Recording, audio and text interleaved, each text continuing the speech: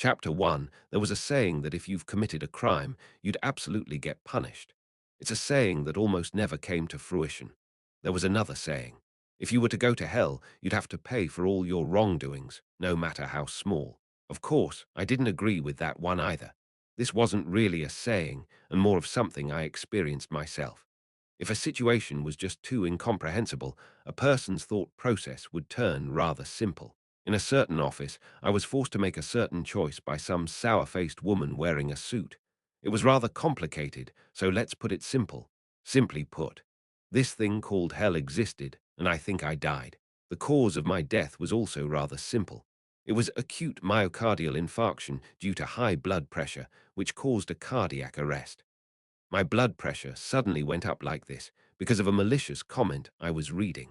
That's what I've been told. My blood pressure went up because of some bad comment, just for that reason. Really. My eyes grew a bit distant. That's supposed to be my last memory. Please sign this quickly. She threw a form in front of me. There was some stuff written on it, with a blank space presumably for my signature below. So I'm dead. I just saw some malicious comments which made my blood pressure rise, and then I just died. People can die like this. Do people always have to die for great reasons? There are a lot of people who die just by slipping on an icy road. All right, hurry up and make your choice now. Even if I didn't want to believe it, I didn't have a choice in that matter. Anyway, I was in hell now.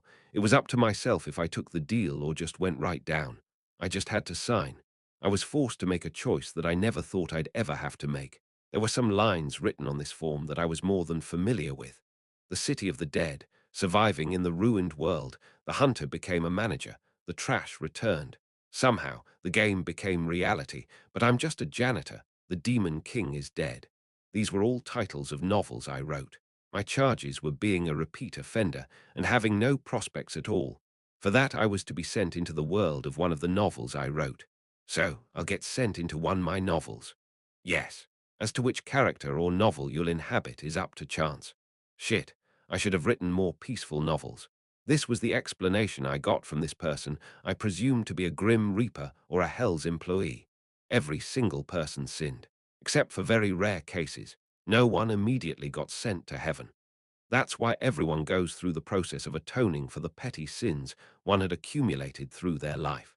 Additionally, since there were a multitude of different sins, the method for atonement differed from person to person.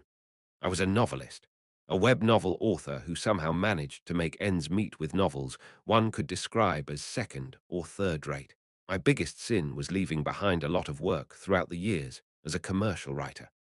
I told the readers who were reading my stories well that it was a writer's biggest sin to leave a story unfinished before calmly digging up my sub-account to publish other works. To be honest, sins committed by individuals are often only on the minor side, but if the number of these small sins accumulate, don't you think the scale of said sins would increase? Ah, yes. Was it decided by simple arithmetics? Was that really okay? Honestly, though, just listening to her voice sent a shiver down my spine. The bitter voice coming out of the Grim Reaper's mouth seemed to directly pierce through my heart. This was on a completely different scale than normal bitterness. What if my blood pressure rose again? What would happen if I died again after I already died? My sins were just small ones that accumulated throughout my life. Anyway, the punishment I had to endure was being sent into a random character of a novel I wrote and surviving until the end.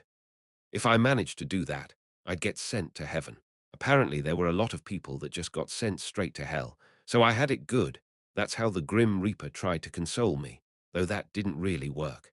As it is a novel you wrote, wouldn't you know everything about it and what would happen in it? This can't even be called a punishment now, can it? In fact, wouldn't it be rather easy for you? The Grim Reaper didn't even look at me as she nonchalantly said this to me. No, see, that depends on the novel. Why? Well, I only wrote novels in which a lot of people die. Well, congrats then. Think of it as a trivial punishment for your disregard of life then. It seems you don't understand the preciousness of life. You bastard. It's not like I killed anyone in reality, now did I? It's just fiction.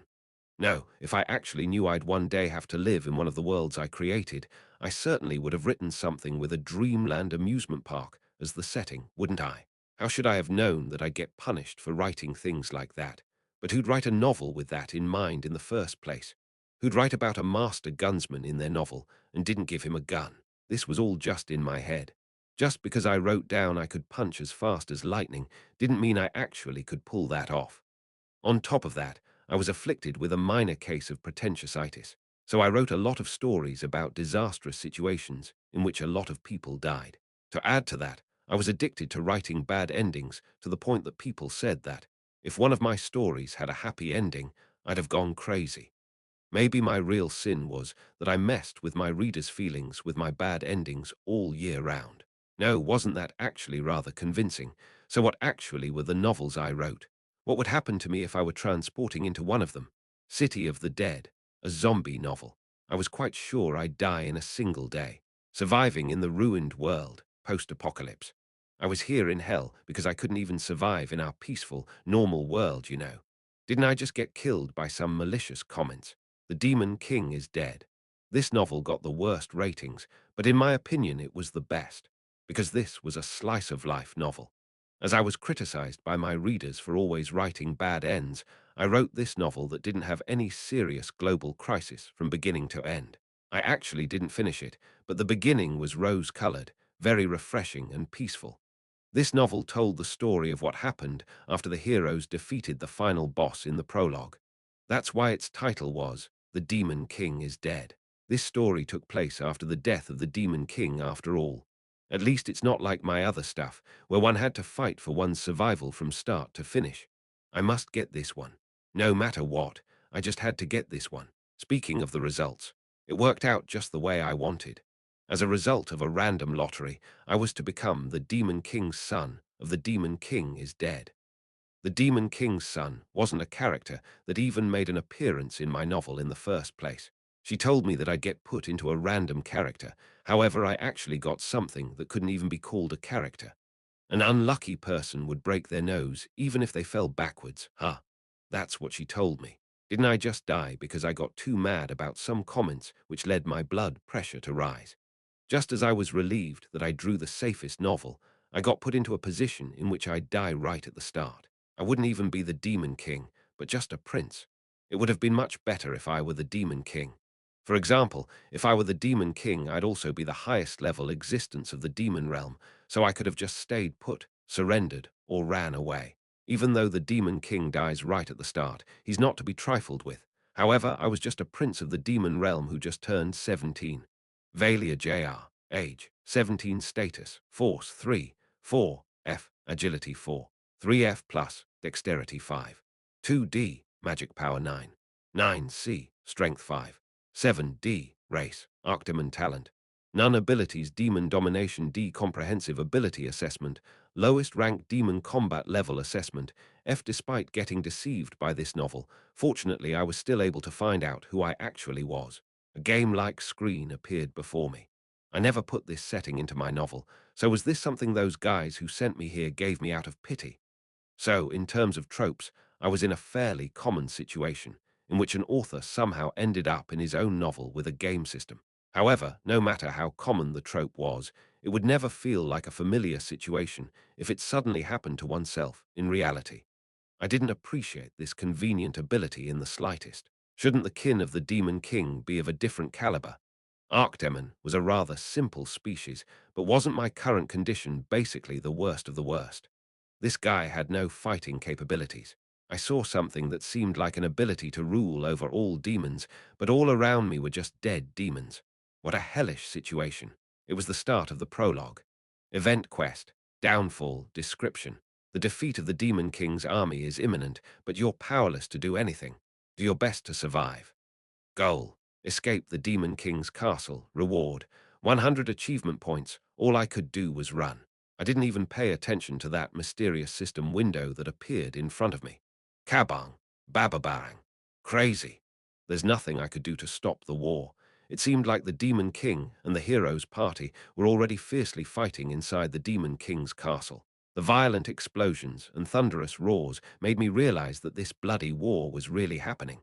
Outside, there were shouts, screams, and cries of monsters as a siege was taking place. They seemed to have already broken through. The hallways were already lined with dead or fallen demons. I couldn't even imagine a person dying in front of me.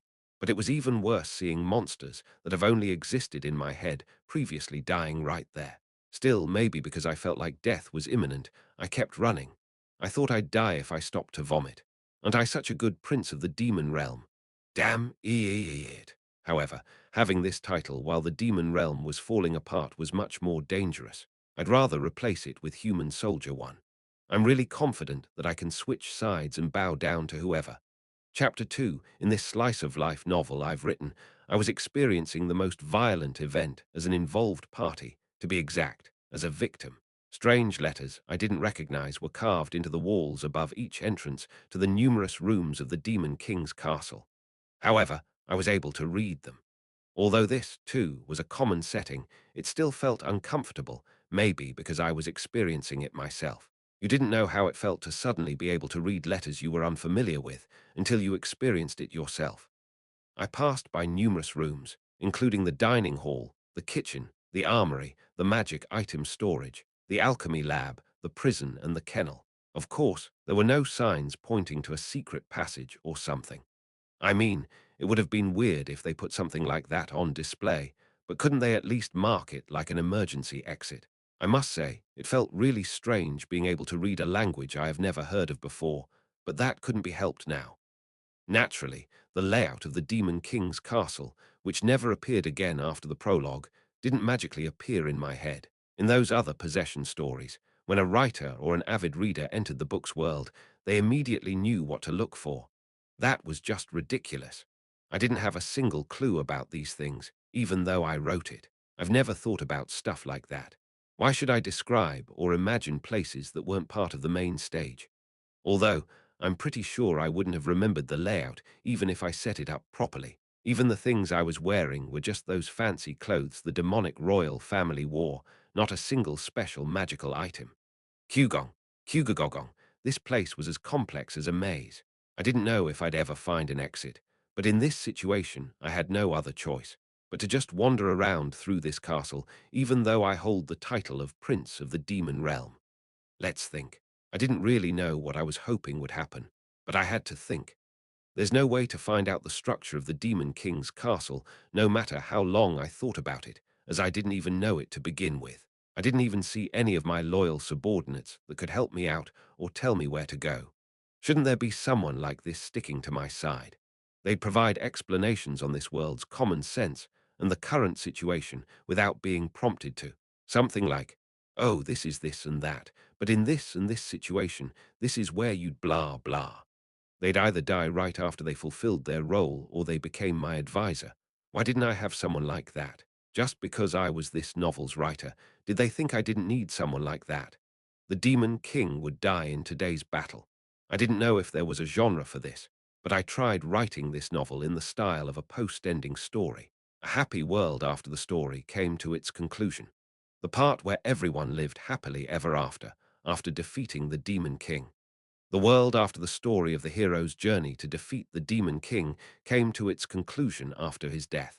That's the stage of the Demon King is dead. The hero and his party, who were the protagonists of the imaginary original story, are supposed to die here as well. Like this, the only way they get mentioned in the story is when they get praised as the heroes who saved the world. Except in the prologue, they didn't have any other appearances. I had to come up with something. I had to come up with a way for me to survive. It had nothing to do with me that the Demon King, who was only my father, would die in this setting. If I was just a day earlier, I could have maybe done something, but things were already set in motion. I needed someone to guide me. Anyone who recognized me would do, the Demon King's attendant, anyone. But I didn't even catch the glimpse of a single hair of someone like that. They might already be dead or locked in battle, with the human forces trying to besiege the castle outside. And the hero party who infiltrated through the castle's basement should have been fighting with the Demon King in the audience hall. I could escape using that underground passage, but I had no idea where it was. The hero knows this castle better than me, the Demon Prince. That was my situation. Ruyumble. Just the sounds coming from the main stage were really terrifying. After the Demon King died, the castle would fall. The strong magic barrier that was supported by the Demon King's mana would be lifted, and human soldiers would rush in here like surging waves. I couldn't look in the mirror, but I could feel a pair of horns on my head. I didn't know how different I looked from humans, but this alone was enough to reveal that I was a demon. How was I supposed to survive in a situation like this? No matter how much you knew what was going to happen in the future, what's the point of that if you were born right before a truck drives you over? The title of Demon Prince and the advantages I actually had were only useful if I was alive. I only found out that I died a few hours ago, but here I was already on the verge of dying again. Ha ha! I was already out of breath because I ran around the Demon King's castle without knowing where I was. Wasn't there anything special about the Demon King's bloodline? Or was it because I was still so young? No, this body was just hella weak. How could I be 17 and have such poor stamina? This body should be in its prime. I have no idea what talents this blood brought with it, but for now it was clearly useless. After running for some time, I finally was able to see my own face reflected in a window. I looked at it, but it didn't seem much different from a human's. I had horns on my head, though. No, these horns were the only thing that stood out besides. I looked quite handsome. Oh, handsome. No, now wasn't the time for this. Absolutely not. It was all over if I died. To think I'd feel even the slightest bit of happiness in this kind of situation. I felt more miserable about getting happy. I tried to endure not to shout out in fear or joy. If I survive this place, I'll treat this body preciously. I wish I could show my ex-girlfriend my current body, though I won't be able to see her ever again. Let's calm down for now. First, the horns. The horns on my head were a problem. If the human army caught me like this, I should be grateful if they just quietly cut my head off. There's a good chance they do even worse. If I knew how to use magic, maybe I could have changed my appearance with magic. Ha! I suddenly stopped running. That place! I quickly turned around and ran back. That method might be surprisingly simple. So simple, one could call it ridiculous. Although I had no clue about the Demon King's castle's layout, I definitely remembered the places I passed by. Although I didn't know what's in those rooms or what I could do in them. In the places I passed by, there might be something that could save me somehow. Rumble. The quaking was starting to abate. It seemed like the fight had stopped.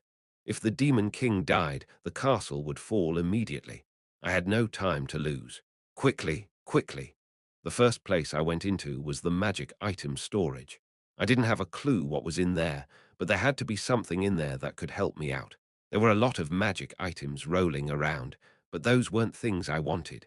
I went to the scroll storage where scrolls were piled up to the ceiling. There were some missing, but fortunately they were ordered and had the spells they contained written on them. The thing I was looking for was none other than a teleport scroll. Getting out of this place somehow was my top priority. I didn't know what I'd do next, but that was something to think about after I got out of here alive. Inferno, glacial strike, blizzard, blazing storm. There was a scroll cabinet that was apparently once full of powerful magic scrolls, but now it was empty. As a writer, there were many things I had no idea about, but I did know about this world's common sense and world view. Scrolls that made it easy to cast spells were sinfully expensive and difficult to make.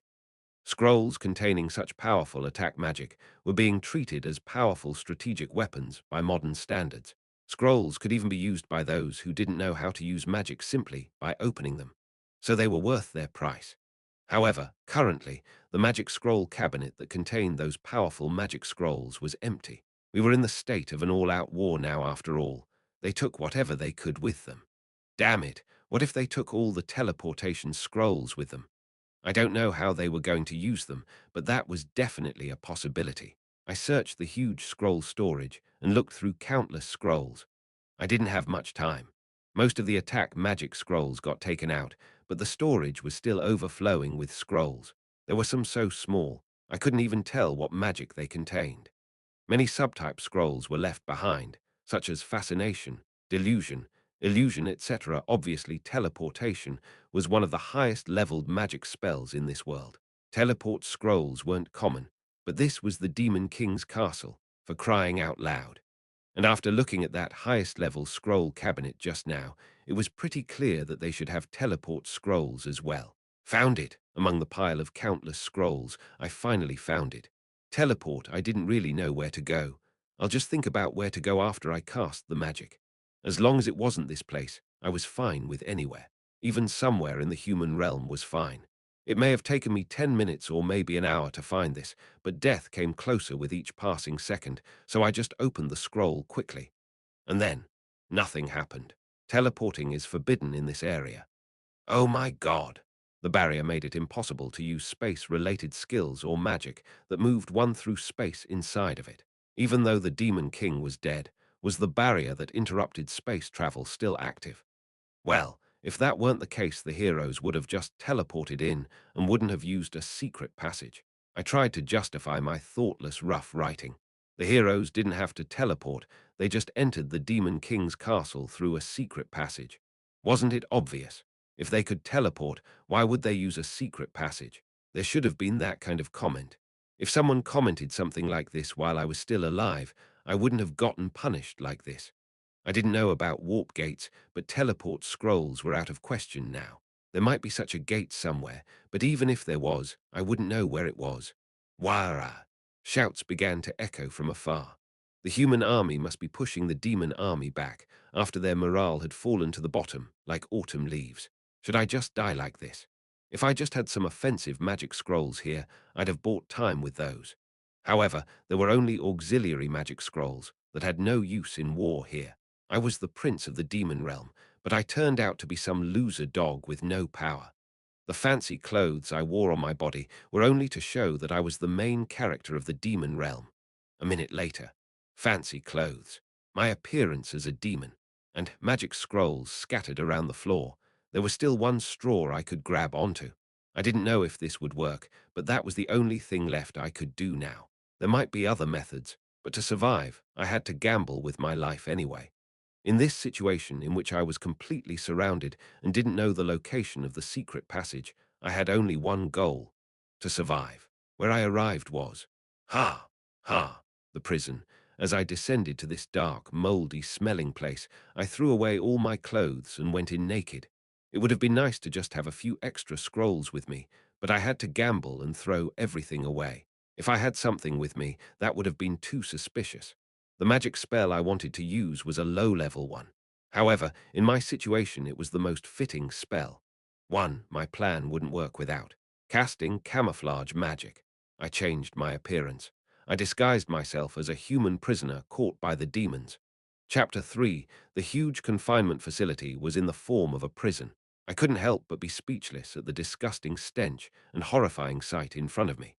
If what I'd seen up until now were the corpses of demons that got attacked by the heroes that infiltrated the castle, then what was found here were all corpses of humans. Ugh! There were no guards, but it looked like they had just killed all the prisoners before they went to the battlefield. I felt vomit coming up, but I held it in. Most of them were horribly torn to shreds. They were disastrous corpses. I couldn't even tell what they were subjected to. I didn't have any time to hesitate, but my hands and feet just couldn't stop trembling. There was, of course, a difference between writing something and seeing something in person. The unrecognizable, torn corpses were very hard to look at. There was a mixture of blood and feces everywhere. Someone died right outside an open cell door. Perhaps they tried to escape. It looked so bad that I didn't even want to look at it. I was on the verge of cussing myself out. This was what I was looking for. God fucking damn it. Damn it. Were the sins I committed in my previous life so great? To the point that I had to strip off the clothes of corpses whose shapes were unrecognizable just to survive. I put down my fancy clothes to pick up rags and wear them. I stripped the rags from a corpse that should be called pieces of flesh rather than a corpse. I couldn't afford any unnecessary pride, so I took off my underwear as well and rolled around on the dirty floor with the rags on. The feeling of having sticky blood on my face was terrible. I had no opportunity to look in a mirror, but I must have looked terrible. In the end, I couldn't take it any more and kneeled over. Hooey-wack, I gagged, but nothing came out. I could hear shouts coming from outside that seemed like distant echoes. With this, my preparations were completed. I could either go into a prison cell in a corner and lock myself in, or I could pretend that I managed to escape. From now on, all I could do was pray that no one could look through my camouflage magic. By the way, who the hell was I supposed to pray to? Shit. I wandered around the prison cell in a miserable mood. The prison cell, which was previously filled with so many people to the point of bursting, now housed nothing but corpses. Did they have to kill them all? Is that what demons are like? And sob. Sob, sob. I could hear someone crying somewhere. There were survivors. I didn't know who, but someone was still alive here. I instinctively moved towards that place. Fear rose, but I couldn't help but go look. My body moved faster than I thought. Before anything else, I thought I should help whoever was alive in this horrifying place. These sentiments also gave me a sense of relief, as it was proof that I was still a normal person. WH, who? Is anyone there? Erg, sob, sob. It was a very quiet, powerless, fragmented cry, like the cry of a small animal. I passed by a few gruesome sights showcased in the prison cells. Sob, ooh. HNNG. Soon, I could see a little girl crying in a cracked voice, hugging something shaped like a human. I could roughly guess what kind of situation this was. There was also a mass of bodies and flesh scattered about. I hated to assume this, but judging by the remains, there seemed to have been 5 of them there, the crying girl not included. She was crying while hugging a corpse with an uncertain form, as if she didn't even realize I was in front of her. I couldn't even tell how that corpse died or how this child survived. However, the only thing I could tell was that this corpse the girl was holding was probably someone precious to her. Hey, calm down. Ugh, sob. Don't. Only after I knocked against the cage did the girl lift her head and look at me. Although she was covered in blood, I could tell that she had blonde hair and golden eyes. She was very skinny. The girl looked at me, got startled, and pulled back. WH. Who, how? Ah, don't worry, I was stuck here too. The girl was mumbling gibberish, as if she lost all her reason. I'll get you out. Let's get out of here. The girl's eyes were filled with fear and sadness. She seemed to think of something as she looked at me, a person in rags like her. The girl looked at my eyes, arms, and legs. She was looking at me who was terrified by these harrowing sights I was never exposed to before. Then the girl nodded slowly and softly. She was shaking, but it felt like she had chosen to believe me, as if she had no other choice but to trust me when she suddenly encountered me in this incomprehensible environment. Did she believe I was in the same situation as her because I was affected by these sights? This was only possible because I wasn't a demon prince at my core. Hey, do you know where the keys are? I'll bring them over. Maybe. They're there. Without a word, the girl pointed to the other end of the prison. It's true that I felt compelled to save this child. However, it was also true that I had these calculating thoughts that my chances of survival would increase if other survivors could testify that I was also imprisoned here. I didn't know which one the right key was, so I brought all the key rings I could find in the warden's office at the end of the prison cells. While I was trying every key, the girl kept on crying. She was just crying, as if she lost all hope. Can you hear the sounds outside? Yes. The shouts of the humans could be heard. I couldn't go into detail, but I somehow wanted to tell her that everything's going to be fine. We'll be fine. Inevitably, this war had already been won by the humans. At my fearful yet confident words, the girl continued to weep and nodded her head. Finding the right key took a lot of time. I wondered if it was really necessary to open the door, but I wanted to get her out of that miserable place for now. It might be dangerous to go out, but let's open it up for now. Even if you don't want to go out of there. Yes. The girl's voice was shaking violently. Rather, it seemed that she lost control of her emotions after meeting another living human like her. Still, I, as the older of us two, should put her mind at ease. Calm down. We'll live. You'll be able to live. That's also what I wanted to say to myself. You have to get out of this goddamn place and survive. I had to. I mumbled, let's calm down, let's calm down. We can live, to myself, as if I was trying to hypnotize myself. Just looking at her, I could tell that she was seriously skinny. I couldn't even begin to imagine how hungry she must be. Ah, come to think of that. Wait a minute. Ha. I ran somewhere instead of continuing to try to open the door with one of the keys. The child seemed to be calling me, but I ran like the wind and rummaged through the clothes I had taken off. Then I came back with the stuff I pulled out from there. See, I found this in the place the keys were. I didn't have to tell her the truth, so I told her a little lie and handed her a biscuit. It was a biscuit I had unnecessarily in my pocket. I just remembered that I threw it away together with my clothes. You must be hungry, so eat this. The girl suddenly saw a palm-sized biscuit in her hand, which made her open her eyes wide. Yeah, things are sad and depressing, but you should also feel hellishly hungry. The girl was staring blankly at me who gave her the whole biscuit. Why? You? I'm fine. You eat first. I started fumbling with the keys again.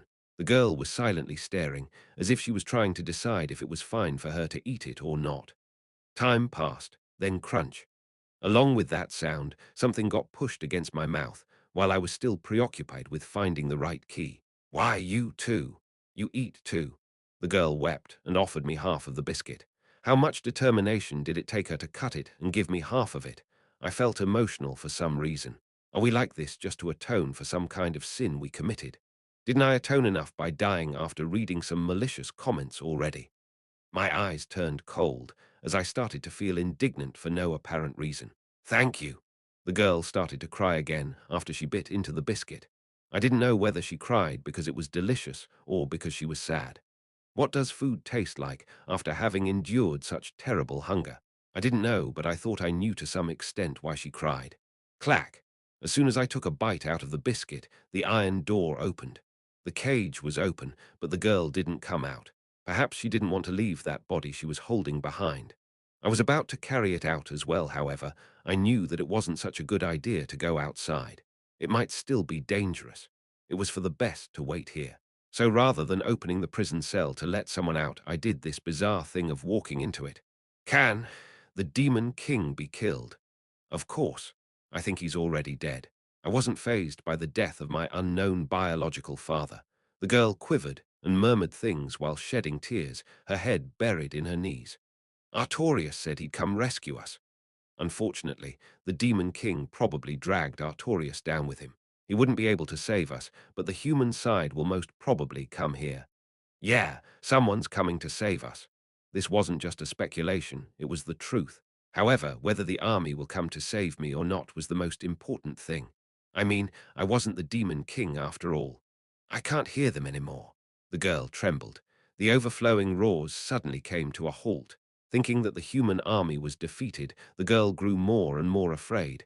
I reached out and hugged her by the shoulders. It's okay, everything's going to be fine. Is that so? The girl seemed surprised that I said that. You are so calm. These words seemed kind of eerie and made me stiffen a little. Oh no, I'm also very scared. I think it was because I was next to a child, so I exaggerated a little, but it's true that I was scared as all hell. You'd be fine, but I might get my head cut off soon. Still, the girl didn't seem suspicious of my calmness. What's your name? The girl asked for my name. My name was Valia Jr. Here. Since the Demon King Valia was dead, my name must be Valia now. I couldn't tell her that name. That would be like I was asking to get myself killed. To begin with, even a normal human would get stoned if they named themselves after the Demon King. That's see, I don't remember. In the end, I gave her the first excuse that came to my mind. Well, I don't know, I can't remember anything. Who I am, why I'm here. Everything. That was the most convenient excuse I could come up with. Amnesia. I decided on going with the setting of having lost my memory after these endless days of merciless torture. I can't believe the day would come when I had to use this dog-like concept. Sob, what should we do? The girl hugged me as if she felt sorry for me. I felt a little guilty because she believed it so quickly. The girl held me in her slender arms, but she gave me a bit of strength as well. If I could get out of here, if I get out, I'll definitely get your memories back. I promise. How though? Clack, clack before I could finish thinking, I heard someone running from a distance. It wasn't the only thing I could hear. This seems to be the prison. They're all dead. Those were definitely human voices. People who I couldn't tell if they were knights or soldiers rushed to check the prison cells and finally met our eyes. Holy, survivors. We have survivors. The emotional exclamation from the one who found us rang through the prison. Tears welled up in the girl's eyes, and my heart started racing like crazy in a weird mix of fear, excitement, and relief. Then a middle-aged knight followed the shouts and finally stepped before us. As soon as he saw the girl, his face horribly contorted. Oh, ooh. Oh, whoa, Her Majesty the Princess. Number no, what? Chapter 4. The girl I spoke with was none other than Charlotte de Gardiers, the first princess of the Gardiers Empire, the largest empire on the continent. Let's say this was like these common situations. Let's say I was really a prisoner in the Demon King's castle, and I really suffered from amnesia. I then proceeded to try to get a crying girl out of her cell without knowing what happened, comforted her, and even got her something to eat because I pitied her for starving like that. However, she turned out to actually be the imperial princess who was captured by the Demon King army. Then let's say I was to be rescued together with the princess. So let's just say that the princess was to tell them to treat me with their utmost respect. The best expression that would fit this was what a cliché.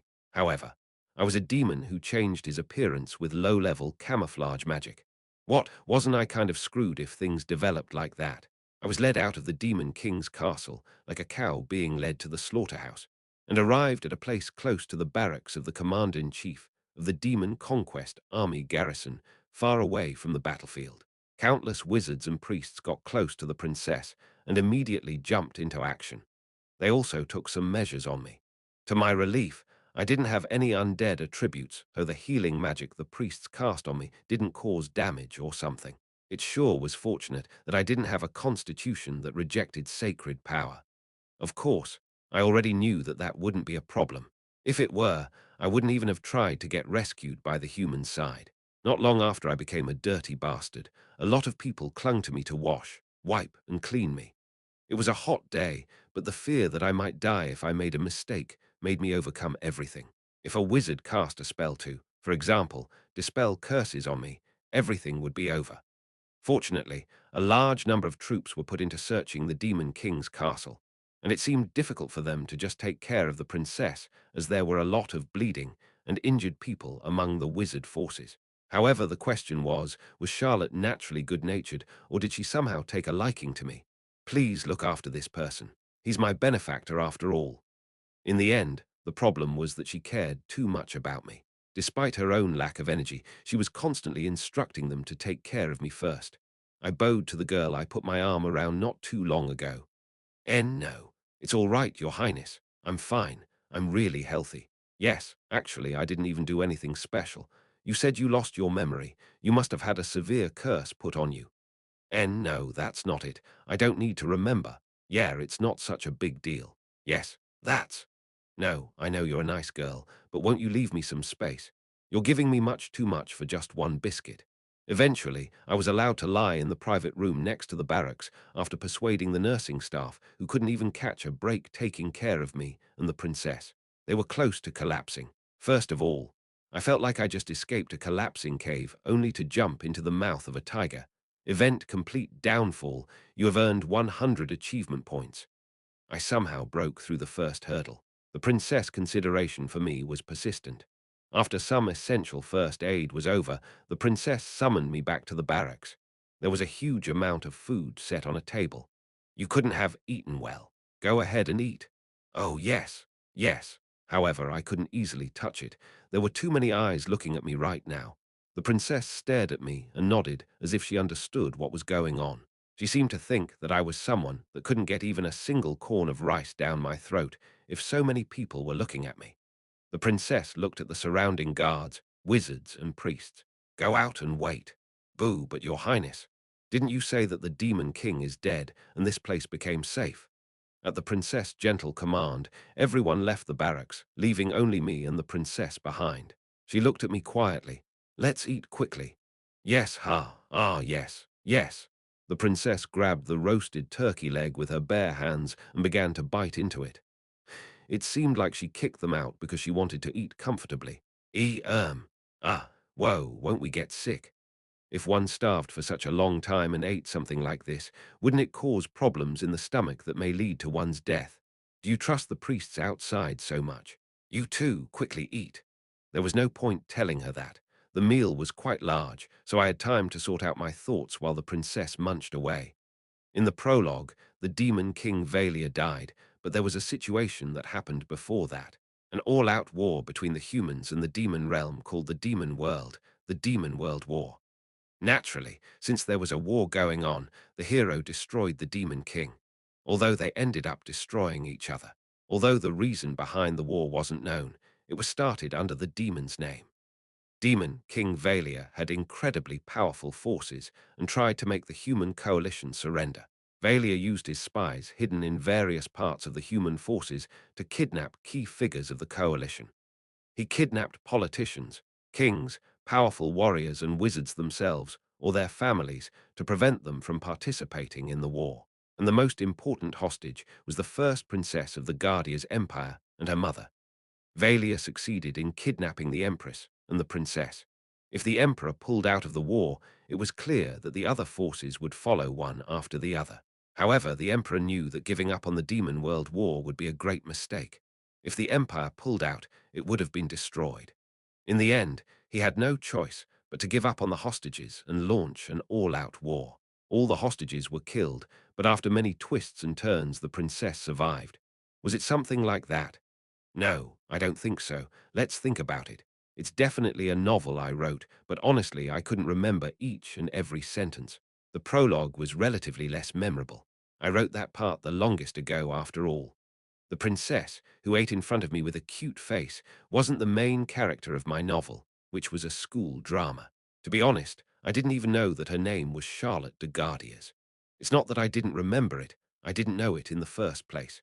It wasn't like not remembering the name of someone passing by, but later when seeing the name of said person written down going, oh, right, there was someone like that. I couldn't remember the princess' name at all. Let's think about this some more. What I wrote had become reality. As a result, all the parts that I hadn't imagined got filled in.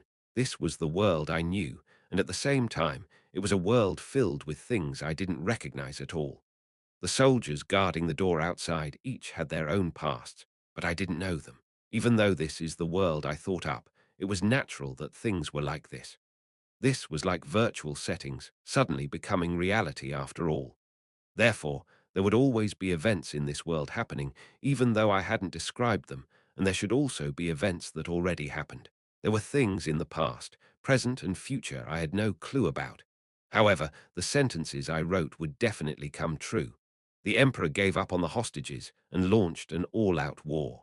The subjugation of the demon realm was successful, and if the emperor pulled out of the war because of the hostages, he would have received a lot of backlash by the other participants, and the possibility of the empire falling because of that wasn't small. This was true.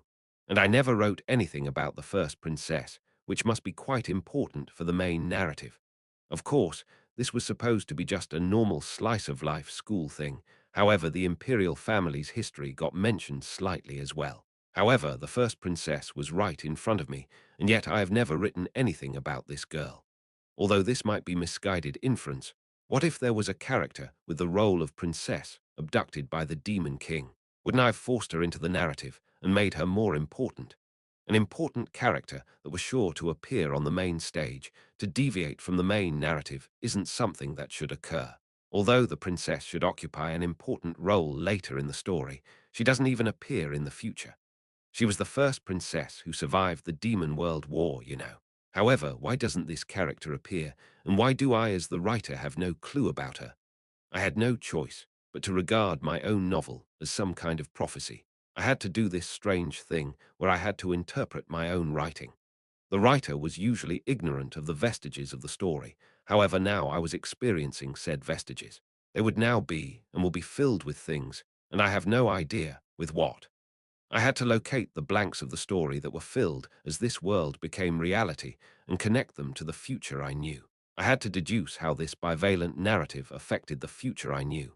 The princess was rescued like this right now, but she didn't appear in the future in the imperial family's story at all. I had to figure out the answer using two facts. There were two possible answers. First, my existence somehow made the princess who was supposed to die immediately live. It didn't seem strange that the princess who was crying all alone could maybe take her own life. Also, she was extremely malnourished. However, could that just be solved with a single biscuit? Anyway, there was a possibility that my existence saved the princess. It was very low, but it was there. Second, this possible answer relied on the assumption that there may have been a huge event happening in my novel of which I wasn't aware of. For instance, the big events I wrote would still flow as intended. There may be other reasons behind that. So let's say event A happened. I did write a description for it, but behind the scenes, there might have been a completely different factor that caused event A to happen. Let's say I wrote, it just happened out of nowhere. What should I do in that case? Let's say the reasoning was written irresponsibly like that.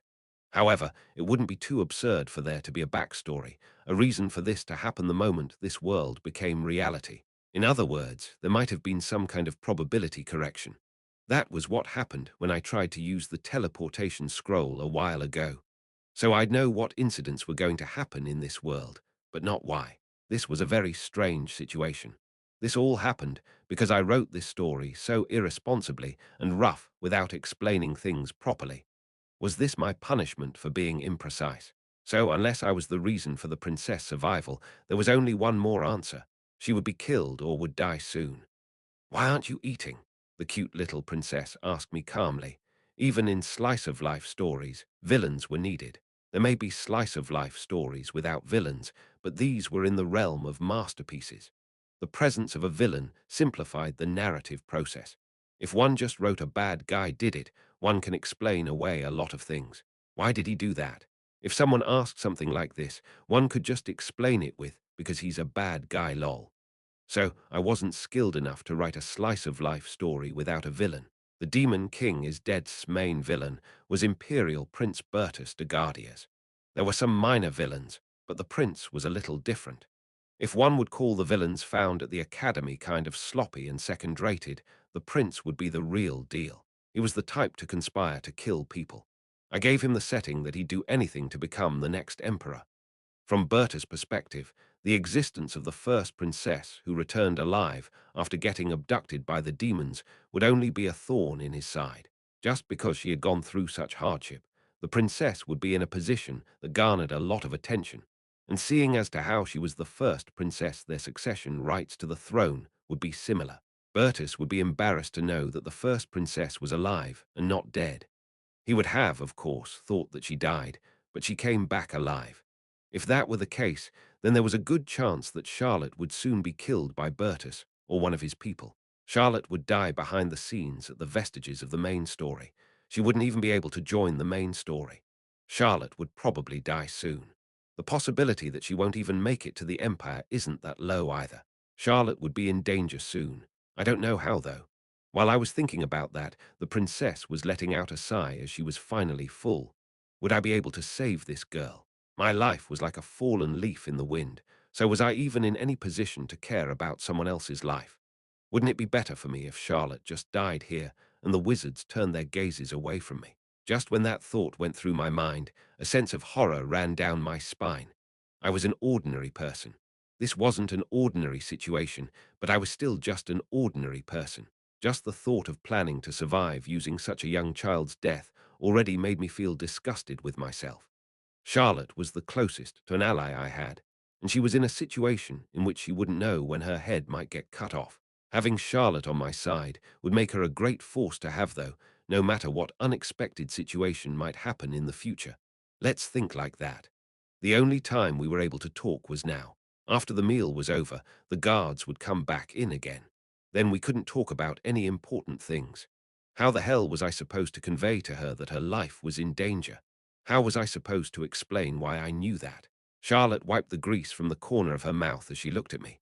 The look in Charlotte's eyes, which had been innocent and pure until now, seemed to have suddenly turned cold. Just when I thought that the atmosphere around her suddenly changed, Charlotte talked in a low voice. "Now, listen carefully." Charlotte's demeanor was more serious than before. "Our lives are in danger." Charlotte brought up what I had wanted to say before me, and she told me it's us who's in danger, not just her. "I'm telling you it's you." Chapter 5, I had no other choice but to give an evasive answer to Charlotte's words that relieved me somewhat. "Hoo-ha!" The princess was already aware that her life was in danger. Rather, the way she stared at me so calmly confirmed to me that my guesses were correct. She was looking at me with such serious eyes, as if she was never so preoccupied with the food. It's difficult for me to go into detail, but my half-brother Bertus was probably blindly waiting for me to die. For him, knowing that I was still alive would be like a thorn in his side. The girl that was sitting in a prison cell holding her mother's body and crying was completely gone. Charlotte, who returned to her seat, was calm, as if she realized again that she was a member of the imperial family. However, Bertus actually had a lot of followers. He was a villain, but he sure wasn't incompetent. However, I don't know how he plans to kill me. I don't know who will do it. I just know it will happen soon. She didn't know how she was going to be attacked, and Charlotte didn't know who to trust in this chaotic situation just after the end of a war. Due to most forces searching the Demon King's castle and cleaning up the stragglers, almost all the main forces were missing. And the people I trust aren't here. I think it was intentional. When Charlotte was rescued, she realized that none of her own were around. Then something flashed through my mind like lightning. Oh, so that's why you told the people to leave? Well, yes. In the first place, she kicked everyone out except me because she couldn't be sure if any of them would end up being her killer except me. Rather, Charlotte was a lot more cautious than I was. She didn't know who to trust or when she'd be killed. How could one know if they hadn't poisoned the food? Hey, the food might gotten poisoned. At my words, the princess laughed. If they poisoned the food, I'd just eat it and die then, in this situation. She was so hungry she didn't care anymore. I couldn't imagine just how hungry the princess was, but it seemed like she was so starved that she'd rather die than not eat the food in front of her. She was so hungry that she'd even eat poisoned food. Fortunately, there wasn't any poison in it. Most people stationed in these barracks will be enemies. Is that so? Charlotte was convinced that not just a few, but most of them were her enemies. I tried to leave the barracks a few times before, but they didn't let me, with the excuse that I should relax. I'm sure they're trying to lock me up. Charlotte's voice was getting lower and lower. It's not known yet that I was rescued. They didn't want to announce this either. Is that so? Even when she got rescued, she came out wrapped in something like a thick coat. Charlotte was convinced that there weren't other survivors inside the Demon King's castle.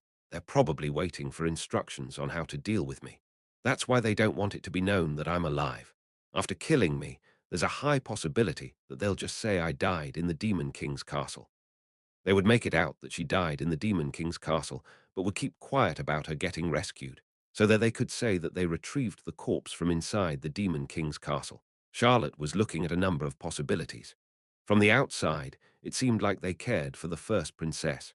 However, in reality, it was more like hundreds of people holding Charlotte in custody. Just the thought gave me goosebumps all over my body. It didn't look like that at all, at least to me. However, Charlotte already knew their intentions. So I, who was rescued with you, am also in danger.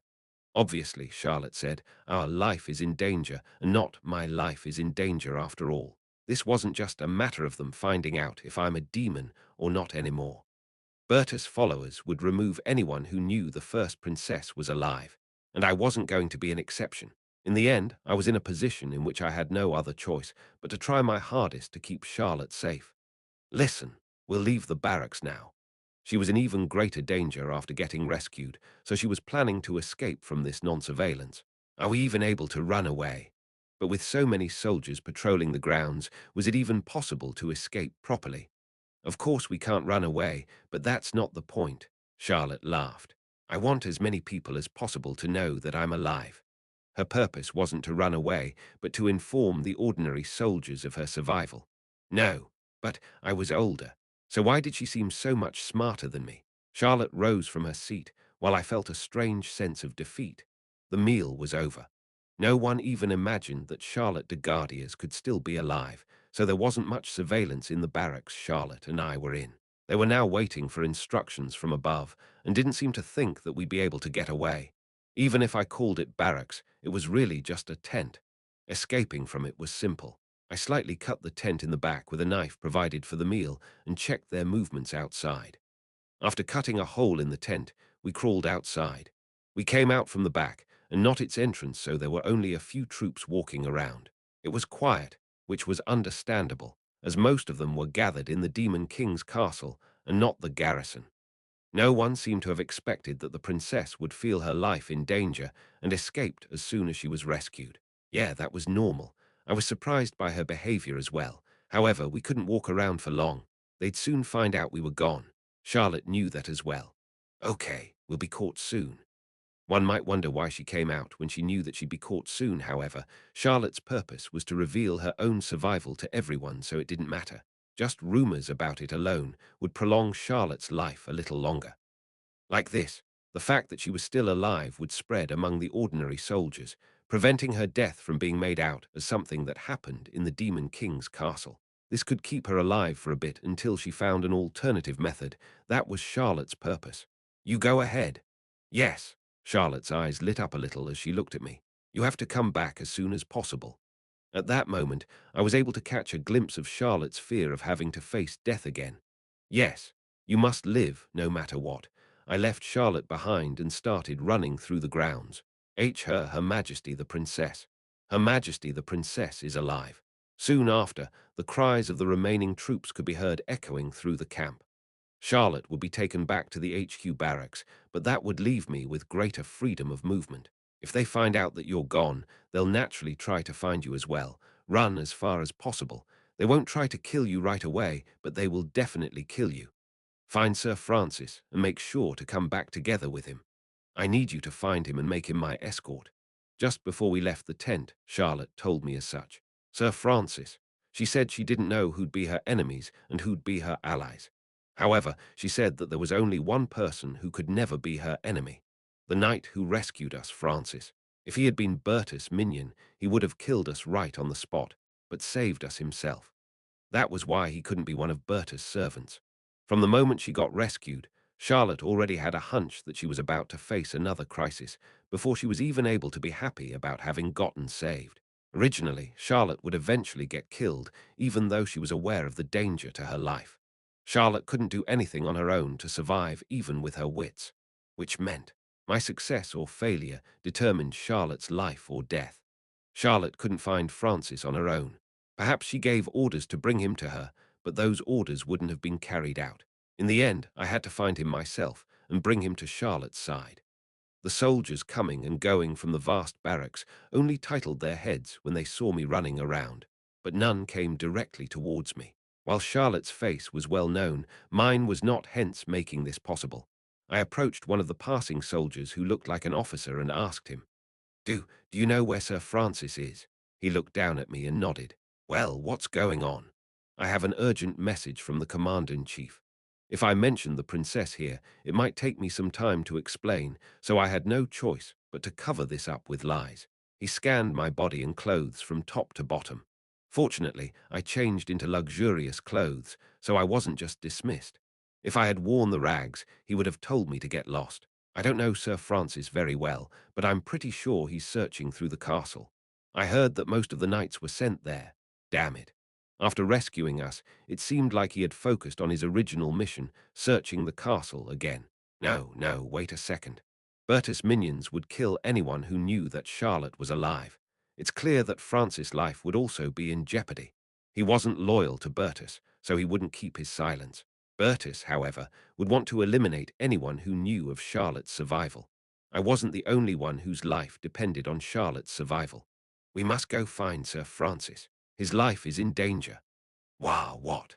I had no choice but to urgently shout to this unknown officer. Chapter 6. Perhaps because of the credibility that came with these clothes I wore or my urgent look, the unknown officer immediately put me on a horse without saying anything. Initially, this was a garrison, so it was far from the Demon King's castle. How did it come to this? I had worked so hard to get out of there not too long ago, and now I was already rushing back to the castle. I've never sat on a horse before. However, the officer sitting behind me held my body tightly, so I was able to endure the shaking somehow. Can't you tell me the details? The castle has already been captured, so why is a knight's life in danger? I didn't know if this person was one of Bertus' minions or not, but this guy was pretty young. Did Bertus reach out his grubby fingers even down to the level of junior officers? I thought about that for a little while, but this guy was helping me for now. I'll tell you when we find Sir Francis. Understood. I didn't need to persuade him anymore, as he was still helping me right now. Maybe because this was my first time riding on a horse, my hip felt like it was about to break. But this wasn't the time to care about something like that. The Demon King's castle was a mess as a result of this war, and on the surrounding plains, demons who seemed to have been taken captive were being dragged along looking like dried corvinas. Not all of them were dead. Some of the demons surrendered and became prisoners. I felt relieved that not all of them died, however. At the same time, I felt guilty for betraying them in the end despite being their prince. What will happen to those demons? Despite the urgency of the situation, I posed such a random question. If it were a war between humans, we'd take a ransom for them, but they're demons. He talked as if I asked something strange. We've taken them prisoner for now, but what else would we do other than kill them? Negotiations were meaningless, as their races were different.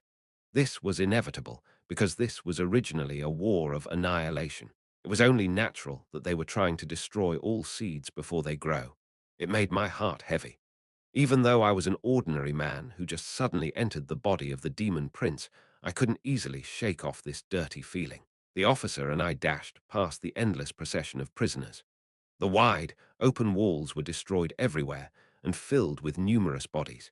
It felt terrible just seeing the sight of demon and human corpses being lined up next to each other. It's not something a kid should see. He showed my kindness by covering my eyes while he rode the horse, as he considered me as a child. I couldn't tell just how many humans and demons had died. We passed through the destroyed gates. Numerous carriages were lined up before it. They continued to load them with materials they found in the Demon King's castle. The demon realm was destroyed in this demon world war, and this long-standing conflict was finally resolved by the humans. But the most important was still the material aspect. All countries that participated in the Demon World War would gain enormous wealth from selling the goods of the demon realm. So it was set up that a long golden age would start for the land of humans. It said that they gained a long peaceful period in exchange for all the blood. However, I would have never imagined I'd get to see this scene from the perspective of the demons. In the end, as if they were treating war as just a simple reason to plunder, numerous military forces swept up all of the Demon King's castle's wealth. Wagons filled to the brim with supplies continued to leave the area, and empty wagons kept replacing them. The officer took me to the command post inside the castle, where they conducted the transport and search operation. The officer gave a salute to what appeared to be the commander. Lieutenant Dyrus, commander of the 3rd Platoon, 11th Company, 4th Cavalry Regiment, 1st Imperial Corps. He shouted his official name with a stiff face. Lieutenant Dyrus. I somehow found out his name. He was in the cavalry, so that's why he could ride so well even with me being there. The commander opposite of him didn't seem to have any idea who he was. That's to be expected. Going by his title, he was probably way below the commander. What is it? The officer, who seemed to be a very high-ranking officer, frowned while he looked alternately between me and the junior officer. He seemed like he would severely reprimand him if he couldn't give a proper explanation why he brought someone who wasn't even a soldier to this place. I brought this boy here because he said he had to deliver an urgent message from the Commander-in-Chief to Sir Francis. I presumed it to be confidential, so I didn't ask him what it was. Seeing my small lie growing bigger, I felt a chill run down my spine. However, he didn't ask him why the commander had sent an urgent message through someone like me. Ah, his face slightly stiffened. He seemed to know something. Sir Francis. I just received a report that he was killed in an altercation with one of the demon remnants during the search of the castle. Bertus was the first to use his hand. Not only my, but also Lieutenant Darius' expression hardened. Is the message something I should know about? No. I was meant to deliver it to Sir Francis directly. What a pity. Those damn demons should just curl up and die. The commander's expression was grim, perhaps because he thought that he lost a great night to the demons. No, well, he was definitely killed by humans, and not demons, though. Sir, this is not a place for a boy such as him. Hurry back. Yes. Fortunately, the commander didn't interrogate me about the message or my identity. It seemed like he was too preoccupied with conducting this full-scale search of the castle. After leaving the command post, Lieutenant Dyrus grabbed my shoulder. How did this happen? How did the commander-in-chief know that Sir Francis was in danger? I said Sir Francis' life was in danger, and he actually died. I looked at the lieutenant in front of me. It was clear that he had very little authority here. However, now that Sir Francis got already killed, I needed someone else to help me. It wasn't the commander-in-chief. What? Hoping that it wasn't a mistake to bring this person in. Her Highness sent me. I told him the truth. I explained the whole story to him in a secluded area of the castle where soldiers didn't pass by. I started from the point where the princess was still imprisoned and got rescued. So Sir Francis was killed by someone from our army and not the demons. Yes, maybe. Shit. I can't even imagine how painful it must have been, but they were even trying to harm Her Highness the Princess as soon as she got rescued. He clenched his teeth, seeming shocked to hear that there were people who planned such things. Then you're trying to rescue the princess, right? Yes. All right, I admire your courage. He patted me on the shoulder as if he was proud of me, who tried to save the princess even though I was powerless. Then he seemed amazed by the fact that there were hidden battles going on their side, just as they claimed victory. I can't let that happen. I also want to become the princess, power. Even in this place with so many eyes, somehow an ally got killed by another. That would mean that Berta's minions were spread out throughout the whole Imperial army. I have to get to her as soon as possible. I'm not as skilled as Sir Francis, but just having one more pair of eyes should be meaningful enough. Yes, it is. Fortunately, Dyrus seemed to have a strong sense of justice and couldn't let this slide. I didn't tell him anything like he had to risk his life. He seemed to think that it was only natural to give up his life if that meant he could protect her. Just when he was about to leave as fast as he could, I had a thought pass through my head. "Lieutenant, wait. What is it? I have to go back quickly." I pointed at the lot of carts. "There's a way to protect the princess right now." Yes, I dared to return to the Demon King's castle. This is the Demon King's castle. Right. What about it? I saw that there was a storage room for magic items there when I got rescued. I've come this far, so I couldn't just go back empty-handed. Why don't we look for a teleport scroll there? Space-shifting scrolls couldn't be used here, but they'd obviously work in the garrison. Using that spell, the princess could be taken out of this dangerous place right away.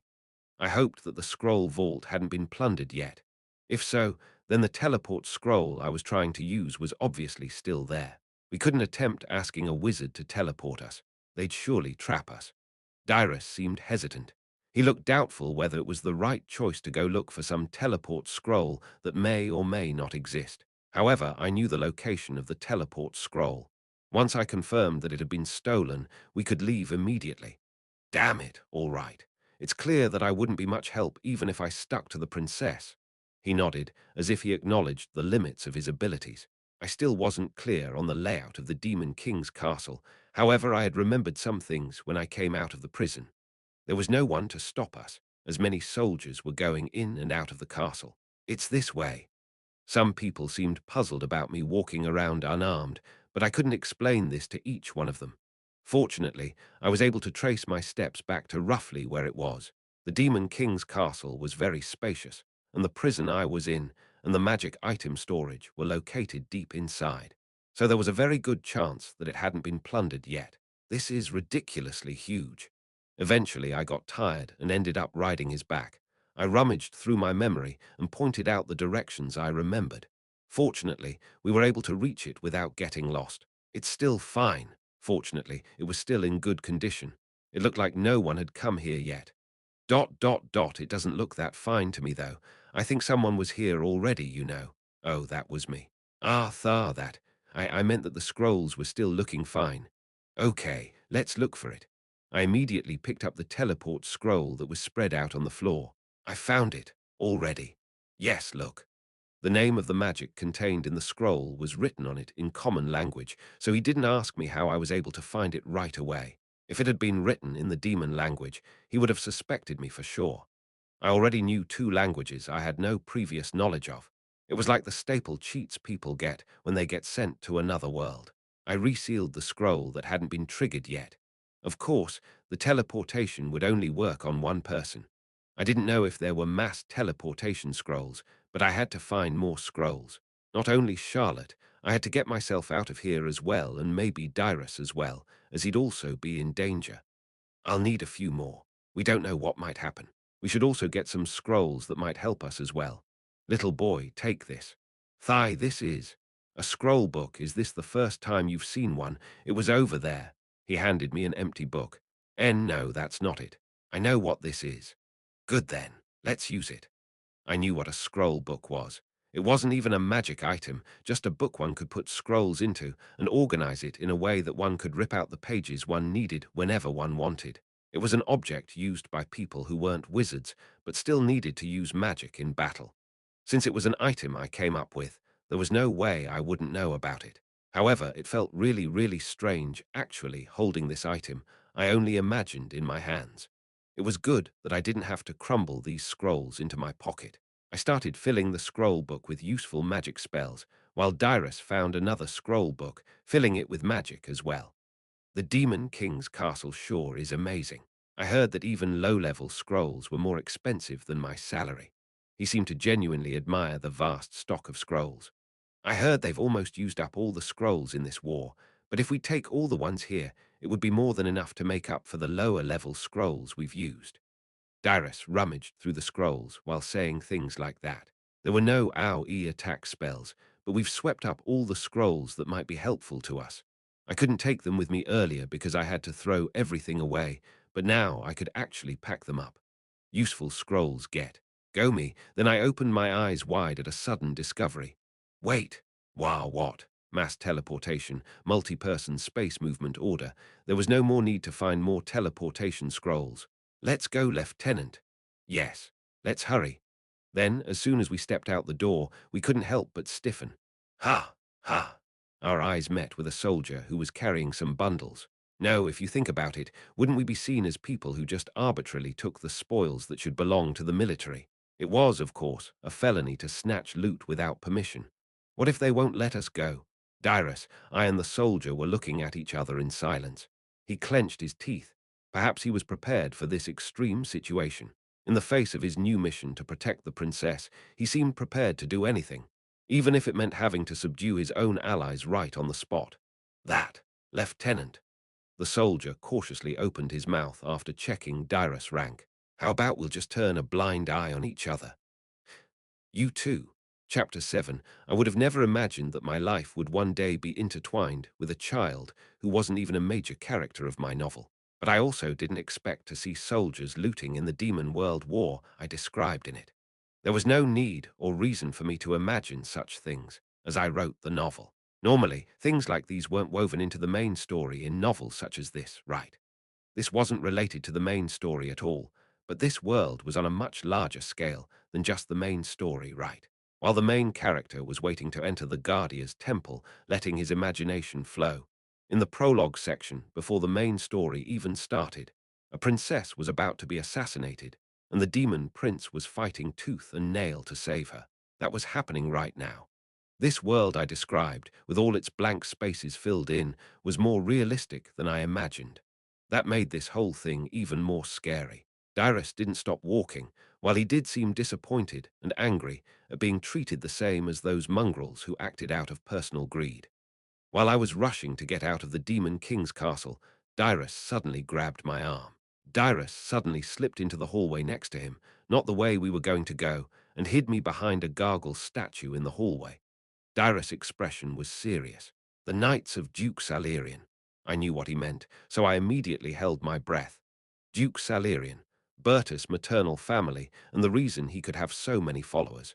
If Charlotte had judged Sir Francis to not necessarily be an enemy, Duke Salerian would absolutely be the princess' enemy.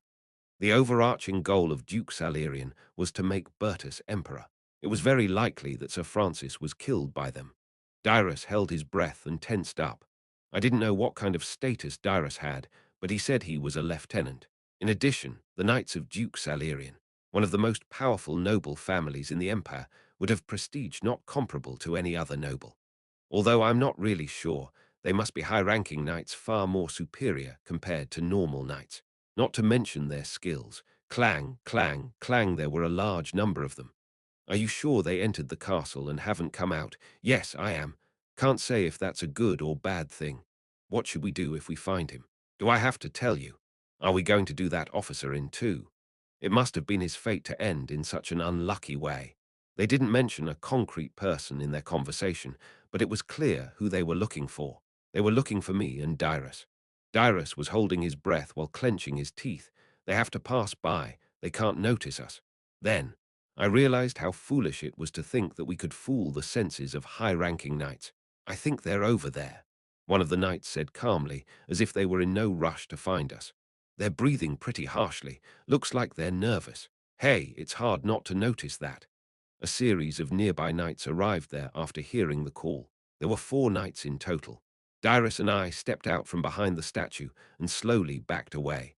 4 knights in splendid plate armor came into view and were looking at Dyrus.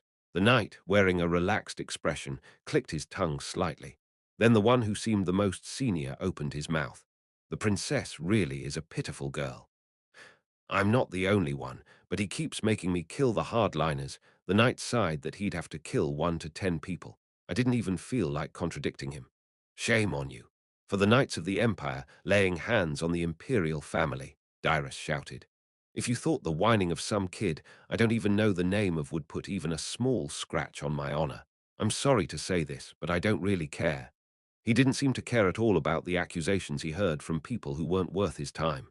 Yeah, it's not a pleasant thing, I admit that. He smiled bitterly to himself. I can't believe that I have to end the day drenched in the blood of demons by spilling human blood. It seemed quite unpleasant for him to have to do such a thing. Just because the princess didn't die, he had to do something like this. Apart from that displeasure, however, there was no hesitation in his actions. Sking. When that knight drew his sword, all the other knights did the same. We could run back, but we'd surely get caught sooner or later. Their physical abilities should completely transcend not only mine, but even Dyrus. A scroll. Could we break through this situation with any of them? However, while I was leafing through the scroll book to choose a magic spell, they would just run up to me and slice my head off before I could even take a single breath. I was finally able to escape the Demon King's castle, but did I just come back here to die like this? The thought of dying just like a dog in such an absurd situation made me feel feverish. I had to die again less than a day after I first died. The knights began to slowly approach us as my breath tightened. Despite being in a huge corridor, the three knights' presence was enough to fill it. Of course, that was just a figure of speech. They weren't really filling the corridor. It just felt that way. The presence of those approaching knights couldn't even be compared to that gigantic gargle statue Dyrus and I had been hiding behind just a moment ago. Wait a moment, gargle. I stared blankly at the gargle statue. Don't these things usually move in places like this? Though that was a terrifying thought. Whoosh, boom. The gargle's giant halberd hit the knights approaching us from the front. Explosions, astonishment, death, run, and judgment. Now was not the time to think. The huge gargle's merciless surprise completely crushed the knights who were approaching us with raging force. I clearly saw those high-ranking knights were literally shredded to bits even with their armor on. They didn't even get the chance to scream. They may be strong, but this was the Demon King's castle. It was the place that held the strongest forces of the demon world. It wasn't hard to understand that the gargle was a powerful monster compared to high-ranking knights who were monsters among humans. I couldn't even feel nauseous. I avoided the bodies before I could even think about it. Thud, boom, thud. We were able to escape while the knights pursuing us were responding to the suddenly activated gargle. Why is it suddenly moving? I have no idea. No, I did know. Obviously, all my physical abilities were close to zero, but I did have the ability to dominate demons. Perhaps my thoughts activated the gargle, or it sensed the knight's killing intent and acted on its own. Anyway, it clearly moved to protect me. I was born with the power to control demons. However, I couldn't tell him that, so running away was our top priority. No matter how many knights there were, they wouldn't have the ability to withstand the attacks of such a colossal monster.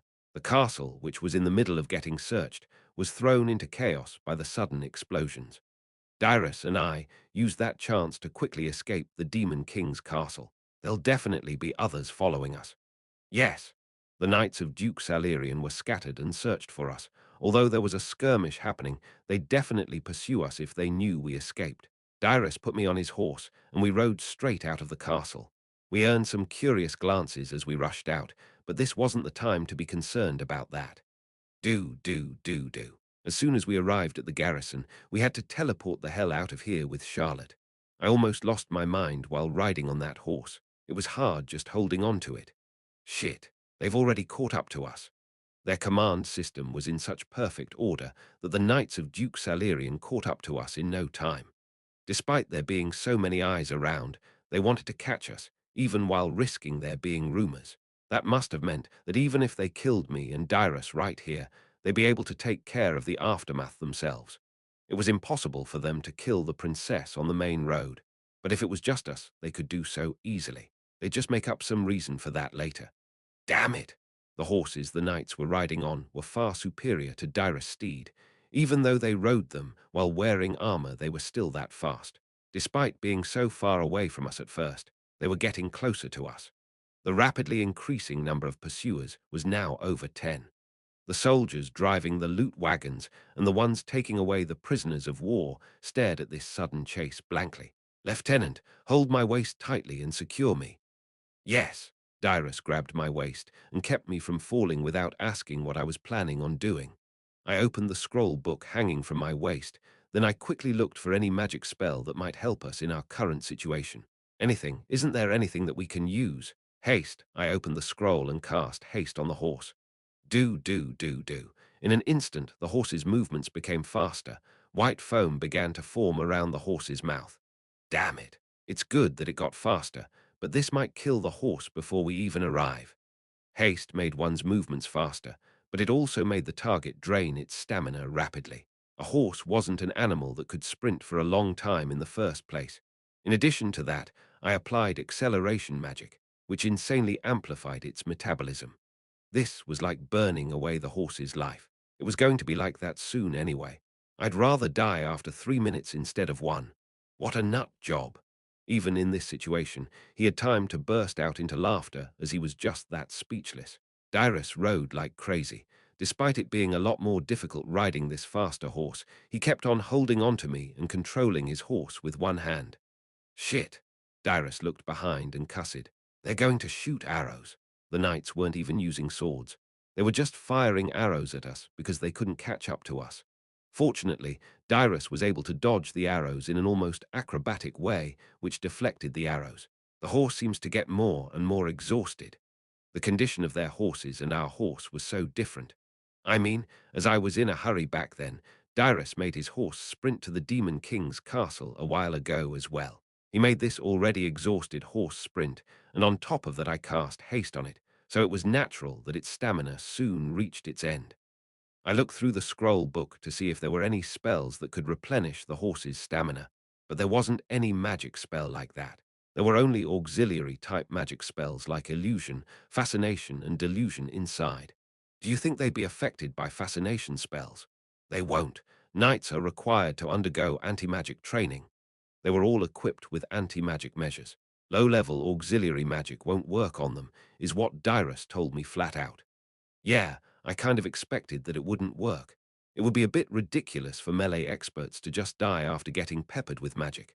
So they set up some training sessions on how to counter magic. I knew that because I put the subject anti-magic training into the academy's curriculum. Anyway, my setup was pulling my legs right now. Nevertheless, I had to use a scroll. It was a risky gamble. I used illusion. I told you it won't work. I'm not aiming for the knights. I opened the scroll to use its magic spell. The targets weren't the knights. If you would shoot a general, shoot his horse first. I intended to carry out that old idiom. Illusion, the spell activated. Neeg. Clatter. Then, the sounds of knights falling to the ground and horses neighing could be heard from behind us. Fortunately, it didn't seem like the horses were trained to resist magic. If magic didn't work on the knights, I just cast the spell on their horses. I just showed the horses an illusion of a dragon. Chapter 8, You. Great. I pulled out the fascination scroll this time. The type of the spell didn't even matter. Anyway, any spell that could affect their horses would do. There was no other reason why I was taking on this risky gamble. Just as I was casting spells on their horses, they might cast some on our horse. However, Dyrus said clearly that the coalition used up almost all their scrolls in this war, and none of them were magicians. I thought that even if they had a scroll book, they wouldn't have any more spells in them, and it turned out to be the truth. The war was over, and they couldn't get replacements for the scrolls they used, and they obviously didn't have any more in stock. Most of them probably had attack spells in their scroll books that would have an intuitive immediate effect, and they probably used up all of them. I started this gamble believing that. Neeg. Bang. My guess was right. The horses toppled over after being affected by the low-level magic, causing the knights riding on them to come rolling down to the ground. Those that didn't manage to land properly were highly likely to die by breaking their necks. Some may have died. I didn't actively think about the fact that I might have killed them as they were trying to kill me. Guilt, remorse, or justifications for my actions didn't even occur to me at that point. I had to do everything I could. I had no other thoughts but that. The situation was so urgent that all my judgment seemed to have focused on only this single point. All concerns regarding ethics and values were put off until later. Not consciously, but unconsciously. Shit. However, I didn't have any more mental magic I could use to knock them all down. There were two pursuers still chasing after us, with rage filling their eyes. The horse we rode was already far over its limits. It was now slower than it was before I placed haste on it. "They'll catch up to us," Dyrus shouted in a desperate voice. The horse was exhausted, and there were two knights, who witnessed their comrades fall down, still chasing after us from afar with killing intent so sharp pointed at us that it really felt like I was getting cut. The horse now started to just trudge, while the knights' horses followed us at a frightening speed. Dyrus clenched his teeth and pulled out his sword. However, it didn't seem like he thought he could win. Was this the end? And then I saw a long line of wagons and soldiers watching this chase. And there was also the procession of those demon prisoners that seemed to go on forever. And I saw the eyes of those demons looking at me. From goblins to trolls and unarmed ogres, orcs and countless other unknown types of demons, all these demons were watching this commotion. They were looking at me. Not even a single word was exchanged between us. I didn't say anything to them. They just looked at me without saying a word. They were demons of the demon realm who surrendered after losing their fighting spirit, knowing that their king died. As demons and monsters, they had to pay the price of defeat with their lives. Since no one would pay their ransom, the only thing they could pay with was their lives. They were looking at me, because the demon king was dead, and I was sure to be the last one, seeing how I was betraying them. I didn't know how they were able to recognize me, but I felt like they knew who I was, or were they able to read my feelings just by looking at me in this desperate situation? Or did the power sleeping inside of me, demon domination, activate because of this situation? The process and outcome were unknown to me. However, after giving up everything, they looked at me with eyes that seemed to have found their last hope. Crank, an ogre, broke his shackles that bound him and began charging at the knights rushing towards me. Q-oo-oo. With a roar that seemed to shake the heavens and earth, the demons, who were tied up and quietly let themselves get dragged away before, immediately began to resist. Cra, crazy. In the end, the two knights who were following us were attacked by the ogre rushing at them. Once again, everything got chaotic as the prisoners of war began to riot. This was the last resistance of the remaining demons in order to save their last king. They didn't use ropes to tie the demons. It was impossible for others to break them, except if they were large monsters like an ogre. Most of the demons were just struggling to make a commotion. Therefore, the prisoners began to be subdued, and that suppression ultimately just turned out to be bloody slaughter. The only thing that changed was that they got killed here by the troops and not on the execution grounds. Because of the disturbance caused by the demons and the suppression of the last pursuers, no one was chasing after us anymore. Dyrus seemed to find this absurd situation hard to accept. What the hell is this? The gargle activated to kill some knights just at the right time, and just when we were in a desperate situation, the demons decided to riot and attack the knights. Dyrus knew that this was abnormal. He just couldn't figure out what was going on exactly. However, their main goal of escaping with Charlotte was yet unfulfilled. Dyrus seemed to hold back his doubts. He remained silent until we drew near to the garrison. The atmosphere at the garrison was definitely exhilarating. Is Her Royal Highness really still alive? Yeah, she just came out and shook hands with the soldiers, telling them that she was all right. She just went back to the barracks to get some rest. What a relief, what a relief. That dog-like demon king died and the princess was still alive. How blessed can we be? Hey man, the empress died though, so to call it a blessing is. That's true. I hope that Her Highness will soon get back on her feet. As Charlotte expected, the news that the princess was still alive had already spread throughout the garrison. It seemed like they hadn't gotten the report about the rioting prisoners of war yet. There were more eyes and ears here, but it was too early to feel reassured. The knights of Duke Salerian tried to kill Dyrus and me, despite the presence of all those wagons and convoys. It was just the princess who was difficult to touch. Even if news arrived that Dyrus and I killed their knights, there would be nothing about them trying to kill us, so no one would care. They would have so many reasons ready why they had to immediately execute us.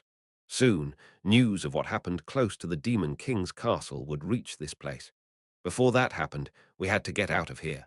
Fortunately, the soldiers' eyes were fixed on the HQ barracks where the princess was said to rest. They seemed to wonder if they'd ever be able to see the princess face, who was said to be still alive. However, because of that, the barracks were completely encircled. We had no way to sneak in. There was no way around it. Dyrus and I strode straight towards the barracks. The guard looked at me and shook his head before I could even say anything. Her Highness is resting. Go back. I've brought the goods Her Royal Highness asked for. It seemed like nothing would make this guardsman budge. There was an order from the Commander-in-Chief that she needed absolute rest. Come back later. The moment we'll try to go back, you just try to kill us secretly. Even if that didn't happen, it would be over as soon as the news from the Demon King's castle arrived here. We had to get in there somehow. It's urgent. At those words, the guard's expression hardened. Even if you were rescued together with the Imperial Princess, we can't let someone with an unclear identity like you be by her side. Don't tell me you're having some ideas. You guys are more dangerous to her, though. That guard would certainly rather die than let me in. He was staring at me and pointing the end of his spear at me, as if telling me that he'd be forced to use violence if we tried to force our way in. I had no idea what Charlotte's condition was inside, but it seemed like she wasn't able to come out to me, even if she knew that we arrived. They wouldn't know what I was trying to do. However, knowing that I had received some instructions from the princess, they tried to prevent me from meeting her subtly. The problem was that I neither had the strength nor justification to break through their vague actions. Boy, at that moment, Dyrus called out to me. Lieutenant. He took a deep breath, sighing as if he had no other choice. It's Plan B, Sigh. Cuke. As if it was a sign, he drew his sword and stuck it right in the neck of the guard before his opponent could do anything. You crazy. The other guards just spat out swear words, completely in shock that their comrade was suddenly stabbed like this. Go! While Dyrus cut one attacking guard after the other, I just stopped thinking and ran into the barracks. As I broke through several layers of tents, I could see Charlotte, who quietly sat in her seat inside, and countless other people standing around her, not touching her, but they seemed to monitor her. Charlotte looked at me, opening her eyes so wide her eyelids seemed to be about to rip apart. An old man wearing a white priest's robe shouted in a brusque tone. I believe I made it clear that you were not to let anyone in. There was no time for conversations. Flash. Hewek. What's going on? He's using magic. Flash. In an instant, a flash of light exploded inside the tent. While everyone was blinded by the light, I unblocked my eyes and grabbed Charlotte's hand, who was also affected by the sudden flash. Charlotte was equally perplexed as the others. Charlotte told me to get Sir Francis and not to break in here and shoot out a flare. Mass teleport. Please specify destination. I cast mass teleportation. To Guardium. Our destination was the Imperial capital. We're going to Imperial capital, Guardium. You have passed the prologue sequence. Special achievement, inflection point of history. A key figure, Charlotte de Gardias, who should not have appeared in the original storyline, has survived. The future has changed dramatically. Acquired 1,000 achievement points. I was finally done with that hellish prologue. Chapter 9, this was called Teleportation.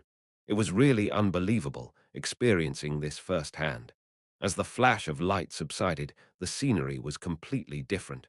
Unlike the demon realm, which was covered by a grey sky, a blue sky and a bustling city spread out before my eyes. The very place where the main story of my novel, The Demon King, is dead, unfolded. The Imperial capital, Guardium. It gave me a strange feeling seeing the place I had only described with words before. Like shit. Where are we? I don't know this place.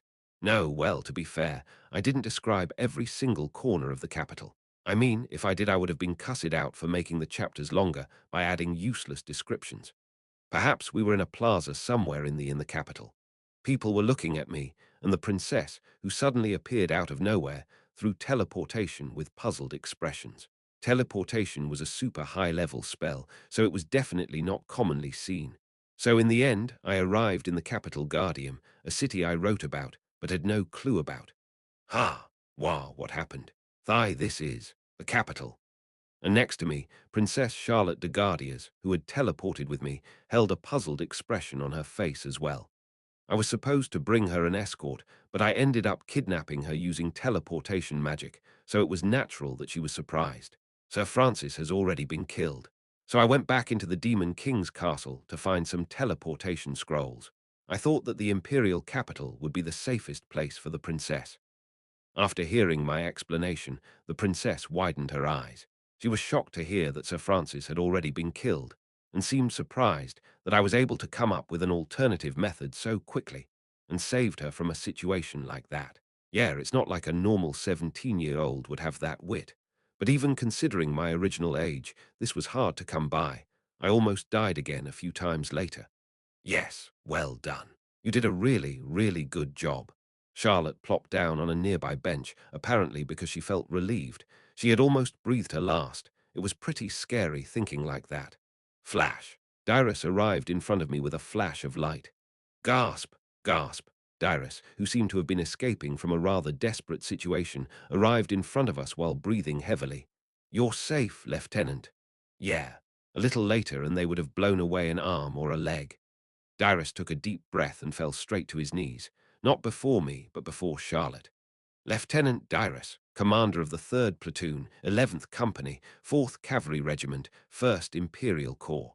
I give my sincerest greetings, Your Imperial Highness the First Princess. Charlotte didn't seem to understand what was going on. We had 2 teleportation scrolls. Plan A was rather simple.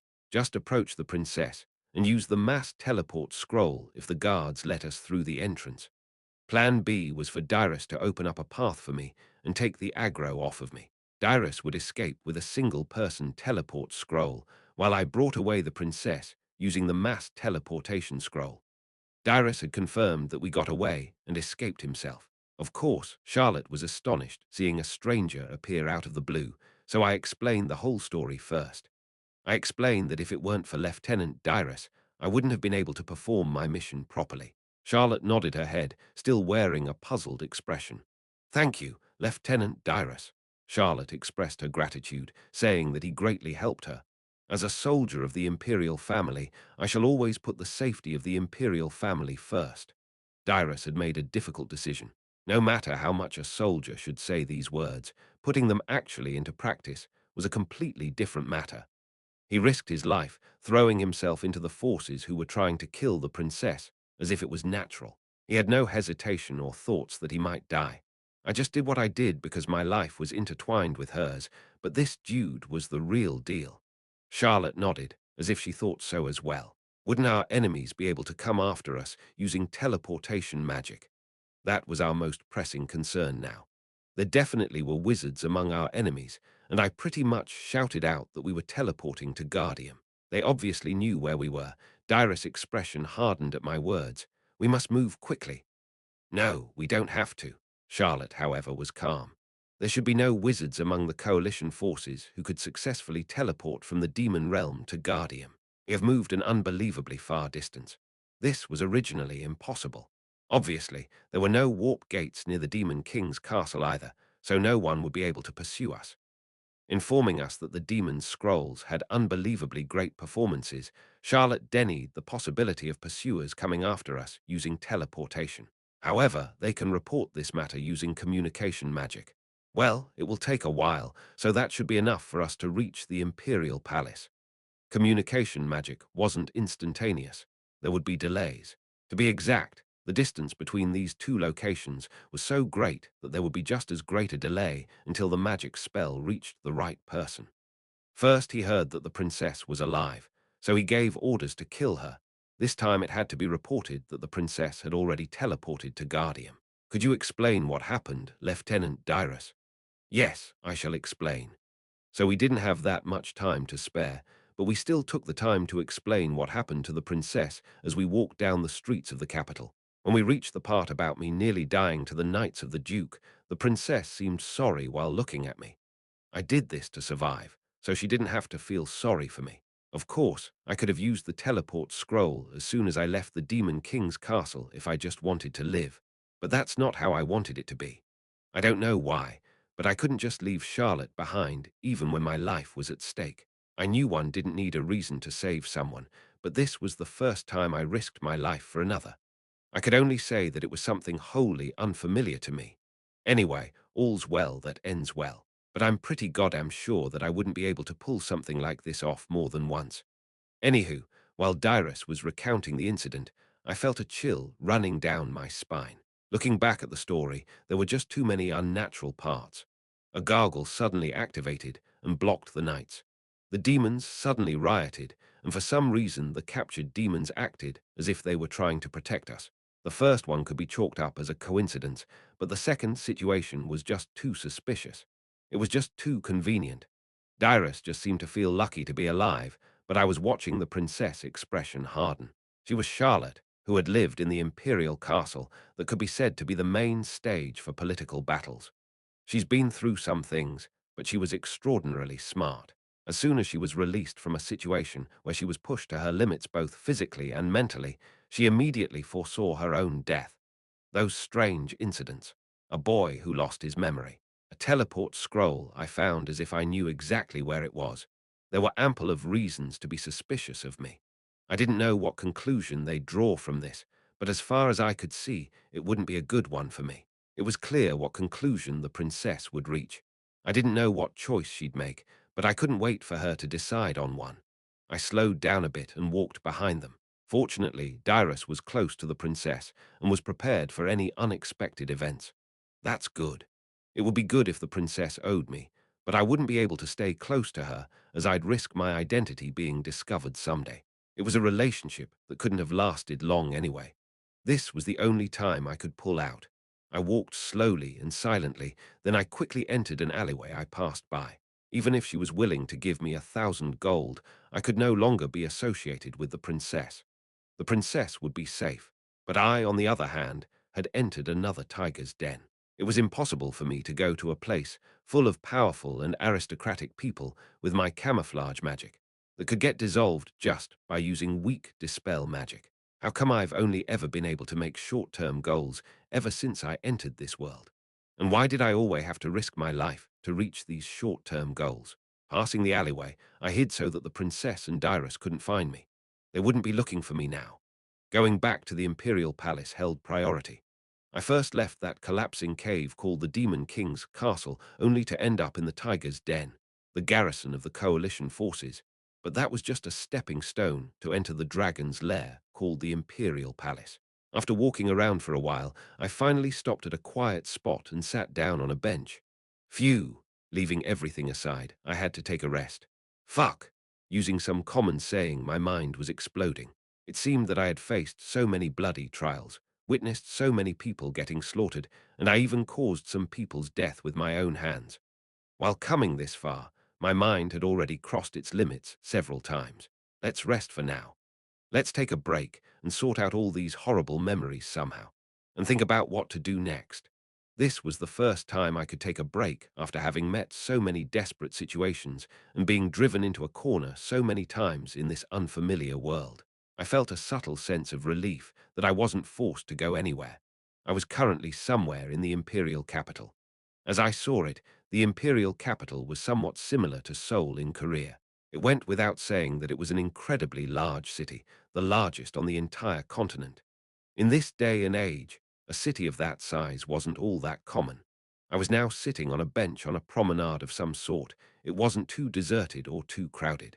The imperial capital was already a bustling and flourishing city, but the empire will prosper even more with the victory of the Demon World War. In any case, if I want to survive, I can't force myself to think about certain things. While trying to put my splintered heart back together, I somehow had to suppress these terrible memories and rationalize my guilt. From this point on, I had to think about what I had to and was able to do. I had a few problems. I didn't have any money. I had no place to live or food to eat. It was even more nonsensical to go back to the princess for that. Working and somehow making money would also be rather difficult. What if my camouflage magic suddenly wore off while I was washing dishes in some restaurant? They also wouldn't give me any advanced payment, and I had an unclear identity. I was now slowly realizing in real time why vagrants fell into crime. Except through criminal ways, I had no other way to make ends meet. Couldn't I somehow get into some sort of public childcare facility or something? Did places like this even exist here? No matter how crazy one was about creating settings, who'd be so crazy as to set up a public childcare system in their novel? Oh, now that I think of it, I indeed did such a crazy thing. A project to manage the large numbers of orphans caused by the casualties of the Demon World War would be carried out as a post-war measure. I knew this because there were some children from said public childcare facilities in Temple, the main stage of my school drama. I wrote that there were quite a few children of people who were killed in the Demon World War in Temple. Among them were also major characters. However, the news of the victory against the demons had just been delivered. Such a large-scale policy wouldn't have been implemented so quickly. That was highly unlikely. I could try to go to some place similar to an orphanage and ask them to take me in, but regardless of whether they accepted me or not, this was still the imperial capital. Even if she didn't do so right now, there was a high possibility that the princess would try to find me. Whether she wanted to reward me or take action to find out who I was, it was very likely that the princess would try to find me for some kind of reason, and she should be able to infer that I'd eventually go to some public childcare facility. She was smart, after all. So, if I went to an orphanage, I'd be able to survive for some days, but I'd always feel anxious about the princess coming to find me one day. She might not be able to find me if I went to a different city, but I didn't have the money to travel around. I didn't have much confidence about surviving in the wilderness either, and although I was a demon, seeing as I was carrying around biscuits, I was sure that I had to eat. Actually, I was hungry right now. I should have put in some convenient setting like demons could survive solely through mana or something. Use the function add settings. Ha! A total of 100,000 achievement points are required to add the setting Race Archdemon can supplement nutrition by consuming magical power. A message suddenly appeared in front of my eyes. What's with this? Chapter 10. Then it occurred to me that I should probably think more about these occasional message windows appearing in front of me. I never mentioned those in my novel. I wasn't all that sure about this subject. But what I had to think about the most right now were probably these achievement points. So the way I understood it was that the novel I wrote now suddenly had a game system implanted in it, making it some strange chimera. Who the hell would read this shit? Even though I prayed so much on every holiday for some kind of cheat, this just wasn't right. Anyway, I might have been given some type of cheat skill. Even if this turned into some dog shit novel, if I could live a comfortable life, I'd prefer that over anything else. I kind of understood now why the isekai genre got so popular. I'd have been living comfortably if I had just written more novels of that genre. No, I wouldn't have necessarily been reincarnated as the main character, so I might have ended up in an even more unfortunate situation, maybe as just a normal high schooler or something. Moreover, I would have to watch some nerdy high school kid, who was also heir to his family's secret art of swordsmanship, holding a Japanese sword, talking up a big game, wouldn't I? Ah, if I had to follow that kind of brain-dead main character, I might die of high blood pressure again. Anyway, I really hope I can become some godsend cheater in this dogshit I wrote. Hoping that I was the owner of such a cheat, I tried to look through the system. Just by thinking about it, a message appeared before my eyes. Congratulations, you have been granted the power to interfere with the world of the Demon King is dead. Your undisputed masterpiece, which was rated as neither this nor that and a typographical crime by the Office of Atonement, Judgment and Evaluation. Why are you insulting me all of a sudden? I've been calling this novel dog shit all this time, but hearing those things from someone else made me feel kind of depressed. You will have to go through events from time to time. There are various types, from minor to major events. Most of the rewards will be in the form of achievement points. I couldn't find anything as convenient as a settings window. I didn't need something like volume control, but couldn't you at least give me some kind of interface? It didn't seem like there was anything like that. You can change the main story by preventing things that should happen or making things happen that shouldn't. In case you do such things, you might get more achievement points than for normal events. Additionally, you can also earn some through challenges. If you succeed in overcoming a challenge, you will get achievement points. What did they mean with challenges? Challenges are challenges. If you would like to take on a challenge, please check the list of currently available challenges. The entries are updated periodically. Some challenges may not appear again. When I checked the challenge list, I immediately understood what they were. Slap the Emperor across the face, full swing only, 10,000 points. Get imprisoned in the Guardian prison, 1,200 points. Escape from the prison after getting imprisoned, 2,000 points.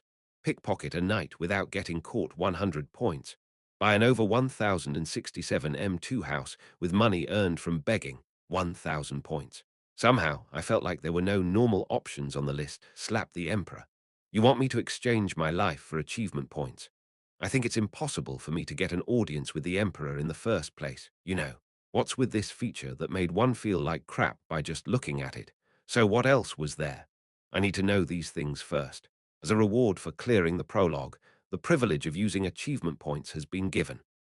Achievement points are used for revising functions, such as changing certain settings of this world, forcibly granting you certain talents, making events happen that shouldn't, or prevent events from happening that should. Furthermore, the function preview can be used limitedly to check the changes your actions have caused. However, interfering with big events or main characters is impossible or requires a fairly large amount of achievement points. Be careful not to cause a setting collapse. If you are not able to recognize the collapse of the setting and try to add new settings or try to revise the event, you will be penalized. If your memory is bad enough to cause a setting collapse in your own novel, I recommend you to add the setting. A cure for Alzheimer's exists in this world. It didn't seem that serious in the beginning, but are you trying to pick a fight with me? Am I imagining things? Keep in mind, you cannot remove settings that have been added or already exist. For example, if the setting, the dragon can't be killed, was already in place, you won't be able to add the setting, the dragon can be killed. Of course, while you were alive, you used to paste additional settings to your already existing ones later on, regretting the choices you made like an idiot. Like, actually, the dragon couldn't be killed normally, but it was possible using the Dragon Slayer OO. Frivolous behavior such as adding additional settings like it's XX, but it was actually OO, will require more achievement points or will not be tolerated. I definitely did not imagine things. It was the truth. You were really picking a fight with me. What's with this? It wasn't just here to help me. This felt like I was reading malicious comments written by someone who absolutely hated me. Why were these descriptions charged with emotions? There was clearly some malicious intent behind these mysterious messages. Just looking at the mention of what I did when I was still alive made it obvious. And just hearing about the additional settings made me feel like shit. That seriously broke my heart. I'm not joking. I'm 100% serious. People tend to feel bad if they are faced with the uncomfortable truth. That was a fact. Just who was writing this? Was it in real time? Then a sudden thought went through my mind. Was everything that happened here actually broadcasted to the outside? Come, watch some asshole newbie writer get punished. Maybe it was titled like this. No, well, I wasn't that bad, you know. So if this was getting broadcasted, who was doing that? Cause frick you. Achievement point requirements are subject to change. A feature that may have cost you 100 points yesterday might cost 200 points or 50 points the next day. It might not even work anymore. I wondered if it would respond to my thoughts, but I was a little disappointed as it didn't address any of them. Were you telling me that my thoughts weren't even worth dealing with? After that, numerous actions that could be done using achievement points were listed. I felt something the moment I saw that. So, it seemed like this was my cheat. It was a cheat, but an oddly uncooperative cheat. It seemed like I, as a writer who was sent into his own novel, had the ability to directly interfere with this world's common sense. I was pretty sure that was what the functions, revise, and add settings were for. So my purpose was to rewrite my novel and make it a little more interesting. But it had clearly stated earlier that it would take 100,000 points to add something to race settings. Also, I was being punished, not rewarded here. Based on the development so far, I don't think this will help me much. To begin with, the fact that I reincarnated as the Demon King's son didn't feel that random anymore. I could feel a lot of malice mixed into all of this. These functions might turn out to be important someday, but I only had 1,100 achievement points. What could I do with these? For example, take this situation. You can trigger the event the bakery owner gives you, a poor beggar, a piece of bread to satisfy your hunger, which wouldn't otherwise happen. Of course, if the subject is less altruistic, it would require a greater amount of achievement points to trigger this event. This means that it would require a large amount of achievement points to cause something that would seriously violate the law of probability. You know the law of probability, right? The one you repeatedly screwed with. The biggest reason why you gave up on your novels after getting criticized for ruining the story and being unable to fix it, giving only ugly excuses. What do you mean, a beggar? I've got plenty of other opportunities. That's just too much. Reading that description, it felt like it was written by one of the victims of my bad habits. I didn't really know who they were, whether it was the will of this world or God, but they must have really hated me. And why were there so many restrictions? So, big things, such as interfering with the main characters or causing the death of someone, who was unlikely to die under the guise of an accident, would, of course, require an insane amount of achievement points or would be entirely impossible. No, but wouldn't I be able to do that if I had a lot of achievement points? That half-die move or something like that. Wasn't this actually one hell of a cheat? Achievement points could eventually be used to revise and add settings on a larger scale. In the end, it was a matter of scope and scale, and it not deviating from those two frameworks. For example, one could understand this as being able to rewrite a novel. However, I wondered if I could break through my current situation with just 1,100 achievement points. While looking through the functions that used achievement points, I discovered a peculiar one. Function A Writer's Advice. What's this? Advice from who now? Sometimes you may find yourself before a crossroad, or you may not know how to proceed. In that case, you can execute a writer's advice to receive advice from the writer on what to do next. This feature is of rather low cost, but usually it's unknown what consequences said advice will lead to or what purpose it serves. Sometimes the writer's advice is a trap. Following it could have bad consequences for you. It's common to receive both good and bad results simultaneously. There's rarely just a good outcome. Advice can be divided into clear advice and vague advice. Clear advice suggests certain actions, but is more likely to lead to bad results, while vague advice is more likely to have only good outcomes, although it is hard to guess the intent behind it. Wish you the best of luck. You don't even pretend to be an explanatory text anymore. I felt my heart breaking just by reading that description. There were many things I could do with my current amount of points. If I went to a grocery store with a generous owner and caused an event, I would be able to get food. However, that was just temporary. It would be great if I made a kind, wealthy family accept me as their adopted child, but I didn't know how many points that would cost. And also, how was I to find out if they were a nice family or not? Also, who is that description person? Why do they hate me so much? If one told me they were a collection of people that hated my guts, I'd believe it. After examining various possibilities, in the end, the only thing I could really try right now was a writer's advice. There was a possibility of the advice being a trap, but its price was low. A writer's advice 150 points. I was told that the achievement point cost was variable. After some time, the prices might suddenly inflate, and it might end up costing more than 1,000 points. It was also up to me whether I took the advice or not. I executed a writer's advice. Clear advice, vague advice. There were two options. Clear advice was easy to understand, but was most likely a trap, and vague advice was the complete opposite. And if one took the advice, most of the time good and bad things would occur simultaneously. I mean, it couldn't really get any worse than my current situation. Homeless and hungry. No, it could be worse. My life could be in danger. Still, to increase my odds even by a little, I chose vague advice.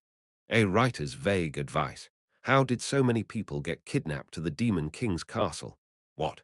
What's with this? This went beyond vague, and straight up had nothing to do with my situation at all. What's with that riddle all of a sudden? No, couldn't you at least tell me something like, go this way, go that way? I thought some voice would tell me what to do, but instead this riddle suddenly appeared. I was dumbfounded. Kidnapped to the Demon King's castle. What was I supposed to do with this? Let myself get kidnapped. This obviously wasn't a trap, which I thought was good. If this were a trap, they would have made it a lot more clear, otherwise I doubt their intelligence. Sigh. As I sighed deeply while looking at the ground, a guy passing by looked at me strangely. Do you even know how I feel?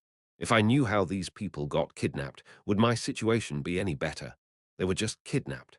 I didn't know how vague that advice was supposed to be, but this was hella cryptic. I'd rather it gave me some solid advice. Huh. Oh, right, couldn't I try it one more time? A writer's advice 150 points. I wasn't told that I couldn't use it repeatedly.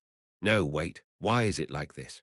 Back when I was alive, I really hated these types of gacha games, so I didn't even try to play any of these. So why did I have to do something like this after coming to another world? It's not like I poured 1,001 into buying some gacha crystals or something. However, I did have to put my life on the line to get these points, so I couldn't help but cry bitter tears. I chose clear advice this time. A writer's clear advice. Go to the magic tool shop. Yes, that's the type of advice I was looking for. Who'd have known? Chapter 11, Go to the magic tool shop.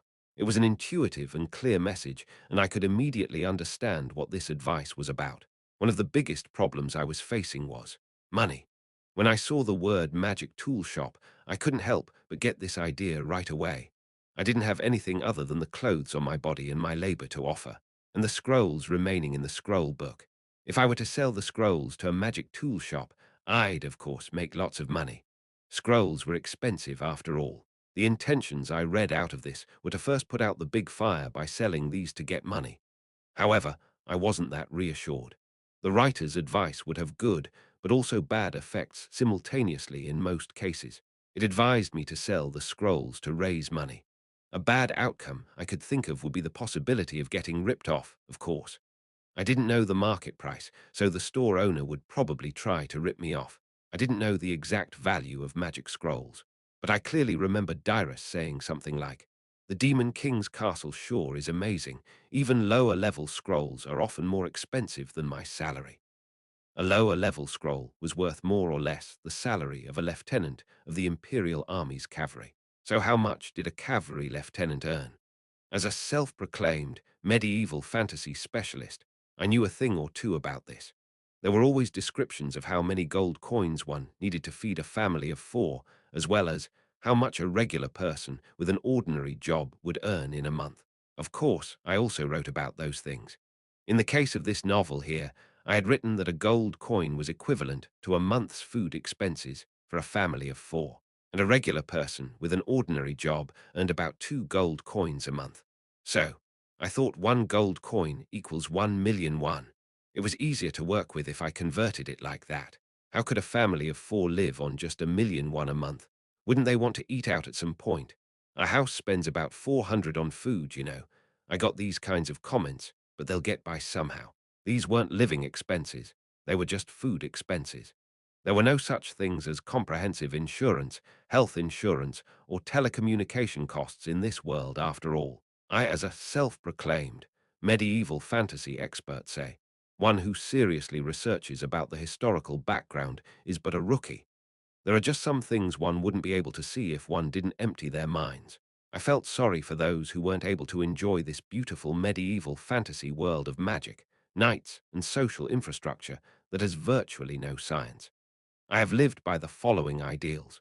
The focus of medieval fantasy isn't on the medieval part, but on the fantasy part. It's not a medieval fantasy, but a medieval fantasy. Most of them didn't even have anything to do with the Middle Ages. It was kind of like a buzzword. Anyway, how about we do OO with the setting of XX, lol. The genre medieval fantasy was created by such shallow thoughts. However, what unfolded in front of our eyes is a fantastical world that had nothing to do with the Middle Ages. This was fantastical in a different sense. Let's sell the scrolls and live on to see another day. I was neither a wizard nor was I a knight, although I do have the ability to rule over demons. However, as I was a demon prince who had fallen to the imperial capital, Guardium, there wasn't even a single demon around here. Excuse me, could you give me some directions? Directions. I tried to ask a passerby who felt some silent embarrassment for the way I spoke for the most important thing right now. Oh, are you lost? No, well, a little. The ones who mainly used magic tool shops were adventurers and wizards. Of course, this wasn't an adventure novel, so while there were people who were adventurers, that didn't really describe what they did. They did have a job, but I've never really thought about that. Come to think of it, how did adventurers make a living in this world? Did they get by with quests from the Adventurers Guild and monster subjugations? Was there even something like an Adventurers Guild? There were adventurers, but I hadn't set up what they earn or through what means. If one thought about it, that was seriously weird. When I tried thinking of ways adventurers earned their money, I could only think of dungeon explorations and monster subjugations. However, if that's how adventurers earn their money, that would also be a problem. There was a regular army, so why did freelancers like adventurers do things like monster subjugations? If the country outsourced personnel to get rid of security issues, such as monster dens and raids, why did that country even exist? What did the citizens pay taxes for? although the warrior Artorius actually killed the Demon King, but the Empire and its principalities that had enough military power to take on the demon army solved their monster problems through the Adventurers Guild. What were the soldiers good for then? So, if the regular army took care of monster subjugations, and there were no such quests coming from the Adventurers Guild, then how did the adventurers earn their keep? Well, if the whole world was filled with dungeons for adventurers to plunder, wouldn't that be weird as well? Why were rare magical items just rolling around in a dungeon, and no country went to claim them for themselves? Wouldn't they usually do something like nationalizing the dungeons so that adventurers wouldn't monopolize them? Wasn't the existence of adventurers, in and of itself, a setting error, judging by this world's common sense? If one started to pay attention to historical accuracy, one would lose, but I started to worry a little. It really bothered me. Since I started to think that this was the world I had to live in, I seriously tried to move on from that topic. Let's not think about this anymore. It's not like hungry adventurers would just rush up to people asking for a penny. If adventurers didn't have jobs, they'd just be robbers or even bandits. There was just one thing I really had to care about: to not get ripped off in the magic tool store. I had to get at least one gold piece for each scroll. I was planning on keeping constant eye contact to appear strong. I didn't think it was too much to ask for a regular price. However, if they were to whine about the quality being not up to par or something, I'd never sell it to them. I planned to go eat somewhere after I got some money. I was so hungry. Afterwards, I should find an inn and take some time to organize my thoughts. There were positive points about the writer's advice in that it clearly determined what I should do, regardless of whether the advice was right or not. If the advice was unconditionally good, I'd just empty my brain and follow what it told me. Oh, is that why there were traps in there? They wanted me to stay on my toes. Did they want to see me struggle or something? As the main stage of the story, I had to describe the Capital Guardium in quite detail. No, well, I didn't go quite as far as describing every single brick. It was just specific areas. However, setting up an imaginary place was quite cumbersome. It was pretty difficult, because there was a strong possibility that I might make mistakes, and if it wasn't properly set up, one would just get confused later on. That said, the Capital Guardium was pretty similar to Seoul. Was it just similar? Well, I must confess, it was just Seoul with a different name. This was my description of the imperial capital. A great Irene River runs through the imperial capital Guardium, splitting it in the northern part where the imperial palace was located, and the southern part where the temple was located. The river's huge tributaries serve as its borders. Could you see it? Gangnam and Gangbuk. In the center of the northern part of Guardium lies the imperial palace Imperatos. In other words, the imperial palace in Jongno. Of course, it wasn't as big as Gyeongbokgung Palace.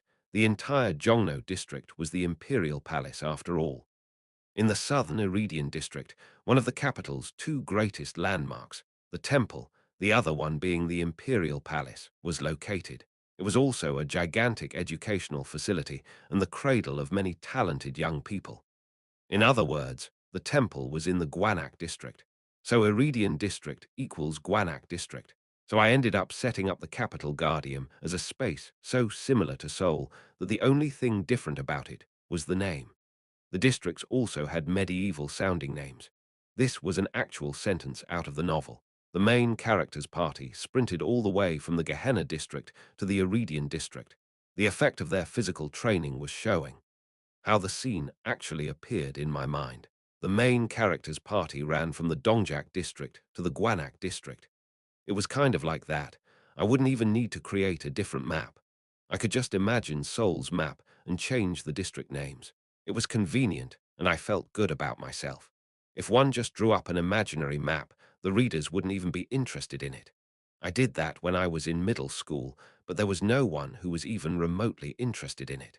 That was when it hit me. These maps of imaginary worlds were for the writer and not the readers. The reason Guardium seemed like Seoul was entirely because of my needs. The temple was in Gwanak and the imperial palace in Jongno. The place I got teleported to was the Al Liga district. Later, it would be changed to Artorius district in honor of the hero. They would build a huge statue of him as well. Where was this Al Liga district and later Artorius district located, you ask? This was Yongsan. Of course, it was just the topography and division that were similar, The buildings were completely different, so this was just like a neighborhood I never went to before. I arrived in Yongsan, so I headed towards the shopping district, which was about where the Yongsan electronics market was. Even though this was an imaginary place, maybe because it was that kind of region. What kind of crappy scrolls are these? Dude, where did you get this stuff? As if proving that this was Yongsan, I encountered a gangster-like bastard in my first try. At the shop owner's first words, I went back out to the streets thinking that I wouldn't be able to do some immediate business with that owner, which I had already engraved as a gangster in my memory. He muttered something, but I didn't even listen to what he was saying. Every building around this area was a shop. Thousands of people were passing by, looking at things. Were all these people adventurous? How was being an adventurer lucrative? Was there some kind of way to earn money that I wasn't aware of? Actually, it had to be like that, otherwise there wouldn't be so many of them. It felt strange, as if someone filled my plot holes for me. Noise came from every corner of this place. Oh, young adventurer, I just opened up. Hey, since it's this store's opening, I'll sell to you at half the price. How about it? Oh, so you looked and touched all these things, but you're not gonna buy anything. You're not gonna buy even one thing. Ha, you're making me laugh. Hey, follow me for a sec. Oh, come on, ha, you won't come. No, let's just talk for a sec. Who's harassing you? Ha, macking a thug out of me now, are you? I'm hurt. You want me to show you what a real thug is? Ha, want me to rough you up? Refund. Look at that bastard. Did you shit in your lil panties and come crawling here for a refund? What kind of bitch are you, ha? Get your ass out of here. Hey, bro, you put a scratch on it. How can I sell it now, huh? Imad just cut it half, so take it. I'm selling at a loss here, you know. Still not gonna buy it. Really now, should I call the guards, huh? Let's see who's right, huh? You're sure about this? Really sure? Where you from? Argand. You know big bro ran then. Never heard of I am. Ha, what a son of a bitch. Hey, take it while I'm still Bane nice here. Don't make me angry. No. What's with this? Why did it really turn into Yongsan? What unfolded before me was the medieval version of Yongsan. Was everyone like this? I felt like prey. Oh, well, I'll just look for some other place. I tried my best not to get devoured. Hey, don't make eye contact. Don't meet their eyes. There are some crazy bastards who won't even buy stuff and just unpack it and take it. They're all retired adventurers, so they're good at fighting. If you pick a fight, you'll get one of your arms or legs broken. Even the people who knew what this place was came in groups. Just when I was imagining Yongsan, what spread out in front of me was really the Yongsan I had in my mind. And here I was, a 17-year-old pushover that tried to sell magic scrolls from the demon realm to people who were even worse. Yongsan, just that one word made me feel like it was an impossible endeavor. Chapter 12. As I found out later, the Al Liga district's shopping district was notorious among adventurers. It was a place filled with unscrupulous merchants who nearly forced people to buy things, never refunded, and charged them several tens of times of the market price. Nevertheless, it was the largest shopping district in the imperial capital, and most items necessary for adventurers could only be purchased there. So it was a notorious place that, alas, couldn't be avoided. Well, it was the same as the old Yongsan electronics market, just a fantasy version of it. It was a place novice adventurers were more scared of than dungeons. A place where it was common for people who wanted to start out as adventurers to give up on these thoughts. The victims were mostly just teenage novice adventurers who came here with their saved-up pocket money. Was it PTSD? I felt my whole body shaking. That bastard who sold me MP3s.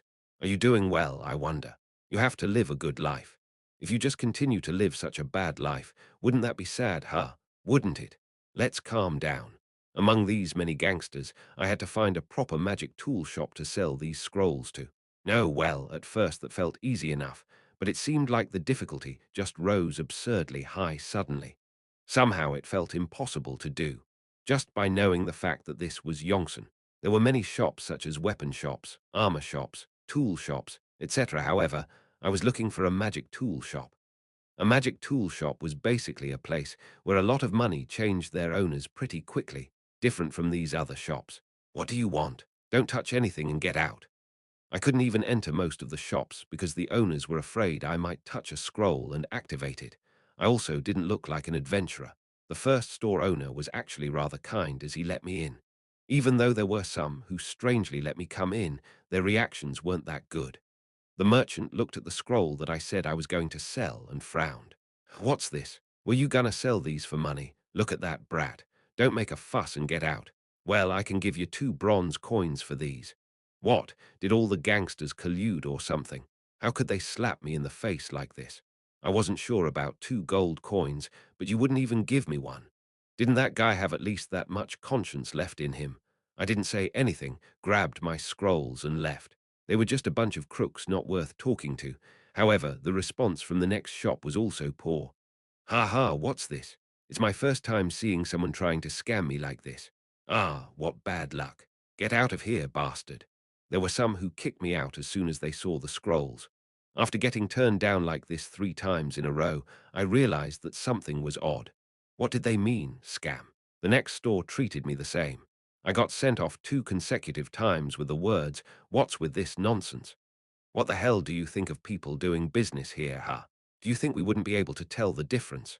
Don't just doodle these weird things and actually learn how to draw. It was a rather friendly reply, but I still got turned down. They looked at me as if I was some madman trying some weird scam by selling fake scrolls. This bizarre situation was going on instead of the good and bad outcomes I was expecting. Everything that the writer's advice hinted at went wrong. Were they thinking that the scrolls I took out weren't the real deal just because I looked young? Did they think these were fakes that just looked kind of similar? I had to show them that they actually worked, but if I activated a scroll, I'd just waste it. I couldn't blow my capital like that. If I showed them and then asked for money afterwards, I'm pretty sure they wouldn't give it to me. The next place I went to was more out of the way. Ho-ho! The shop owner glanced at the scroll, and his eyes lit up. I thought he was someone who could finally recognize these scrolls' true value without being prejudiced. To be honest, I was exhausted, so I just wanted to finally sell them, even if he ripped me off badly. The man suddenly fumbled through his drawers and pulled out a scroll. Hey, you shouldn't draw this. Try doing these, and these. He did recognize the value. If you can draw the same thing, I'll give you 5 silver coins each. How about it? The only problem was that he saw value in me and not in the scrolls. It seemed like that guy was misunderstanding something greatly, trying to make me mass-produce fake scrolls to sell.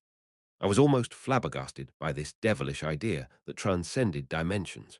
The owner kept on raising the remuneration even though I didn't do anything, and in the end, he offered me 1 gold coin per sheet. I had never seen such a vicious bastard before. Oh, come on. Fine. Let's go 50/50. Okay, but you'll have to rake in lots of money for me, got that? So young and already so ferocious. Ha! It was tempting, but I wasn't the one who drew these, so I really couldn't do it.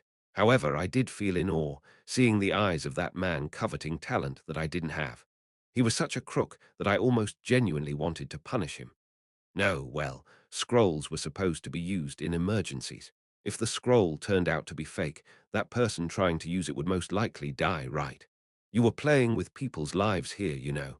He was the top bastard among these petty thugs. I ended up sighing and nodded my head. Sure, can I bring you the finished products tomorrow? Just looking at these complex shapes, it was probably impossible for me to replicate them here. Oh, ooh, yes, yes. Can you bring it in tomorrow? I might have to stay up all night. Oh, good. Yeah, I'll give you the money as soon as I get it. The profit's 50/50, so if they get sold, we'll split the profits. You know there's no business like this, right, buddy? You wouldn't tell me even if you sold one, you bastard. I left the shop with the scroll the merchant handed to me. You're going to make me a fortune. Hearing the sounds coming from behind me made me involuntarily sigh. What's with this? Was that guy's head only filled with greed? Was he the type of person that couldn't see clearly ahead of him because of his own greed? Anyway, I got a fireball scroll for free. I came to sell a scroll and saw the extraordinary profit of earning 1 scroll. Fireball was an attack spell, and unlike other novels who treated this spell as one of the basics, Fireball was quite a powerful spell in this world. Why was a spell that created an explosion right in front of you only a basic spell? I was a stubborn bastard that insistent on not caring about historical facts. However, these things bothered me. Honestly, though, I didn't think that much about it. Could anyone just carry a fireball scroll or something? Shouldn't it be banned by law? Well, wasn't this like selling rocket launchers like RPG-7s on the street? Weren't these just fantasy versions of dynamite? Medieval fantasies were just dreamlands for terrorists. I should have put various restrictions on magic scroll trading when I was writing about this. Back then, I had no reason to worry about these laws and regulations, but now that I had to live here, I felt they were much too lax. Of course, I didn't create an entire set of laws for the Guardia's empire when I was describing it. However, imperial laws should exist, and it's obviously going to be a huge amount. It's not like the parts I haven't described didn't exist. However, this environment where anyone could just use magic scrolls certainly didn't seem safe to me. This was dangerous. People seemed to think my scrolls were fake.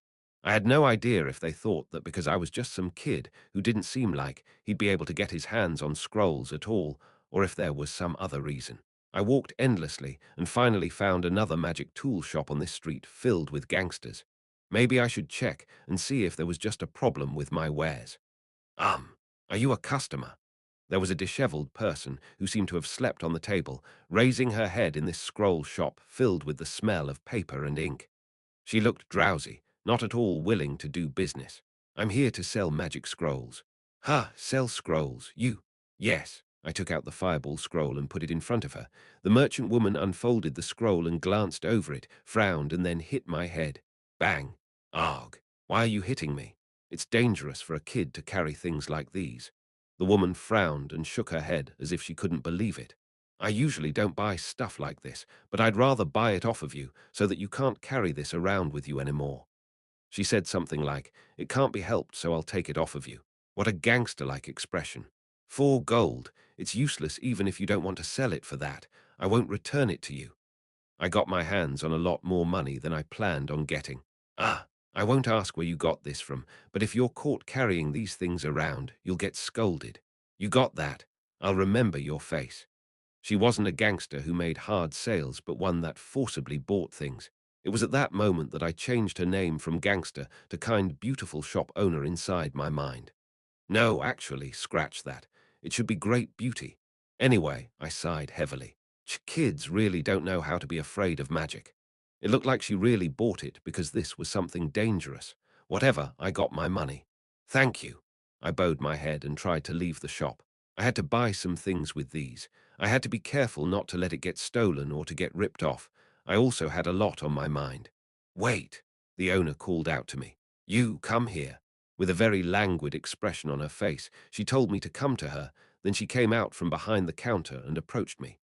Why are you wearing a scroll book? Take them all out. It felt like I got caught red-handed. Aye there.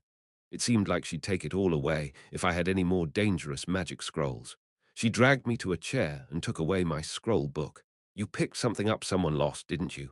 You didn't even try to return it to the owner and thought about selling it, huh? You brat. You must be mad.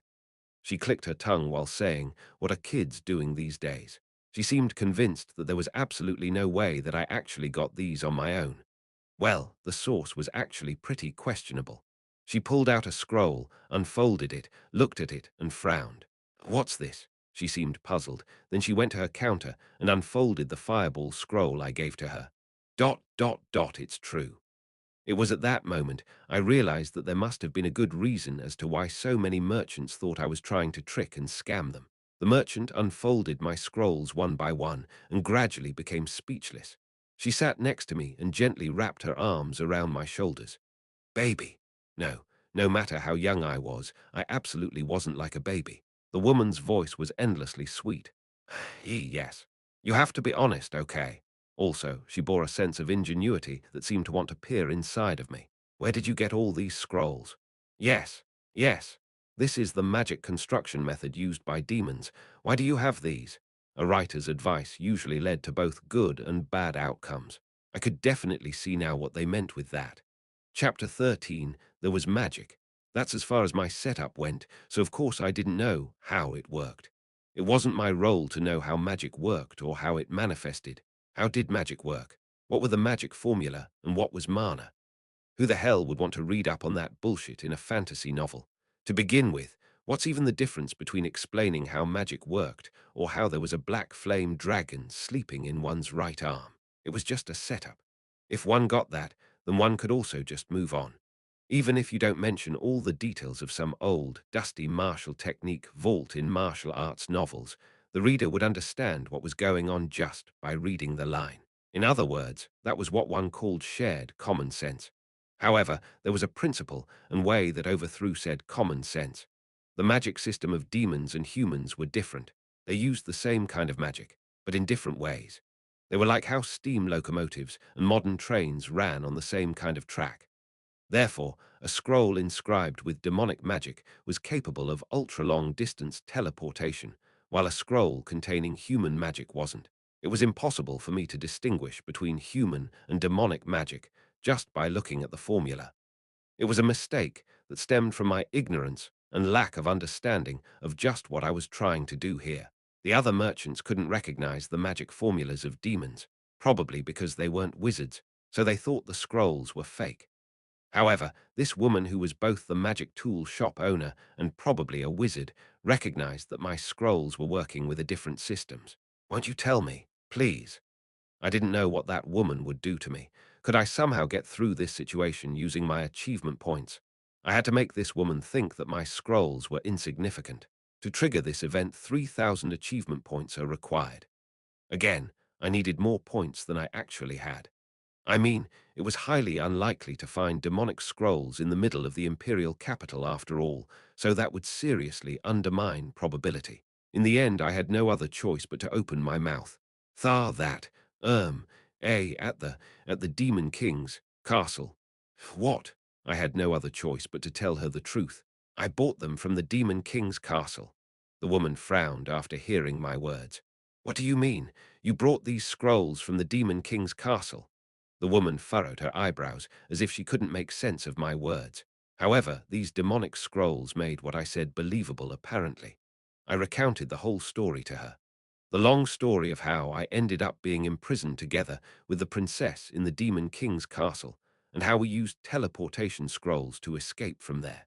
Then I told her that, after arriving at the capital, I found myself all alone with no money and somehow had to find a place to live.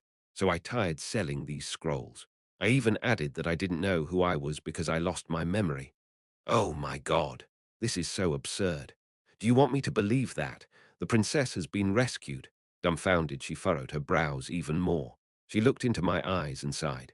You're lying. If you actually rescued the princess, you'd be given a noble title or whatever. Why are you alone, huh? That was natural. The price for saving the princess, life, was beyond imagination, to the extent that it would seem absurd to just reject it and wander around alone. The only logical explanation would be that I didn't save her, of course. However, I was a master of additional settings, that is, finding excuses. These settings were actually like that so as to avoid a setting error, I just rearrange some words. That's what it meant to be a specialist in making excuses. That, when we escaped, a lot of Duke Salerian's knights died. I might get rewarded, but I thought Prince Bertus was going to try and kill me. Ah, I see. Retaliation. Yes, I guess that makes sense. It would probably be difficult for the princess to protect you, obviously. I was able to make use of the excuse I planned on giving the princess if she happened to stumble upon me in a completely different place by any chance. A reward would be good, but it was, of course, not as precious as my own life. Of course, this was just an excuse, albeit an understandable one. I also hoped for Darius' safety. I was sure they'd planned to retaliate against him as well. She stared at me. Your story is too elaborate to be made up on the spot. It seemed like her last doubts had been solved.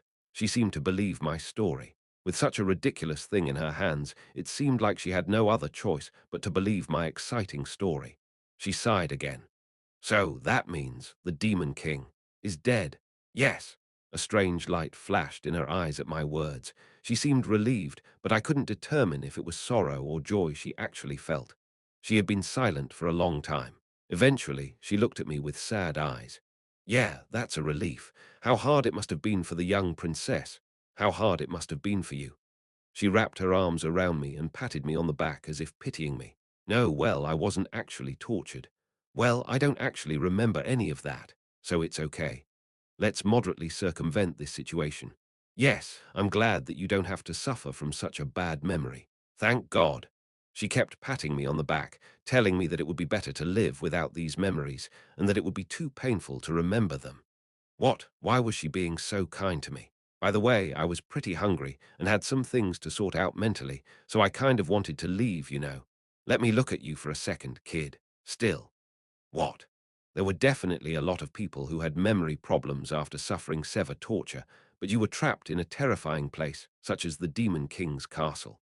Right? No, it was originally my home sweet home, but the problem was that the hero's party just decided to pay us a visit. Maybe there's a curse on your body. So I. She looked at me with warm eyes. I'll try to cast a simple spell on you. If you lost your memory because of a curse, your memory might return, but this spell can't remove curses that are too strong. She formed a sign. Ah, hey, wait a minute. Dispel. The spell had already been cast. She looked at me as if she had no idea what's going on. Horns and a skin color that was slightly different from a human's. It's not like she didn't know what that meant. She just couldn't accept it. Oh, a writer's advice. From now on I shall call it a son of a bitch. Yo, your highness. However, the words that came out of her mouth completely changed my mind. Your highness. Naturally, I knew that's what one usually calls a prince, but why was there someone who recognized me in such a random place? Of course, I knew what that meant. It was just hard to accept. The shop owner immediately knelt down in front of me. I, Elleris of the Demon Army's Guardian Invasion Team, greets His Highness the Prince. Was this good?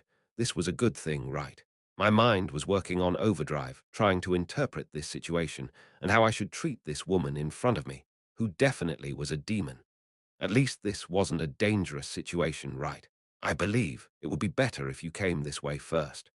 She alternated looking at me and the store's entrance, then led me into the warehouse behind her. If a customer came in while we stood in front of the entrance like that, they'd immediately discover that this store housed demons. She cast a spell, and soon there was a subtle change to her appearance. Hey, don't you recognize me? Two fangs slightly peeked out from between her red lips, red eyes and pale skin. I seemed to know what she was. A vampire? Yes, I'm Elleris Tuesday from the House of Seven Knights. What the hell kind of tuney setting is the House of Seven Knights? I never wrote anything about those kind of things. Anyway, the other party seemed concerned about me. She carefully put a hand to my face while I was still dumbfounded. Wait, don't tell me. Have you really lost your memory? Ah, Oh, I guess. I don't remember much, except for the fact that I was the prince of the demon realm.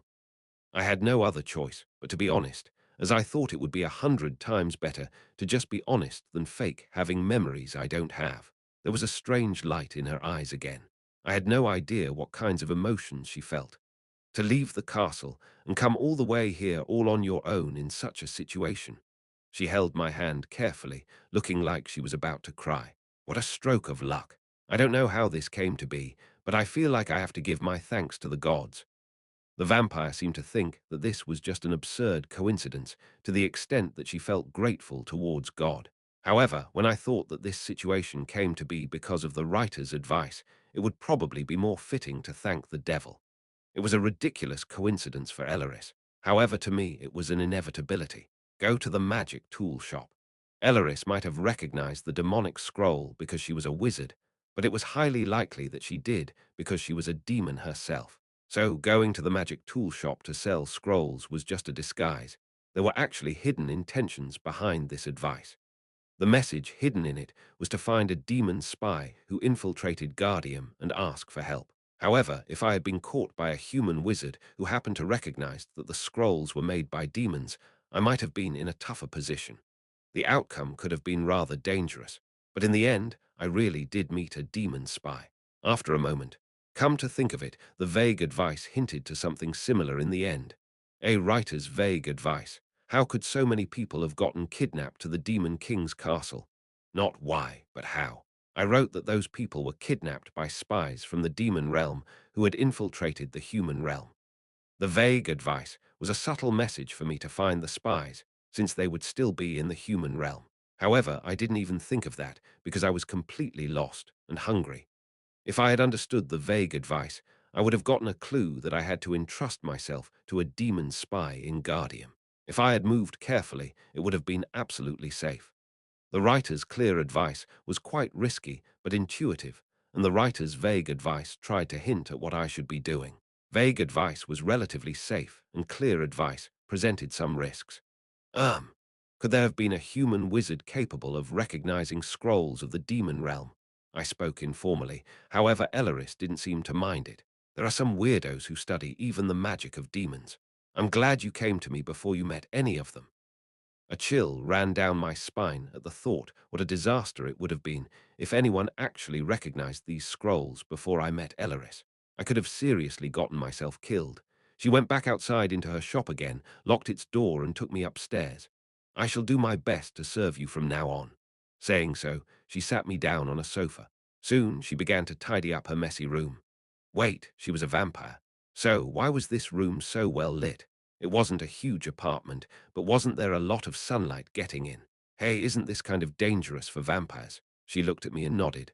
I'm a vampire lord. I can handle this level of light. Of course, it isn't good for my body, though. No, I could see you flinch a little every time light hit you while you were straightening out the tablecloth. Were you really okay? This was an annex to the store, so I don't have to pay rent. I also would have wanted to live in a dream-like residential area, like a semi-basement where the sun doesn't shine all year round, but the budget for my actions are rather tight. How sad.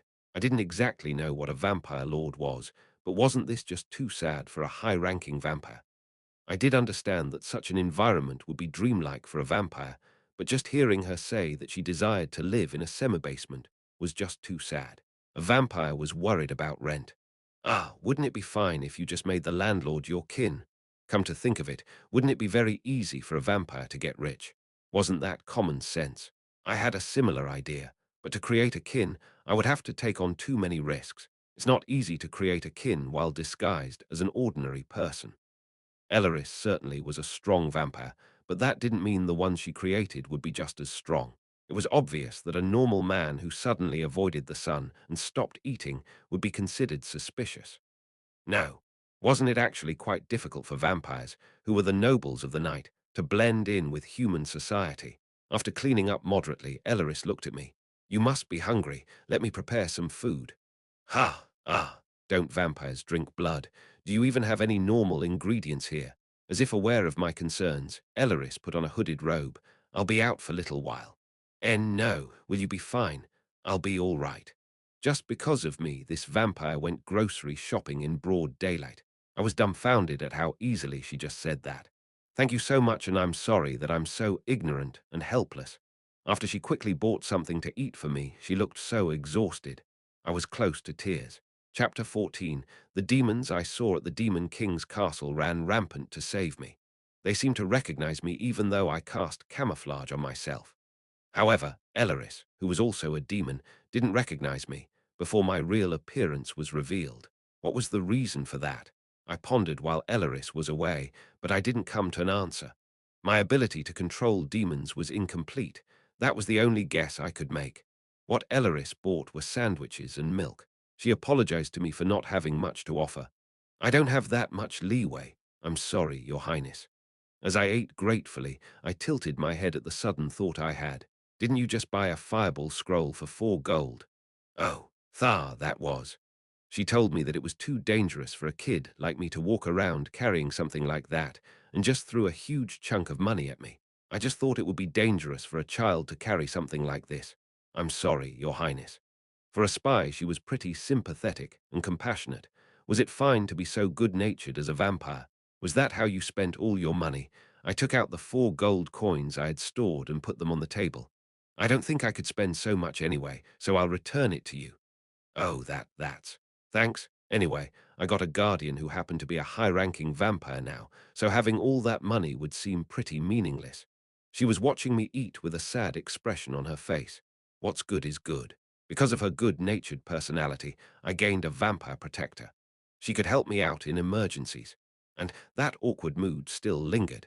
There were some unknown emotions swiping over Elleris' face when I told her that the Demon King was dead. It clearly wasn't anger at the loss of her master. It felt like relief.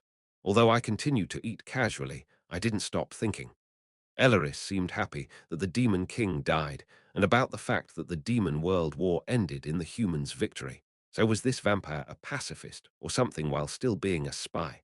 Or maybe she was influenced by the humans because she lived in Guardium for too long.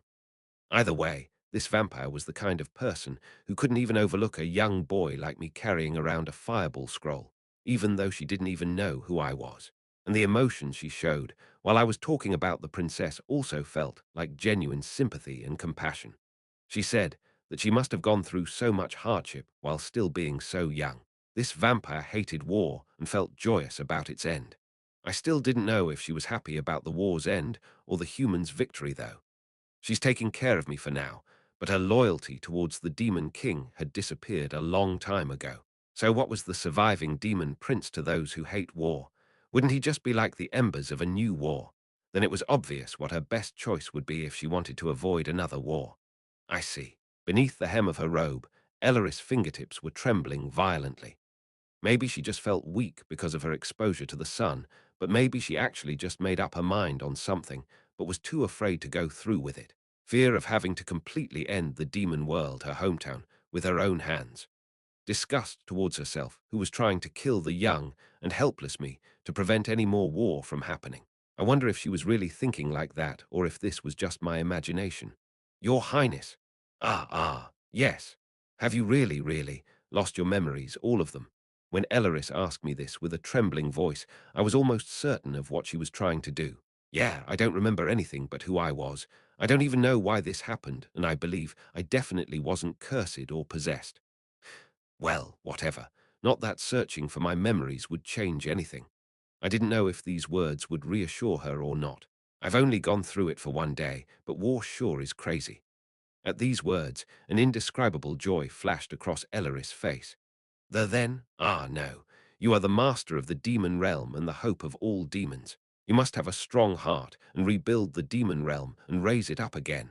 She was trying really hard to say things she didn't mean or stood behind. The demon realm has already fallen. I neither intend to be the king of a country that doesn't exist. Let's drive it home. Nor should you act like the subject of a country that doesn't exist. At these words, tears fell from the vampire's eyes. She proved her innocence by crying. There was a time when novels like that dominated my childhood, but vampires were able to cry in this world, huh? After saying that she was sorry for her behavior, Elleris went down to the first floor and didn't come up for a while. It didn't seem like what I said had any negative impact on her. That night, I lay in bed. Elleris said she'd watch over me, so she sat down on a chair by my bed, looking out the window from where some moonlight was pouring in. It was said that vampires were the nobles of the night. She was really pretty. I was looking at Elleris, who shone palely in the moonlight. Your Highness, don't call me that. I'm sorry, but I can't call you anything else. Elleris said so and kept talking without looking at me. You should never tell anyone else what you told me today. There's no reason to. If I were to say these things, I'd reveal that I'm a demon. That's not what I meant. That's not why, Elleris said powerfully. Excluding me, there are two other infiltrators that have infiltrated Guardium. Yes, that's exactly what I expected, because she told me it was an infiltration group. You will inevitably get to know the other two as well. It would be unacceptable for them if your Highness continued hiding away from the world. Who are they? Count Argon Pontius, and then there's the one known as Irene's wild dog. One of them is a noble. Wasn't that way more than a spy? Yes, he was the one who directly carried out the abduction of the princess and the empress. When I heard that it was him who kidnapped the princess, I flinched. Naturally, the demons here must have carried out the abduction themselves, but it felt strange to think that the one who did it was someone like him, and that he'd definitely be someone loyal to the demon realm. I felt like I was faced with the uncomfortable truth that I was, after all, nothing more than her parents' enemy to Charlotte. Count Pontius' real name is Sarkagar. He's of the Dread Fiend race. Fiends belong to the demon tribe. Fiends were a subspecies of demons, but I didn't know what a dread fiend was. Why did I get sent into my novel, only to find mostly things I didn't know about? Could you elaborate? Dread fiends are basically demons who specialize in transformation magic, including counter magic. That's why he was able to fool the human's eyes and penetrate into the aristocratic society, the heart of Guardias. He wasn't detected not because of the level of his transformation, but because he changed his race itself. You can think of them as being able to use abilities similar to polymorph, one of the highest level magic spells from birth. There were many types of transformation magic. There was camouflage, which was a low-level magic spell. It was the one I used. Then there was the method of creating optical illusions with illusion magic, and the method of transforming for a short period. However, polymorph was a highest level spell that could change one's very body structure. This kind of magic couldn't be lifted by using detection or dispel. Dreadfiends could use abilities similar to that polymorph from birth. All this would have been much easier if I had turned into that kind of demon. He's absolutely loyal to the Demon King. Not only would he go to war, he would be willing to sacrifice even his soul if it meant he could rebuild the demon realm. Weren't fiends usually in the position of stealing souls? How loyal was he? So if he came to know that I wasn't interested in rebuilding the demon realm, it'd cause some real problems, wouldn't it? I don't think it would be to that level, but he'd try to make your highness want to. He won't kill me. You're the last Archdemon. Without you, the demon realm cannot be rebuilt, so he will try to change your mind somehow. Were Archdemons such an important race? Right now, I was just a kid who couldn't do anything on his own. What if I still don't change my mind, then what? Elaris looked at me and smiled. Then she put a hand on my head. She had a low body temperature, but it felt good in its own way. Even if it means destroying everything you love, he will do it. I had just arrived in this world, but Sarkigar would do everything except kill me to make me the next Demon King. For now, please just go along with him, and it won't be too late to use your hand when you built up enough strength to overwhelm Sarkigar. Yes, well, let's do that. He's also very competent. He'll be able to help your highness in a lot more ways than I'm capable of. First of all, he was a spy, but he was also a noble. Sarkigar is, after all, a loyalist. He wouldn't do anything that could cause me harm. Actually, the most dangerous person to me was Elaris before I told her I wasn't interested in war. It seemed like Elaris was trying to kill me, though she looked like she wouldn't want to do that anymore. Wait, just out of curiosity, if I became the actual Demon King after going along with what he said, what would you do? I don't know about that. Elaris sighed with a bitter smile. When that time comes, you'll have to choose between me or Sarkigar. Perhaps killing me now would be her best option to burn the roots of war, but Elaris didn't seem like she was able to do that. You have to grow up to be good, Your Highness. I will try. I couldn't believe that I was hearing these things from a vampire. So what is that Irene's wild dog? What was with that creepy nickname, Irene's wild dog? Were they trying to seem cool? She scratched her cheek slightly. There are illegal gangs in Guardium committing crimes in various places. Something like that. Irene's wild dog is the head of one such gang. The demon sent as a spy became a gangster. What kind of dog was he supposed to be again? Elaris wore an awkward smile, showing her dumbfoundedness. Strictly speaking, rather than being a gang, they are just some people that stuck together. It's just that it's inevitable for violence to occur because they are together. Isn't that a gang? What should I call this? Elaris seemed even more hesitant than when she was talking about Sarkigar.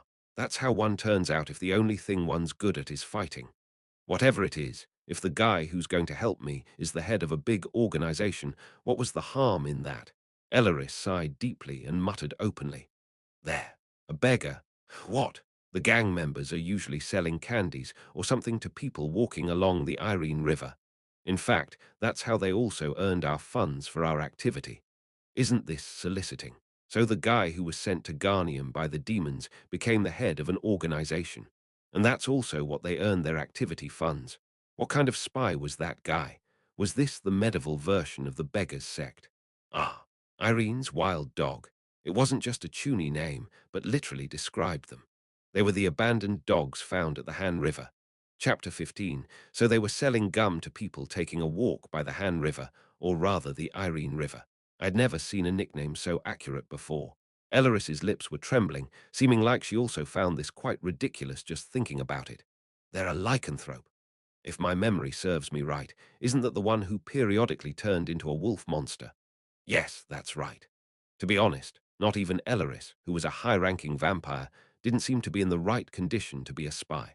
Although she's able to walk under the sun, I could definitely see that she was having a hard time.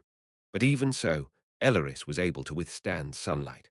A lycanthrope, who would lose their mind and become a monster as soon as the full moon hung in the sky, should act as a spy in the middle of Guardium. How come they hadn't been caught so far? Sarkigar was the only one who was cut out to be a spy. Isn't that a bit disadvantageous for a spy? Yes. However, we only had few resources. It seemed like a dangerous mission, so there were not many who volunteered, and we were in a hurry, so yeah. Were they the type of person who were pretty slow but fiercely loyal? It was infiltrating into the heart of enemy territory after all, so it was no wonder none of the demons stepped forward.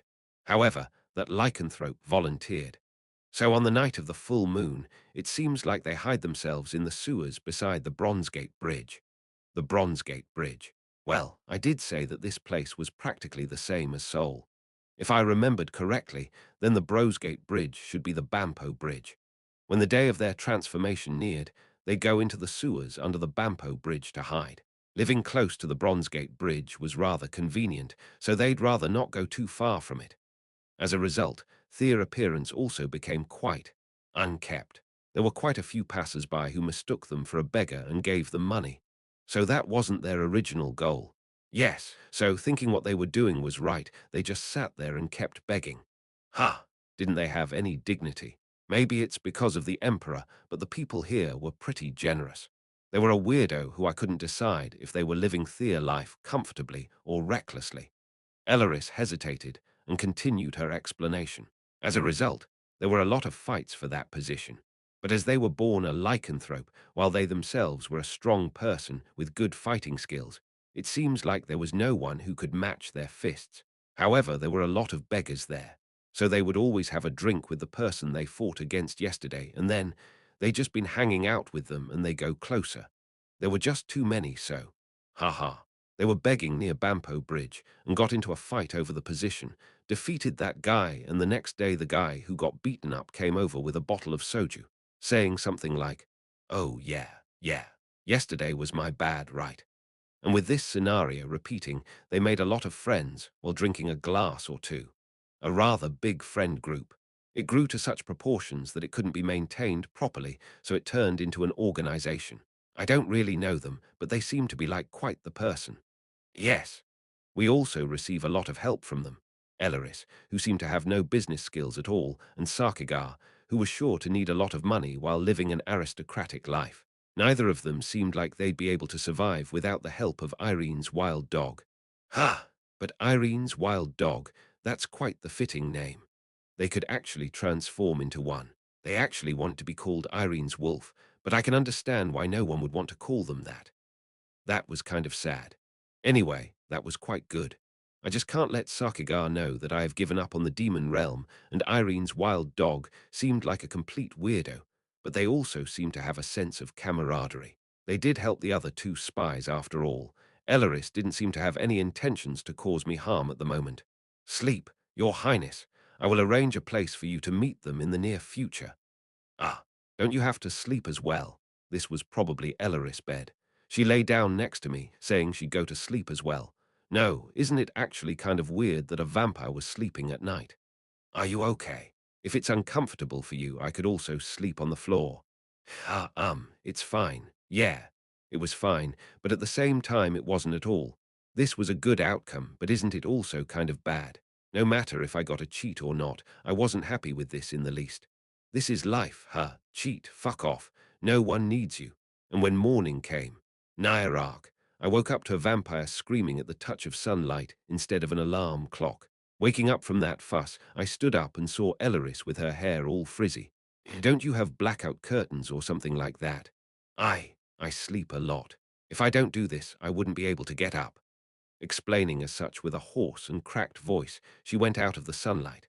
I knew that Elaris was a really unusual vampire, but using the sun as an alarm clock, that wasn't something easy to imagine. If she couldn't wake up fast enough, wouldn't she die? A vampire who lived in a sunny and well-ventilated place. I knew she was a high-level vampire who just got by, but this was just too sad. Couldn't you get Count Pontius to give you a spare room in his house to live in? It's inefficient for spies to work in the same area. If one gets caught, wouldn't the other go down as well? Elaris sighed while she changed her clothes. Don't do this in front of me. I was still a 17-year-old teenager. No, but have you never felt that it was quite unfair that one of you gets to live as an aristocrat? Well, I don't really like places with a lot of eyes on me. Rather, I think Sakigar is living a much harder life. Ah, if one thought of it like that. Sakigar probably didn't have a single moment in which he could relax, right? while Elleris only had one enemy in this place, the sun. But if you feel uncomfortable living like this, I think you'd be better off staying in Sarkigar's mansion. We don't even have enough supplies here to live a decent life. I really didn't want to say this, but I still want to continue living here. I didn't expect the day would come when I'd throw such a childish tantrum again. No, I was sure that Sakigar already had his hands full even if I wasn't trying to mooch off of him. That wasn't necessarily the only reason. Ah, insects had different feeding systems for adults and larvae. For example, mosquito larvae lived in water and adult insects flew, so not only did they eat different things, they had completely different ecologies. In that way, adult insects and larvae had completely unrelated prey, so they didn't compete for food with each other. So, right now I was feeling like an insect. It was because of Elleris, who watched me eating breakfast with a look devoid of any appetite. I was wondering if she just enjoyed watching me eat. I was thinking about useless things. I'm just curious. Do you drink blood every few days? Ahem. Well, once a week is enough. Does it have to be human blood? Not necessarily. Any life form with mana in their blood would do. I could use pigs or chickens as well. However, I would need a greater quantity of it. The blood of lower life forms contains relatively small amounts of mana. Blood was blood, but it had to be blood containing a lot of mana. The ones that had blood with a high concentration of mana would be humanoids, but once a week. That energy efficiency was no joke. They were higher life forms compared to humans to begin with. Put into human terms, that meant that one didn't have to eat for another week after having a bowl of ox blood soup. Of course, the type of blood was important. By the way, if one were bitten by a vampire, wouldn't that make one a vampire as well?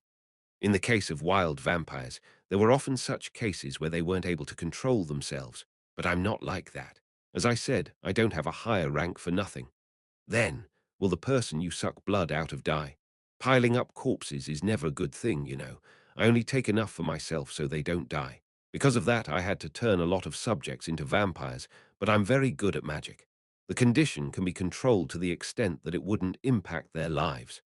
As expected, Elleris was a peaceful vampire. It seemed like such things as good demons existed, huh?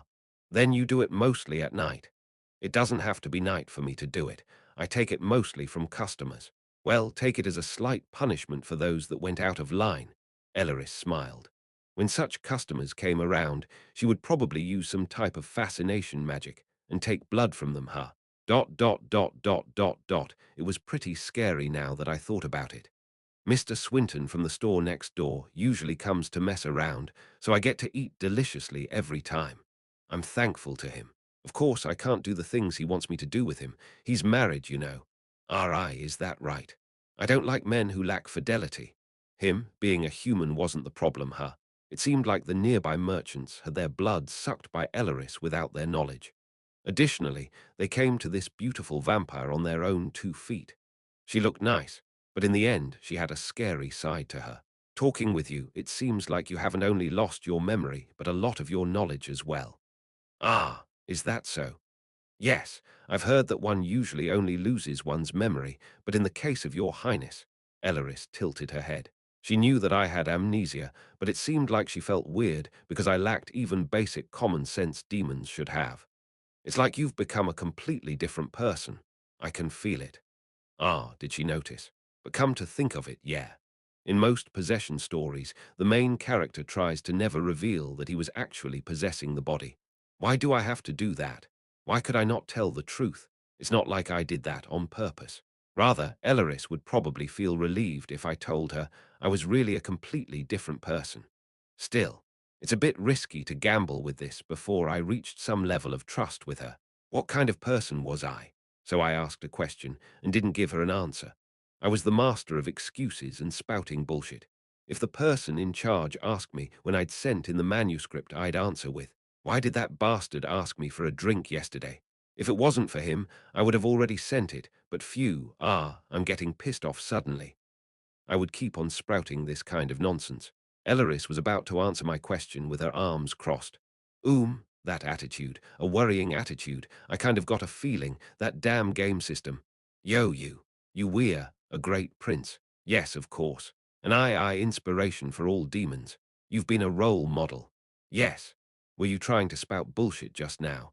Chapter 16, looking at Elleris' pale expression, I got a sense of what the former prince was like. Following this mixed-up development, I figured that this guy was quite the jerk. By any chance, did you ever have contact with me? Come to think of it, Elleris was able to recognize me right away. Of course, she might have seen me a few times as a high-ranking vampire, but then Elleris muttered quietly, "Well, I was your tutor, so I did. Were we pretty close then? Weren't we supposed to be on pretty friendly terms then? But it was only for a short time. My ability was too low to teach your highness properly. It seemed like my personality was just too hard to bear with, so she either got fired or quit shortly after. Well, the past is the past. You have to life in the present, yes. Ellery seemed to want me to stop being curious about my past. I'm sure I was a total mess, but just to what extent? Wait, so the other spies also know me personally? Yes, definitely, but Elleris grabbed my shoulders and looked me straight in the eyes. You're the last Archdemon. They'll know what's important. What? That's scary. The Demon King died. The Demon World War ended in the Coalition's victory. Unfortunately, the warriors also fell in battle after a fierce fight with the Demon King and the four Heavenly Kings, and the princess returned safe and sound. Soon, the news was announced. The street was filled with cheering people. The fact that people didn't have to die in the war with the demons anymore, and the survival of the first princess, who was thought to be dead. Not only the imperial capital, but the whole continent must have been filled with cheers. Wow, this is good. Yes. No, they're just very generous. Elleris and I were walking down the street. I was just eating some chicken skewers that the overjoyed stall owner said were for free. Now that Elleris cast some magic on me, I just looked like an ordinary boy to others. Elleris herself also used camouflage magic on her body. The victory of the Demon World War made the people of this gangster-filled neighborhood distribute things for free. Elleris didn't seem to understand how I, who lost everything in a single day, could enjoy some chicken skewers at my own nation's defeat party. She was glad that the war was over, but why didn't she look like it? If you can't avoid it, enjoy it. Yes. Rather, my tension was much higher. Well, it didn't really have anything to do with me whether the demon realm was destroyed or not, right? I was nothing more than a little kid protected by this beautiful vampire. I wanted to live peacefully until the end, just like this. Being cared for by someone like Elleris was rather peaceful and comfortable. Of course, I knew best that this was almost impossible. Are they all there? Yes, they are waiting for your highness. We were moving to meet the other remaining demons in Guardium. Long live the Empire, long live her highness the princess, long live Artorias. Everyone drunk on the news of the victory showed off their joy. Hooray! I also shouted out a hooray. That's when Elleris finally pulled on my arm. Your highness, restrain yourself. Why? It's pretty fun. I can't believe this. It was fun acting a bit immature. Of course, when I thought about my actual mental age, deadly humiliation engulfed me internally. There were certain things one could only find in the imperial capital. One of them is the mana train. So, a fantasy version of a train. They were implemented on a large scale by the imperial government, as they couldn't handle everyone's transportation needs with just warp gates, bridges and wagons inside the capital. They were eco-friendly trains, which were powered by this convenient item called Mana Stone, a staple of the medieval fantasy genre. The comments I received about this were as followed. Isn't that just ridiculous? Isn't that much too convenient? I mean, I'm not the only one who wrote about things like these. Lol. I did it anyway, lol. If you could make a train, wouldn't you also be able to make a cell phone? Dunno, lol. Well, that train was actually moving right in front of my eyes now. The city division was similar to Seoul's, and the route map, of course, also aligned with the Seoul subway route map. We had to head south of the Bronze Gate Bridge, and to do that we headed towards the station to catch a Mana train. We first had to head to the station located in the Al Liga district and take the train to Bronzegate. Simply put, it went from Yongsan Station to the express terminal and then to Banpo Han River Park. It was so easy to convert. It would have been difficult for me to put my head around this if I came up with some strange map. If I did that, I would have made my life as a writer harder, not that of the readers. I should be able to write comfortably. I was so proud of my lazy former self. If I hadn't put in this convenient setting of mana stones, I would have had to take a carriage or walked there. That would have been pretty annoying. I didn't think of the places I put in the novel as these places, but as places in Seoul. That's how I'd be able to know exactly where they were. In the moving train, Elleris murmured quietly, engulfed her robes. Humans sure are incredible. What? They know how to make things like this. Were you actually praising me? Because I made this basically, you know. Yeah, I'm pretty good. I can't believe I made this with just a few lines. Maybe I'm a god. In fact, I might have been this world's god. A stupid one that died of high blood pressure after reading some malicious comments. How great would it have been if we created things like these with our excellent magical power instead of powerful destruction magic and war weapons? Elleris murmured in a self-deprecating voice. Certainly, demons seem to be superior to humans in terms of magic. However, the demons only used magic for destruction rather than for their daily lives. Therefore, even with their awesome power, the demon realm looked rather dull, not prosperous at all. There wasn't really a city around the Demon King's castle. It was just a huge fortress that stood alone. However, there were a lot of people living in this human capital. She might have seen many magical tools that helped them in their everyday lives, and magic being used in ways that were beneficial to humans. Did Elleris constantly comparing the barren demon realm with this place while living here? Maybe that was the reason why she felt that the demon realm was wrong and backwards. So that was why she ended up hoping for the humans' victory and not the demons. I seem to know what she is thinking to a certain extent. A world where only weapons to kill enemies were made. A world where people were struggling with all their might to make themselves happy. Although Elleris rejoiced about the end of the war and the humans' victory, she was just blankly staring at the joyful sights in front of her, not being able to fully be happy about the fall of the demon realm. No matter what kind of place one's home was, even if one didn't want to go back to it, it would always feel sad having lost one's place to return to. The riverside of Irene was well maintained.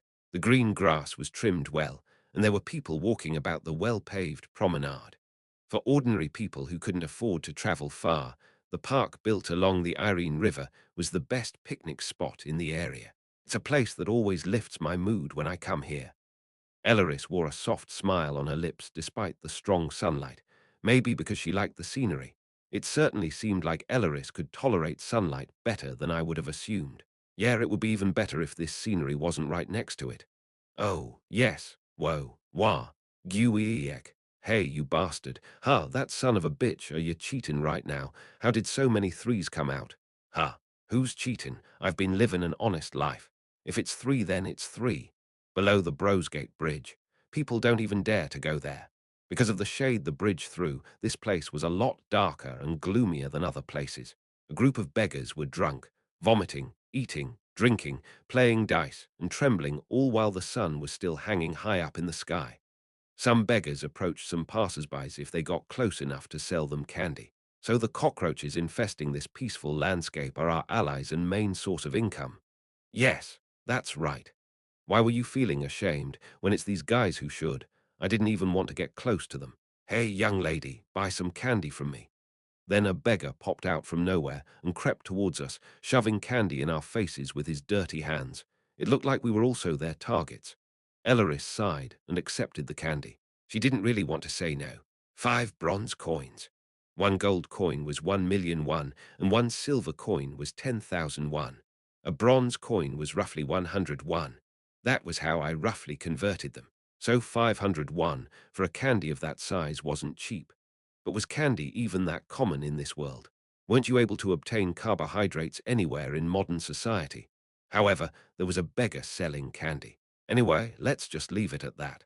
I'll lose if I continue thinking about that. Elleris seemed to be contemplating if she should give me that candy she bought for 5 bronze coins, maybe thinking I wouldn't eat it. It's too dirty for your highness to eat. After agonizing about it, Elleris shook her head. I'm not so picky about these things. I wasn't particularly craving candy, but I wasn't such a fussy eater. However, Elleris looked at me slightly surprised, as if she didn't expect me to say something like that. No, that jerk attribute of that former prince was quite something. Was that jerk born to be criticized or something? Will I end up receiving praise like, even though you're breathing, why aren't you causing any trouble today? To begin with, the restraint placed on my being reborn, as this jerk actually had some merit. If I were reincarnated into some rising star of the century with tremendous abilities, that would be a huge advantage. But if one didn't work hard, even for a single day, they will be questioned, saying things like one changed in a bad way. A bastard that gets complimented just by breathing versus a genius that gets scolded just by breathing. The former was overwhelmingly good. Being reincarnated into a person who had already been perceived as negative throughout the world would be great for pretending to be weak. If I were the former prince, would I have felt offended just by being approached by a beggar? Then, would you like to eat it? Sure. I peeled the wrapper off of the candy I got from Elleris and put it in my mouth. It just tasted sweet with no flavor. Did I like sweets? I remember you did. I don't like sweets, though. However, it seemed like being young had its advantages. The beggar who approached us was approaching others now. Most of the time, it felt more like people wanted to get rid of the beggar than honestly wanting to buy these candies. It was a disgusting sight, but I was told that that was how they funded their activities. No, I still didn't like looking at it. Chapter 17. There was a good reason behind why we chose this place to meet up. Count Pontius had servants who had no idea that he was a demon. There were also influential people coming to his mansion, as he was a noble. Elleris' shop and its second story were a little too small for the four of us. The base of Irene's wild dog was a place avoided by all and swarming with beggars. I was told there were also quite the number of secret spaces. Elleris passed through the mess of beggars affected by hallucination magic. Even while we were passing right by the beggars, they didn't notice our presence. There was a dark tunnel right under the bridge. This place seemed to be their real base. I was told that it originally served as a type of drainage channel that would lead the city's rain water to Irene when it rained. As this place wasn't really visited by people, it also served as Irene's wild dog's hideout when they turn into a lycanthrope. There were beggars lying around and sleeping inside. There were blankets, mops, and roughly built shacks. It really was a beggar colony. As we went even deeper inside, eventually even the shacks disappeared from our sight. As we entered the endless sewers, we saw a small light in the distance. Someone was sitting in front of a lit bonfire. Even though they were just the leader of some beggars, they still were a king in a way. However, they didn't seem like they had anything special around him. They were just like a dog basking in the fire's warmth. There was a person wearing a ripped shirt and tattered trousers, with thick grey hair on their head tied in random ways. Irene's wild dog. You're here, my lord. Come to think of it, I was never told that the dog was a man. The king of beggars, Irene's wild dog, the leader of a gang. Loa greets His Highness the Prince. She knelt down in front of me as soon as she saw me. That wild dog's real name was Loya, and as far as I knew, she was a wolf-type lycanthrope. Yes, nice to see you, although it's in a place like this. We were inside Guardium, but here we were meeting up in the sewers. Is Sarkagar still over there? Loya nodded at Elleris' words. All the nobles must be busy. There's going to be a victory celebration and stuff. He'll be here soon, though. This is a lot more important to us. Elleris was a pacifist. However, she was still surprised that I was still alive. Laura, on the other hand, didn't really have any big reaction. How should I put it? It felt like she didn't really care much about all this. Lawyer, I'm telling you in advance, but he lost all his memories, except for who he was. He doesn't remember almost anything. At those words, Lawyer stared at me. For real? Well, yeah, It somehow turned out like that. Her gaze was a bit uncomfortable. I'm glad to hear that. You're happy about that? Yeah, because you tell me stuff like I should lie down with my stomach exposed, saying that dogs should behave like dogs. I did. Yeah. You'd even put me on a leash sometimes. Ha! Laura opened her mouth as she thought about those times. Oh no, you're telling me I treated lycanthropes like some sorts of pets. Elleris' mouth twitched as she was smiling half-heartedly. Lo, Laura, as far as I can remember, you kind of like that. When did I ever? Laura's face turned red. What the hell were you talking about? Did I really treat a lycanthrope who changes into a wolf every full moon as a common dog? Was she like my pet or something? That. I can't really remember, but I'm sorry. Well, it's fine. Your expression didn't look fine at all, though. If I were in her shoes, I would have really hated being treated like that. Come to think of it, I was told she volunteered for this spy mission, even though she was a lycanthrope. Could it be she was forced to volunteer to get away from me? Come to think of it, that was pretty plausible. I managed to somehow escape and come here alive, but could I trust her? Well, I can't erase my past actions, but I'm Sorry. Let's try to get along from now on. I reached out my hand to her, showing her that I meant no harm. Pat, I meant to shake her hand. However, she just put her hand on mine. She didn't grasp it. She just put her hand on top of mine. As soon as she realized what she did, Loya was startled and then lowered her hand to hold mine. Wasn't that? Did she just do give paw? Give paw. Pat, the moment I put out my palm, Loya put her hand on my hand. She did it without realizing it and immediately pulled it back. Why, Your Highness, why am I doing that? Lola said so in cold sweat. The speechless Elleris also added some words. It's like the body is reacting on its own without the head telling it to. Oh no. Your Highness, how about you try telling her to lie down and show you her stomach? Hey, she going to flip over. Try it. And no, why would I do that?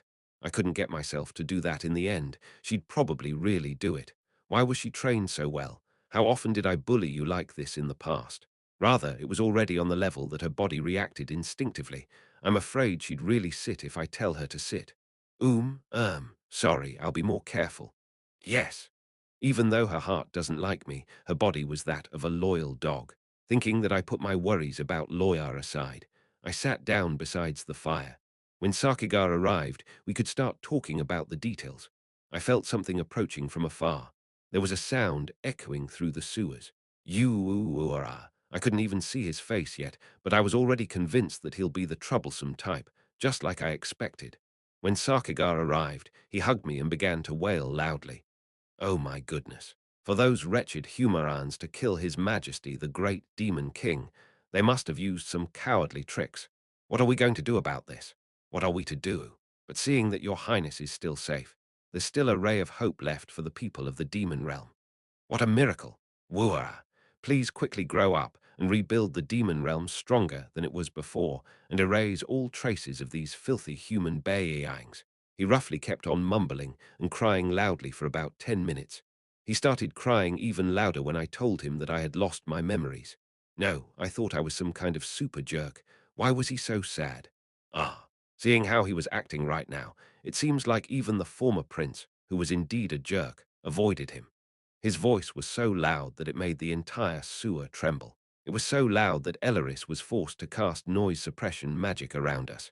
Q-huck, sniff, buhuhuck.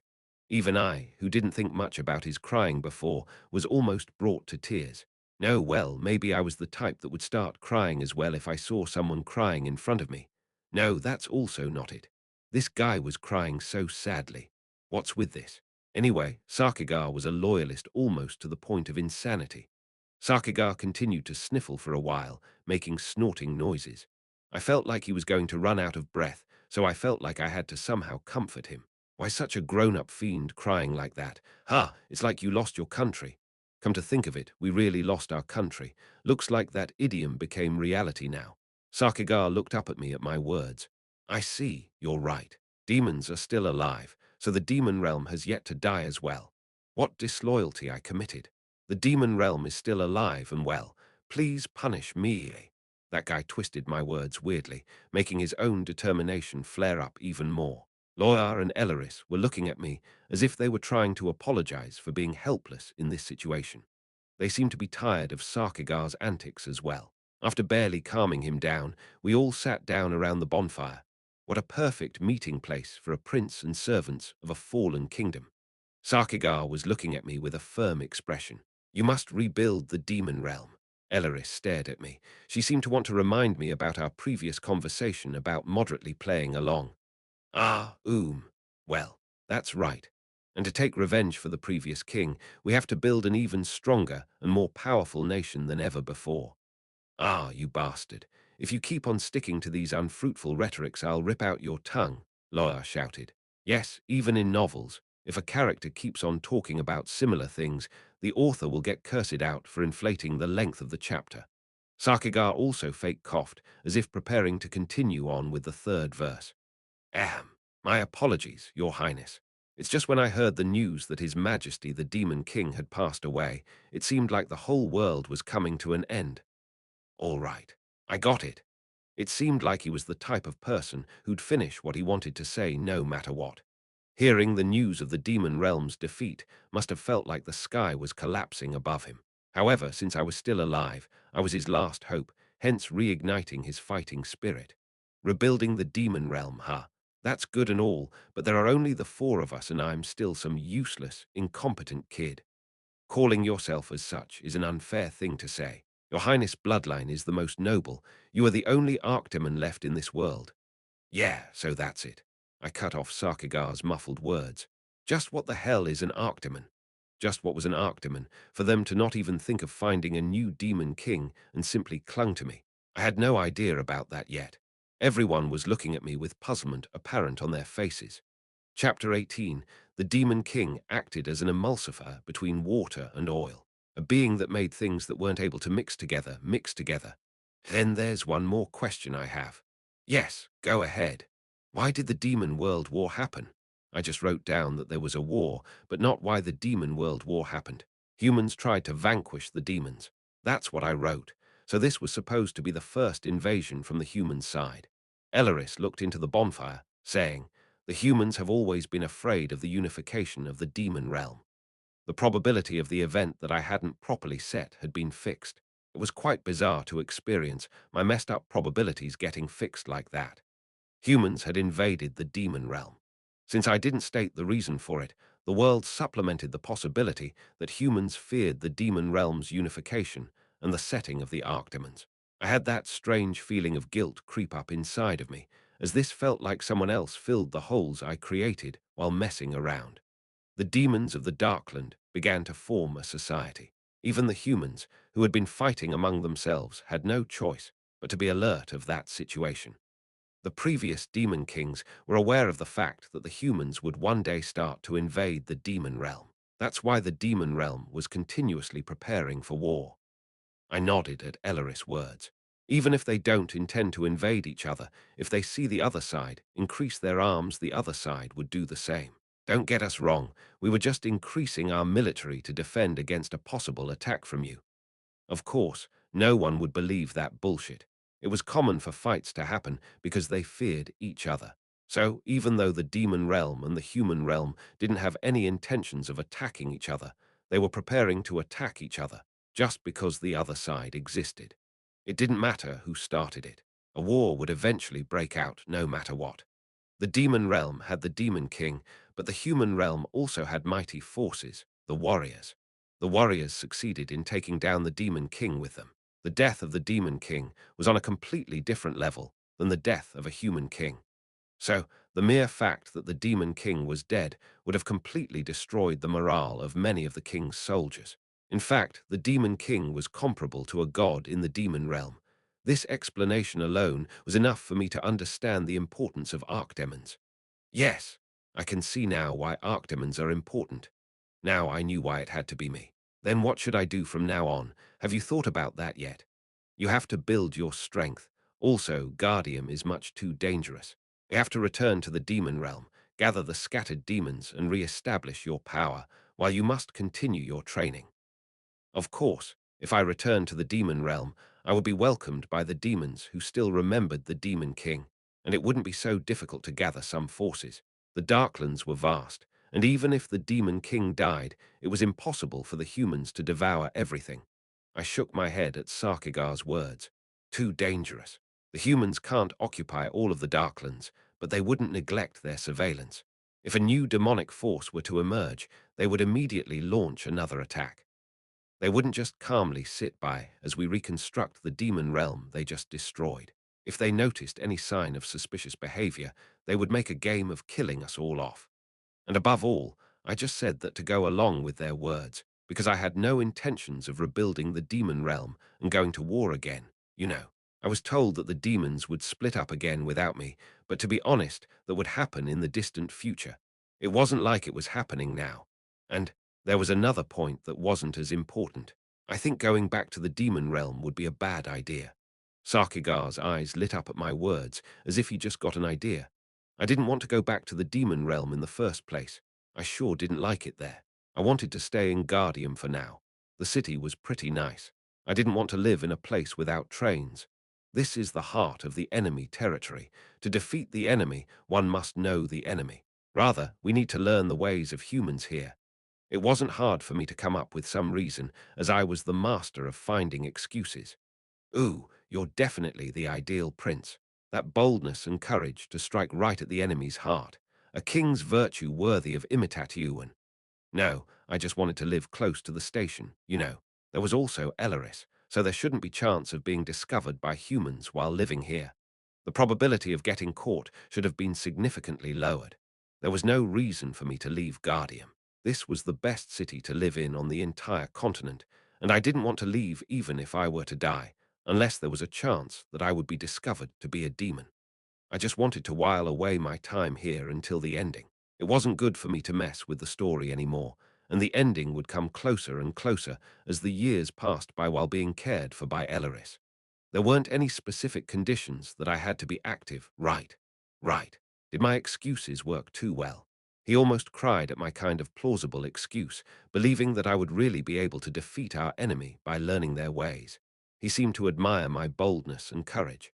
Your Highness, if that's what you've been thinking, then I have an even better idea. A better idea? No, I don't know what it is, but I'm 100% sure it wouldn't be any good for me. Only by knowing the human's way will we be able to bring them down. I admire your wisdom.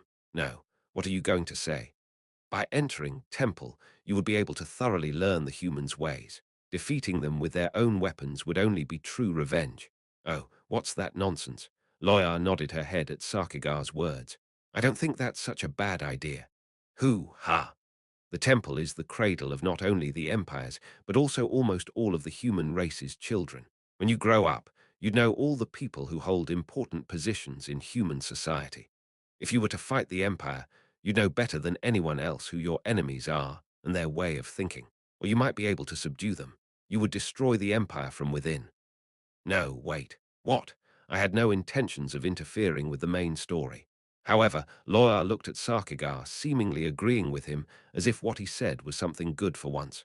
Sarkigar added, additionally, Temple is currently nurturing young talents with great power. They aim to nurture talents like the warrior Artorius. I'm certain it would be of great help to us, knowing what sprouts they are raising, and we might be able to remove the two dangerous talents at their roots before they grow.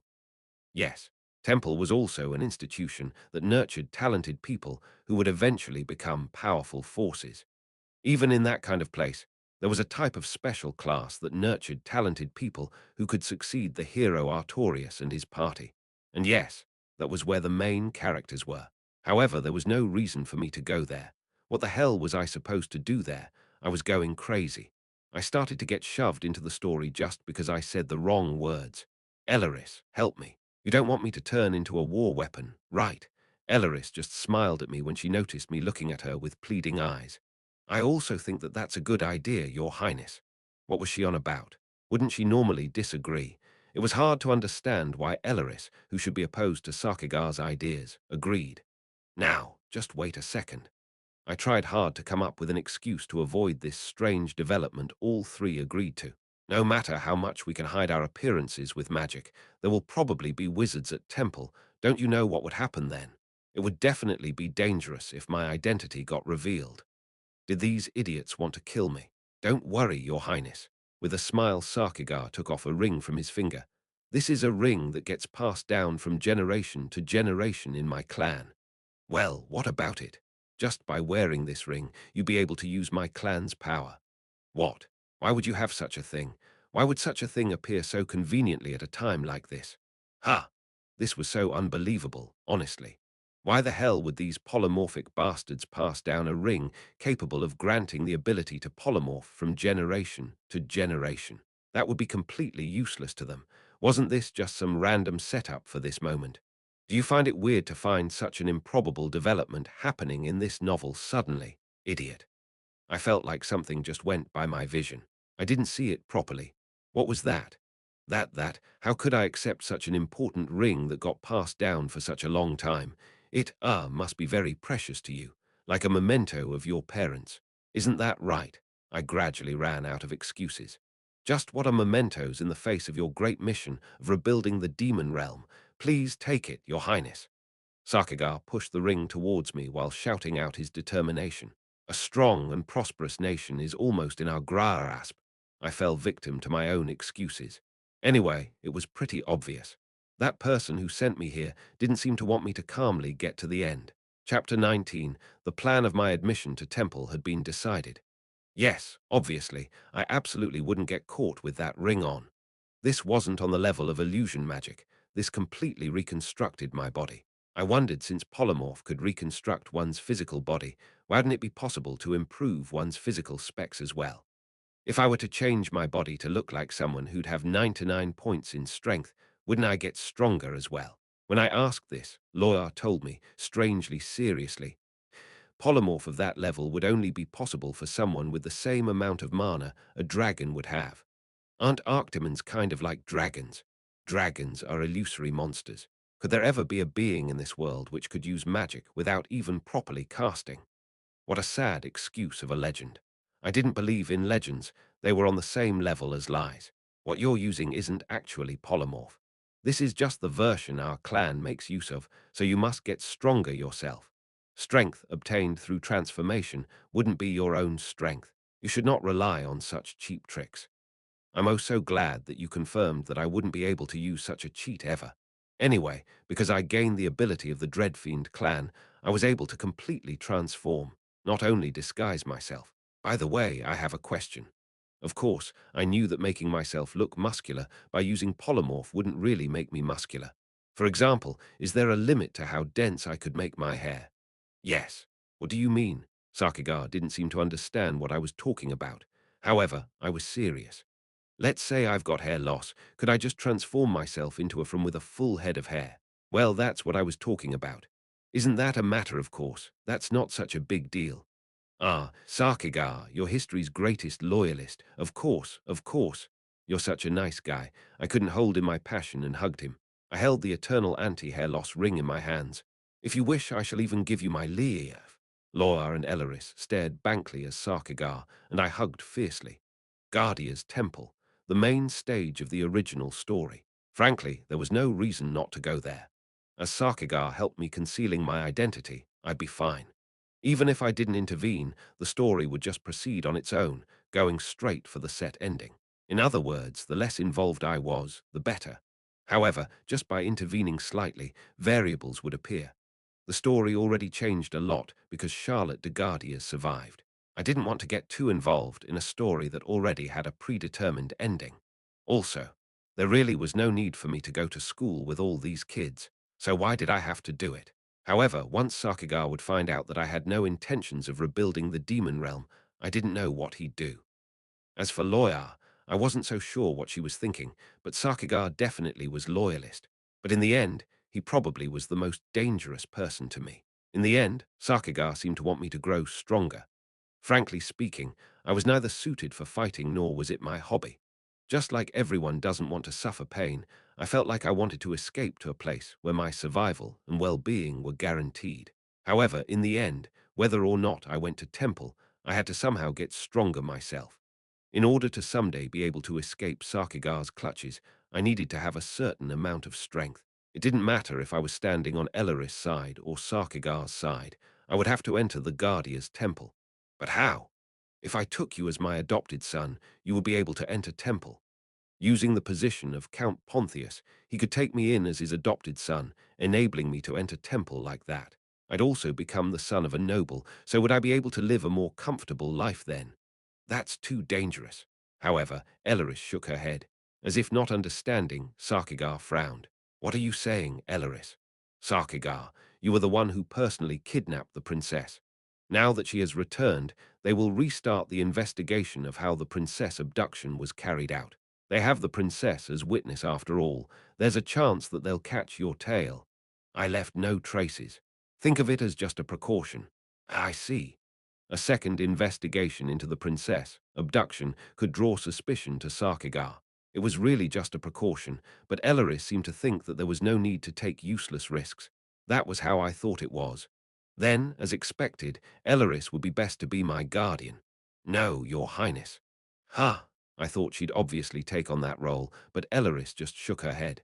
I am a vampire. If it's discovered that I'm a vampire, I'm sure your highness of whom I was taking care of would also fall under suspicion. I'm always careful with everything I do, but we don't know what'll happen. Although Elleris was well integrated into human society, she always kept the possibility of being discovered to be a vampire in mind. What? How could I get into temple if neither Sarkigar nor Elleris are able to be my guardians? Why can't you? Elleris pointed at the last person present as if it was obvious. What? Me? What? You want the beggar king to be my guardian? What the hell was this nonsense? Both I and Loyar were dumbfounded, but Elleris shook her head.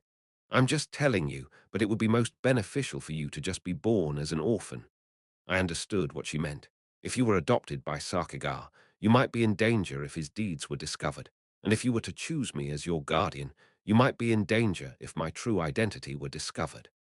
I know what you mean. Even if I'm caught, my gang members don't know that I'm a lycanthrope, so he could just say that he didn't know. That's it, right? Yeah. The members of Loyar's pack didn't know that she was a lycanthrope, so even if Loyar were to be discovered, even if they were questioned, most of them wouldn't know a thing. There were a lot of members after all. In addition, there was a high possibility that I would not be connected to my collaborators even if they were discovered if I entered Temple as an orphan with no ties. Yeah, Elleris was right. So, you want me to live here from now on? I can't believe your highness has to live in such a filthy place. That's just unreasonably. Did you just call my place filthy? Are you trying to insult me? A fire blazed in Loar's eyes. You want to let me know how it feels like to buy some bread from your own money starting today? Ha! No, I didn't mean it like that. Though there's just a bit of. I mean, see. Ain't that a little too much, huh? Hey, if I'm gonna sponsor such a great VIP, do ya have any idea what the fuck my kids are supposed to do? Loa was their financier, so she actually had the greatest say here. Loa threatened Sarkigar with overwhelming force, and Sarkigar's face turned completely blue as soon as he heard that she would stop giving him money. Elleris sighed watching those two fight. You don't have to live here. If you enter Temple, you'll be able to live in the dormitories. You just need to spend a few days here. She gave me a kind of look that seemed to say, how could I let you live in such a dirty place? Well, I didn't really mean to become something as grandiose as a noble son, but when I went to school, won't the other kids make fun of me for being a beggar? Mentally, I was over 30, but no matter how old I'm on the inside. No, I was just saying if these little punks find out that I made my living by begging at my age, won't they hit me or something? Still, I couldn't come up with a safer idea than Elleris' suggestion. Just a few days, a few days. I have to live a few days in this place. When I asked her if I had to stay a few days here, Elleris told me that I had to. I was an orphan and didn't even have a proper identity. It seemed that in order to obtain a new identity, I had to somehow prove that I'm an orphan, and to prove that, I had to get the testimony of Loyar's group. I couldn't believe I had to acquire a new identity through the beggar's guarantees. What's with this? There are many of my little brothers who don't really exist on paper, so I know what to do, because some of the guys do end up needing an ID. It was natural for her to call them little brothers, as she's the head of this organization, so to speak, but it still was strange hearing it come out of her mouth. I couldn't believe a lycanthrope being brothers with humans. Was this a live-action version of Tiger Brother? So would this wild dog also become my brother? No, rather my sister. Sarkigar's words angered Loya, but she seemed to think that staying in this environment for a long time would be a bad thing for me as well. Elleris will come up with the right excuse, so we can just do it like that. Laura seemed carefree. Elleris contemplated how she should get me out of here as soon as possible and admit me to Temple. Sarkigar and Elleris went back, leaving me and Loyar behind. I had already been told what to do. Loyar told me not to worry as no one would touch me anyway, but that wasn't really the problem. There's nothing that can be solved easily. I don't really want to go to Temple, but now I had to go while wearing an identity given to me by a beggars group. This made me want to go even less. But what could I do? This was the safest way. Loa dragged me out of the deep parts of the sewers and took me to the shantytown. Whistle. As Loa whistled, all the beggars that were scattered all over the place slowly started to gather in one place. Everyone was limping, but they seemed to listen well. This must have been the dark side of Guardium. Big sis, what's with that kid? If it were Elleris or Sarkigar, they would have been furious at his words, but Loyar didn't show much of a reaction. She wasn't loyal in mind, but very loyal in body. She was that kind of bizarre being. He's a new member. He's called Reinhardt. This was a new name, not my real name, which was Valia. Reinhardt. No, I mean Valia wasn't actually my real name either, right? Anyway, it was an alias, nothing more. Sarkigar suggested it. He told me I should choose another name, not Valia, as my alias, so he asked me for my opinion. Ooh, I had some in mind. Grom Hellscream. Hellscream. Isn't that name just too creepy? The first suggestion got cut down by Elaris. Then Lick King. What perfection! What a fitting name for a great demon king. If it's Your Highness, you would certainly far surpass the magical capabilities of a lick. Your Highness, your real name would be much more inconspicuous compared to that. Sakagar agreed to it, but Loa refused. She said something like, if you'll choose such an ugly name, you'd be better off just using your real name. Well, this name was the equivalent of Kim Eam Doom in Korean. Then Thrall. Your Highness, we can't possibly use a weird joke like that. Elaris quite seriously thought Thrall was a pun on damn it. Don't you know the Warcraft series? Eventually, after arguing for a long time, we were able to decide on something. How about Reinhardt? Oddly enough, it's a very main character-like name, but I think it's a better name than Hellscream. It wouldn't hurt to add a few more syllables. A king's name can't be too simple. If it's even longer than that, it would be a pain to say. I also don't want to be mistaken as a noble or something. That's how it got decided. It wasn't particularly flashy, nor was it something weird. It was just a name. Chapter 20 at Loyar's announcement, a sloppy but strong-looking guy, who probably was the second in command here, chimed in. Big sis, where should we put I am? Oh, don't make him do anything. Loyar shook her head. I'm gonna send him to temple. At those words, the beggars made rather strange expressions. Did you eat something wrong? Ha! One of the beggars who said something along those lines slightly shrank back when Loya raised one of her eyebrows as if they were talking bullshit. No, why did you suddenly accept this kid when you stubbornly refused to let any in before, cause they done even know anything? And temple. There certainly weren't any children my age in Loya's beggar group. Teenagers who derailed and ran away from home definitely were as hard to control as rabid dogs. So it was quite natural that they asked something like that. Laura shook her head. This guy's our future. It felt weird suddenly becoming a bunch of beggars' future. Maybe I've actually become the future of these guys to a certain extent. Everyone's expressions showed more and more confusion. Laura looked at the beggars, who were thoroughly dumbfounded, and placed her hands on her hips. The king of beggars began her speech. As you all know, we have nothing and we don't know anything. Ain't that right? Some of you keep talking about the good old times where y'all were great, but look at you now. Left to rot in some gutter. That's why we got together like this, so that the ones who don't exist can also live their lives. But how long do ya plan to live like that? I don't care if it just were me, but you guys don't want to live like this, right? You want to get out of this life, right? But it's too late for us to learn anything new, so through our power, our money, yes, using our capital, we will nurture talented people who'd be responsible for this gang's future. Thinking what she said was quite plausible, Loa seemed content. Somehow, this is the first time I've witnessed such charisma in any of my lives. I instructed Loa to briefly explain this as a strategy to nurture talent for the future of the gang, and to first heavily focus their capital into one talent with the goal of optimizing the situation of all the beggars here. One of the beggars tilted their head at Loya's proud declaration. Big sis, I done think sending some guys to temple would suddenly make us sleep on feather cushions, though. A valid concern. Of course, Elaris and I came up with a lot of excuses to deal with this situation. If I say it's like that, then it is like that. You bastards. However, Laura just shouted at them, not tolerating any protests.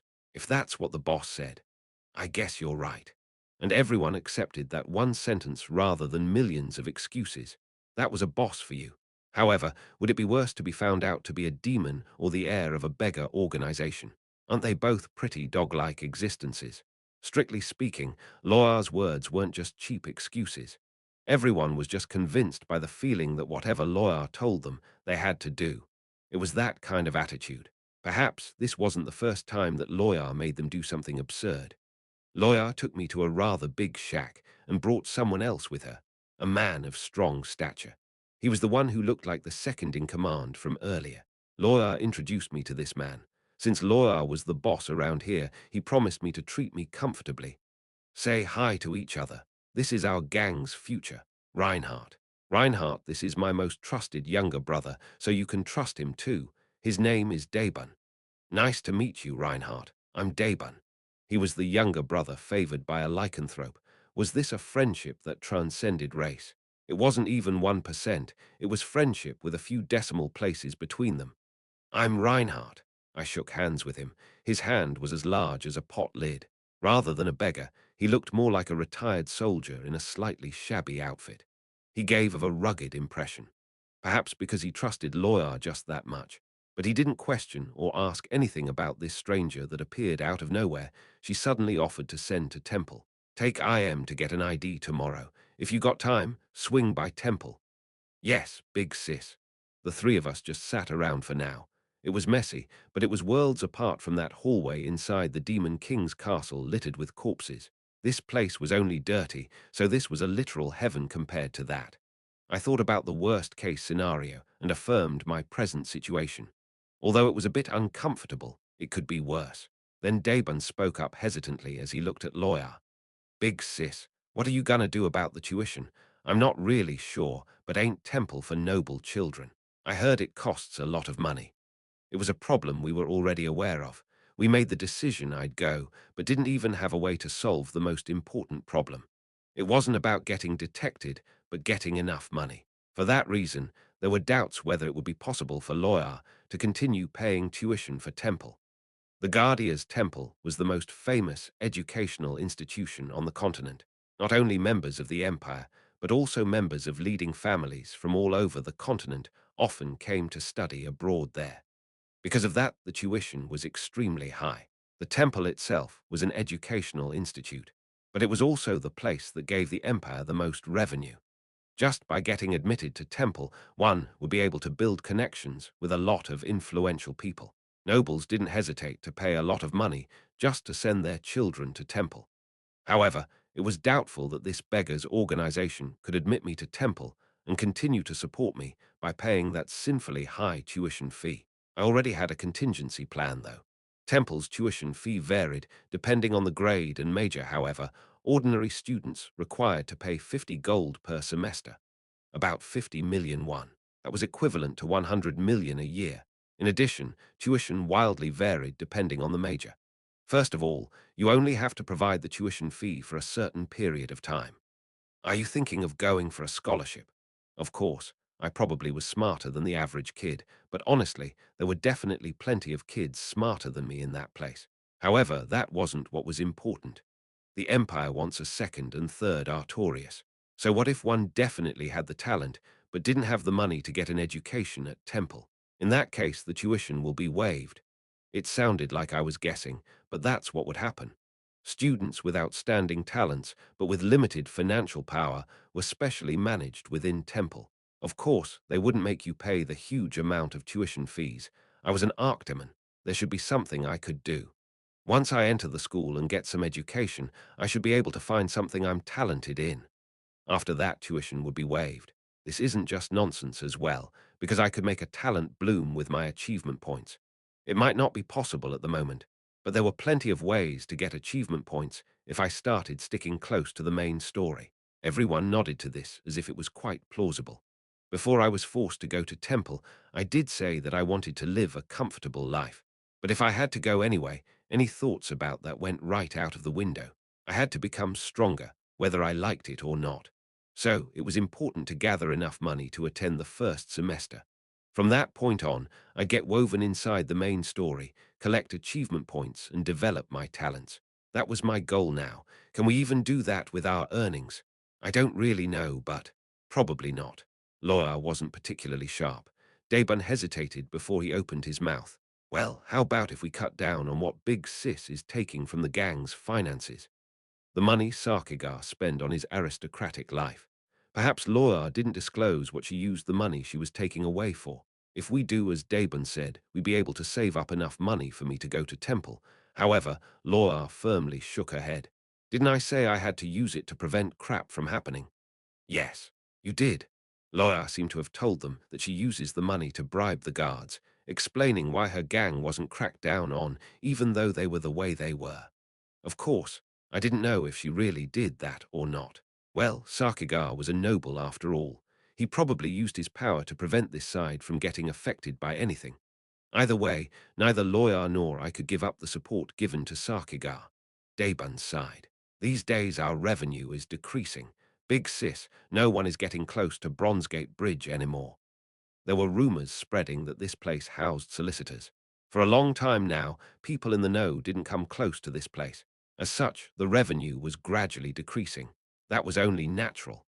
This is a serious problem. It seemed like Laura only realized at that moment that things weren't going as planned. Then she glanced at me as if telling me to do something. Yes, I was waiting for my turn to speak. How about we think about this a bit differently? Ha, differently. Daybun furrowed his brows as if what I said was strange. No, these people just didn't have enough sense to improve themselves. The answer was actually quite simple. If the customers are avoiding us, we just have to find them ourselves. That was only natural. If one didn't have customers, one had to find some.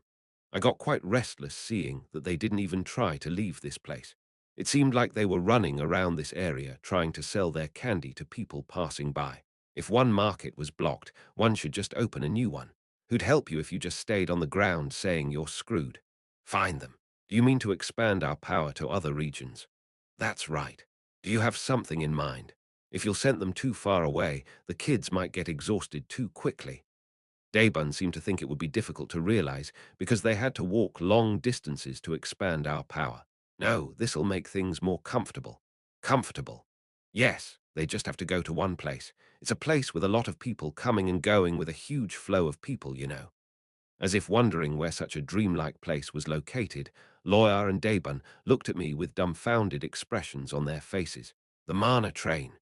That place had the largest flow of people in the whole capital. They'd evolved from simple solicitors to subway vendors. Both Daybun and Loya were astonished by my idea that could be called revolutionary. That was it. That was how things should be done. Chapter 21. Daybun continued to admire me, saying that he didn't know how he couldn't think of selling things in a place like that, and Loya also seemed to think that that would be a good idea. I've only been on that train once, but it didn't seem like there were any guards positioned on it yet.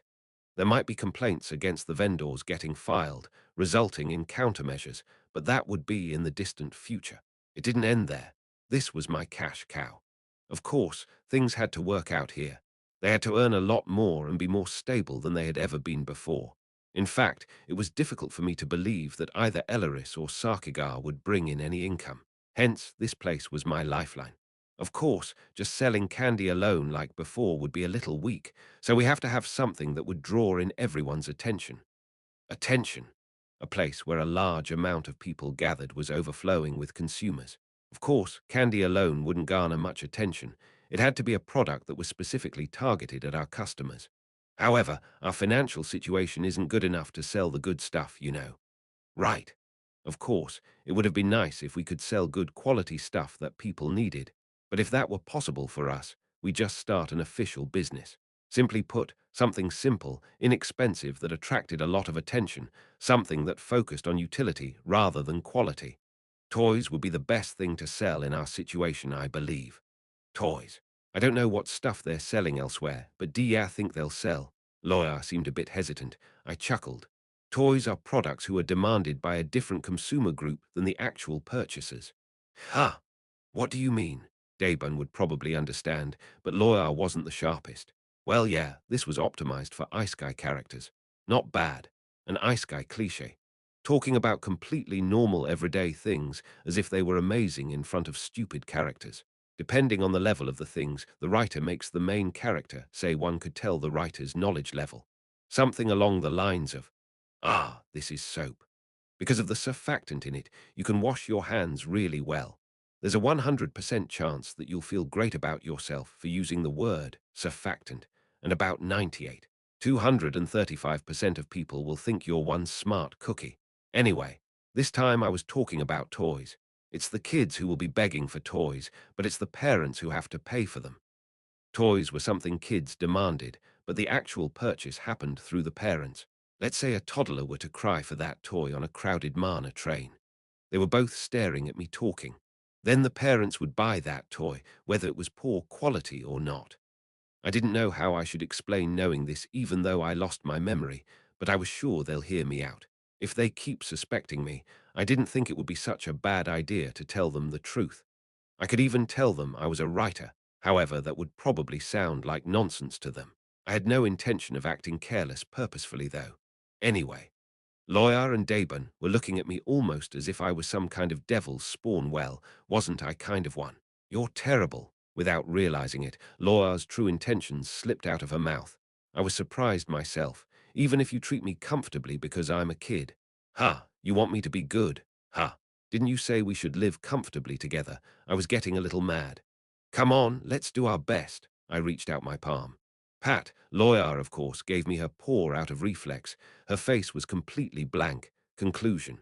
I didn't have any more plausible bullshit, but toys in stock. There were many other conditions I added. For starters, they needed some neat clothes and a sales book to keep track of the articles they sold. Like that they wouldn't be shunned, at least. They would at first do it like they did so far, but I've been trying to urge them to become more customer-friendly in the future. We also had to think about our products, though. Daban was very impressed with the measures I had taken. He told me that he now understood why his big sis wanted to send me to Temple. He even generously praised me, saying that I deserve being their gang's brain. He even mentioned that it would be great if I received advanced education there. With just a few words, his attitude changed, as if he just received $1,000 instead of having to pay off a debt of $1,000. I joined amidst the group to get to know them a bit better at least. To be honest, it felt pretty uncomfortable, but I couldn't avoid them anyway. It seemed like Laura usually doesn't do anything but sleep. She apparently did make an appearance when it was time to punch someone. I heard that Daban praised that guy. Although Loya acted as the boss, it seemed like it was actually Daban's role to manage the organization. Loya said she'd send me to Temple, and Daban didn't hold back with his compliments, claiming that I wasn't an ordinary person. So the other members seemed to be looking upon me quite favorably, albeit still a bit skeptical. Hey, have a drink. They offered alcohol to me without hesitation. Although one could see I was a minor at first glance, it seemed like they didn't care about that. Hey, all of this. I, who was in my 30s, also wanted to have a taste, but I was rather surprised. Hey, what are you giving alcohol to some kid? There were some who said things like that, but I just giggled slightly and downed the drink in one go before they could dissuade me. Whoa, awesome. Everyone burst into laughter seeing me do this. It's a little bitter, but who cares? Alcohol is alcohol and water is water, so it wouldn't matter anyway. The old man who poured me the drink chuckled. His breath didn't smell that good, but it didn't really matter. That young and already knows how to drink. Ha, is there a life without alcohol? Well said. This is it. Oh, we can become great friends. I've been getting drunk ever since I was your age. Now look at me. Ha ha ha, then let's get drunk again today. Let's goo-woo, let's goo-woo. Let's drink. Here we goo-woo. Without them, I probably wouldn't be able to live, so I couldn't be picky and ungrateful. I drank vigorously with the beggars until far into the night. Surprisingly, these gents knew how to drink the right way. No, well, I actually was an old man, so of course I couldn't help but match these old men's pace. They asked me this and that, and I wasn't that drunk, so I answered them as I planned. But how did you get here? I don't even remember anymore when I was abandoned. I was just drifting from place to place. Too young to remember when I was abandoned, Laura found me while I was wandering around the streets, so she took me in. My origins were unknown. Everyone patted me on the shoulder, saying that I must have had a hard time while still being so young. I was also told that I should go to Temple and become a great man. Don't be like us, they said. They gave me some advice that almost brought me to tears. By the way, what's the name of this gang? It seemed that Loya was called by the nickname Irene's wild dog, and she repeatedly called this organization a gang. Didn't they have another name for it? What the hell, the name can't just be gang, right? Oh, yeah, there's a big intersection up there. Intersection, what did that have to do with anything? What, does the newcomer not even know what this gang's name is? One of the middle-aged men burst into laughter. Rotary Gang, Jude, remember that? Ah, after seeing this drunken chaos in the middle of the night, Lawyer got mad, saying, "What gave you the idea to make a kid drink alcohol?" It felt like I got drunk, and my elder sister dragged me away to scold me. I actually did get nagged, but it was very different from my old days. Did the former prince not drink before? Still, probably because I played around with the others at what felt like a welcome party, Everyone seemed to see me as a very nice guy. The next day, I made it my goal to somehow sort out the situation of the Rotary gang. Even though they were on my side, I didn't make the mistake of thinking that I knew everything about them. The reason I drank with them yesterday was obviously because I wanted to get to know the Rotary gang as well as its members as much as possible. The Rotary gang had about 200 members. That's quite the number. I didn't know what the exact income of the solicitors was, but if it was enough to support the everyday life of a nobleman, then one could assume that it was quite high. However, not only were they able to support a nobleman, but they were also able to cover food costs and received compensation money, you know. Just how many candies did they have to sell a day for that to be possible? Even if every single one of them sold one candy worth 5 bronze coins every day, which would just amount to 1,000 bronze coins and 10 silver coins, that would just be 100,000 won. Even if everyone sold 10 pieces each, it would just be 1,000,000 won. Moreover, not everyone is mobilized at once to sell candy. It seemed impossible to even maintain this group with just that. Of course, there were people who begged as well as those who solicited, but I didn't know if that would be enough to maintain such a huge group. The Rotary gang must have had a different source of income. There was no way that Sarkigar and Elleris didn't know about this. It appeared that they didn't tell me on purpose. Lawyer, Elleris and Sarkigar kept some secrets from me about the Rotary gang's source of income. I was wondering what was going on, so I asked Lawyer directly. Lawyer usually hung around the bonfire deep in the sewers, where no one ever set foot in, whiling away her time or sleeping. I believe you have a different source of income somewhere else, but just what is it? You don't need to know. Lawyer cut me off as if she didn't want to tell me. Okay, then just answer me one thing. Yeah. Are you hurting people? It's nothing like that, but sometimes that's what happens as a result of it. That was how Lawyer answered. It wasn't something that necessarily hurt people, but in some cases it might happen as a result of it. I heard that the gang has about 200 members. Yes, that's right. However, I believe there are only about 50 people living here. 50 was still a large number, but it certainly wasn't more than 200. This was an indirect question pertaining as to where the rest of the members were. Lawyer let out a short sigh. It's like she understood that I wouldn't back down so easily. I didn't tell you because I thought it would be better if you didn't know about these kinds of things. I had no intention of deceiving you. Yeah, it might be a little dangerous if I knew about it right. That's what you were thinking. Selling candies is just a disguise. Soliciting wasn't their main goal. We are supported by the Guardian Thieves Guild. Their main goal was collecting information that organization wanted when they wanted. That's how it was possible to maintain a group of this size, Laura added. So I was right about this being the fantasy version of the beggars sect. The Rotary Gang was the information-gathering organization the Guardian Thieves Guild outsourced. Even if beggars were driven out, they were rarely suspected. Then, at my question of whether my proposed change in soliciting method was meaningless then, Laura shook her head. We are inextricably linked to the Thieves Guild, but the more dependent we are on them, the more they will try to control us. If the gang can operate only with the gang's profit, that alone would be meaningful. In the end, the proposal I made yesterday meant a lot to Loyar and Daban. If the group couldn't maintain themselves without the support of the Thieves Guild, they would try to use the Rotary Gang more and more freely. However, if the Rotary Gang's own revenue grew, it could be freed from further interference from the Thieves Guild. I did notice that Daban was unusually excited, so that might have been the reason. It's complicated in many ways, but in the end, it was all about money. I could also understand now what she meant with that it could end up harming someone, as they didn't know what the Thieves Guild would do with their information. You don't need to know much about this. You can just go to Temple using the fact that you are from this side and forget about us. She told the gang members that I was their future. However, what she truly meant was that I should just focus on training myself at Temple. I didn't have a reason to care about the Rotary Gang's matters. Even if there were problems with the Rotary Gang, Elleris suggested that I should just cut ties with them after I got them to pay tuition for me, and I entered the school. If I developed some kind of talent, I would be exempted from paying tuition fees, and I would no longer have a need to be involved with the Rotary Gang. That was why Loyar, Elleris, and Sarkigar didn't tell me about the gang's secret source of income, which I didn't need to know about. If I've satisfied you now, go with Daybun. You need to make an ID. Aside from gathering the admission fees, I needed an identity first. Let's take a single step at a time. Shit. I had chosen a path when I was at the crossroads between just quietly waiting for the ending to pass and setting foot in the main story. I wanted to live comfortably, but in the end, I ended up having to join Temple. If it couldn't be helped, I would just have to do something about it, just like I did when I saved Charlotte the other day. After entering Temple, I had to clench my teeth. The future would change greatly depending on how strong I became. At that time, Sarkigar, Elleris, and Loya, they all would find out that the demon realm wasn't that important.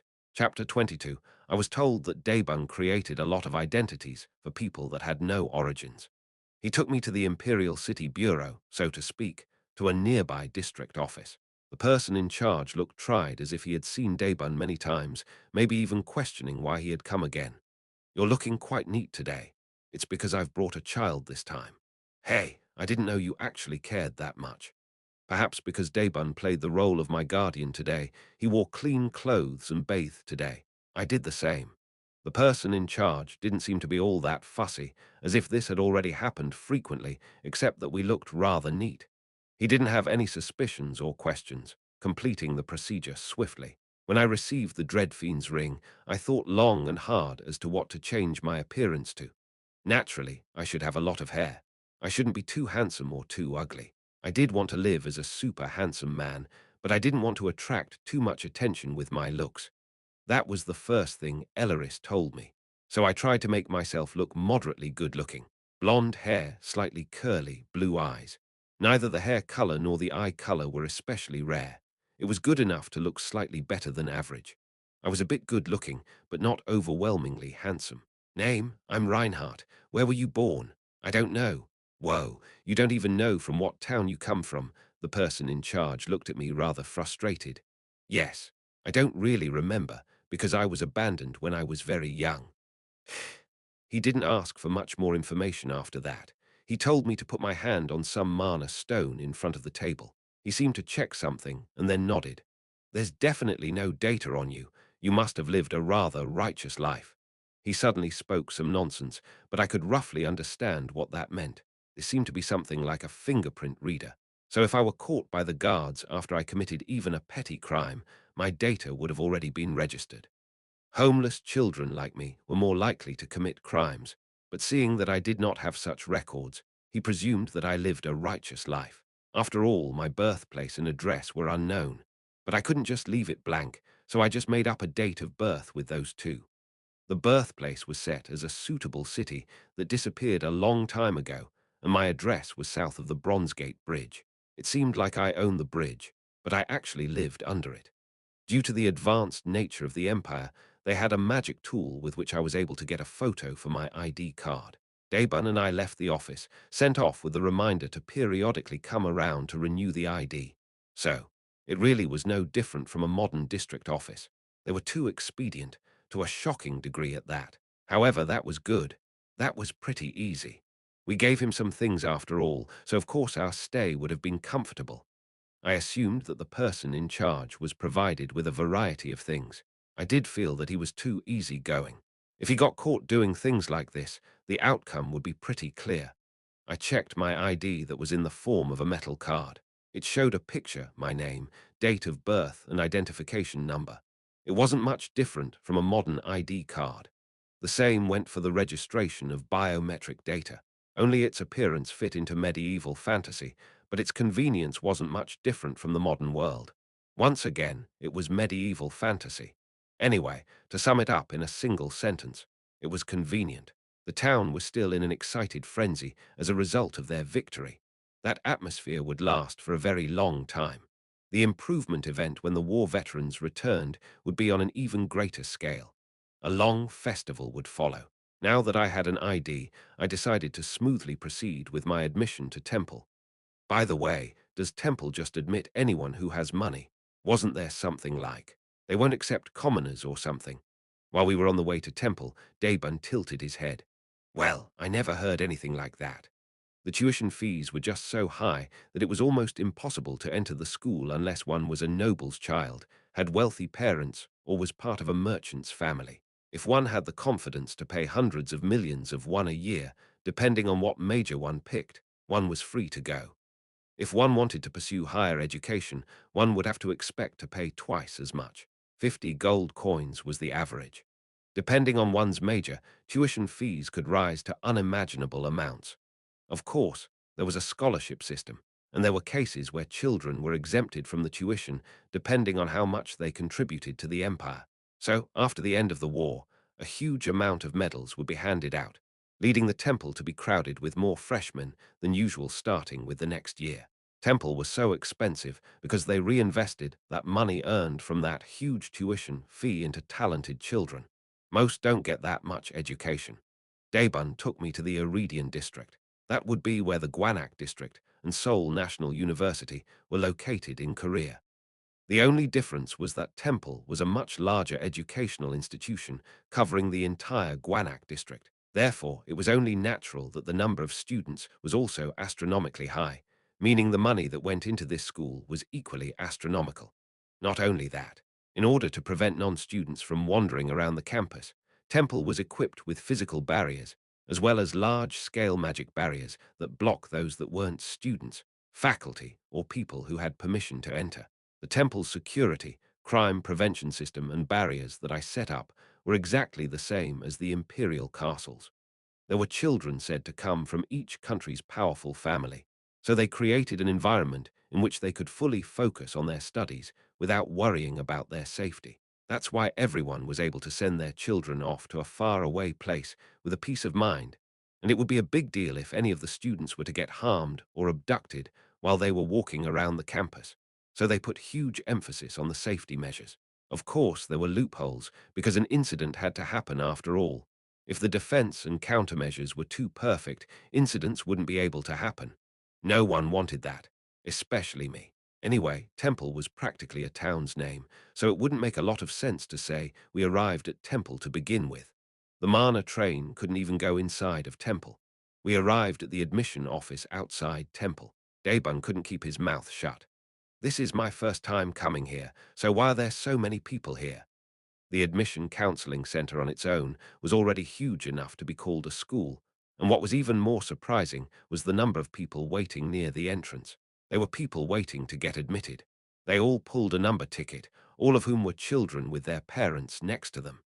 Daebun just couldn't understand that there were so many rich people out there trying to send their children to temple. I knew what this was about. Maybe that's what it is. What do you mean? Children with special talents can enter temple for free. That's what they're trying to confirm here. Will there even be cases like that? One could never know. I put it as if it was just a guess. However, it was actually the truth. Even though it was difficult for them to pay the tuition, there were some parents who thought their child had special powers or was a genius. Parents who couldn't afford to pay the school fees would come here with their children, counting on that possibility. Of course, most of them get sent back disappointed that there was no talent to be found, but they definitely did discover children with special talents, allowing them to enter the school. The probability was just very low.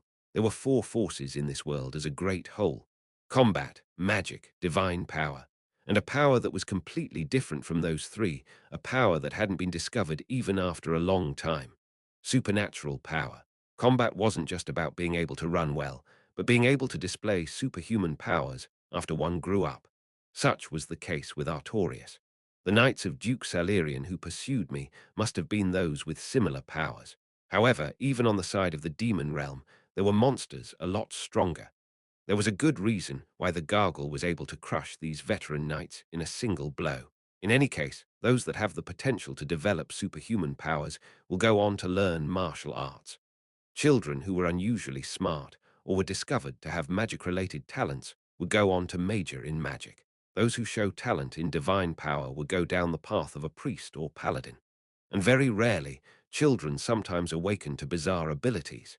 These powers, dubbed supernatural powers, had not yet been fully elucidated, because it wasn't an ability that could be learned and used like magic. Some people might not even be able to control them properly. That was why the Empire was taking special care towards these supernatural powers. They weren't used as resources in the Demon World War, but they could be very dangerous depending on the person. Depending on the level of danger, users with supernatural powers that were thought to be out of control would eventually be disposed of secretly. For children with supernatural powers, Temple served as an institution to socialize, as well as learn how to control and develop their abilities. Of course, most of the children gathered here would most likely fall under none of these four classes. Having talent was rare, really rare. By the way, with so many people here, will we even get our turn today? Daybun seemed to be thinking about a much more realistic problem. I was rather sure that if we were to line up, then we would have to wait for a really long time. Perhaps so long until they closed their doors, so we couldn't know if we would even be able to get in today. Of course, that was an unnecessary worry. We're here to apply for admission, not for consultation, right? We didn't come here to try for the free admission because we didn't have enough money or something. Ah, that's right. We proudly entered through the entrance to apply for admission, not into the admission cancellation office. Unlike the admission cancellation office, the place to apply for admission was quiet. Of course, there were people there, but the place they waited in was decorated very luxuriously. There were some parents who bawled their eyes out at the thought that they had to say goodbye to their children soon, perhaps because they came from afar, and some children who whined that they didn't want to go. No matter how good Temple was, you could always find people like that. What did they know? Just because they had to part with their parents. Aim, this is the window for admission applications. Seeing me and Daybun, who looked rather neat, but also rather penniless, the counter staff tried to gently guide us to the other side. You are. That's. Daybun froze by my side, perhaps because that was his first time coming to a place filled with enormously wealthy people. No, why would my guardian be scared, huh? I came here to pay the admission fee. On the contrary, when I spoke up calmly, the staff looked rather embarrassed. Chapter 23, the Admissions Counseling Center was practically crowded with people, but the admissions application office was quiet, and each student had a one-on-one meeting with a counselor to receive counseling. Said counselor said they came because we said we had the money to apply, but they looked at Daybun with a look of disbelief. This may sound rude, but may I tell you something in advance? Yes, go ahead. Daybun was completely frozen, so I just stepped up. The counselor continued with a slightly apologetic expression. There are some people who only pay tuition for one semester, those who wish to first enter the school. It was true that 50 gold was a huge amount of money, but if they liquidated everything you had, there may be some people who could afford it, so there were some people who only paid for one semester like this. Was this about that? Can you not do that? If we couldn't, wouldn't that mean my plans wouldn't go through? The counselor also spoke respectfully to me. Perhaps it became a habit after meeting so many children of high-ranking people. Of course, if you don't have the money to pay the tuition for this semester and the next, it's a rule to expel these people after a certain period of time, but... So, if I don't have the money for the next semester, I won't be able to register. Yes, in principle. However, there is no reason to sanction this just because of that, as not all the students admitted like that would end up this way. Sometimes, that is. What? Was there an additional setting or environment created by some probability that I didn't set up? The counselor hesitated to speak. They would first pay the tuition for just a single semester, and then, well, they would try to build up friendships with other more financially stable children during that semester. They then would ask them to pay the tuition for the next semester. There were quite a few like that. Oh, I seem to know what they were talking about. Children would whine to their parents that a close friend of theirs had to leave Temple because they lacked money. There were parents who would listen to them, but this is rather damaging towards Temple's image in many ways. Even if the tuition for Temple was pretty expensive, that was of little importance to those who were very wealthy. In Temple, where nobles, commoners, and royalty lived together, friendships transcending their social status sometimes occurred. Therefore, there were children who entered for one semester in the hopes of building such a connection, of course. It was mostly the parents that made them. Even if it wasn't just to make them pay their tuition fees, they calculated that it would be beneficial just to have an extremely wealthy friend. The children might make a fuss about their friends leaving, but the parents might just go complain to Temple why they would let beggars just casually wander around their grounds. I didn't even think of that when I set up Temple, but indeed, short-term admissions could be used like that. It's ridiculous, sad, and pathetic that I didn't think of that.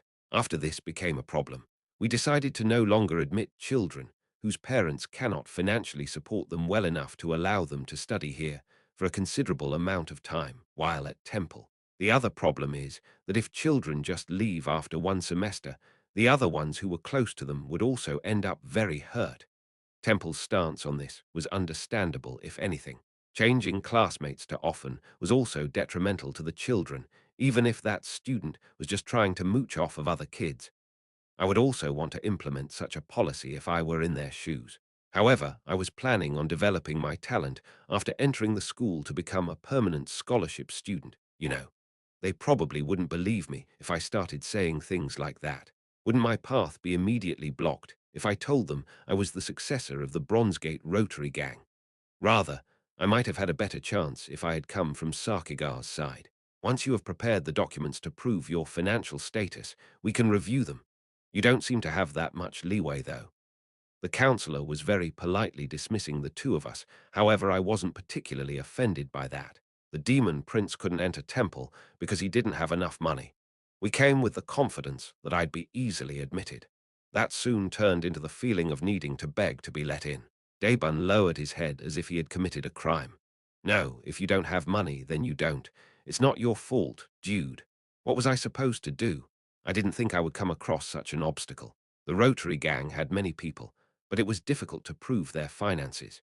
It may have been possible to borrow money through the Thieves' Guild, but that was just ridiculous, as that would rather prove that I had connections to a criminal organization. As expected, my only other option would be to change my appearance again, get another ID card, and enter as Sarkigar's adopted son. Sigh, there's nothing more I can do. Can't we do that inspection thing or something? When I was about to get up, Daybun said something out of the blue. An inspection? What inspection? If it's an inspection, Daybun had a desperate expression on his face. He might be a genius or have supernatural powers. Well, wouldn't that be possible? Does it cost money to do the inspection? No, what's wrong with this man? The counselor looked puzzled at Daybun's sudden outburst. Of course, we conduct inspections at the application consultation center, not at the admittance office. Inspections alone do not cost money. However, the chances of a child having a talent are rather slim. Most children don't have a single talent. What the counselor said was true. I didn't have any talent right now, so there was no hope for the thing Daybun suggested with such a desperate expression. Hey, let's just get out of here, Daybun. Well, we wouldn't know about that if we didn't try. How long does it take to get tested? Does it take long? Ah, it doesn't take that long. You just have to touch the physical scanner. But you shouldn't do this here in the admittance office. The counselor seemed troubled by Daybun's sudden obstinate attitude. They looked between me and Daybun and eventually sighed slightly. Okay, since you came all the way here already. The counselor rummaged through one of the counseling rooms and took out a magic tool, saying, "It won't take that long." A physical scanner, so to speak, was this world's talent and status meter. They determined one's current ability and potential talent with these things. This was the staple among convenient settings. If I didn't add something like that, wouldn't that have been too difficult? I would have had to describe it a lot more, and vague at that, so there was a need for a state window. Like that, one could immediately determine how strong a character was. Stat windows would quantify strength in numbers. Without it, I would have had to describe the strength through events. I would have to explain it like, before I did this and that, and I just couldn't do it, but now I feel like I got stronger. That was just too annoying and difficult. Attack power increased by 1,000.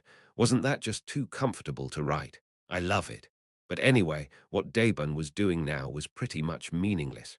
I don't think this will be worth it, Daybun. If you got nothing to lose by doing this, then just do it.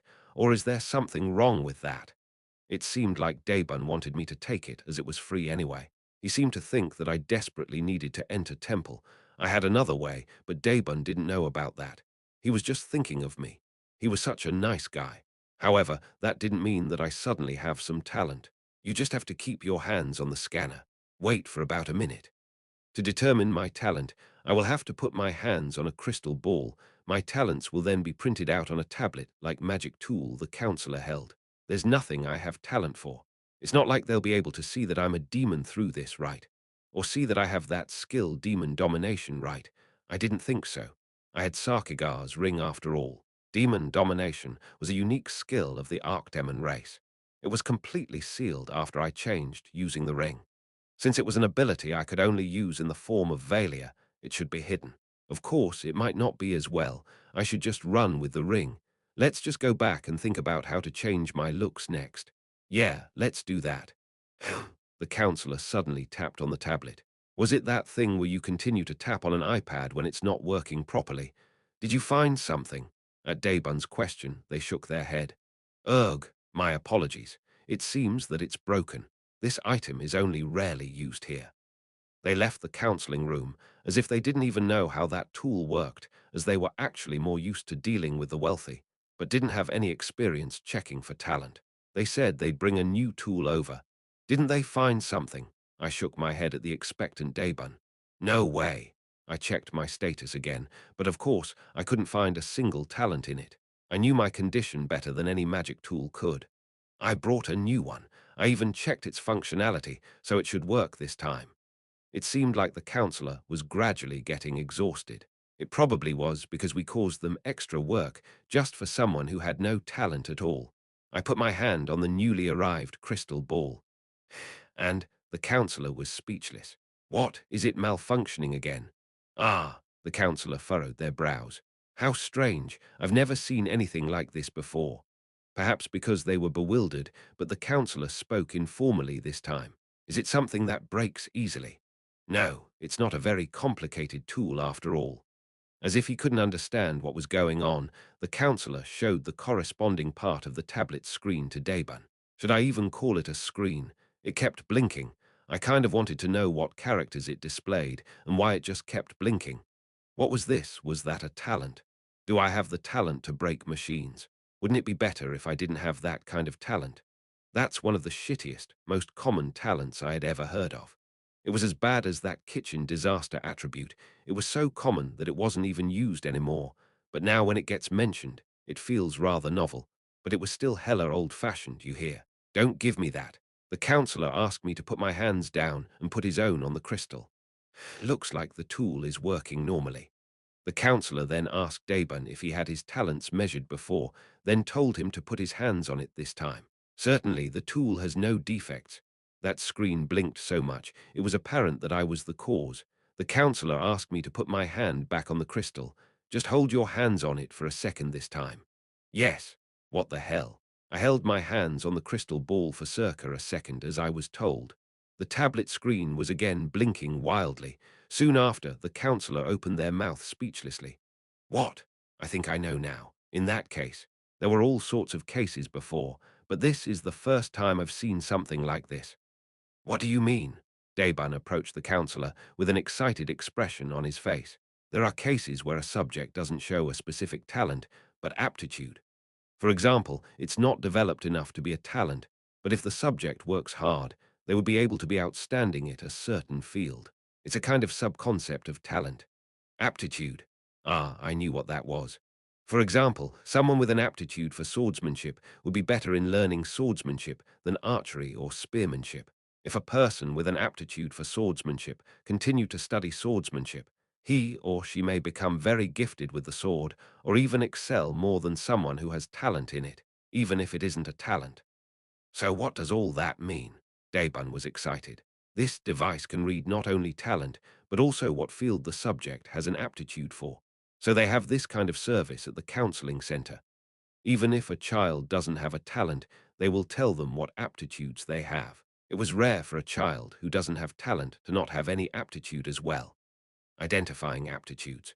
There were people who came from far away to receive counseling for the temple admission, so even if the child wasn't a genius, they will tell them what route would fit the child best. Your child has no talent. However, since he has aptitudes in these and other areas, please make him study this and this.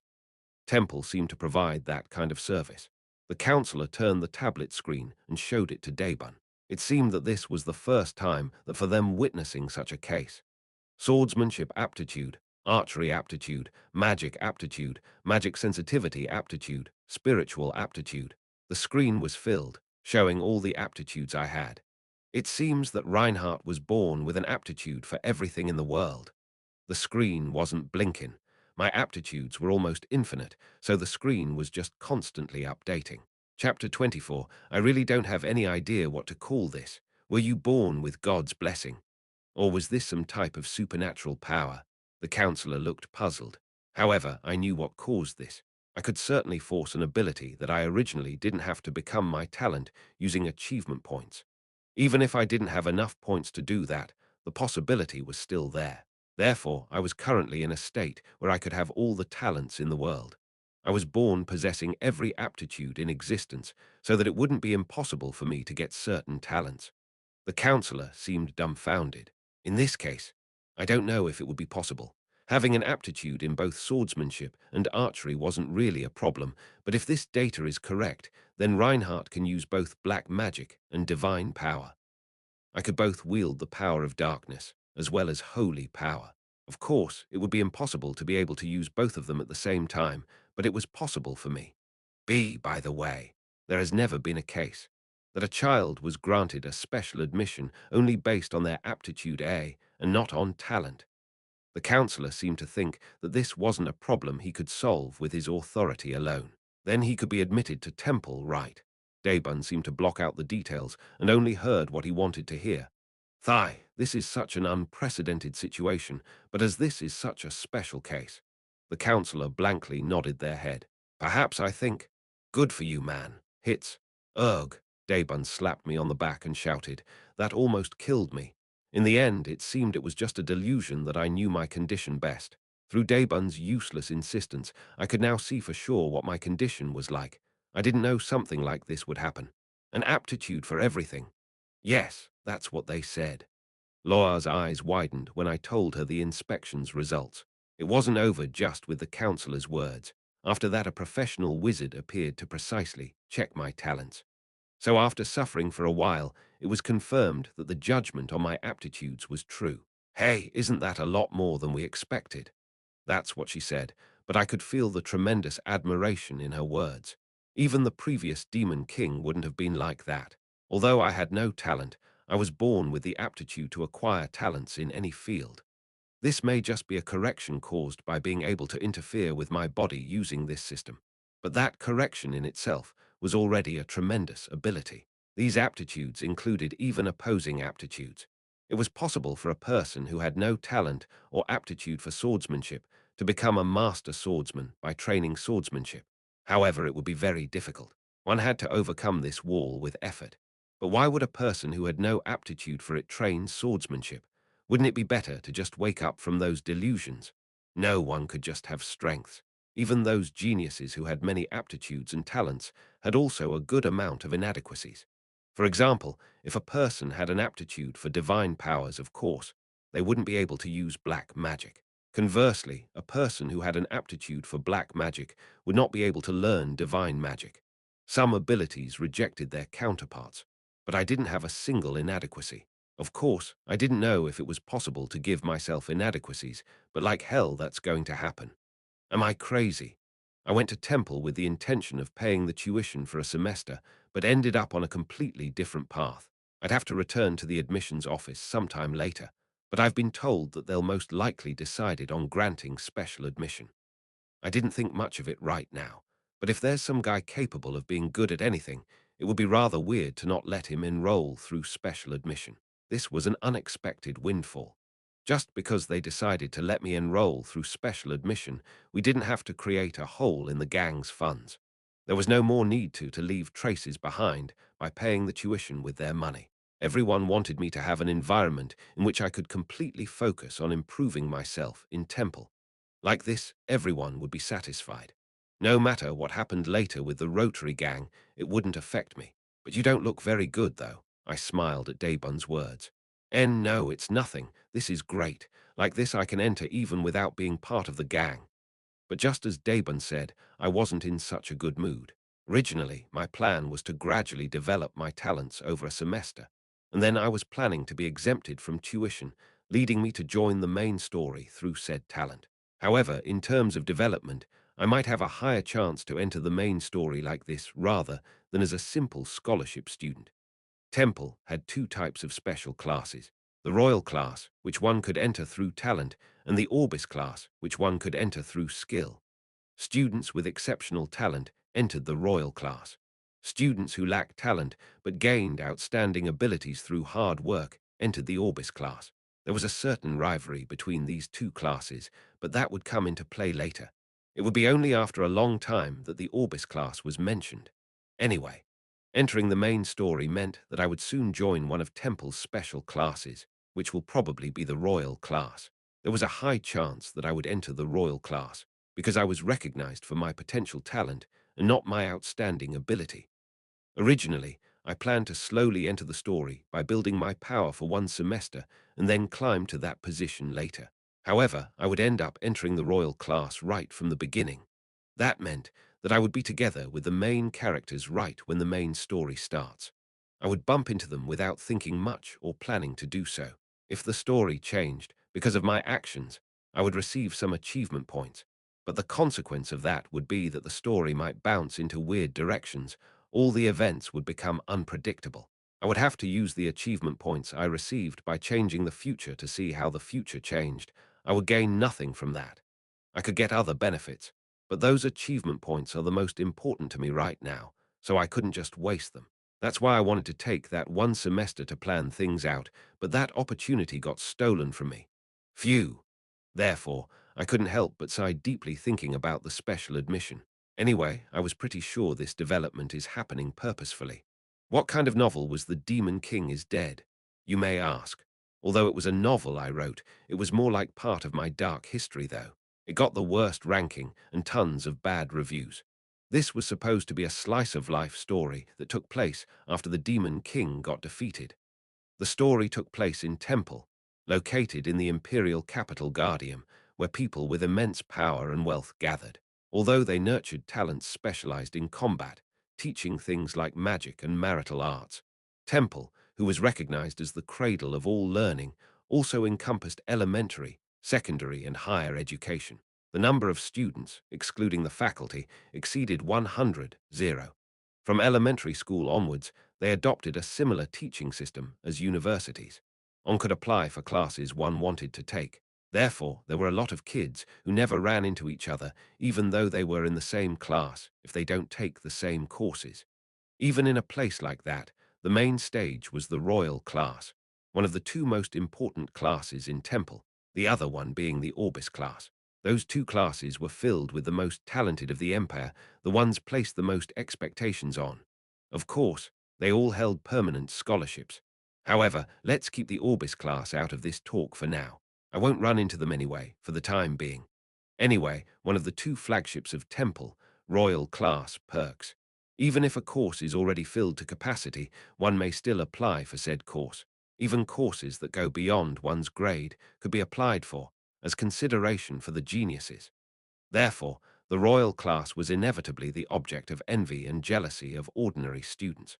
In addition, Temple shoulders the cost to maintain a certain level of dignity, as well as a luxurious dormitory exclusive to the students of the royal class. There were many who tried to get into the royal class using their money and power. However, one could only enter Temple through money. However, the royal class didn't know status, rank, or wealth. Only talent determined whether one could enter or not. Higher education at Temple started with high school. It didn't end there. Temple's higher education, including the royal class, consisted of 6 grades just like elementary school. That meant that a 6th grade high schooler wasn't that uncommon in this world. Simply, but it was like graduating from middle school and then immediately attending college for 6 years. In reality, it was more like starting from the first year of high school and ending with the 3rd year of college. Of course, it was possible to attend for 3 years and then graduate, but the education is usually completed after the 6th year. After that, there's university, but that was more like a graduate school. The royal class, that could be said to be the best of the best, divided the classes based on talent. The main character belonged to first year Class B of the high school section. What was different about this was that the royal class, which selected people based on talent, divided the grades based on talents in the early stages of high school. That meant between Class A and Class B of the royal class, Class B was the inferior class, which was made up of children with lower ranking talents. Since the class was divided in order of talent, the members of the royal class remained the same even when they reached the next grade. Unless someone got eliminated or dropped out in the middle, or a person was added. The number of classmates didn't change from the first year of high school until graduation. Class B, who was the inferior group of talented elites, is where the main character appeared. He first got confused by his defeat-ridden classmates, endured humiliation and ridicule from the kids of Class A who were more talented and powerful, and eventually they were able to overtake Class A with the power of love and friendship. That's the kind of youth drama I was planning to write. Not interesting at all. Sounds like it was no fun to read. Of course, it was hella boring. Stories about weaker students overcoming stronger students through hard work was rather common and nothing new. The power of love and friendship. People are doing well on their own these days. If you let your classmates suck away your own life like carcinogens, they'll think they're hot shit after you cared for them and helped them grow. I should have stopped writing right away after hearing what the person in charge told me. Anyway, it was now February. The main story would also start with the new semester in the same year as the end of the Demon World War. You have been admitted to Temple Royal Class 1A, and the Temple Admissions Office judged my infinite aptitude to be an advanced talent. There was nothing really good about that. Class A would be the place I'd receive my education in later. Are you worried? I was currently at Elleris Scroll Shop. I'd lie if I said no. I sighed. It's nice that they think I have some crazy talent. Being able to get in through special admission is also good, but it seems difficult to actually meet these expectations as fast as they hope. I didn't have to be around the Bronzegate Bridge all day, so I went to visit Elleris. The Rotary Gang was also relieved of its financial pressure, thanks to me getting in through special admission. So until the entrance ceremony, I was going back and forth between Bronzegate and Elleris Scroll Shop. I'm sure you'll do a good job. Elleris gave me a reassuring smile. Yeah, I could become anything. I knew that I was just nervous because I was nothing and hadn't done anything yet. Thanks to my aptitudes, which were judged as an advanced talent, I was able to bypass numerous procedures required for admission.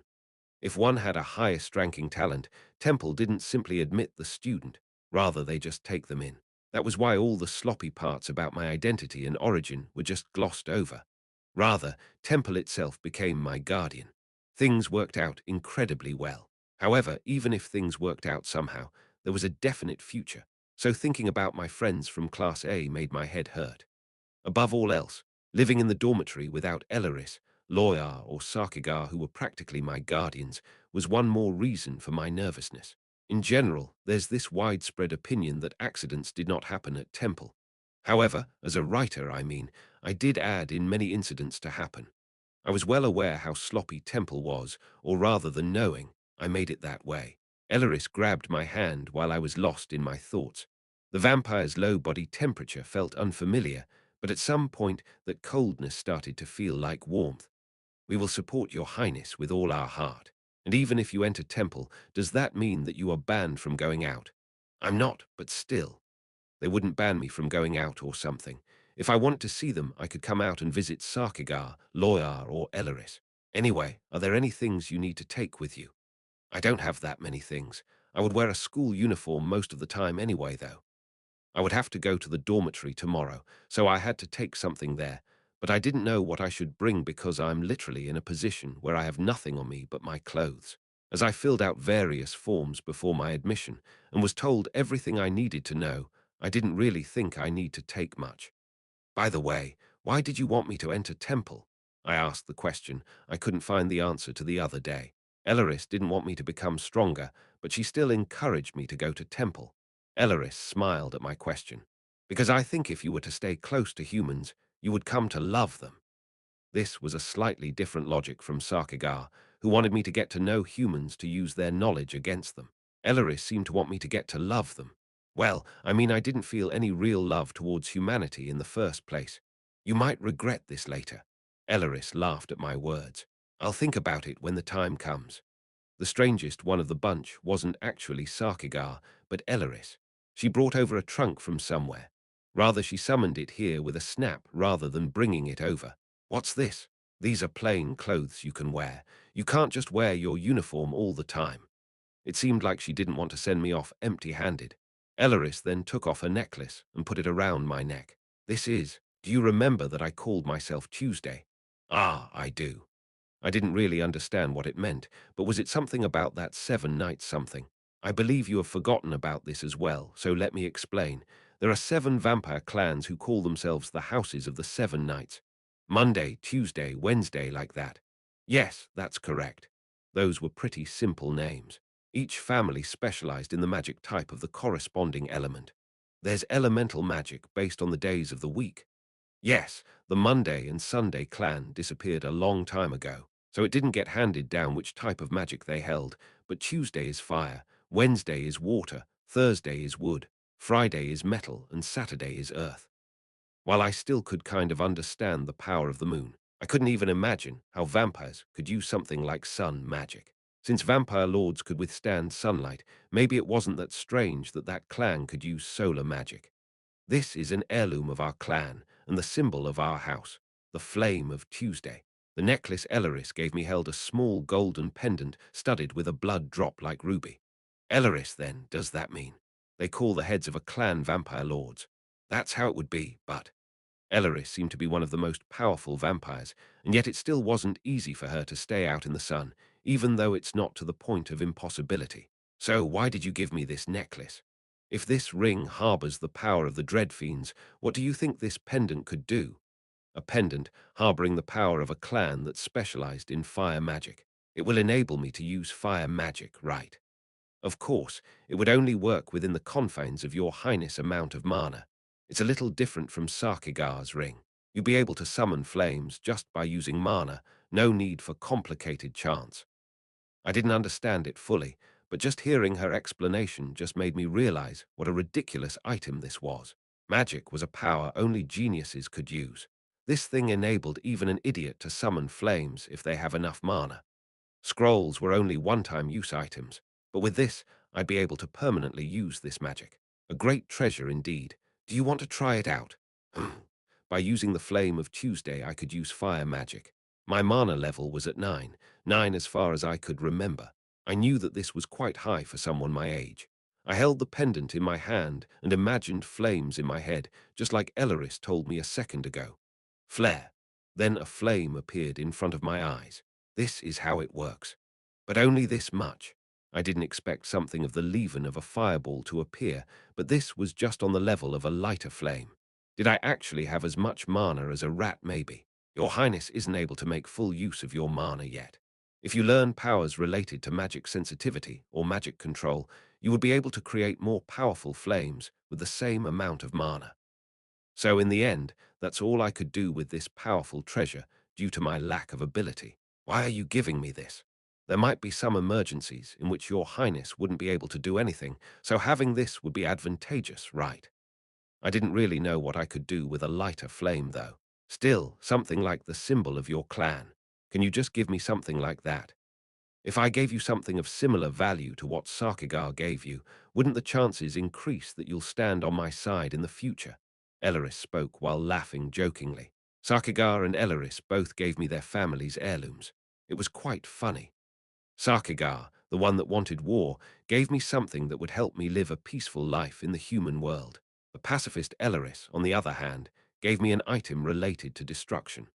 Also, it would be rather shameless to proudly wield that places items while deciding to betray them. Elleris seemed to want to relinquish all the responsibilities and obligations she held as a clan head, as well as the last member of the Tuesday clan with this.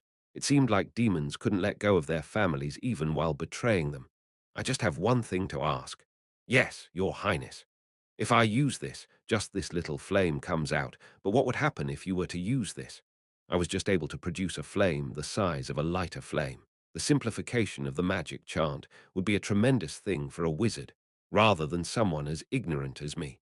So how much power could this little thing exert in the hands of someone like Elleris? I don't know, because I've never used this before. One could tell just by looking into her eyes that she was lying.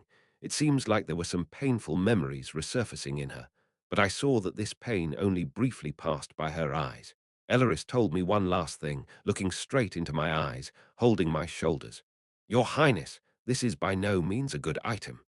Elleris didn't seem to appreciate this heirloom called Flame of Tuesday. It's an object that responds to darker emotions. The more malice you hold against someone, the greater the flame would be. This seemed to be something I should be careful about while using. an object that could sense its owner's emotions, especially hostility and malice. It was an item that completely fit the preconceived image humans had of demons. I hope you'll understand why I offered the Flame of Tuesday to you. She didn't want me to hurt anyone, but she was worried about me, so she gave me something like that. If something happened at Temple, I should only use this if I was in a life-threatening situation. That's what Elleris meant. Elleris was afraid of me, but she valued me just as much. Thank you, I plan to never use this until I graduate. Elleris smiled brightly, as this was what she wanted to hear the most. She really was the weirdest one. The heirloom of the Dreadfiend clan. The heirloom of the Tuesday clan, which was part of the Seven Knights. I was the only heir to the Darklands, the demon realm that got unified as one nation, so it wasn't so strange for me to hold these items. Still, a beggar-turned-temple student was now in possession of two great relics of the imperial level. That definitely was suspicious. The ring, of course, was a camouflage item, so it had transparency and dematerialization magic properties on its own. So it just looked like an ordinary metal ring, and Elleris put an old-looking metal case around the exterior of the pendant that otherwise looked precious. It certainly seemed like the better option to put a normal-looking casing around it than camouflage magic that might get detected. So in the end, all I had was what looked like a worn-out ring and pendant. To be honest, I'd believe it if someone told me these things were picked up by a beggar wandering around.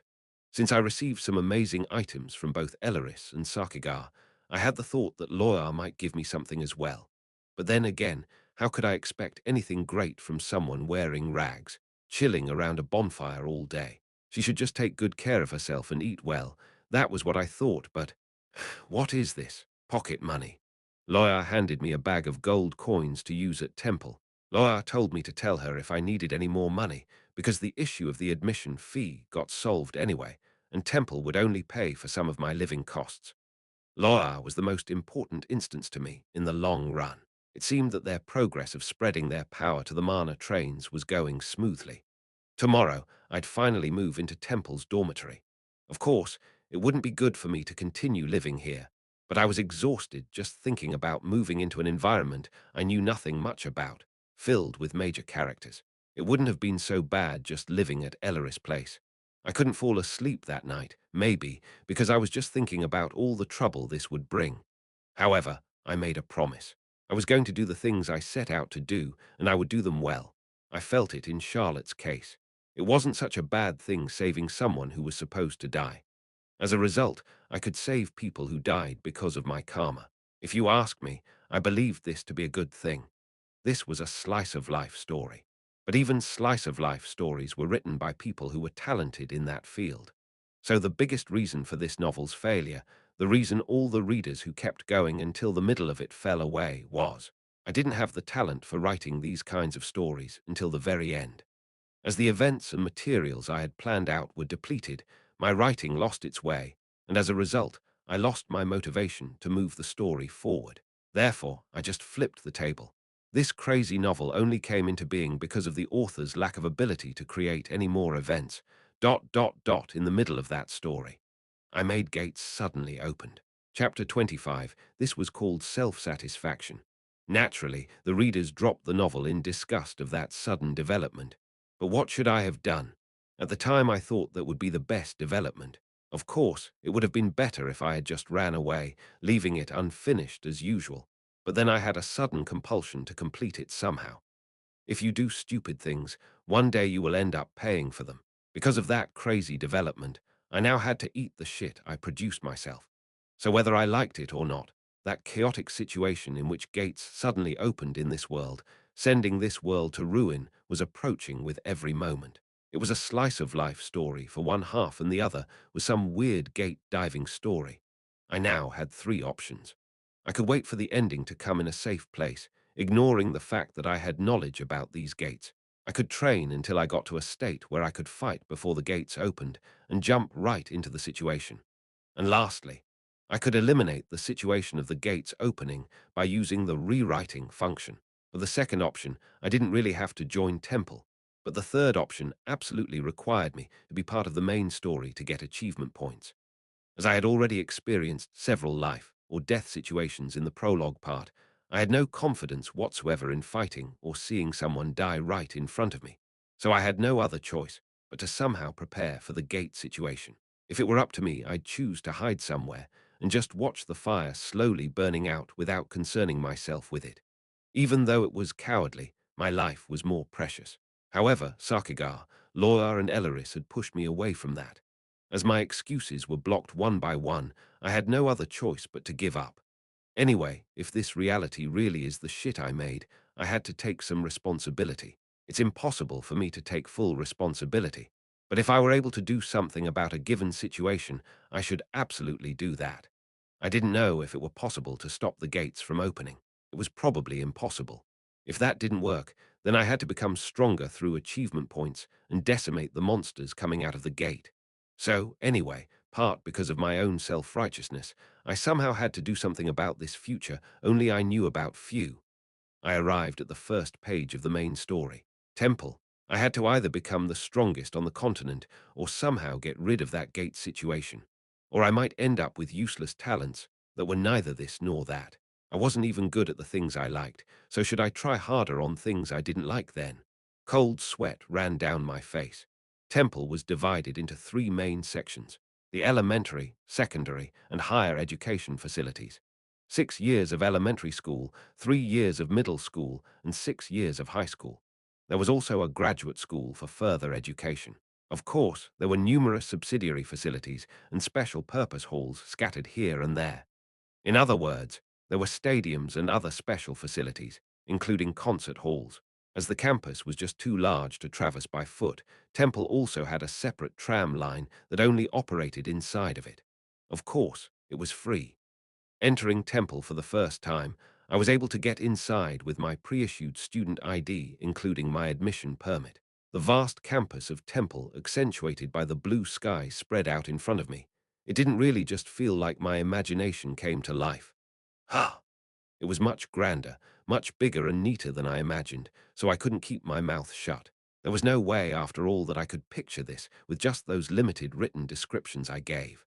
Among countless students wearing various uniforms coming and going, I stood blankly at the entrance, not knowing whether I should call this feeling I felt, being astonished or being moved. There were many different school forms in Temple, so I created this setup of there being diverse uniforms, but seeing that variety right in front of me felt strange. The statues and street lamps placed beside the huge park-like streets, as well as the various educational facilities, seemed more like independent works of art rather than school decorations. The tram was also just running quietly along the tracks built on this huge campus. It was a mix between the classical and the modern, and in a way, it was a kind of disorder only I was aware of. Now wasn't the time for that, though. I could admire it later. The place I should be heading to is the Royal Class dormitory near the higher education facilities. As there were more than 100,000 students, the dormitory facilities were bound to be enormous.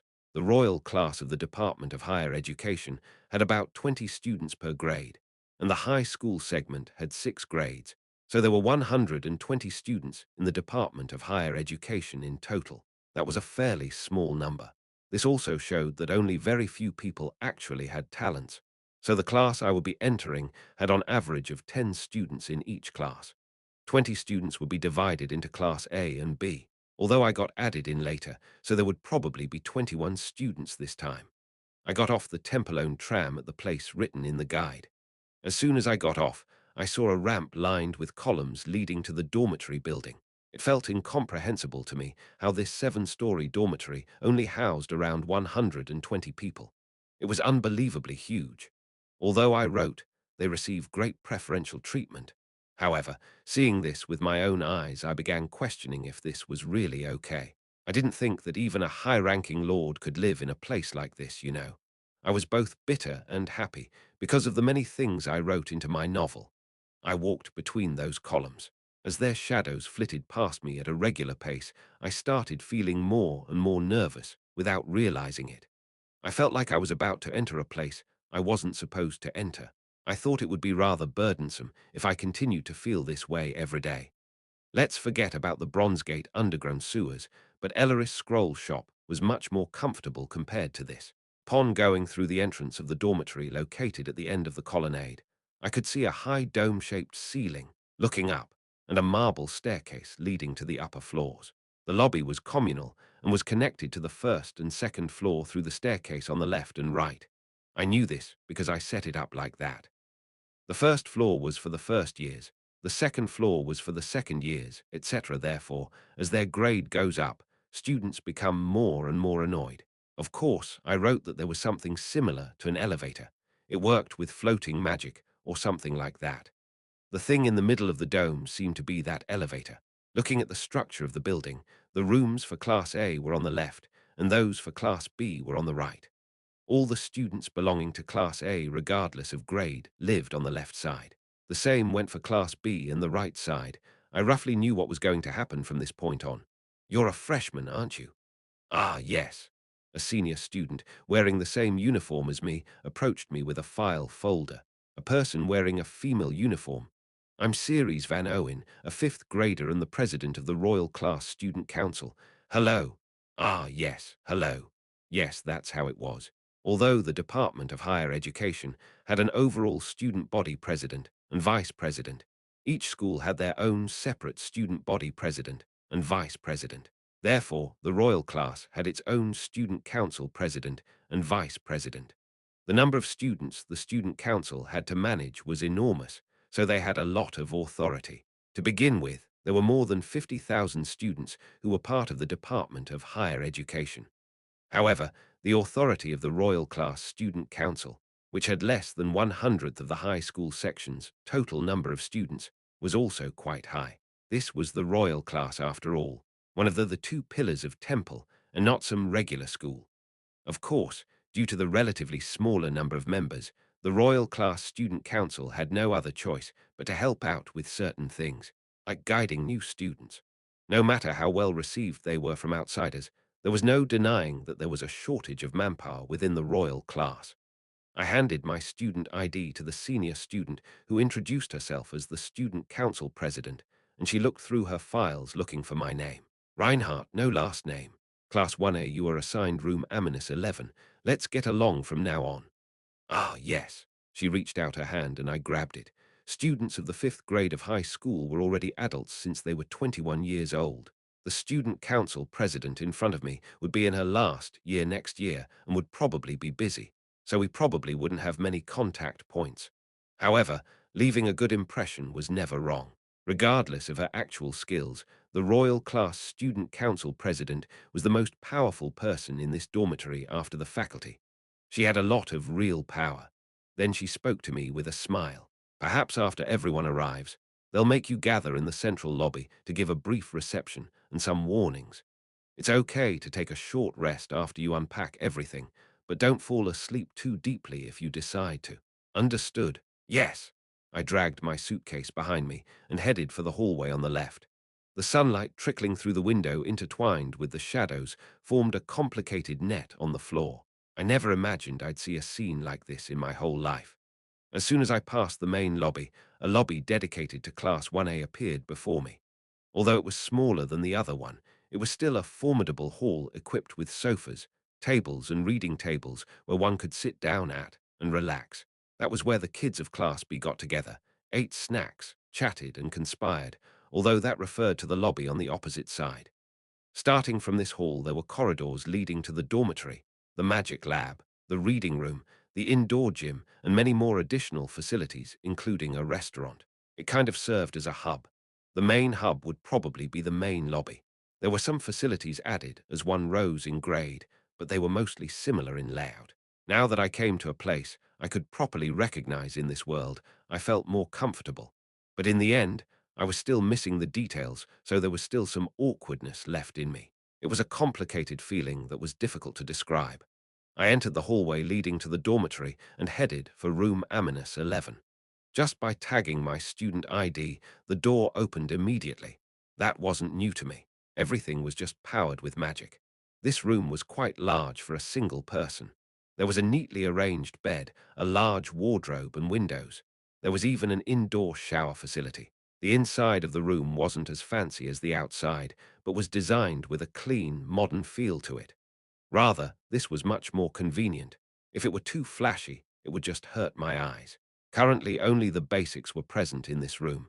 But if a student requested for it, other things would be added, whether it was training equipment for physical training or a magic research lab.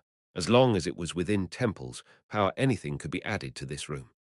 This was the best environment in which one could completely focus on developing one's talents without having to worry about other things. When I opened the closet, I found many uniforms custom made to fit me hanging in it. This was a service ordinary students at Temple could only dream of.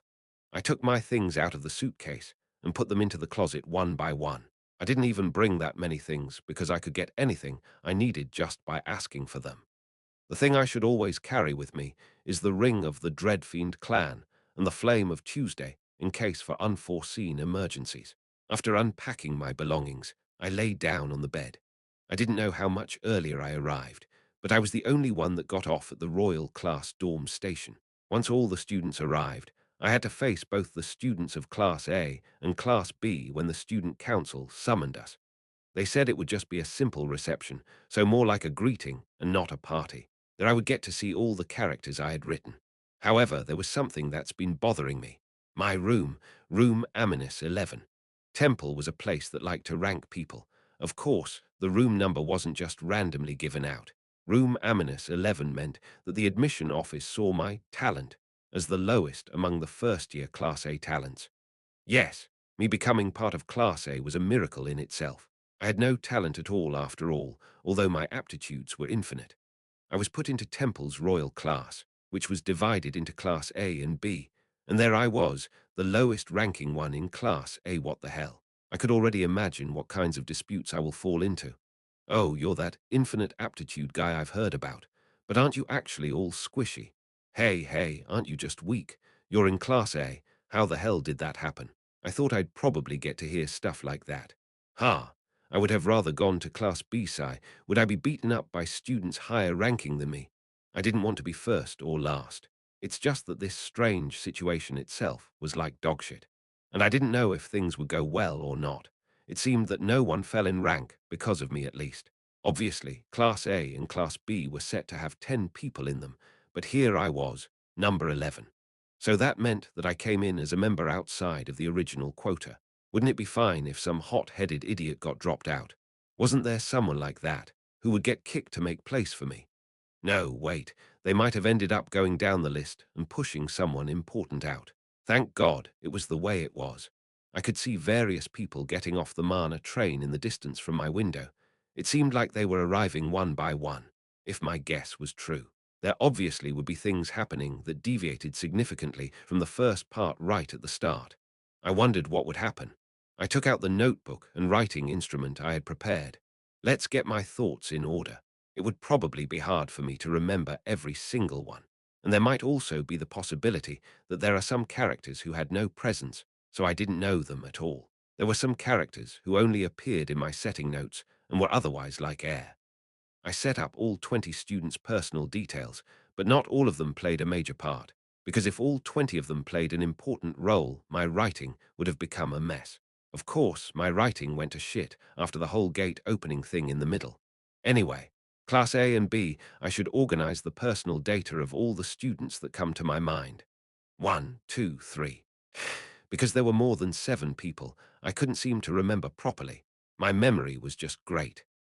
I worked my brain hard to figure out all the names of all the unused characters and organize them. Fortunately, although I couldn't remember all their names, I still knew what kind of people they were. It was late afternoon or early evening. All students of the royal class, please gather in the lobby. All students of the royal class, please gather in the lobby. Finally, a broadcast calling for all the students of the royal class appeared. I came out of my room, which was on the far left, and was able to see the backs of my classmates walking around as they listened to the broadcast. Elite or whatever. I now had to act as a freshman in high school. As much as I thought that I had to hurry up, my steps became heavier and heavier. I was already exhausted. The students of Class A and B gathered in the lobby on the first floor. The student council members stood on the high stairs that led up, and there were people on each floor leaning over the railings looking down on us. The sixth graders who were on the top floor didn't even come out to look. But why did all the senior students decide to look at the new students coming this time? Come on, both Class A and Class B, line up in your room order, starting with number 1. Everyone lined up at the student council president's words. They didn't have any discipline, though. Well, they were kids, after all. I was at the back of Class A. Normally, the senior students shouldn't come to see the new students, which was a rare event every year. However, here they were looking at all of us. I already found something that was different right at the start. Well, shall we start with ominous one? I'm Bertus de Guardias. Just hearing that name gave me goosebumps. Bertus de Guardias. I heard the voice of the man who almost caused my death several times. It was such a lively and bright voice for someone so evil. He didn't exude any form of authority and seemed like a hard worker. It was strange. Originally, Bertus entered Temple while hiding his identity, but now he was openly introducing himself with his last name. So the entirety of the royal class was aware of the fact that he was the prince. So originally, the other students shouldn't have been interested in the new students. But after hearing the news that the prince entered the school, they became eager to come watch. The introductions continued. I simply said my name. Of course, no one paid any attention to me. Now then, shall we start the introductions of Class B? Now, B-1, could you introduce yourself to your friends? It immediately became clear to me why the direction of this event's progress was different from the original one. I am Charlotte de Guardias, someone who shouldn't have been here. Charlotte was in Temple's royal class. Chapter 26, the Imperial Prince and the Imperial Princess both entered the royal class and joined the same grade. They announced that the princess was alive, but she never appeared in public. But then she suddenly entered Temple. Of course, Bertus was aware of her admission. He was also the main villain of the story. However, Bertus didn't use his authority to join the royal class. As he was a major character, I was, of course, able to give a brief outline of the character. Number ominous 1. Name, Bertus de Guardias. Talent, swordsmanship, magic sensitivity, magic control. Characteristic, narrow eyes. Remarks, a bastard. In front of others, he acted kind and got along with everyone. However, he, in fact, was someone who did a lot of bad things when left alone. A bastard who was originally good, but explodes once he got angry. I didn't even think that he even had naturally narrow eyes. And those 3 simple talents. Swordsmanship, magic sensitivity, magic control. Those were talents Duke Salerian forced to bloom by spending a great deal of money on Bertus. Ever since he was young, he had to undergo countless surgeries in order to get these 3 talents. With money and power, talent could also be made to bloom by force, although that was only possible if one were the imperial prince. So what were these 3 talents? After a long study conducted by the Empire on why someone wouldn't be able to reach the master class even though they trained hard for a long time, they came to the following conclusion. A combat-related talent, magic sensitivity, and magic control. It was almost impossible to reach the master class if one had no aptitude for any of those 3. There were some who had talents in combat-related weapon skills, but it was very rare to have an aptitude for magic sensitivity and control at the same time. If having them as aptitudes was rare already, then, of course, it was even rarer to have both as talents. However, Bertus had all 3 as talents, not as aptitudes. His talent was swordsmanship, and magic sensitivity and control were essential requirements. To become a master in swordsmanship, that is. In other words, he would become a swordmaster. The imperial family was also getting educated at Temple. It was a kind of advertisement and proof of credibility. If one said Temple was the best educational facility in the world and then went and taught the imperial family separately, anyone would probably have doubts about the reliability of those words. However, in the empire, the imperial family was also educated here. So it was no wonder that its reliability and safety skyrocketed. Of course, the imperial family could just get educated separately. But with them deciding to sned their children to receive their education at Temple, other people couldn't help but place their trust in its security. Were they also living in the dormitory? Needless to say. That was why so many sent their children to Temple with such confidence, because they thought their children would be provided with the same level of education and safety as the imperial family. Bertus had already known about that, so he was expecting Charlotte to come to Temple to some extent. It was rumored that he would come to this place, so I was a little hesitant to come directly to the royal class and not as just another regular student. There was a high chance that I'd be caught by that smart guy. The reason why the Duke forced his talent to bloom was because no one of the imperial family ever belonged to the royal class, a place that one could only enter through talent and not through power. If the prince entered the royal class and graduated with excellent grades, he'd be able to build enormous authority just by doing that.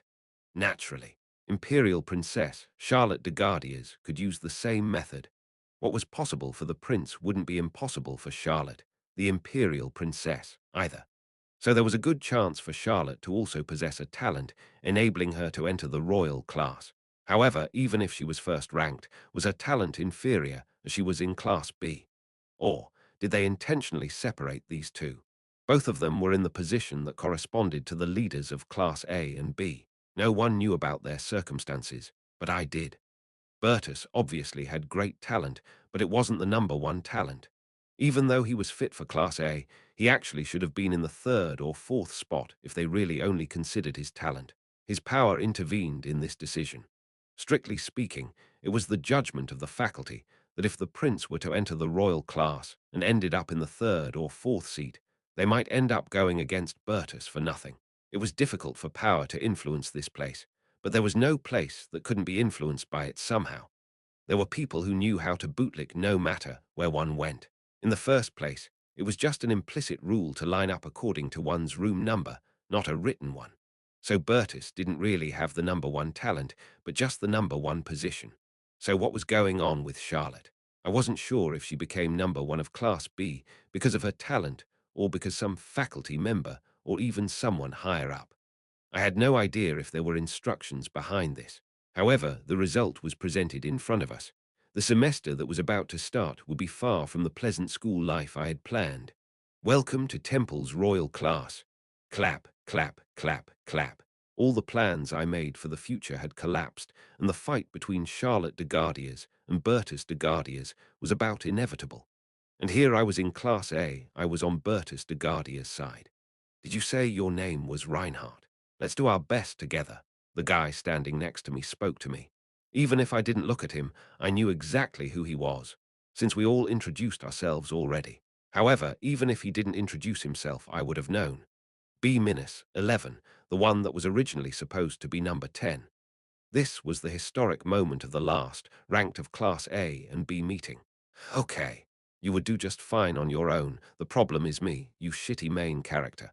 Two people were added that originally weren't supposed to be here. One was me, and the other was Charlotte. The story had already gone awry right at the start. It was like there were actually two writers to this story, the other making every change I made fit the narrative. That was probably how I even ended up having to fight the one I risked my life for at the side of the one who tried to kill me. Except for that short exchange I had, we didn't have to do something as troublesome as talking with these 100-plus students. The reception ended after everyone introduced themselves and everyone applauded. The student council president then announced the rules of the royal class to us.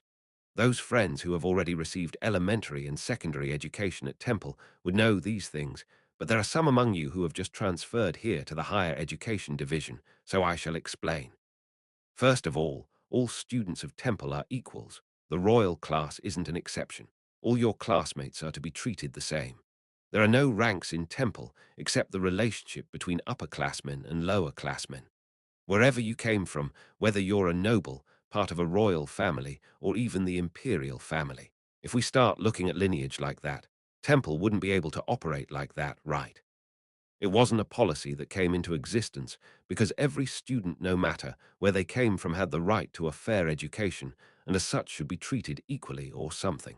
It was made because Temple's system would become ridiculously complicated if they had to look into every student's lineage.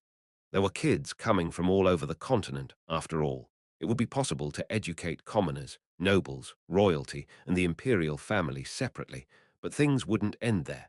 The nobles would say things like, "I'm a duke, so how could I be placed in the same class as the mere son of a baron?" And the royal families would go on to say, "How could I be placed in the same class as the prince of such a lowly kingdom?" There would be no end if it were decided to separate the students based on lineage. There were just too many people coming here for that. Status brought identity with it, so even among the students of similar status, there would be tens of hundreds of class divisions. to the point students wouldn't even be able to study properly, grouped together based on their lineages, and said things like, "You and I cannot eat together. Your presence alone is insulting," to each other. So Temple had this rule of students to not reveal their status in school, not because they cared that much about the students' rights and interests or tried to prohibit discrimination. If people starting arguing about lineage, Temple wouldn't even be able to exist in the first place. Of course, this might be a bit difficult for people of very high status, so those guys might not even come here, or they joined because of the connections, knowledge and recognition they would gain by graduating from Temple. There were still people who would reveal their status at Temple and tried to take advantage of others, even after being warned a few times. Eventually, they would get expelled. Members of the imperial family weren't an exception. It might be a bit shameful for the people of the imperial family, who were far up in terms of lineage, to have their children expelled after creating such a mess, but the empire rather welcomed that. It served as another example of the fairness and greatness of Temple to every single person of the continent. As I mentioned before, Temple was a place that brought in a lot of money, and sometimes money is everything in the world. The student council president, Ceres Van Owen, who was in front of me, was also the rightful heiress to a royal family of a principality located in the southern part of the empire, although I couldn't even remember what the name of her country was anymore. Judging by her name, I thought it must have been called something like Owenir. Now that she was about to graduate from the royal class, she was sure to be greatly welcomed back when she returned home. Still, imperial family members of the empire came to Temple. What was more, these two were potential candidates to become the next emperor, and she just casually told them not to reveal their true identities and to get along with everyone. That's the Guardia's Temple for you. It wasn't like there were any cases where someone retaliated later on for what happened at Temple, but these guys would get heavily criticized. Well, put simply, all personal resentments created in Temple should be buried in Temple. That was this school's rule. Of course, that also included romantic relationships. It wasn't uncommon for a noble or someone of a royal family to fall in love with someone, and then pretended not to know them or straight up ran away from their lover after graduating. The rank you have outside of Temple is completely useless in here. You can act like a military god outside of Temple as much as you want.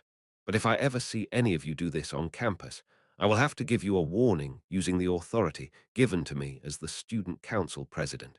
If you have accumulated warnings beyond a certain amount, a faculty meeting will be held, where the disciplinary action taken against you will be decided upon.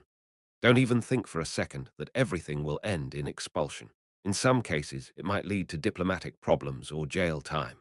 If that is the case, keep in mind that you are to be punished by the special law that Temple students are subjected to, and not according to your original status.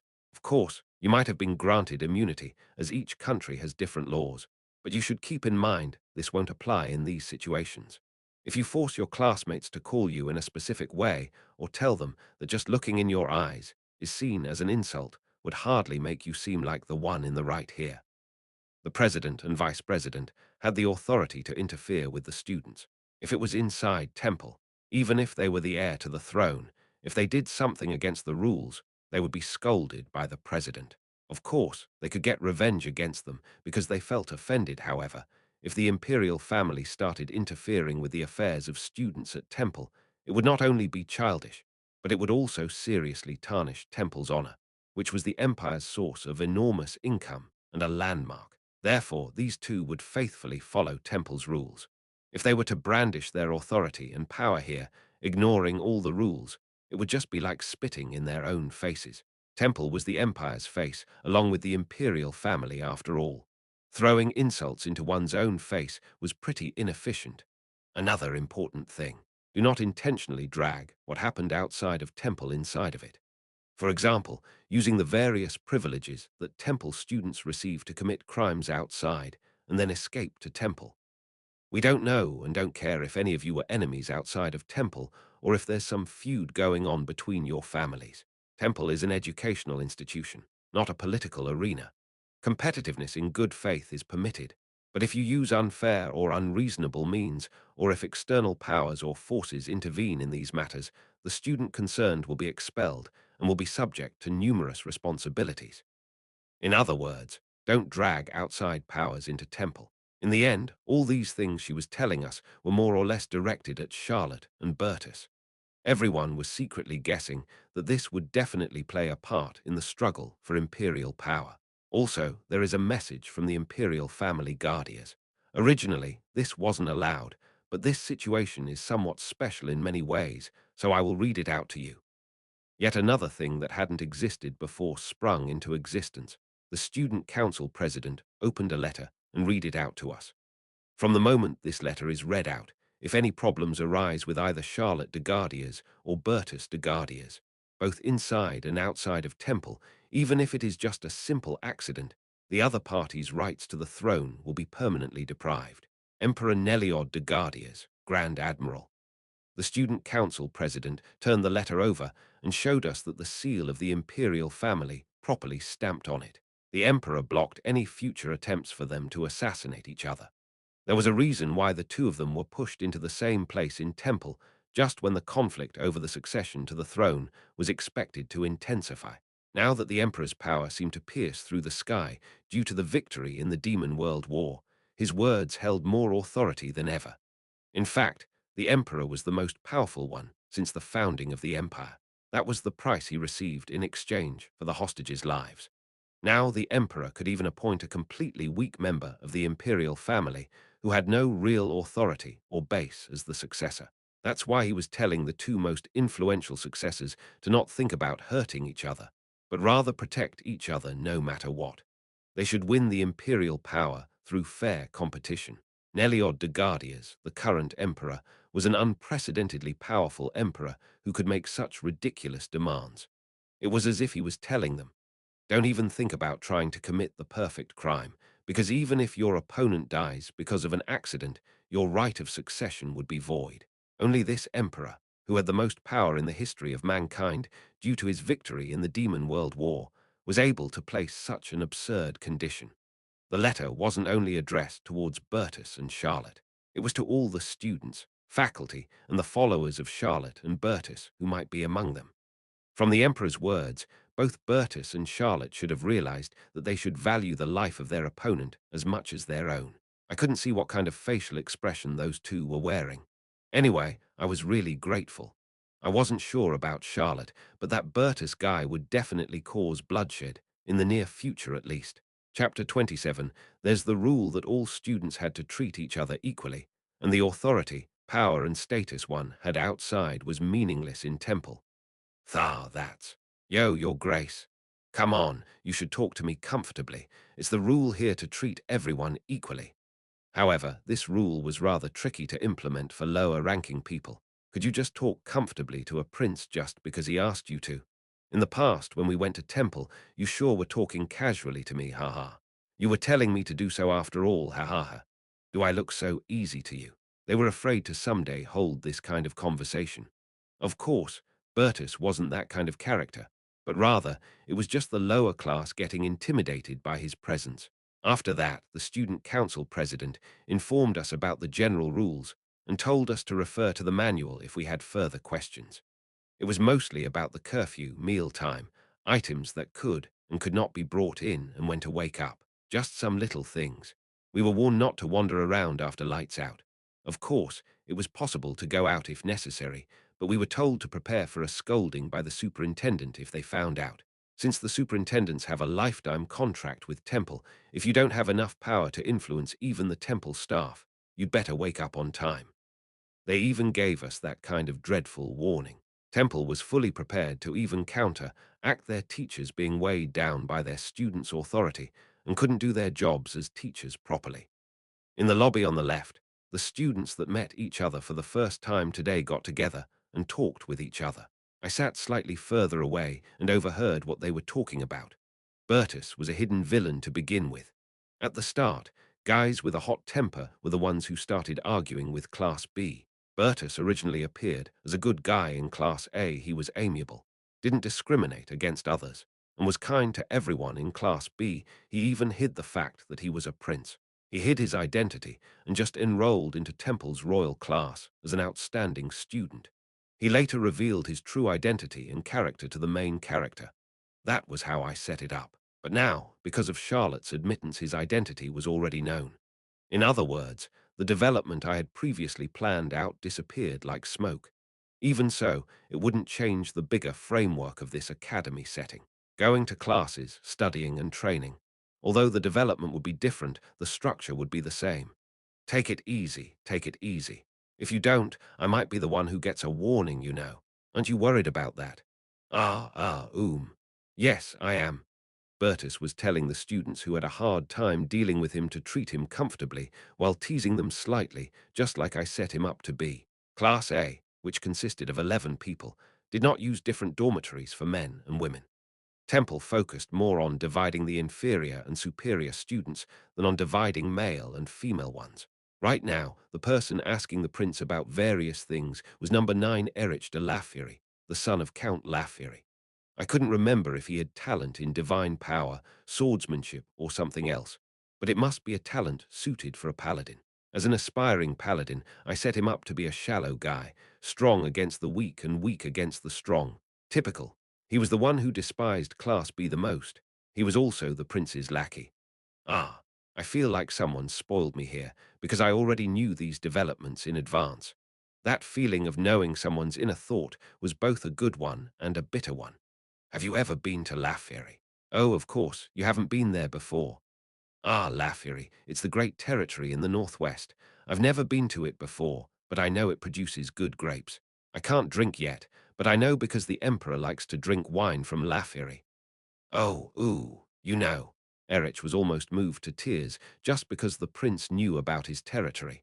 Although I didn't find that matter all that moving, Bertus' ability to commit anything he saw to memory and to recall any of these things at Will Shaw was amazing. Bertus smiled innocently. As a matter of fact, I had a few sips without the emperor's knowledge. Ray, really. It had a good feeling too. I'm sorry I can't remember too clearly. No. Thank you. By the way, you did it without. You did it without the emperor knowing. I'm not that much different from you, you know. I also do things I want to do secretly behind my parents' back. Then if I get caught, I get scolded. What a ghoulish bastard. It was so absurd watching Bertus make his first slave in real time right in front of me. After talking for a long while, Bertus got up and approached someone. They came down to the lobby, wiping down their hair with a towel as if they just came out of the shower. Hello. You got business with me. Don't you want to get to know your classmates a bit more? I'm Bertus. Nice to meet you. I saw you earlier. You were rank 2, right? Yeah. I just wanted to introduce myself formally. A girl with black hair and eyes. Even though this was the first time I saw her, I knew exactly who she was. Ellen. The girl tried to walk past Bertus as soon as she said that. That's it. I know you. Bertus smiled bashfully and extended his hand to her. I heard about it. Don't worry.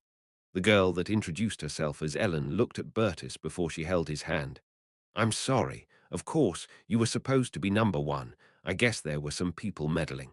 I really wanted to apologize to you for taking your place. Bertus spoke as if he knew something about Ellen. I don't care. After Ellen said that, she brushed away her hair and walked towards the restaurant. Hey, did you hear? She was supposed to be number 1. Yeah, right. A girl who was supposed to be number 1 got pushed down to number 2 because of Bertus. She introduced herself as just Ellen, but Bertus knew that the girl was hiding something. Of course, I also knew, as it was part of the main story. What she hid was her real name, her last name to be exact, Ellen Artorius. She was the sister of the warrior Artorius, Ellen Artorius. If Bertus was the villain who had slightly better talents than the main character, then Ellen Artorius was a powerhouse that the main character couldn't even dare look at. As such, she was the main character's real rival. Although she fell to Class A's second rank, she actually possessed such tremendous amounts of talent that just calling her first rank wasn't enough. She had a lot of talents I couldn't clearly remember. Things like weapon mastery, magic domination, magic resistance, spiritual sensitivity, psychic resistance, fast learning, and many more. She was a genius and good at everything. She was the beneficiary of that setup. That was why Ellen hid her vast amounts of talents from outsiders. It wasn't an ordinary number of talents after all. If I had infinite aptitudes, then Ellen was born with every type of combat talent there is, though it wasn't infinite. If swordsmanship was a talent for just one type of weapon, Then weapon mastery would be a type of comprehensive talent.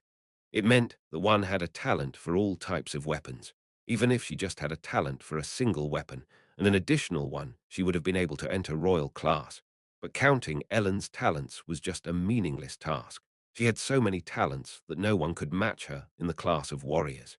In addition to her magic resistance, she had one more resistance that no one except Ellen had.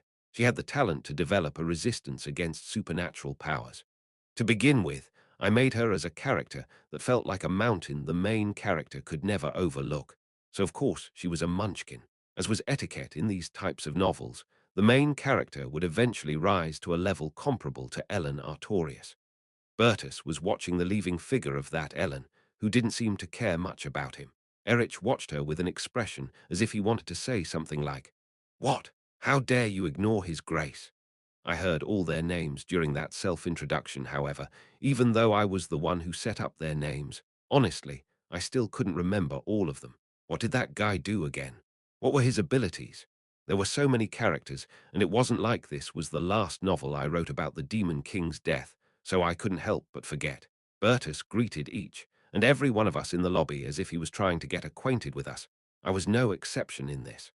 While Bertus was talking, I again tried to recall the faces and names of the remaining people. I think you were called Reinhardt, right? Ah, yes. Let's do well together, my friend. It seemed like we already had too bad of a relationship, though, to become friends, but well, that wasn't a reason to act too unfriendly. The one I had to be on guard the most about wasn't Bertus after all. I had to be careful not to let Charlotte know who I was. Bertus didn't know anyway. I had some guesses about Charlotte entering the school, but I was actually pretty surprised that it actually happened. I had to be careful not to stand out too much. Even though Charlotte didn't know for certain that I was a demon, she did know that I was suspicious. That's what I noticed before I fled without a word. I was certainly uncomfortable with the idea of having to be in the same class as Bertus, but it was a lot more dangerous to be in Charlotte's class. I was glad that I got into Class A, it was that. It was about time for that to happen. "Hey, guys, nice to meet you." A guy approached Class A's lobby with a lively expression on his face. "Let's get along in the future." The one ranked last in Class B and the main character, Ludwig, was coming towards the lobby. Technically, the A and B class dormitories weren't off limits to the other class. It was more like an unwritten rule, so someone heading to the other class's dormitory didn't happen often. Even more so as the grades went up. That was because Class A clearly perceived Class B as inferior, and Class B was also uncomfortable with, or rather they disliked Class A in fact. As one went up in grade, there wasn't even a way for class members to go back and forth between the two. In some cases, Class B was able to overtake Class A by working hard, but that just added to the annoyance of Class A, of course. This was the first day everyone here joined the royal class, but those who have attended Temple since elementary school had heard about these facts. Therefore, it wasn't that unreasonable for the people in Class A's lobby to look at Ludwig, who came to Temple for the first time today and proudly introduced himself as Class BS number 11, with an expression seeming to ask, "What's with that bastard?" That was the event that took place right after the self-introduction after entering the dormitories. Ludwig just stopped by Class A to say hello, but was met with rather bitter reactions. There were 5 people in the lobby right now. Ibertus, number 9 Erich, number 10 Keir Wilden, number 4 Harriet de Saint-Owen. Except for me and Bertus, everyone was frowning at him. Ludwig then readily reached out his hand to Bertus. "It's an honor, Prince. Let's do our best together." "Okay, Ludwig, don't call me Prince. That's against the rules." "Yes, Bertus." Bertus smiled kindly and took his hand. Everyone looked at that scene with even more astonishment. It's like witnessing a friendship that only had a 1% chance of happening right in front of their eyes. The prince had a good personality as well. I felt like I could hear voices saying that from everywhere. After shaking hands with Bertus, Ludwig greeted the other children as well. "Oh, we meet again, Reinhardt, indeed. Let's do our best. Oh, you too. Let's not stand out. Let's just show a neutral reaction." Erich shook hands with Ludwig, even though he was quite speechless. Number 10 Keir just sighed in astonishment and took his hand. "Hey, get out of here." "Ha! Get out of here. This is the Class A dormitory." However, no. For Harriet de Saint-Owen was blunt with Ludwig. "Ah, so. I can't come here." Ludwig seemed embarrassed as he said that. Harriet sighed. I don't know about you not being allowed here. Harriet sighed again and pointed at the hallway Ludwig entered through. But it feels bad. Some B-class person just wandering in and out of the class housing. Ah. If you understand, just go away already. Ah, right. I'm sorry. Ludwig turned back with a puzzled expression. Come now, aren't we all the same friends here? Bertus appeared to rescue Ludwig from trouble.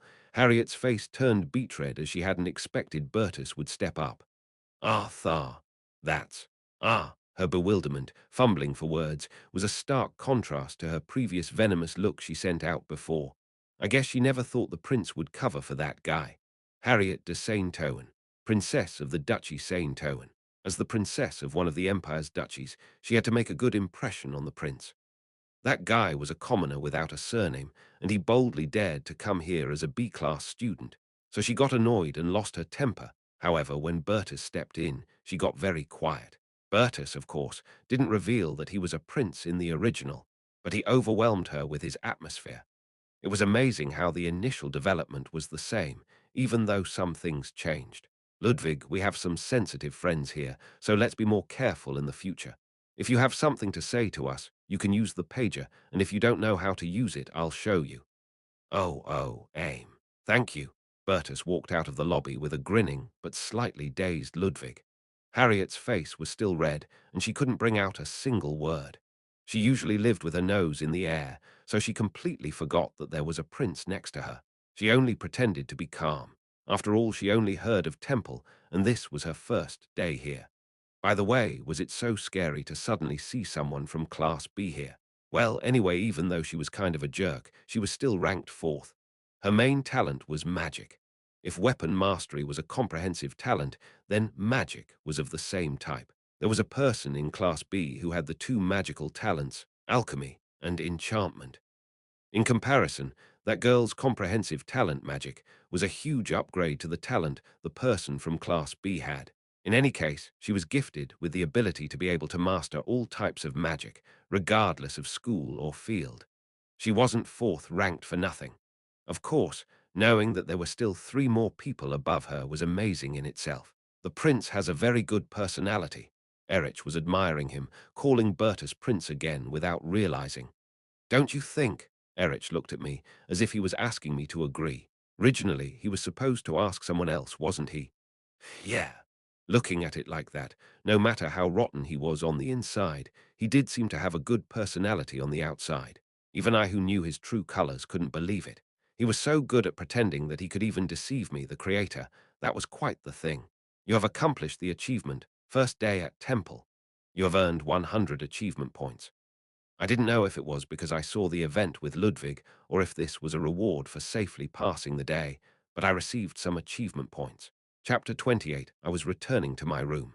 Getting involved in major events, such as just now with Ludwig, seemed to earn me achievement points. Of course, regardless of that, I knew that I could earn some by completing challenges such as slap the Emperor in the face. But wasn't that just a bit unfair?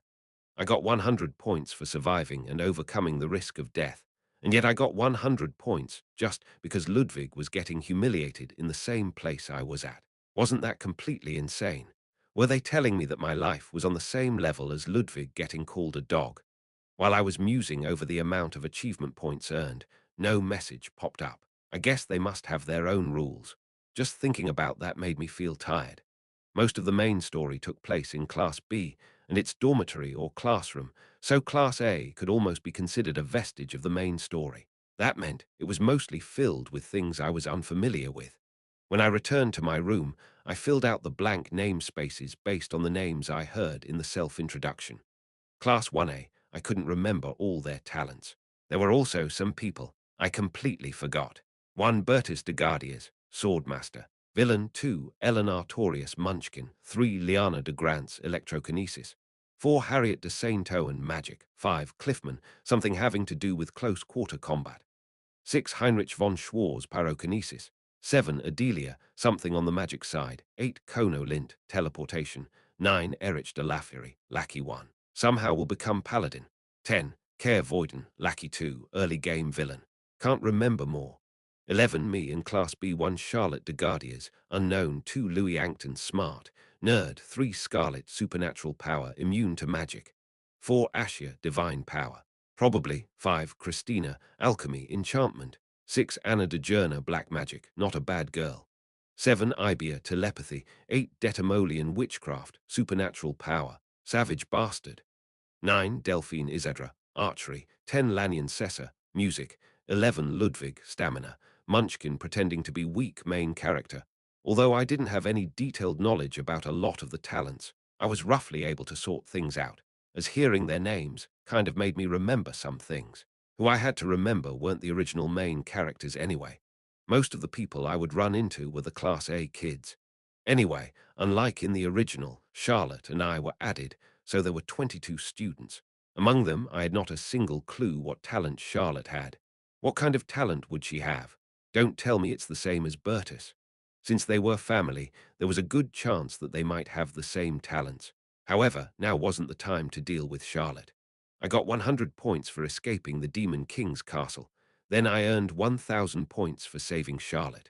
After that I used a writer's advice twice, spending 150 points each, so 300 points.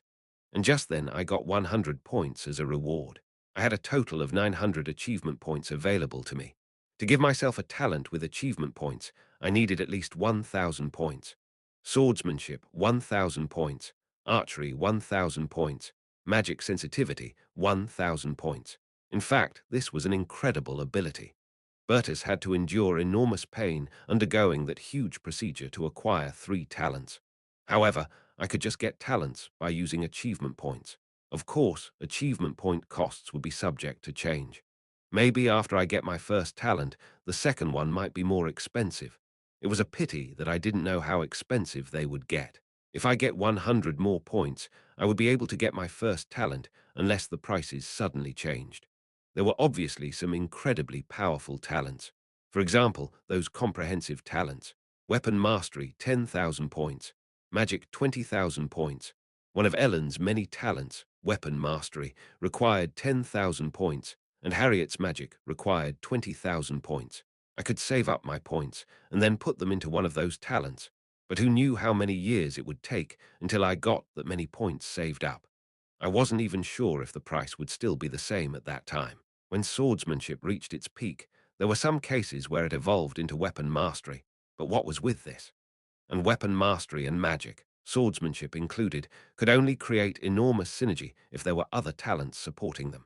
Most of them had to be backed by magic-related talents. In the case of magic, even if one had that talent, one couldn't learn any if one didn't possess magic sensitivity, magic aptitude, and most importantly, a great deal of intelligence. I wanted to become a wizard the most. It was safe and powerful. However, would I be able to master the science of magic filled with technical terms that would make my head spin? Even if my talents for magic were fully developed, there was a strong possibility that I wasn't able to understand the science behind it. Or could I become a wizard after I upgraded my brain by getting learning-related talents? I'd love to have a talent that would make me smarter, but under the premise that I want to become a wizard, I would need at least 4 lesser talents to meet the requirements. 1 talent for the corresponding magic system, magic sensitivity, mana control, and brain reinforcement. It would be nice to get all that before I die of old age. In the end, there was only one answer: a supernatural ability. Supernatural powers could exert their strength with only 1 talent. Aminus 3 had electrokinesis, and Aminus 6 had pyrokinesis. However, there was a problem with supernatural abilities. At a lower level, the abilities were either too weak or not controllable. In other words, it was difficult to make use of them whenever one needed them. Therefore, those who used supernatural powers had to develop them through continuous training and control, just like others had to do swordsmanship training or magic research.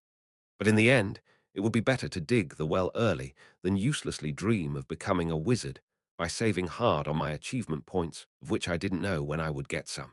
Swordsmanship could evolve into weapon mastery, and if one studied various schools of magic, those who originally didn't have the magic talent could develop it. Some talents evolved. Especially supernatural abilities tended to do so. The reason for that was, As one became able to control one's ability and one's understanding of it deepened, one could discover the hidden aspects of the ability. Aminus 3, who utilizes electricity, would later be able to use a power stronger than what she was able to use now. And Aminus 6, who used flames, would later be able to ignite things without combustion. If I were to buy a talent using my achievement points, it should be something one wouldn't be able to obtain through normal means. With all my aptitudes, I could just acquire those normal talents by doing some repetitive training. The problem was that I didn't know how long it would take, though. Supernatural powers couldn't be obtained through effort, regardless of one's inadequacies or aptitudes. However, I could buy supernatural powers with my achievement points. It might not be useful right away, but it had a strong potential for growth. So there was no other option for me other than supernatural powers. So which supernatural power should I choose? At the lowest level, it wouldn't be of much help anyway. I had to decide based on future developments. It was quite funny that I was planning away the 100 achievement points I hadn't even received yet. Let's go to sleep. On the next day was the entrance ceremony. The entrance ceremony was held for children who had entered the higher education course in Temple's gigantic square. The sight of more than 10,000 students having their entrance ceremony here was truly breathtaking. Setting up that there was an entrance ceremony itself seemed like a pretty unreasonable move on my part. When one gathered tens of thousands of children in one place, it would naturally create some world-shattering noise. However, the royal class entrance ceremony was held separately. The reason for that seemed to be to make the royal class children focus on their work rather than get dragged to some large-scale events. I didn't even bother explaining that bit. Come to think of it, making those other kids uncomfortable while giving us this comfort seemed pretty much like discrimination, didn't it? They basically put on some frivolous show, making the other students quite exhausted, while they kept the privileged away from it. That's how it was. I felt my face turn red in embarrassment at how carelessly I wrote these things. It was an entrance ceremony for only 22 students, so the procedure was rather simple. Even with the prince and princess there, it didn't seem much different. The attendance ended with the introduction of the general teachers of the royal class, that is, the principal and the people who will be in charge of us in the future. Then we were led to the class building dedicated to the royal class close to the dormitories and were told to sit in our classroom. That fast pace wasn't all that bad. Class A's homeroom teacher, Eppinhauser, unlike Class B's homeroom teacher, Mr. Mustrang, he had a very businesslike, cold personality. He was looking at us with a stiff expression on his face. He was that type of person that thought he was the only smart guy in the room, so he was treating us no different from ordinary students. On Mondays and Thursdays, we will have a common class in this classroom. On Tuesdays, Wednesdays, and Fridays, you can take the classes you requested. The lecture list and their outlines are all written on the document distributed. Students who do not know how to proceed come to me separately. You might not know which classes to take. You children have great talent, but do not be fooled into thinking that you are geniuses in every field. What I'm meaning to say is, don't try to take classes you won't be able to understand yet. Number 1, you shall be the temporary class leader. If you want to replace your class leader, report to me after you do. Most things I have to tell you will be communicated through number 1. He didn't even call the prince by his name, and some of the students were rather taken aback at how casually he referred to him, but Bertus didn't seem to care. Also, if you believe I might be of help with any grievances, problems, or quarrel, please ask for help. And if there is a big fight, call me immediately. And while I wish to prevent any student from getting killed as much as possible, I cannot say that it never happened. So that you can be more cautious of each other, you have to know each other's talents, so we created a list. Check it out later.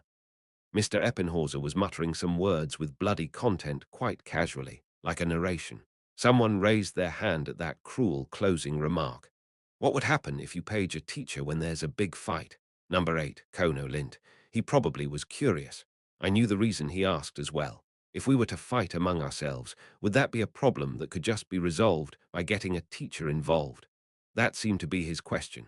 It kind of showed his confidence or rather arrogance. Mr. Eppinhauser seemed familiar with that question as well.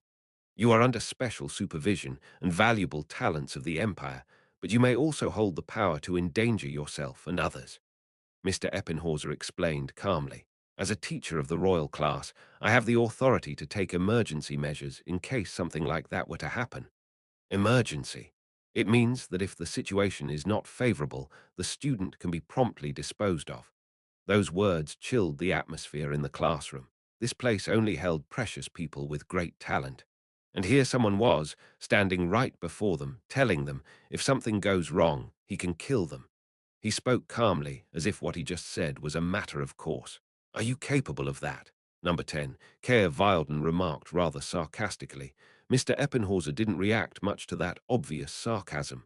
I've been doing this for 10 years now. This time no one dared to say anything sarcastically again. No, well, they probably were scared because they were kids. But why was I also scared? Why? Was I too old? Did I maybe grow soft? Was it because this was just too cruel? Can a teacher even do that? Contrary to that atmosphere. Wahahaha, one could hear laughter from the next classroom. It was Class B. Then I hope you have understood my words and be careful. However, there was no laughter to be found in Class A and number 11. Huh, you follow me. Huh, me. Why so suddenly? I didn't really expect that development, you know. Teacher. The classroom building for common education was built right next to the royal class dormitory, so there was no need to go around the entire temple on the days of common education. About 100 students were getting educated there, but the building was slightly smaller than other temple buildings. There, not only teachers, but also faculty and other personnel were second only in number to the students. However, I just set it up like that. I actually had no idea what they were doing. There were dozens of people in the first-year teacher's office, excluding the homeroom teacher. I wasn't sure if all of them were teachers, but I was pretty sure that the other year's teachers' offices looked the same. Certainly, the number of students and staff should be about equal or even greater. Mr. Eppenhauser took me to his private room and instructed me to sit down in front of him. I felt like a patient who just came to the hospital after being diagnosed with a serious illness, waiting for some bad news. I wasn't really sure, but I felt like I was in some sort of trouble. He rummaged through some papers and talked to me without looking at me. Number 11, Reinhardt. Yeah, yes. He looked at me calmly. You have a lot of aptitudes, but no talent, correct? Ah, that. Yes. Why was he talking to me as if I was a beggar? He was cruel and cold-hearted, but I didn't set him up to be human trash, though. What classes are you going to take? Yes. Something completely unexpected came out of Eppenhauser's mouth. He put a document down in front of me. Each student's profile was organized there. The document he presented to me was the profile of number 3, Liana de Grants. Number 3, Grants, a holder of supernatural powers. Yes. What about it? He rummaged through the papers and showed me another page. This is no. 5. Yes. Cliffman is a combat talent. Yes. So what? While I was having such thoughts while looking at him, Mr. Eppenhauser was just staring at me silently. His eyes were scary. So there were people in this world that could scold someone with just their eyes. Students with supernatural powers usually sign up for special lectures on meditation and psychic control. There aren't many with supernatural abilities, so they need specialized lectures like that. Yeah, I guess so. You don't have to take any of those lectures through, now do you? Number 11. Yeah. Well, I didn't know about later, but I didn't think I needed to take them for now. Cliffman is a combat talent. It is rather rare. Hand-to-hand combat, gladiator, martial arts, archery. They say it encompasses all kinds of combat talents. Yes, he showed talent in everything to do with the way of battle.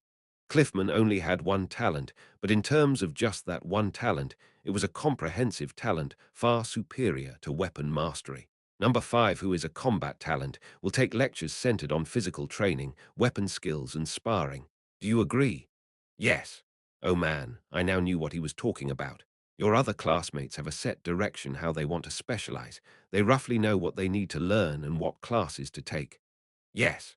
But number 11, you have aptitudes in all fields, but nothing you excel in. I knew he wasn't trying to scold me, but I sure felt like he was. You probably have no idea what you need to learn. Correct. He seemed to think that I needed help. Chapter 29, he was a teacher.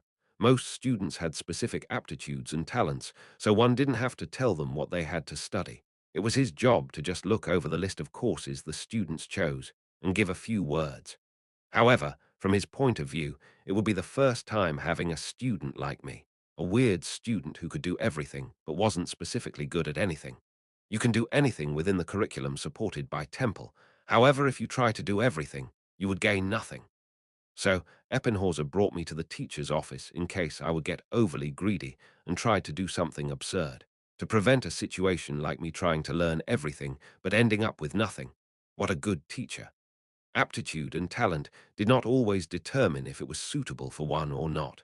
I've seen people who had a talent in magic, but absolutely hated magic. And there were people who had great talent in swordsmanship, but would immediately faint as soon as a sword got pointed at them. A talent for swordsmanship didn't automatically give one fighting spirit, and a talent for magic didn't automatically give one the desire to research and explore magic. That's what one might call the blind spot of talent. Mr. Eppenhauser was already telling me a problem that would only occur after the beginning part. In the end, what was important was one's own mentality, one's interest in it, and if one could apply it in practice.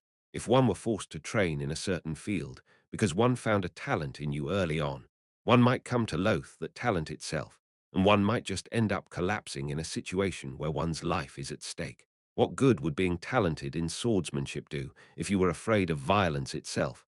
That's what he meant. So, you are better off than those guys at least. You don't have to force yourself to do anything because you don't have a talent that's restricting you. You can do whatever you want. Eventually, he asked me what I wanted to do. I decided on that yesterday. I want to learn about supernatural powers. For the first time today, his face showed some emotions. He was clearly pitying me. He looked at my profile and remained silent for a while. I heard that you have so many aptitudes that it just got shortened to a single line. They weren't able to write all my aptitudes down on paper. That was why they just summed it up in a single line. Has aptitudes in all fields. If they actually tried to document all of them, they'd waste a huge amount of paper. Do you also have aptitude for supernatural abilities? Maybe. Maybe I had it, or maybe I didn't. I couldn't really explain it to him. So let's just say you do. How do you plan on awakening such supernatural powers? By trying my best. I couldn't exactly tell him that I could use achievement points to awaken them, so I said that. But that kind of made him look at me as if I was trying to break a rock with an egg. Isn't there anything else you want to focus on other than supernatural powers? Put simply, people who do not have supernatural abilities cannot attend those special lectures. I can't. It's a bit different for students of royal class, but the teacher in charge will find that very strange. There might also be the possibility that they will kick you out. I nodded and told him that I would bear the full responsibility if I would get kicked out. He agonized for a long time and eventually began to write something down on a paper. Apply for this class. I will inform the teacher separately. He seemed to think that I should realize on my own what nonsense I was trying to do. Instead, we shall keep it at a single lecture. He wrote down this and that, saying that he would not introduce any other supernatural power-related lectures to me. After writing some things down in a flash, he handed me the paper. This is your schedule for the semester. If you put anything else in it, I will not accept it. Apparently, he made a schedule for me instead. What lectures are these? Rather than just focusing on that single subject, I'd like you to do it like this. You'll be able to find something fitting. He told me I could do anything I wanted at first. When he realized that I wanted to focus on something as bizarre as supernatural powers, he asked me to choose something I'd like to do other than that.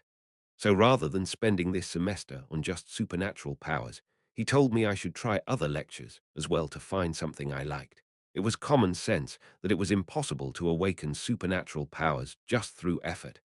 In other words, that was the right judgment here, so I couldn't say anything against it. It went without saying that just joining all the supernatural power classes wasn't a good idea. In fact, it might not be possible for me to fill the entire semester with just lectures related to supernatural powers. And I also wanted to see how the lectures of each major that I only roughly described in my novel went about things. So I just went back to Class A's classroom where no teacher was present. There I found nearly all the children, except a few, gathering around a bulletin board. As soon as I went through the door, all of their eyes turned to me. Why were they staring at me like that? The gazes from the guys gathered around the bulletin board were lukewarm. Rather than filled with mixed hostility, their gazes held curiosity and incomprehension. Hey, you don't have any talent, do you? It was number 10, Kea Vilden, who said these words. It was then that I realized why the kids were crowding around the bulletin board like that. Mr. Eppenhauser posted each student's profile on the bulletin board.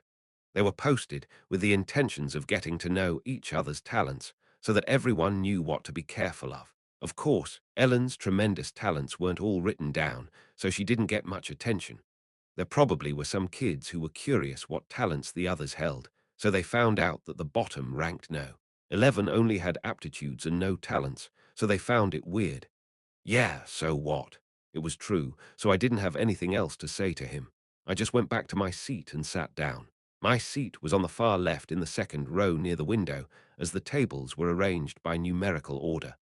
The classroom was spacious, so there was no need for us to share desks. I had this huge desk all to myself. I tried to get rid of them, but these strange gazes seemed to follow me.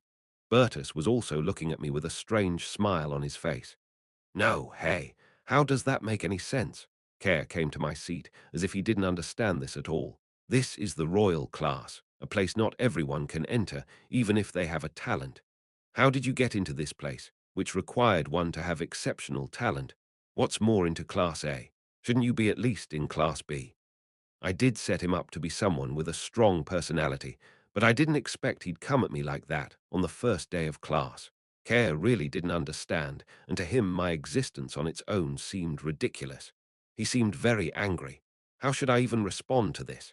He was ready to grab my collar, and no one seemed to want to stop him. Bertus seemed to be just watching the situation. I seriously don't understand. Hey, what are you? How could someone like you be here? Hey, you. What?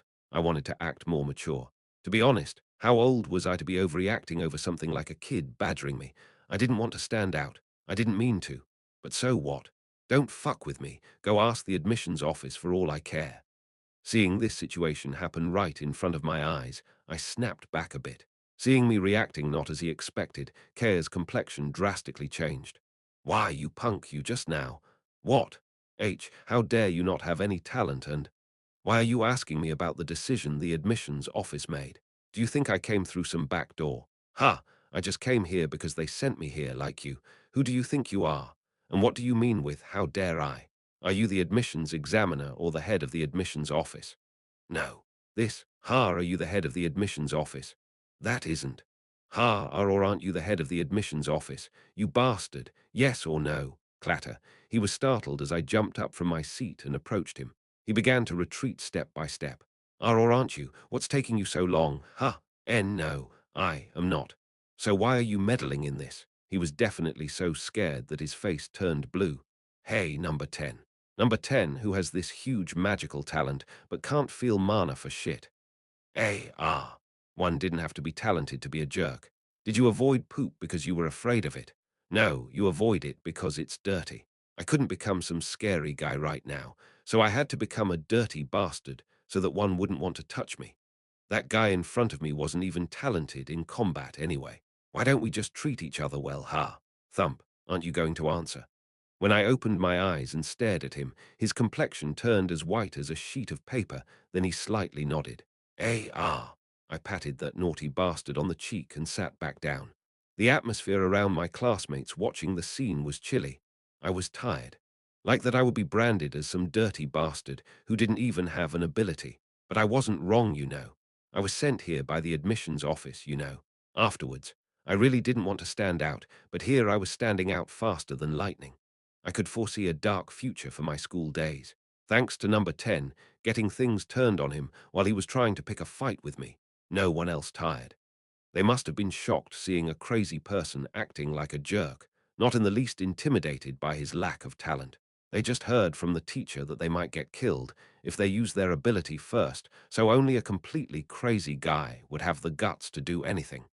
If he wasn't that, then he was just totally ignorant. Well, something like that certainly would happen again in the future. Class B was a very friendly class.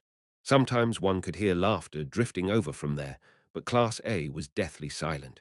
Except for the sound of pens moving, the teacher's lecture, and the questions asked from time to time, it was completely devoid of laughter.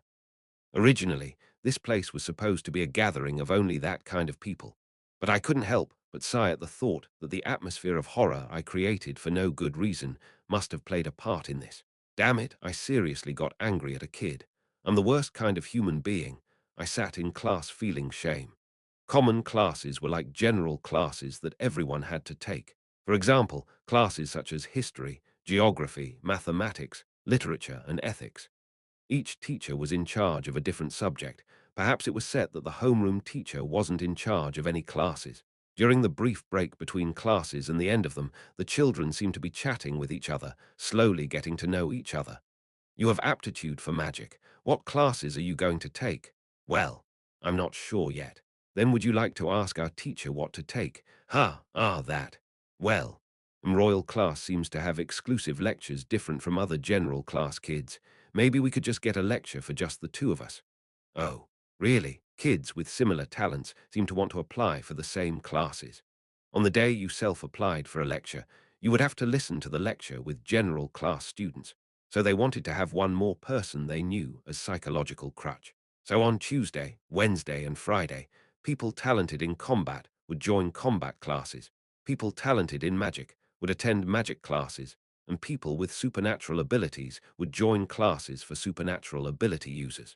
In the case of people talented in divine power, they tended to attend combat lectures as they often had another combat talent.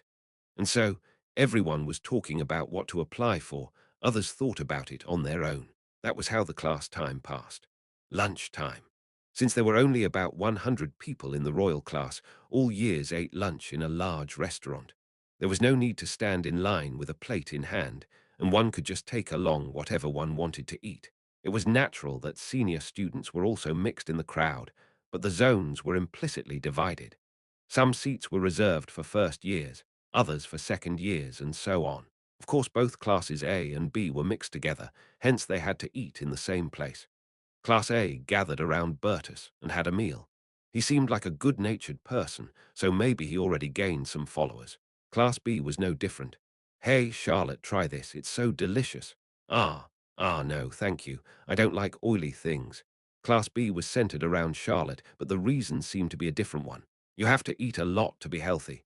Do you dislike vegetables? She was kidnapped to the Demon King's castle and entered temple shortly after returning. So it seemed like everyone was worried about Charlotte's health. Not only that, but even her seniors were looking at the princess with pity. They were clamoring to take care of Charlotte with Ludwig at the forefront, while Charlotte seemed to struggle dealing with this situation. I set up Class B to have a friendly atmosphere, but even with Charlotte added, the atmosphere remained friendly, and the reason for that was Ludwig. He was a typical manga protagonist type character with an optimistic, friendly, and energetic personality. I didn't have much contact with people like that, but I feel like I didn't really like people like that. Even though there were so many open seats, Class A gathered around Bertus and Class B gathered around Charlotte. And then there were 5 people eating on their own, as if trying to keep their distance from each other, including myself, who had a bit of an incident this morning. Aminus 2, Ellen Artorius. Aminus 5, Cliffman. Aminus 11, yours truly. B-2, Louis Ankton. B-3, Scarlet. Were all outsiders, introverts trying to keep their distance. All the outsiders, including me, were eating silently. I'm going to have an upset stomach.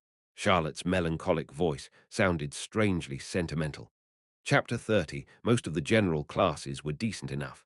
This was supposed to be my first year of high school, and I didn't know this world's common sense too well, but it was understandable.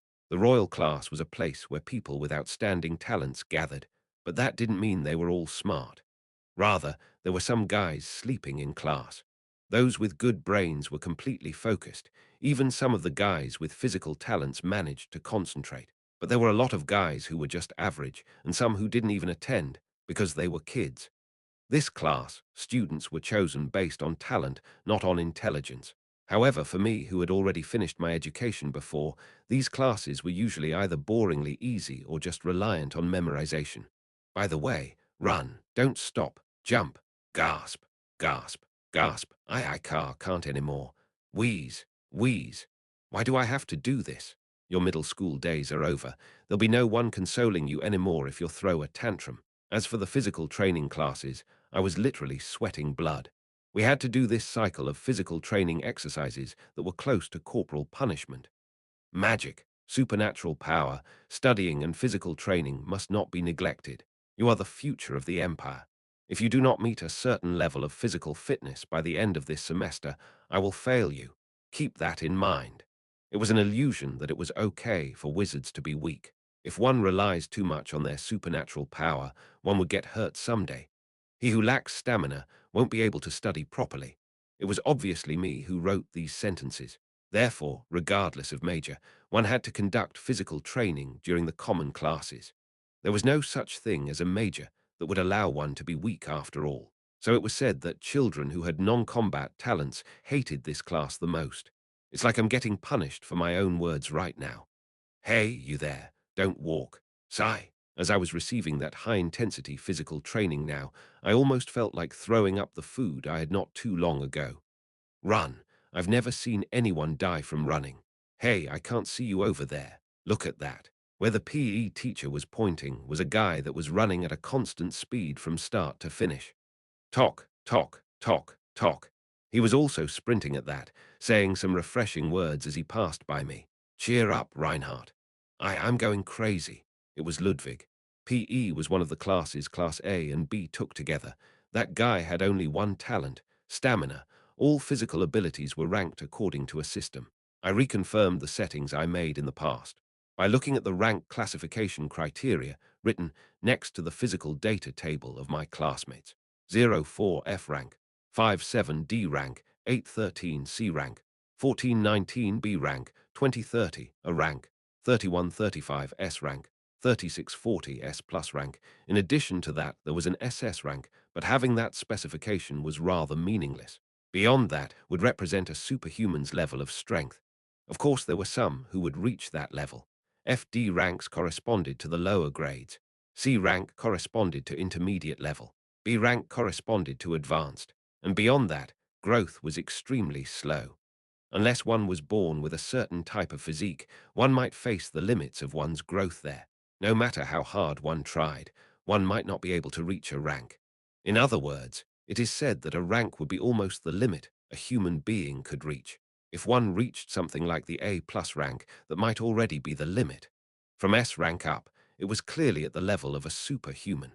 Ordinary training alone wouldn't get one there. Ludwig's stamina is 30, which corresponded to a plus rank.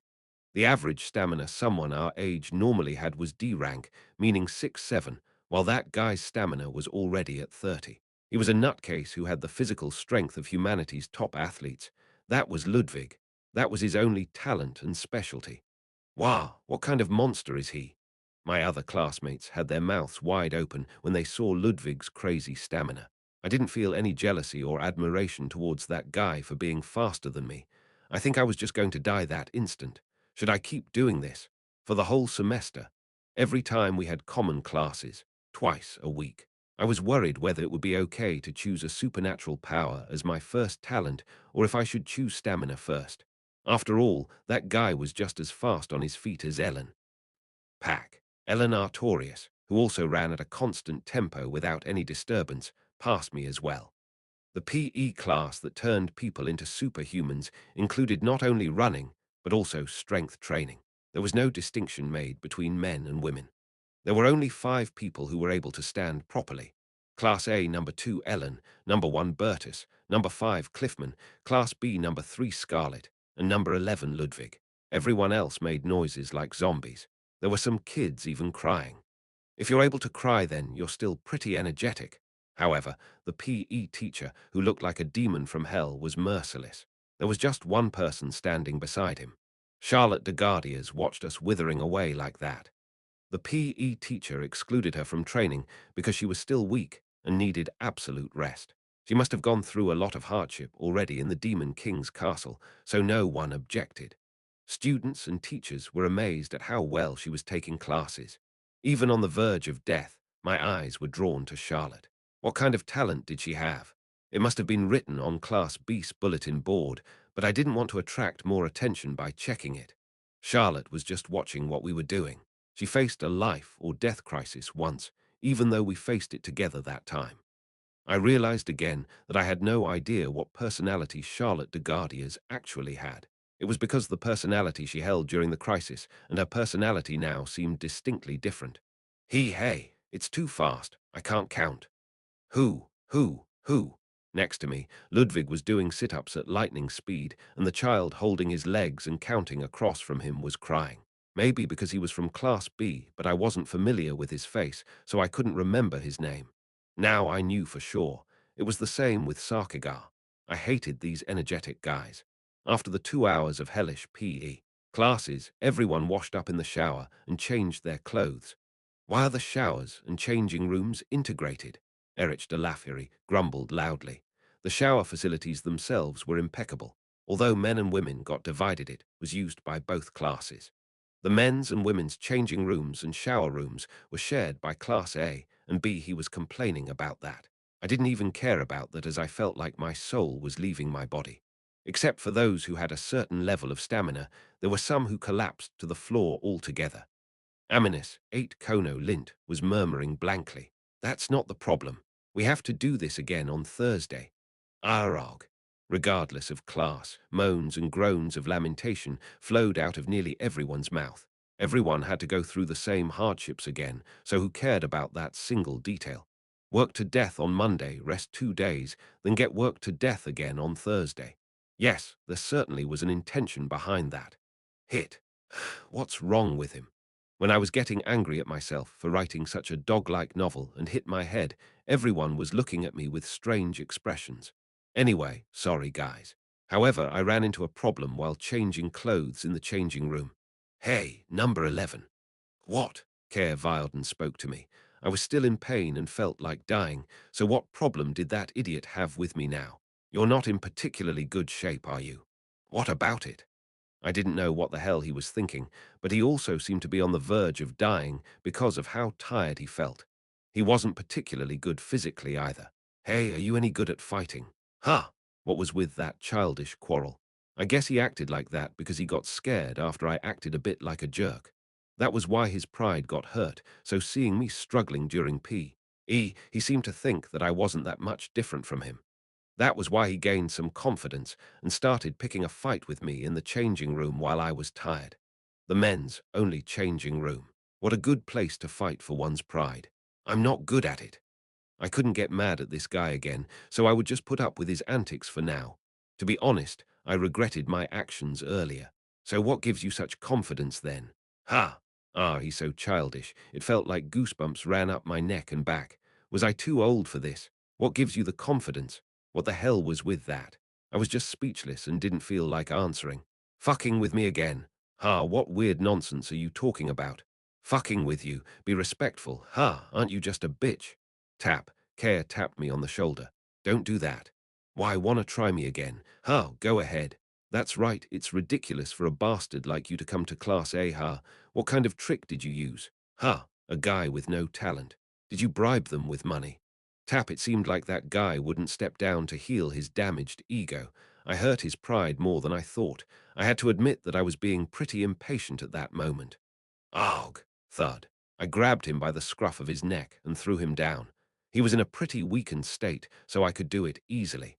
The guy who fell over in an instant looked up at me in puzzlement. It was quite funny, actually. The students of the royal class were chosen by talent. It was completely different from the Orbis class, which used the exact opposite method to choose its members. In other words, those guys weren't that skilled. There are children who understand things they are told immediately, and then there are brats who first need a beating to understand. I had 2 fights with the same guy on my first day at Temple. I think you're a brat. Pow. Arg. Let me give you that beating. I kicked the guy who fell to the floor in the stomach. The royal class didn't have anyone who was as skilled as they were proud. There were a lot of students who put a lot of faith in their talent and didn't bother putting in any effort. That was the weak point of the royal class. The students were selected by talent, and they wouldn't fail if they didn't decide to drop out themselves. Like that guy in front of me, there were people who considered themselves to be part of a very privileged class. In fact, they didn't have anything else to show for themselves, just some garbage with nothing else to offer but being part of the royal class. I trampled on Kaya's face. Stop. Ugh. Bang. Cough. I kicked him in the head. Strong bastards didn't really have to be strong. Boom. Arg. There were several types of bullies, but when it came to fighting, there were two types you absolutely shouldn't touch. One who's good at fighting, or one who's a completely crazy bastard. If you touched someone who was good at fighting, you'd obviously get beat up if you touched them. But it was a bit different in the case of a crazy bastard. People shouldn't touch someone like that because they wouldn't know what he'll do. There were guys who'd really hit someone over the head with a chair, you know. I couldn't fight well, so I chose the latter option to not get trampled over. A person who could act strong was indeed strong. One just had to show some guy, who's all talk, that you yourself are not. I was going to act like that while everyone was watching. All I had to show them is that if you touch me for no good reason, your life might get seriously endangered. I wasn't strong. I couldn't even be strong yet, but I could be cruel. Body data and rankings don't show everything. That's why I had to show them. Pow. When I stepped on his face again, someone caught me as if they felt something unusual from me as well. Stop. Why are you doing this? Ludwig and Bertus took me away from him. Ugh. Hey, if you're so confident in yourself, try me again. Why don't you? I spoke to Care as I was dragged away by Bertus and Ludwig. I'll kill you then. Care, who lay collapsed on the floor, couldn't even look at me. You fought. Yes. He hit me first.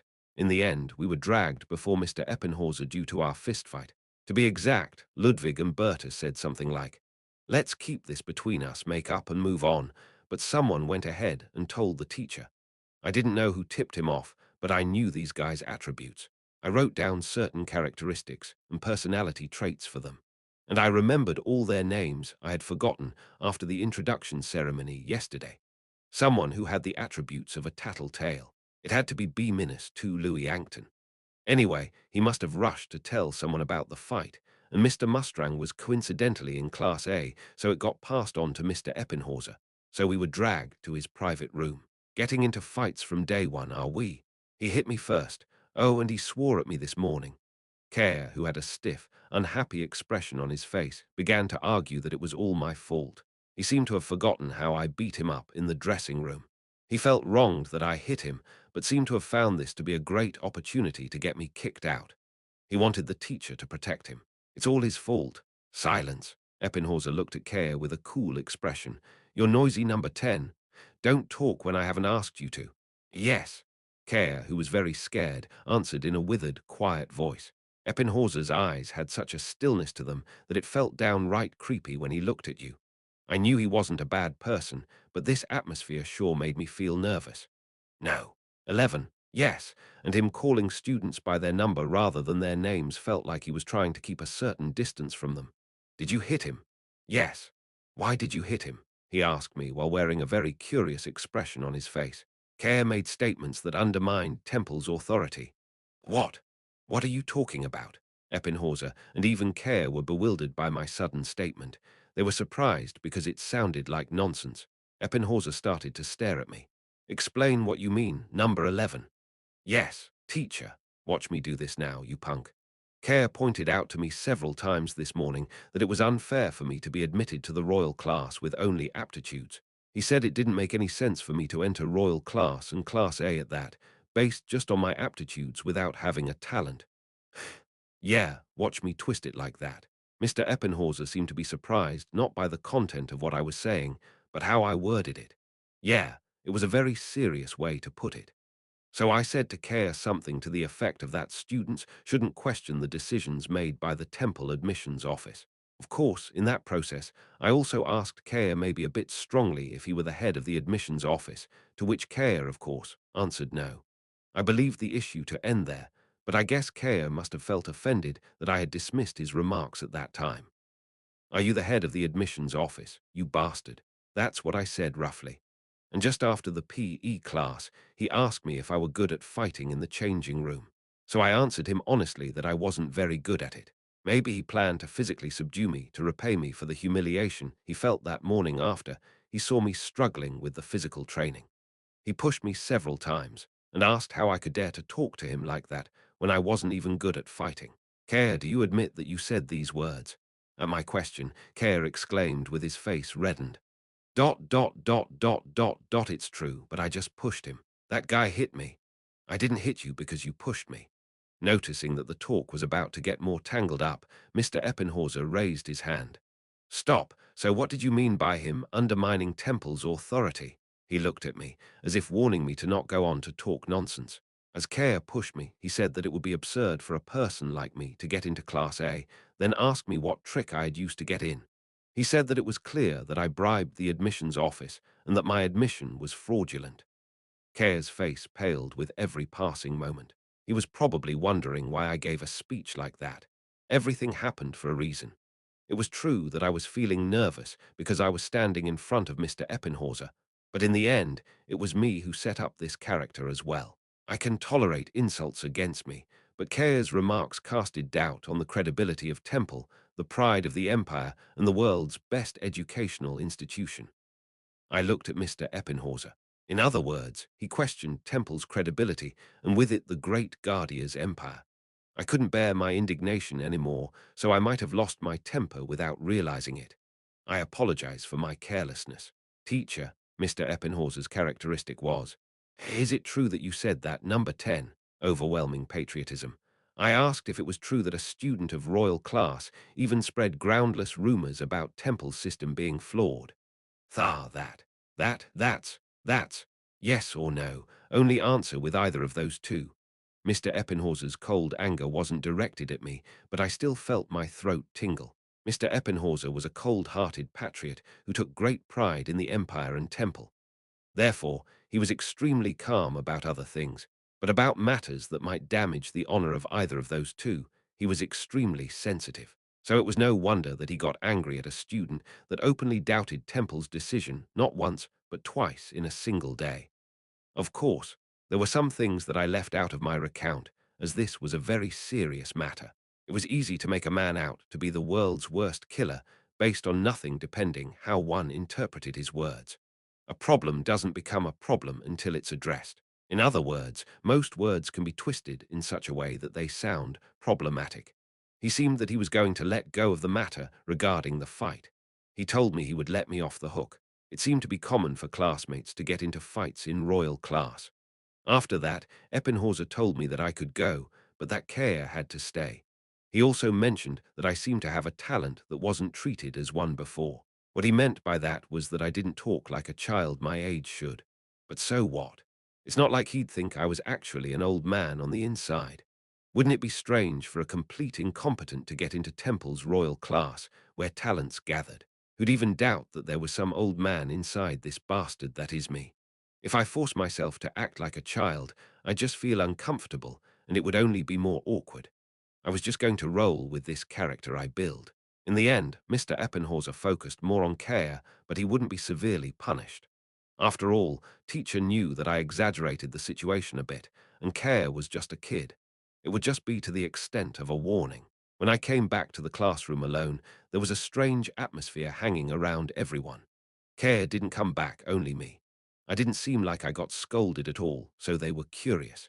There would be rumors floating around Class A and B about the fight. Even though he has no talent, he has such a bad temper. Ah, what was wrong with them just because of one bad apple? Although that bad apple was me, so I had nothing to say. And then, challenge accomplished, received 100 achievement points. What the hell?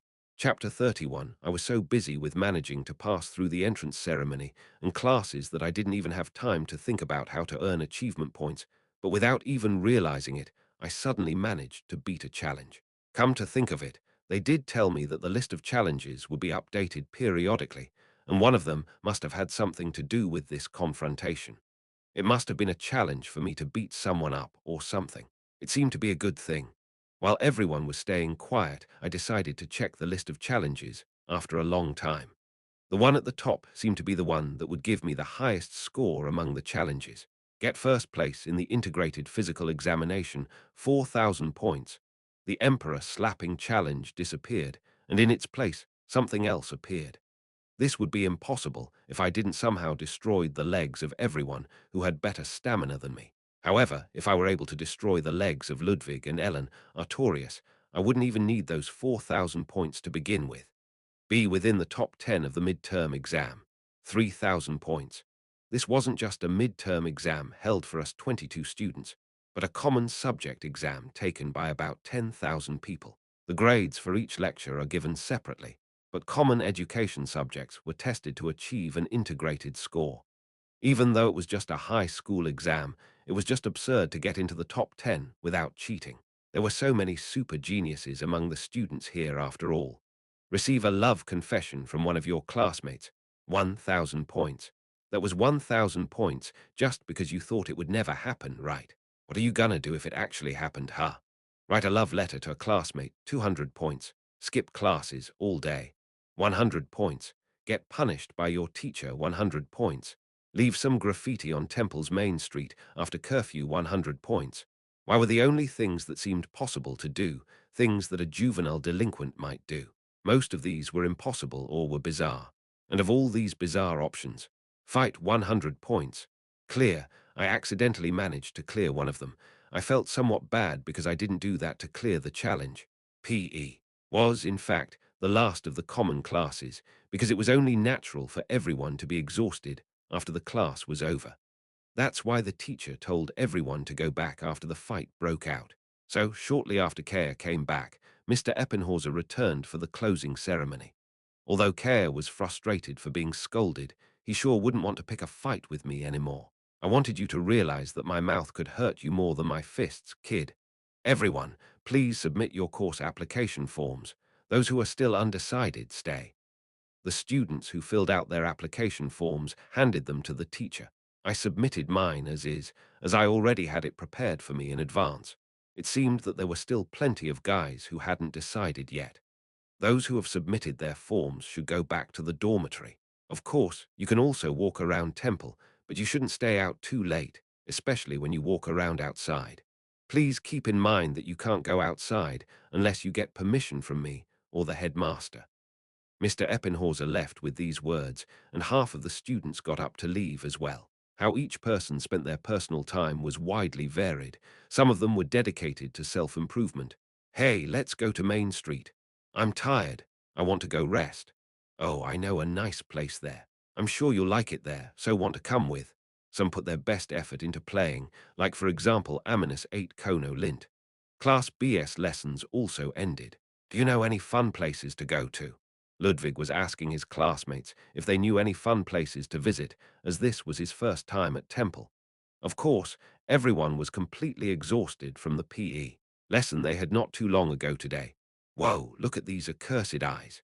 Then I suddenly heard some quiet swears coming from somewhere beside me. I knew what they were talking about. They were talking about a girl that just left the classroom of Class B. Whenever I see her, I immediately feel my luck slipping away from me. She's so creepy.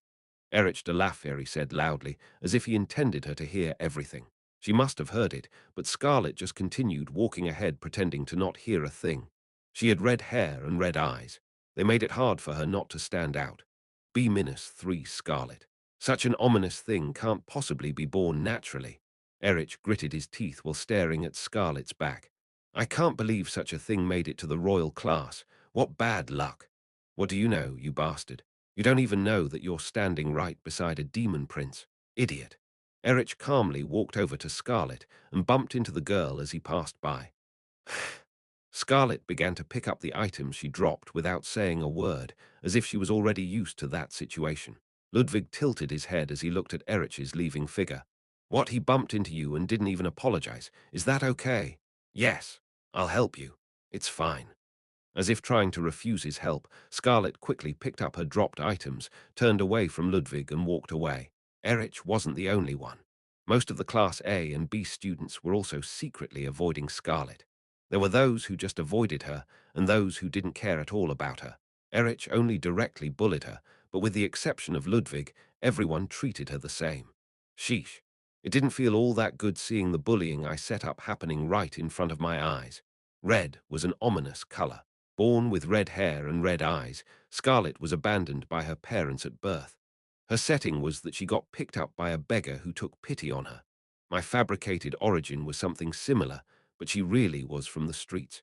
She was dragged to the guards a few times for stealing some bread. But one day her talent was discovered by a wizard that happened to pass by coincidentally and was sent to Temple.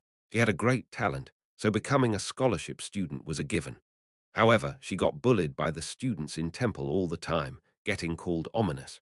Scarlet had no other place to go once she left Temple, though, so she just clenched her teeth, endured this humiliation, and just went on with her life. Therefore, although she was physically very adept and talented at that, she was still stuck with those children bullying her. If she caused trouble and got expelled, that would be the end. So she got a scholarship and ended up in royal class. However, Erich, who had been tormenting Scarlet countless times, even in middle school, also entered royal class. It obviously was that kind of setting. Anyway, the bloody-eyed Scarlet had been famous among her classmates for a long time now, in a negative way. However, I realized how irresponsible I was when I set her as a target for bullying just because she stood out a bit. I didn't think there was anyone else who would look so good in her red hair and eyes. She stood out even from a distance because she was such a pretty girl. Red equals negative, so she got bullied for it. Flammable trash, that's what that was. She should have been Temple's idol, but she got bullied anyway. Actually, Erich should have fallen in love with Scarlet and just teased her, like little boys would harass the girls they liked. But looking at all the things Erich would do to her, it would definitely not be to the point of simply teasing the girl he liked. If I become an inquisitor, I will grab you first and tear you apart. Obviously wasn't something one would say to a girl one liked. Ah, how could he say such things to such a cute and kind kid? But wasn't it actually me who wrote this? Aren't I the piece of trash then? Yes, I am. How could I make characters say such harsh things to a child like that? Yes, I absolutely deserve to die from high blood pressure caused by malicious comments. Ah, when I saw Scarlet walking to the dormitory area from a distance, I sighed, feeling guilty about making this strange setting with my own two hands. If I left it as is, Erich's bullying would intensify, leading Ludwig to become angry and asked Erich for a duel for the sake of Scarlet. So a fight broke out, and after many turns, Scarlet was freed from her bullying and they became friends. However, I had to watch this shit until Ludwig decided to come out. The rest of the kids also thought that the color red was ominous, so even those kids with a sense of justice would just remain silent. Sigh. Those who returned to the dormitory would spend their time on their own until evening. Class B seemed to have gone to Temple's main street with Ludwig. Dinner time started at 6 p.m. Since each dormitory had their own separate cafeteria in their dormitories, I would just eat at the dormitory cafeteria of Class A Year 1. Sometimes the whole student body would eat at the banquet hall, but that was rather unusual. Anyway, there was still time until evening. Class A was rather quiet compared to the noisy Class B. It felt more like complete silence, actually. Well, there was no need to worry anymore since I had 1,000 achievement points saved up. So I tried to decide which talent I should choose. Self-suggestion, 1,000 points, self-suggestion. I acquired that talent without thinking about this any further. This was the most fraudulent supernatural power I could think of.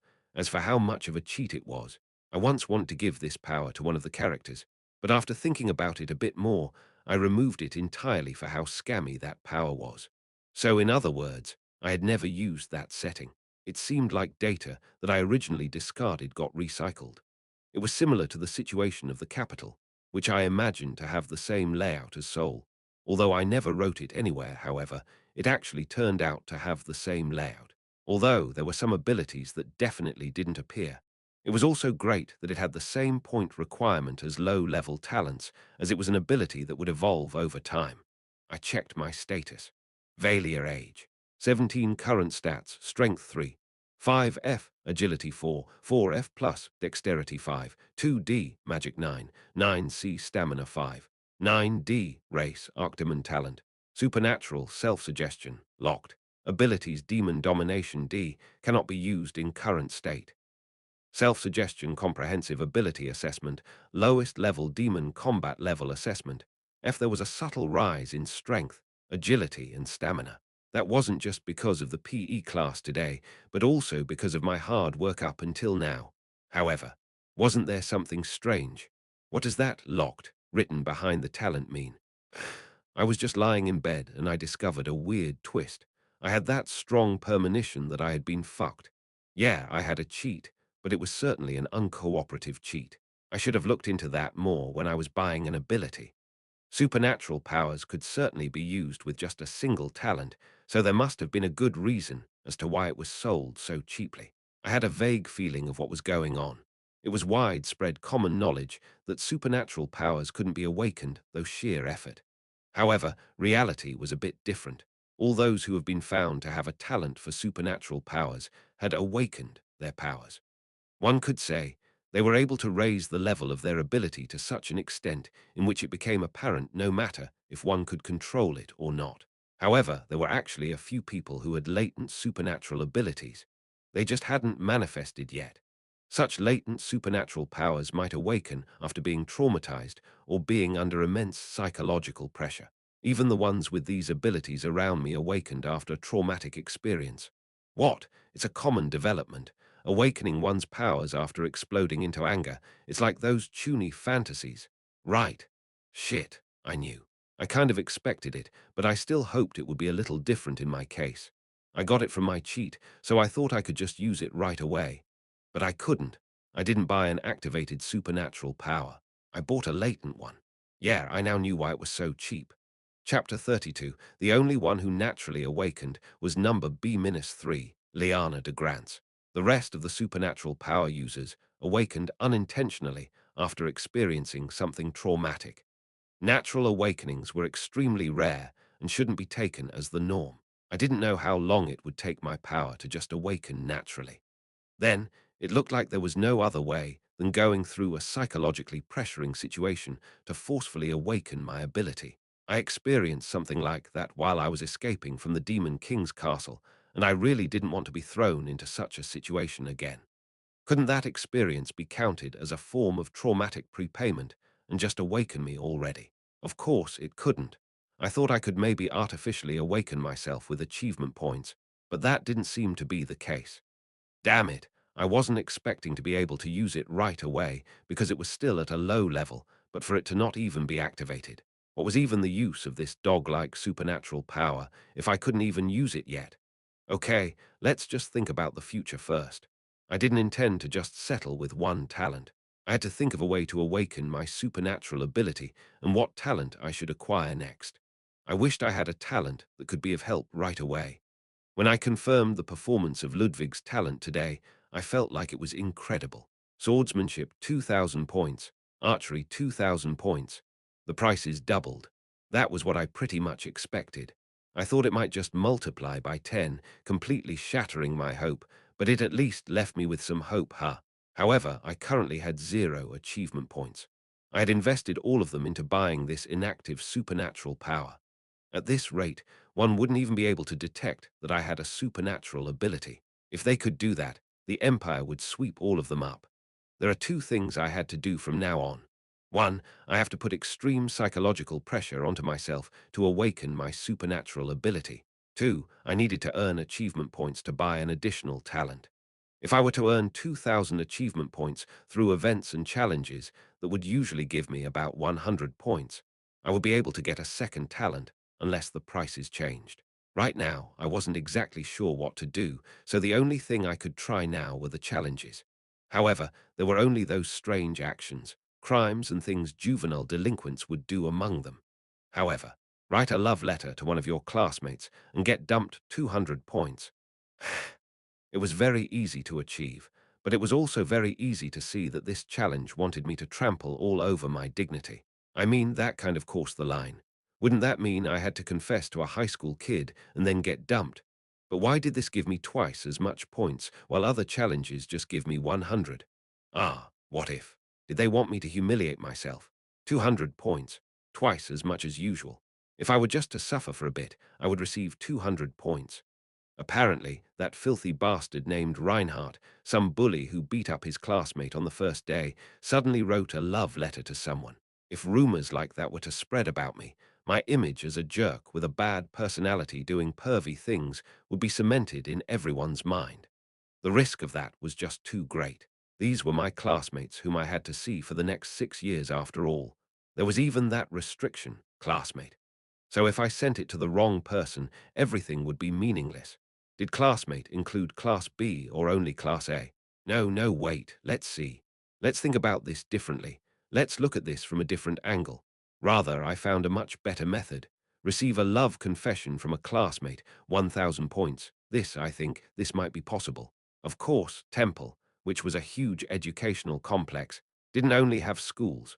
There was no reason for there to not be a commercial district where children of wealthy families gathered endlessly. There weren't only high-class restaurants, but also cafes, clothing stores, and entertainment facilities. So the kids who liked to play spend most of their time wandering around Main Street. It was also known as an area in which students came to the most. Isn't it great? Ah, yeah. This is where I've been going to for the past 3 years, and almost everything there tastes good. I can assure you of that. I know, I've been here a few times. Erich nodded at Kono Lint making a fuss.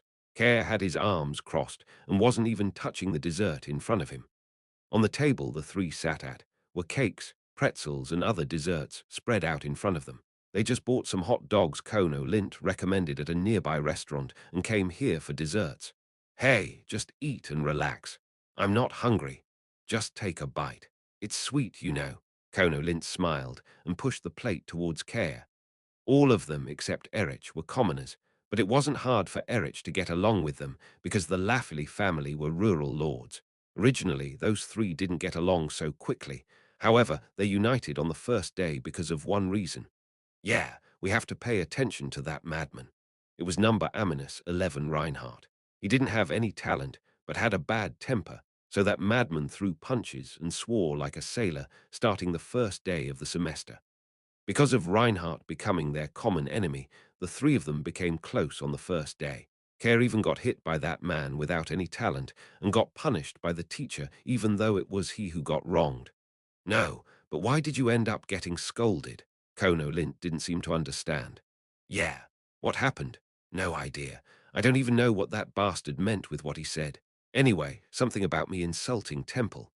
Unfortunately, Kea couldn't remember all the words Reinhardt kept on babbling out.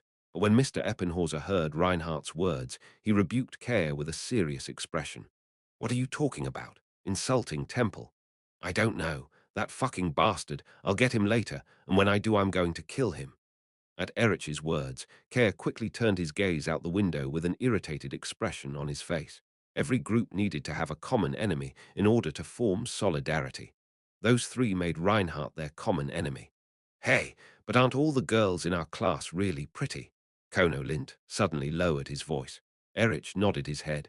That's true. Still, I wouldn't tell them that face to face. We are classmates in Temple, but they wouldn't even give me a glance if we were outside. But hey, aren't we all in the same class now? There aren't only good-natured people like the prince among them. You have to be careful. Not to mention the imperial princess. There's the princess of the Saint-Ouen Grand Duchy, and the Duke of Grants is also a high lord. They have more prestige than the emperor. Erich was clearly drawing a line. They mingled in Temple, but outside they were people of completely different standing. No matter how young they weren't the type of people he could touch even a single hair of. But how about now? Wouldn't you be able to talk to them? Kono Lint poked at them as if he was really interested in this topic. Who do you think is the prettiest? Ha, me. Ah, I personally think it's the imperial princess. As Kono Lint said so, Erich frowned as if he was unwilling to share. Erich and Kea refused to speak, but after continuous prying on Kono Lint's part they eventually confessed. I think, number two. At Erich's words, Kono Lint tilted his head. Huh, what? I mean sure, but isn't she a little scary? I'm speechless. You ask me who I think looks best.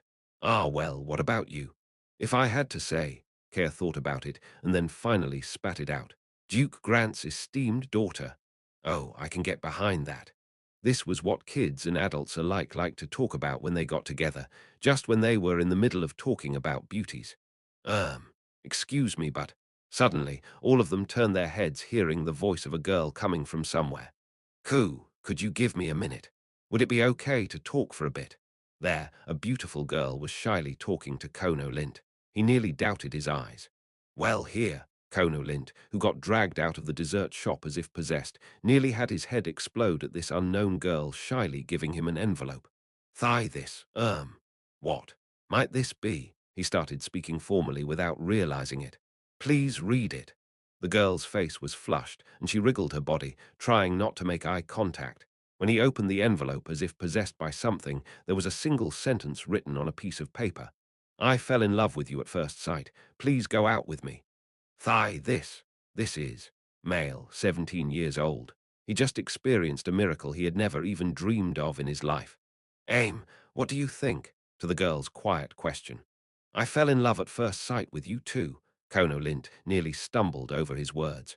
What the boy, however, didn't see was the corners of the girl's mouth slowly creeping up. I sold my soul for points. Achievement points. 1,000 points. I thought about it, but when I actually put it to praxis, I felt my heart break. Scared of confirming if the confession challenge was completed, I pretended I was busy and ran off. Then I changed my clothes in a dark alleyway as to not get found out, turned back into Reinhardt, and returned to the dormitory. It didn't say I had to get the confession in the form of Reinhardt, in the challenge information after all. I noticed that blind spot and tried to exploit it right away, and it worked. It seemed like a good idea in my head, but when I actually did it, I felt like dying during every single second of it. I had preserved my dignity as Reinhardt, but I seriously tarnished my dignity as a human being and played with an innocent 17-year-old boy's heart, no matter how much I set him up to be a playboy. Kono Lint was a bit lacking, but by no means a bad guy. And here I trampled all over his heart. I feel like I've become less than human feces. Challenge list has been updated. A message appeared in front of me. The remaining ones stayed the same, but there were some changes. From now on, unless stated otherwise, the condition that all challenges have to be completed as Reinhardt has been added. Receive a love confession from a classmate. 1,000 points. Write a love letter to a classmate and get dumped. 200 points. Get punished by your teacher. 100 points. Leave some graffiti on Temple's main street after curfew. 100 points. Look at this bastard. Did you not expect me to take advantage of this weak spot? You added that condition immediately after I finished the challenge, didn't you? How annoying, fixing it right away, Pa. The challenges were definitely only there to fuck me over. You didn't expect me to make use of an exploit, but I did, so you added that condition. You want me to write a love letter and get dumped so bad. Then an unexpected challenge had been added. Date Kono Lint as a pretty girl idiot. 1,000 points. That guy's watching me in real time. I don't really know how he's doing it, but I bet he laughed his guts out while he watched me talk. My desire to disappear from the surface of this world grew 10 times stronger. Even if the world were to collapse, I won't ever do that. I sold my soul for 1,000 points. I never thought I'd manage to get that much in a single day. I wasn't sure, but I believe this wasn't the direction that voyeuristic ass wanted this to go.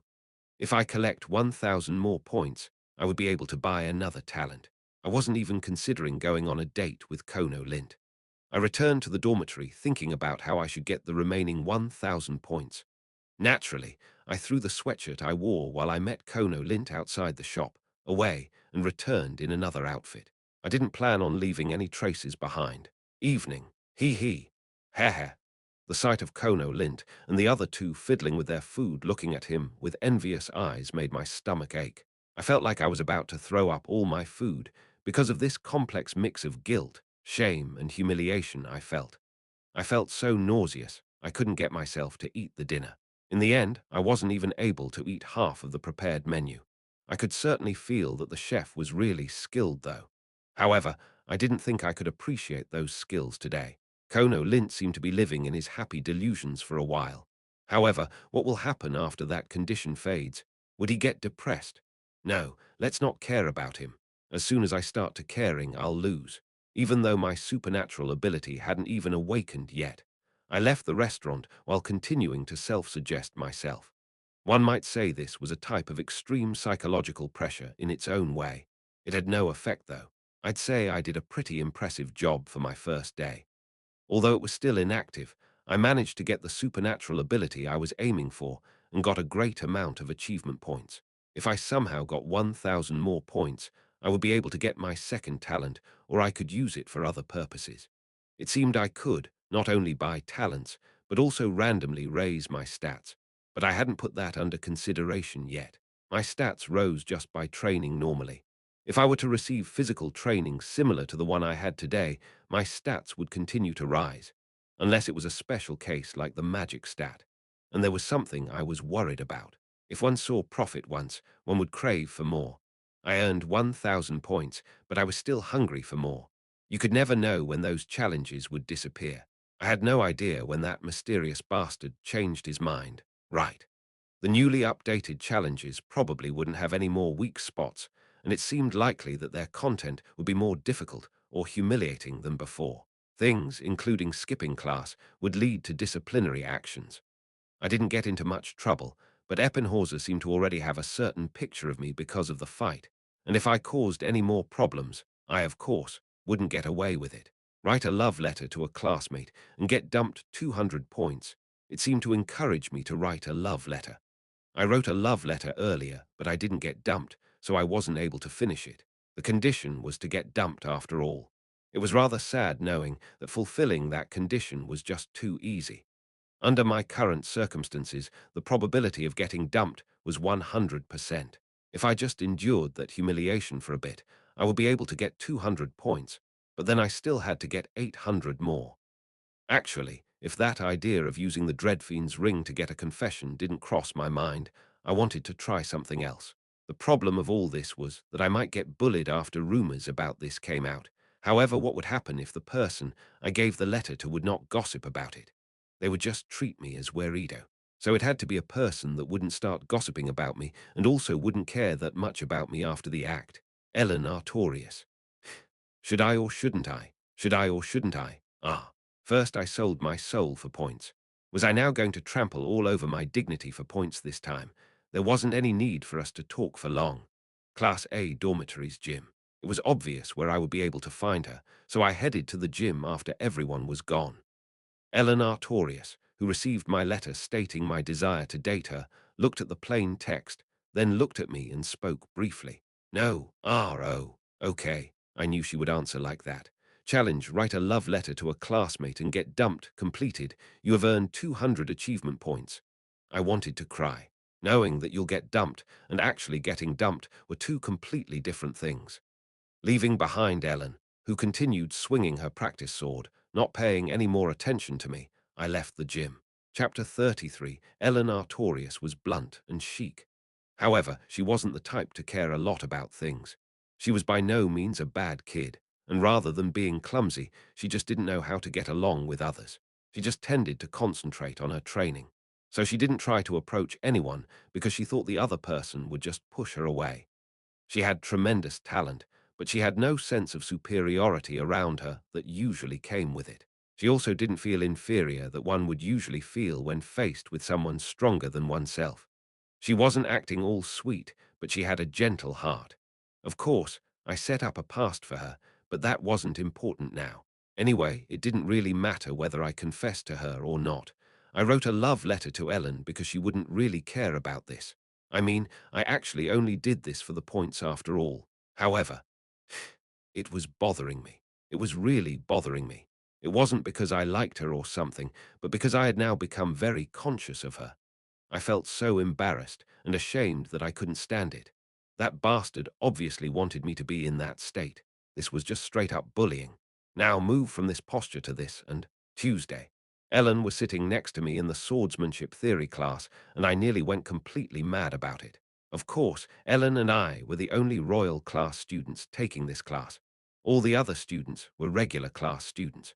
Students wearing various types of school uniforms gathered here, and among those who could recognize the Royal class uniforms we were wearing kept glancing at us. I could read their thoughts just by looking at their eyes. Wow, they're from Royal class, aren't they? That was the look they gave us. Although they sure were an object of envy, these school uniforms attracted way too much attention.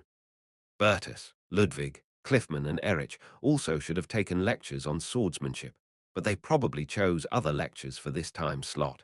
So did she sit next to me because I was a classmate from Royal class? Was it like that? You're usually not the type to care about these things though, now aren't you? Seriously, why did she decide to sit next to me? Sai, was she not talking to me because of the sudden confession yesterday? Did she become conscious of me? That can't be. She wasn't like that. Then why did she sit next to me? What's this? Why was I fussing about this like some teenager? I've become conscious of a kid like that just because I was trying to earn some points. Ridiculous. Talk. I dropped my pen because I couldn't stop fidgeting. Ellen picked it up silently and handed it to me. Thank you. Was this a positive sign? Didn't she usually not help people pick up their things? Based on her personality, she wouldn't care about these things now, would she? Of course, she wouldn't care about me after picking it up and just listen to the lecture. Ah, no, it's definitely not normal for her to pick up pens for others. No, but what should I do? I'm not interested in her at all. What if she suddenly told me that she liked me? I couldn't accept that at all. I had a problem. I started to imagine all sorts of delusional, ridiculous scenarios. Of course. At the end of the lecture, Ellen left the lecture hall without sparing me a single glance. Did she even recognize my face to begin with? She didn't even know who I was, did she? No, but we were wearing the same uniforms. My face was getting hot for no reason. This was my class schedule, excluding common classes. Tuesday I would have swordsmanship theory, swordsmanship practice, and magic theory. Wednesday was magic sensitization training, mediation, and supernatural power control. On Friday I had divine power training, alchemy, and integrated martial arts training. Now, as someone of a lower grade, I only had to listen to 3 lectures a day. But as I got older, I would have to listen to sometimes up to 5 or 6 lectures a day. The first 3 years were like high school courses, and the second half was like university courses. So, since I didn't have anything I specialized in, I was taking swordsmanship, magic, supernatural powers, and divine power classes. Swordsmanship theory and swordsmanship practice were combined lectures taught by the same teacher. So it was a pretty long lecture in which one first learned about the theory in a classroom and then put it to practice in the gym. A class where one had to put to practice what one learned on the same day and even learn further things while practicing. Of course, as this was a general class as well, it wasn't a total mess, but there were a bunch of clumsy people among the students. Get your posture right, put power into your hands. The problem was, I was included in the category of clumsy people. Of course, I was constantly criticized by the teaching assistants for my poor basic strength as well as my poor posture.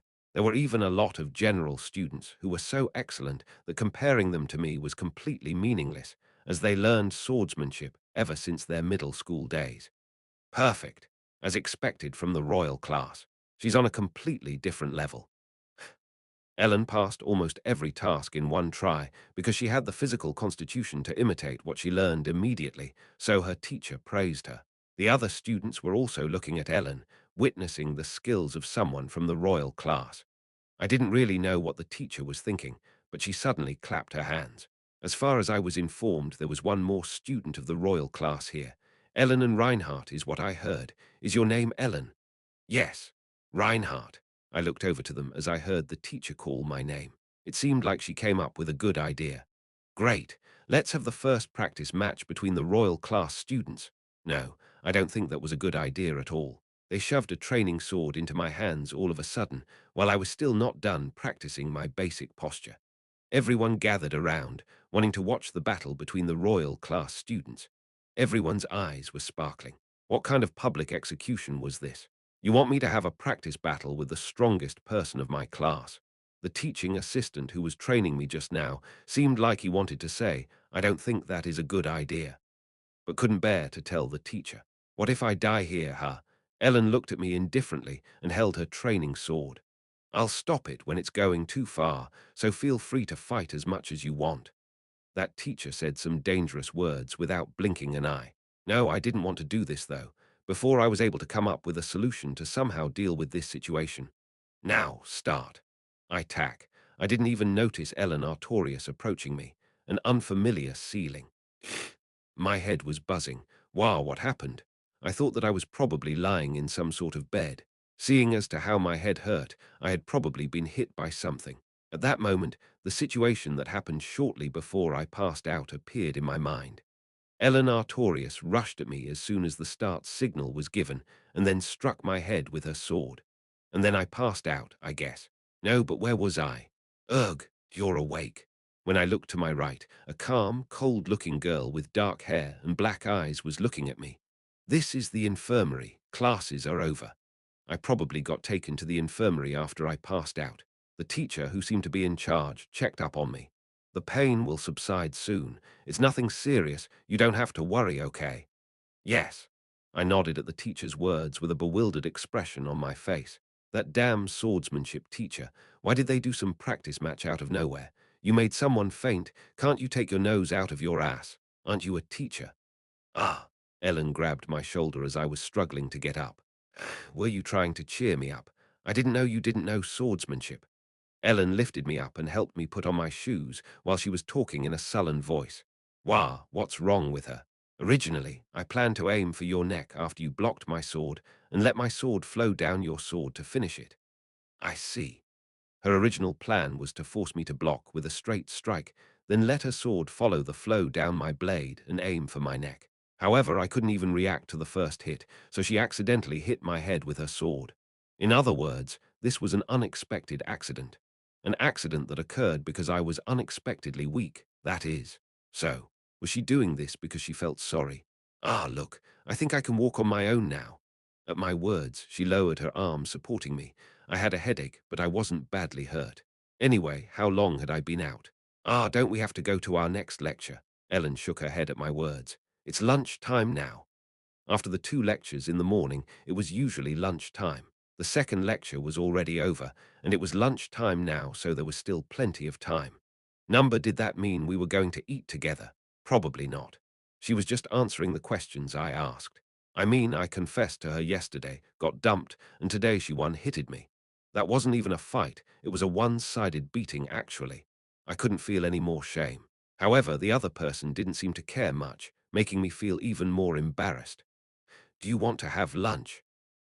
Nod, what I had come to realize is that after you pass a certain level of shame, it just didn't matter that much anymore. At first, she seemed like a quiet kid, indifferent to most things. Yesterday, I confessed to her, and she refused me. But right now, I felt conflicted, because I asked that same kid to have lunch together with me now. I wasn't that kind of person usually. The kind of person that didn't give meaning to anything. She ate when she was hungry and didn't care who she ate with. Thinking like that made my worries go away. I just had to treat her however I wanted to as well. Unless I did something rude enough for her to slap me, that was just it. Because that was how she was. Thinking like that made my head clear. She was the type of person who would react the same no matter what happened. So it should be all right for me to treat her a bit more comfortably than the other kids, right? Because she didn't misunderstand me and didn't have any preconceived notions about me. She just judged me as I was. Is there anything you want to eat? Anything's fine. Hey, are you really fine with anything? Yeah, anything's fine. No matter how much I thought about it, this wasn't your fault, but you dumped me and hit me. I started to feel like teasing you a bit. Be prepared. Since this place was similar to Seoul, there were places similar to the ones found in Seoul in the imperial capital Guardian. Maybe that's why there were so many familiar things. For example, the beggars found in the Han River Park or the shopping street that was so reminiscent of the Yongsan district. And yesterday, when I went out to this street to meet Kono Lint, I found something I was shocked to see here. Wasn't that almost enough to make my whole worldview collapse? It was what I truly wanted. Ellen tilted her head at the sight of this food. It smells strange. Chungakjang. Ellen was unable to take her hands from her nose when she saw the chungakjang in an earthen pot. A musty, savory smell permeated the entire store. I had no idea why, but it existed. Why did you exist? Well, it was what I wanted the most right now. Anyway, it was the food of my hometown. I was so happy to get to eat it again, no matter what. And that's how I brought her here. What's the matter? You said you'd eat anything, you know. Ha! If you're scared, just run away then. This smells like something I shouldn't eat. I shook my head at Ellen's words and pointed at the people who filled the store. The people here eat it normally, you know. Of course, all of them were adults as well as faculty members. Ellen tilted her head as she looked at the people eating. Temple sure is good. They even have Eastern dishes here. There are people from all over the world coming here. So yeah, apparently this was described as Eastern food, although I had no idea about that setting. However, because Temple attracted students from all over the world, they had to prepare a lot of traditional food that one would usually not find anywhere but its place of origin. If there was demand, there would be supply. It was more expensive than somewhere else maybe, but where else would one go to get this kind of food? Well, that was pretty plausible. It was comparable to a New York food alley. As there were people from all over the world coming, they sold a lot of international food. Anyway, Chungakjang is one thing, but this was probably the first time that I felt happy that jampong and kimchi existed in this world. So did they also have kimchi stew and army stew? No, wouldn't it be weird for there to be army stew? There were no American soldiers in this world, so how could there be food introduced by the US Army? No, if one thought about it, Chungukjang also had its origin somewhere else, right? What the hell was going on with this place? Where was I even? Come on, look. I started mixing the rice with the chungukjang, which I took out of the earthenware pot, sprinkled seaweed powder and sesame oil on it, and then began to eat. Ellen watched me eat with a weary expression on her face. Are you discriminating against another culture right now? Do you want to get into trouble? To be honest, this wasn't really my favorite food, but it was something I kind of needed from time to time. She just continued to watch me eat in delight. Although it had a strong smell, I finally got to experience the taste of my hometown again after a long time. I was kind of touched by it, although not to the point of tears. What? This place actually made some great kimchi. That was it. The meaning of life. As expected, I was still an old man at my core. Did they have soju? They wouldn't sell it to kids, huh? Ellen was staring blankly at me with a long, thoughtful look in her eyes. Hey, give that to me. I'll do it for you. I took her bowl of chungukjang, mixed everything in her bowl, scooped up a spoonful and carried it towards her mouth. Open up, try it. Ah, Ellen repeatedly opened her small lips, perhaps because of the stinging smell rising up into her nose. Her eyebrows and lips twitched, seeming as if she even doubted whether this was really human food. Looking at her reaction, she seemed like a fish opening and closing its mouth. Pretty cute, wasn't it? Ah, my arm's gonna fall off, man. Ah. When I complained, Ellen finally opened her mouth, and I put the spoonful of chungukjang into it. That was revenge for her hitting me. Ellen chewed a bit of it with an uncertain look on her face. He, how's that? Feeling limp already? Ellen squeezed her eyes shut as she put it in her mouth hole with a frown on her face. It seemed like her feelings of rejection maximized after she put it in her mouth. Unable to spit or swallow, Ellen started stamping her feet. A blunt, chic and beautiful 17-year-old girl. There's no such thing as a permanent concept. Chapter 34. Eventually, Ellen swallowed it by pressing hard on her mouth, too afraid to make a fool out of herself by spitting it out. Perhaps because of the savory taste of the chungukjang, Ellen drank from her water several times. Why does it smell so much? Ellen continued to drink her water, while I continued to eat without being fazed. Ellen looked at me strangely, as well as the other people eating it. You would end up like that as well if you ate it a few more times. Seeing me and the other people eat it with such fresh expressions, Ellen scooped up another spoonful and took it to her mouth with a slightly puzzled expression. Then, with a regretful expression on her face, she was unable to spit it out again, forcibly chewed it and swallowed it. I the strange one. Ellen muttered blankly to herself, her lips trembling slightly. She couldn't eat it, but other people around her were eating it normally, so she was wondering if something was wrong with her. It's fine. That was just the type of food it was to begin with. I hated it as well as a kid. It tasted like shit, but then one day I suddenly... chungukjang. Do I want that? I do. Everyone around my age is eating it after all. That was how it started, man. Ellen wasn't exactly normal either. Even though she ate it and greatly regretted it, she still went on to eat half of her portion, though she couldn't finish all of it after 1 or 2 sips of water, as if she was confused as to how people could eat it so easily. Wow, this is so incomprehensible. Ugh, maybe like this. Will it taste delicious this time? Do I have to eat it again? Ugh. Every time I put it in my mouth, ugh. That's how her thought process probably looked like. The face she pulled was just too funny. What? Did she have a child's palate? It was a bonus that the humble owner of this shop halved the price for us, impressed that children were eating chongukjang so well. I'm not eating that again.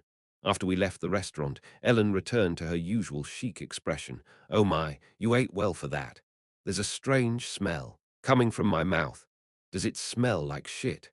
Ellen glared at me for a moment at my shameless remark. Ellen narrowed her eyes as if she could smell her own breath. Yes, and one day this moment would suddenly flash past her as part of her black history, wouldn't it? Why does it smell like that? Ellen was deep in thought, as she couldn't understand why people would eat something that smelled like that. But what came out of her mouth was a more basic question. You aren't supposed to eat this, right? Hey, why would they sell something one isn't supposed to eat and actually have a lot of people pay for it? Right. It's edible, so I ate it. Did I look like such a perverted bastard? My novels were all innocent, you know. No. If one thought about it, the genre already changed after I took a beautiful 17-year-old girl to eat chungukjang, which she had never tried before. That in itself made me seem like a crazy perv, didn't it? If someone caught me do this, wouldn't they call this torture? No, but I didn't force her to eat it. She ate it willingly. She later even ate more and did this to herself. Not caring about me suddenly scaring myself like that, Ellen nodded blankly. She didn't say anything for a while. Maybe her curiosity had been sated. I was starting to worry that her character maybe collapsed. No, what would happen if something like that collapsed? Wouldn't the entire main story get completely destroyed? I'll go that way. After walking for a while, Ellen pointed to the tram route she had to take to get to her next lecture. I had to go somewhere else. Ah, then Ellen turned around and pointed her finger at me. Be careful with your head. Oh, said the culprit who whacked my head. As such, the 17-year-old beautiful girl disappeared from my view, leaving behind the savory smell of chungukjang. My next class was magic theory. There were 4 students of royal class present in that lecture. A-10 Kea, B-2 Louis Ankton, B-5 Christina, and B-6 Anna de Journa. As soon as Kea saw me, he turned his head away as if he hadn't even noticed me, and I wasn't acquainted with any of the students from Class B. That B-2 Louis Ankton guy was a jerk who had a knack for being a snitch. So he probably told the teacher about that fight yesterday. I just let it go. I wasn't really that fond of fighting, and he wasn't that bad of a guy, now was he? Currently, 5 of my classmates were majoring in magic. 3 of them were attending this class. 3 of them were here right now. So why were there 4 people listening to this lecture? B-2 Louis Ankton had no talent for magic. He was an unusual guy who studied magic, even though he knew he wouldn't be able to become a wizard. I did mention that there were people like that. People who couldn't use magic but studied the science behind it. Those people were called magic researchers. Louis had the talent, academic, which was the highest talent in the field of research. He wasn't that physically capable, but he was smarter than no other. So he couldn't become a wizard, but he still pursued the study of magic. The magic class was quite different from what I expected. I first thought I wouldn't be able to understand a thing, but it wasn't that difficult to understand the proper terms, including jargon, because my knowledge seemed to be on the middle school level. The formulas were a bit difficult for me, but it wasn't like I couldn't keep up at all. What? Were there maybe still hopes for me to become a wizard?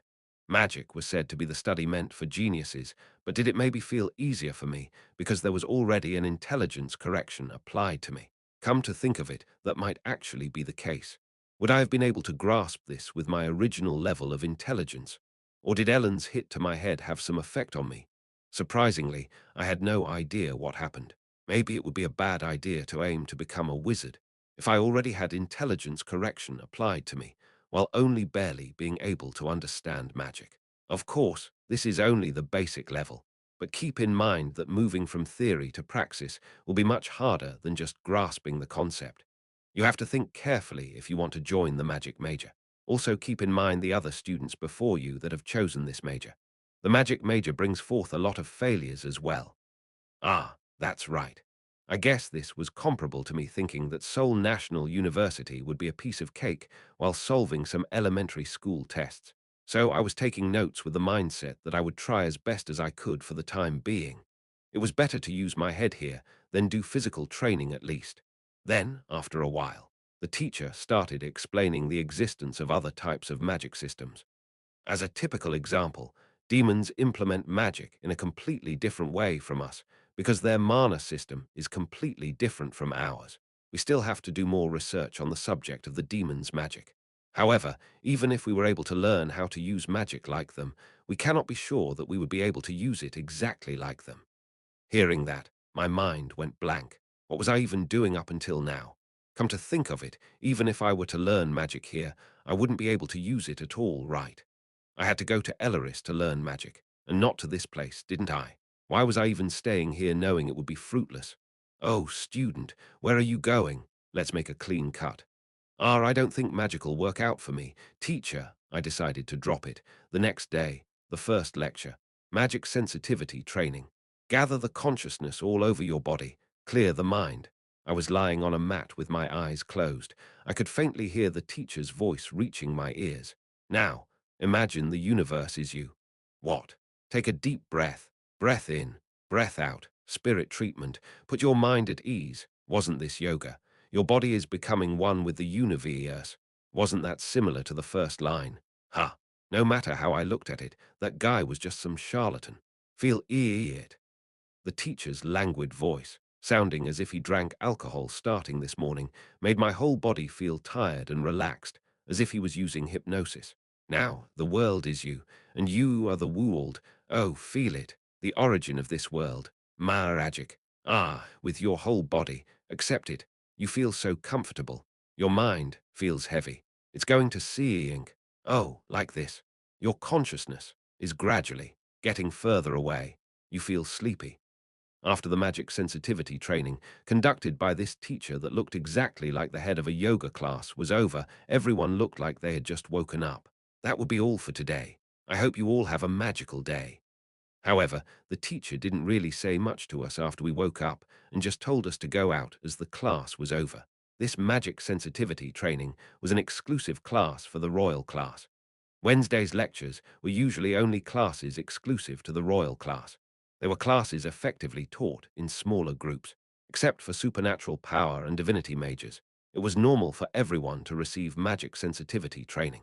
So with the exception of a few, every student of Class A and B were gathered here. What? I know. Ha, what the? Everyone looked as if they just were possessed by a ghost. I was just listening to what he said, but everyone seemed to have fallen asleep. I heard that this class was very satisfying. I bet something will happen. Bertus also yawned, as if he had just woken up, and then laughed. I didn't think that a class that only required one to sleep would have a low satisfaction rating, but I didn't really know if this had anything to do with magic sensitivity. Anyway, it was an easy class, so it was fine. The next class was meditation. It wasn't a class exclusive to supernatural power users, but many with supernatural powers attended it. It was important for anyone to be able to keep one's composure. So, of course, it wasn't just for supernatural power users. 4 of my classmates had supernatural powers. Aminus 3, Liana de Grantz, electrokinesis. Aminus 6, Heinrich von Schwarz, pyrokinesis. Aminus 8, Kono Lint, teleportation. B-7, Ibia telepathy. There was one more person who took the meditation class, even though they didn't have supernatural powers. He had white skin as dry as anchovies, which made one feel bad for him. However, the look in his eyes seemed a bit dangerous. B-8, Detamolian. His talents were witchcraft and spirituality. He came from a primitive tribe, calling the northern snowfields their home. A guy who got admitted with a talent for an ancient form of magic called witchcraft. However, there was no way for Temple to have a curriculum on something like witchcraft, only few practiced. However, Detamolian wanted to enter Temple under the pretext of studying witchcraft on his own. He said he wanted to study in a safe and well-maintained environment. He looked insidious and was actually shunned just like Scarlet. He could also see ghosts. He was currently doing meditation not to control his mind, but to communicate with the spiritual world. There should have been only 5 people in total. Charlotte de Gardiers. Yes, Charlotte also signed up for the meditation class. They called us for attendance, which was rather fast as there were only few attending this class in the first place. This suggested the possibility that Charlotte had a supernatural power. I had no contact with Class B, so I still didn't know what talent Charlotte had. Of course, her taking mediation classes didn't mean that she absolutely had supernatural powers. I wasn't exactly a supernatural power user yet either. But trauma. Awakening supernatural powers under extreme psychological pressure. Obviously, if Charlotte had a latent supernatural ability, she definitely would have awakened it in the demon realm. However, if she had supernatural powers, why didn't Charlotte use them then? She was in immediate danger, so wouldn't she have used it in that situation, even if it was on accident? Or did she awaken, but didn't know how to use it or couldn't control it? No, maybe she really didn't have supernatural powers to begin with. The meditation class went on, and I went into meditation with such questions spinning in my mind. Tack, ouch, focus. Of course, I couldn't properly meditate with such things floating around my mind. Chapter 35, my next class was psychic control. With this, I couldn't help but be sure. Charlotte de Gardiers. Yes, Charlotte had a supernatural power. What kind of ability did she possess? Reinhardt. Yes. As they called my attendance, the supernatural power teacher looked at me confused. This was Mr. Eppenhauser's request, so I accepted it. But you don't have any supernatural abilities, do you? Yes. I heard that your aptitudes were very multifaceted. I don't know how I could teach you how to awaken a supernatural ability. The teacher looked perplexed, and the other students also looked at me strangely. It was as if an herbivore came to an all-you-can-eat meat buffet. It'll work out somehow. Ha! Including the teacher and Charlotte. Everyone was looking at me dumbfounded. BZZZT, crackle. Excellent, Miss Grants. You have the best control out of everyone in class. Thank you. Try to increase your power output in that state little by little. Liana de Grant sighed in relief as she succeeded to let sparks bounce between the index fingers of both her hands. Unpredictable things could happen in the supernatural power control class, so the teachers were teaching the students one-on-one. Flyer. Good. Now let's see how long you can maintain it. Yes. Heinrich von Schwartz, who succeeded in lighting a fire on sand, was sweating profusely trying to maintain his concentration. Whoa, whoa, don't look. I'm not seeing anything. Anything at all. Lint, get dressed. And I could hear Kono Lint's screams coming not from the classroom, but the containment room, followed by the teacher's fed-up voice. Kono Lint. Although he was a total playboy, he had a pretty fraudulent ability, that is, the ability to teleport his body. But his biggest problem was that he couldn't teleport his clothes as well. So the biggest side effect of his power was that every time he used it, he'd end up naked. He was often teased that his ability could only be used in public baths. Naked teleportation. I kind of wanted it, but on the other hand, not at all. It wasn't a bad ability to have. You're going to go to Main Street to have crepe for lunch today, is that correct? Yes. I'm going to go outside now. Try it again then. Yes. And B-7 Ibia was using her telepathic abilities, the ability to send her own thoughts into the mind of an opponent. They seem to be doing a range test at the moment. Reinhardt. Yes. Teacher, what do we do now? My teacher had a perplexed look on his face, as if he didn't know what to do with me, who didn't have a supernatural power at all. I would find it weird as well if I were in his shoes. This was a place where supernatural ability users were trying to control and improve their abilities, not to awaken them. So my teacher was at a loss. Please put me under extreme psychological pressure. Pardon, one might awaken a supernatural power in an emergency, right? Wow, what? So, you don't have to actually try to kill me, just push me to the brink of death and don't ask for something so strange. The teacher freaked out, as if I was saying something completely outlandish. That teacher straight up refused, saying that he couldn't torture a student like that. He also added that there were times when one awakened to a supernatural power in such situations, but that wasn't always the case. If that were the case, the world would be full of supernatural power users. No, I know that. Actually, I did have a supernatural power. No matter how hard I tried to persuade them, they didn't seem to want to listen to me, so I just observed the class. And Charlotte. Charlotte was taken somewhere by her dedicated teacher after the class started. Were they doing an ability check in the containment room like they did with Kono Lint? Was it a type of ability that should not be seen by others? I looked at the teacher and asked, "What type of supernatural ability does the princess have?" I was just asking. Casually. You could ask such things out of curiosity, right? That's what I thought anyway. I don't know. However, the teacher just shrugged. It's a secret or something. Confidential. It was then that I understood why no one was talking about Charlotte's ability. Charlotte had awakened to a supernatural ability, and no one knew what type it was, except a few teachers. I had no other option but to silently wait until the class was over. Charlotte, who went somewhere and returned shortly before the class ended, looked tired. The princess' ability was confidential. Maybe her classmates didn't know either. For some reason, they treated her abilities like some state secret. Mr. Mustrang and the teacher in charge of her ability training were probably in the know. Did Mr. Eppenhauser know? Charlotte was a supernatural ability user, and any talk about her abilities was under lock and key. If so, I should also consider the possibility that she didn't actually have one. There was also the possibility that she may have faked powers she didn't have in order to get into temple as a member of the royal class. Well, whether that was possible or not is another question. So, did Bertus know what ability the princess held? It was getting more and more troublesome. If the princess didn't have any abilities and Bertus knew, then he wouldn't have a reason to stay silent about that. So, by that we can conclude that Bertus either also knew the princess' supernatural power, or he didn't know yet, no matter if the princess had one or not. As the class was over, the teacher called me over. Reinhardt, yes, I will allow you to join the class for now, but keep in mind that you will receive failing marks if you decide to continue. Yeah, well, there's nothing I can do about that. There was no way a person without a supernatural ability could be given any kind of grade in a class focused on supernatural abilities. When I nodded my head gently, everyone was looking at me as if I was crazy. No, well, I did get that they wouldn't have any other choice but to fail me like this. I had no intentions of failing, though. After class, everyone left the classroom. Hey, number 11. And then someone called out to me. Ha, what? It was Aminus 6 Heinrich von Schwarz who called me. I could see at first glance that he wore a bad kind of expression on his face, and everyone started to stand by and decided to watch what was going on. Charlotte was already gone, though.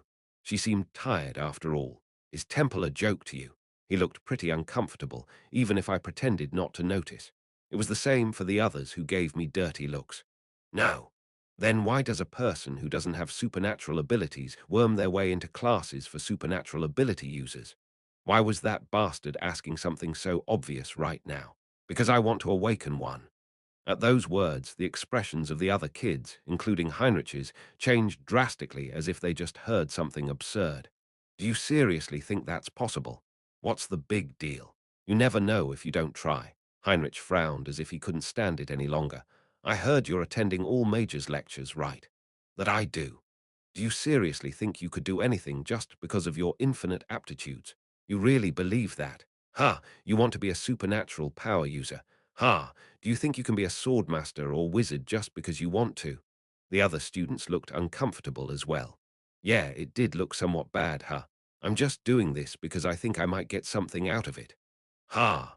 He looked exasperated. Never mind, just don't come to the supernatural power lectures anymore. If you come again, I'll grill you, you know. It seemed like he didn't like the fact that I was taking the supernatural power classes. It looked like Heinrich tried to intimidate me by telling me he'd grill me. Grill what? You wouldn't even be able to grill a potato. What? That's my estimate after watching the size of your flame. Don't you agree? He did make some fire burn in the sand, but it was definitely not as good as a bonfire. Heinrich turned red at my words. What a great ability you have. If all you can do is make your eye color change and make a somewhat big fire with your arms trembling, wouldn't a flint be much more useful than you? Wah, wah. What thigh this?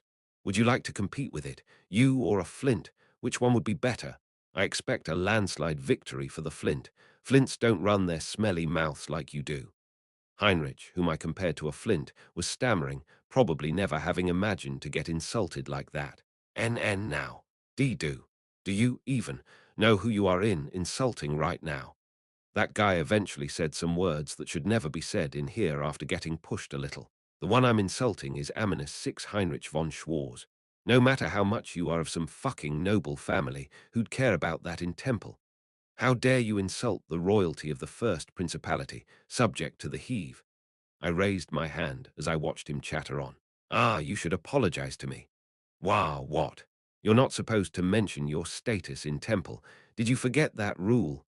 I looked around at the spectators watching us with stunned expressions. Everyone who took the class except Charlotte were here. Kono, Lint, Liana de Grants, and even Ibia were watching from afar. We have witnesses here. Did you hear everything? Heinrich's face turned blue as he realized that he had just broken that rule in his excitement. Everyone suddenly looked away and frowned when I was asking for witnesses. If you don't apologize to me in 3 seconds, I'll report it to the student council. Un, two, three. I turned around with that momentum. One more rule violated. Sorry, I was acting too reckless. He was a little late, but I smiled at him as he did give me an answer straight out. Why would you start an argument if you can't even finish it? Watch your mouth next time, buddy. I tapped his shoulder and whispered. This is a place where royals wouldn't be able to complain, even if they get beat up by a commoner. Wah. What? That means, if you do, things will be turned right back at you regardless of your status. No matter what status he held, he wasn't even good enough to be a portable lighter here. Just when I was about to go past him, I heard him hitting the back of my head. How dare you, you cheeky bastard? Ah, what now? The color in his eyes was getting more saturated. He looked like he was turning on a faucet. It seemed like he was trying to use his power. Frickin' hell! Slap. Ugh! I casually walked over to him and hit his forehead with my palm. Of course, he staggered and was unable to use his ability like he intended to. I disturbed his concentration after all. Ah! Ha! He looked like he didn't understand what happened just now. It was like something that shouldn't have happened had happened, and he couldn't even articulate properly. It almost looked like he had question marks in his eyes. I'm gonna give it to you, you fucktard. Didn't these kids know that a fist would be way faster? Everyone was watching me blackly as I casually smacked the prince of the first principality. He seemed astonished beyond absurdity. Oh, how? How dare that bastard touch my body? It was legitimate self-defense. Weren't you trying to burn me just now? He stared at me trembling while I just stood there nonchalantly. Hey, didn't you want to grill me? Huh, go ahead, try. I will kill you. The color in his eyes got more saturated again. Smack. Ugh.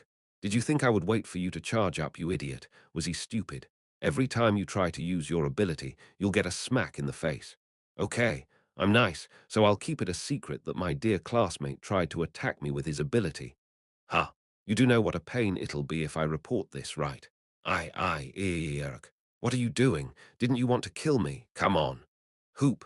As soon as I raised my hand, he started holding his breath and pulled his head back. What a little coward. Why, yo, you dog-like bastard. Heinrich's face was flushed red. It seemed like he was terribly embarrassed by the fact that he got scared. Eventually, he couldn't endure his anger anymore and rushed at me. Crash! I smoothly took that childish rush of his and threw him off. There was no way that a well-bred royal knew how to fight. He was also a supernatural power user. Well, you think you can manage with your body alone? Stomp. Hey, how about trying to get rid of these dirty feet of mine? Ha! I turned to the spectators, who didn't even have time to close their mouths, as I stepped on Heinrich's head. You guys clearly saw him trying to use his power on me, didn't you? Ha! Liana de Grants was staring blankly. Kono Lint was almost trembling. They never imagined seeing such a scoundrel in this place. Anyway, that was that. But having a fight with a classmate and using their powers on a classmate were two crimes of very different magnitudes. I know you have a lot of pride, but do it in moderation, you hear? I mumbled coldly as I stepped on his head. Was I hurting you? I was just quietly taking this class. So why did you have to pick a fight with someone who was just staying quiet? The way I see it, shouldn't you be grateful to me? As I don't have any supernatural powers, aren't I laying the groundwork here? I squatted down, grabbed Heinrich's hair and whispered into his ear. Your ability's range currently is 5 meters across. It takes 10 seconds of preparation time, and its firepower is less than a bonfire. I observed today's class. So, as Heinrich and Liana continued to learn how to use their abilities, I practically had no other choice but to figure out the extent of their abilities. As I accurately grasped the extent of his powers, he opened his eyes wide, almost tearing them apart. If you try to use your powers on me one more time in the future, how could I stay still when I had nothing? If someone would stand completely still in front of someone who clearly despised you while not possessing anything, that would be asking to get yourself killed. At that time, if I don't suddenly change my mind in those 10 seconds, I might as well rip out your eyeballs. Didn't Mr. Eppinhauser say it before? Ha! Let's be careful of each other. If you didn't do anything and just endured it, you will be looked down upon. Being a fool was acceptable, but one should never be a pushover. Chapter 36. On the first day, I had to beat up Keir, and on the third day, I had to beat up Heinrich von Schwarz. This time, I wasn't called to see the teacher. If I were called in, I would just testify that he tried to use his ability on his classmate, although it would be a pain. However, this was different from the time with Keir. Keir was a commoner. Heinrich von Schwarz was the Prince of Kernstadt, the first principality of the empire. Although he wasn't its successor, he was still a descendant. In other words, he was a descendant of the royal family, who had the second highest authority after the imperial family. This would be seen a shocking event by anyone, no matter how much they enforced the principle of equality and treated everyone fairly regardless of class. Rather than criticizing me, it seemed like everyone was avoiding me. They seemed to perceive me as a madman, someone actually crazy. At this point, they didn't see me as just something dirty, rather I turned into a scary existence in their eyes. No, I mean, Should I have let go of that guy who suddenly started arguing with me and tried to use his ability on me just because he couldn't stand the sight of me sitting still? Should I have actually gotten grilled, huh? After that, Heinrich would leave his seat as soon as he saw me, as if he saw something dirty. It seemed like he turned around in fury and anger, but he couldn't raise his hand against me in temple. I didn't want to be seen as a pushover, so I became a nut job. Because if I didn't do this, some genuinely strong person might want to pick a fight with me. It would only be a matter of time before that would turn into a bloodbath, right? If that were to happen, I should absolutely get an ability I could actually use. Would my slow attacks even do anything against someone with a combat talent? My quiet life had been ruined by none other than myself, so I had no other choice but take this route. It would be completely useless to pretend to be nice and kind to these people, and thinking back about it, I didn't think that I was ever really nice before. I mean, someone who gets actually mad at some kids in their 30s definitely had some problem with their head, right? The atmosphere of Class A, which had always been quiet, became even worse because of me. Did I actually become a type of villain in the story I wrote? I didn't do this on purpose, you know. No matter how one looked at it, I was the bad guy here. An initial villain who had no real power but a bad temper, right? After Thursday's common classes evening, Reinhardt, could I talk with you for a second? After dinner, Bertus finally called out to me. After dinner, Bertus took me to a patio tea table. He still had a friendly smile on his lips. On the table was a teapot filled with black tea. He probably prepared this beforehand. Do you want some tea? Well, sure. Bertus poured the tea gently into my cup. He put milk into his tea while I just drank it as is. The prince didn't seem to have any hostility towards me. I couldn't figure out what he thought about me being so casual with him by his expression alone. I didn't let my guard down because his expression didn't tell me anything. He was an aspiring swordmaster. Those who picked a fight with me were mostly physically weaker than me. However, the prince was someone who could step all over me if he so wanted, both physically and politically. I wasn't his match in either of those aspects. If Bertus tried to impose physical sanctions on me, how should I respond? It was the right decision to just become one of those typical strong against the weak and weak against the strong types. Bertus looked at me with a soft smile, a friendly attitude that seemed devoid of hostility. Ludwig was deceived by that attitude. Countless other people were too. It was a soft smile that could even deceive me, who shouldn't be deceived by it. They were all asking me to do something about this matter, so I've decided to speak on their behalf with you. About what? They are afraid of you. He euphemistically said they were scared of me, but in the end, they simply didn't like me. Of course, I can understand your behavior to a certain extent. On the first day, Kea was rather aggressive towards you, even in the changing room. I'm sure it was also Kea's fault for saying that your admission was of fraudulent nature. The imperial prince. It wasn't me, but the prince who was upset by Kea's remarks that undermined Temple's authority. Did you feel refreshed inwardly after you came to stop the fight? I heard that you acted because you were indignant about him insulting Temple, not you personally. Whether he heard it from Mr. Eppinhauser or through other channels, he knew about my appeal. That's why Bertus knew I pretended to be a patriot. As a student of Temple, I have to look at every person fairly. I have no choice but to, although it is true that my heart is drawn towards such patriotic people. What? What's with that weird development? Reinhardt, I like you very much. The storyline got really weird. My hands would tremble less if he told me that he was going to kill me. What's with this? What direction is this going to? Ha! Bertus heard what I said to Mr. Eppinhauser and was now admiring my patriotism. No, well, it was a matter of course that the imperial prince holds strong patriotism.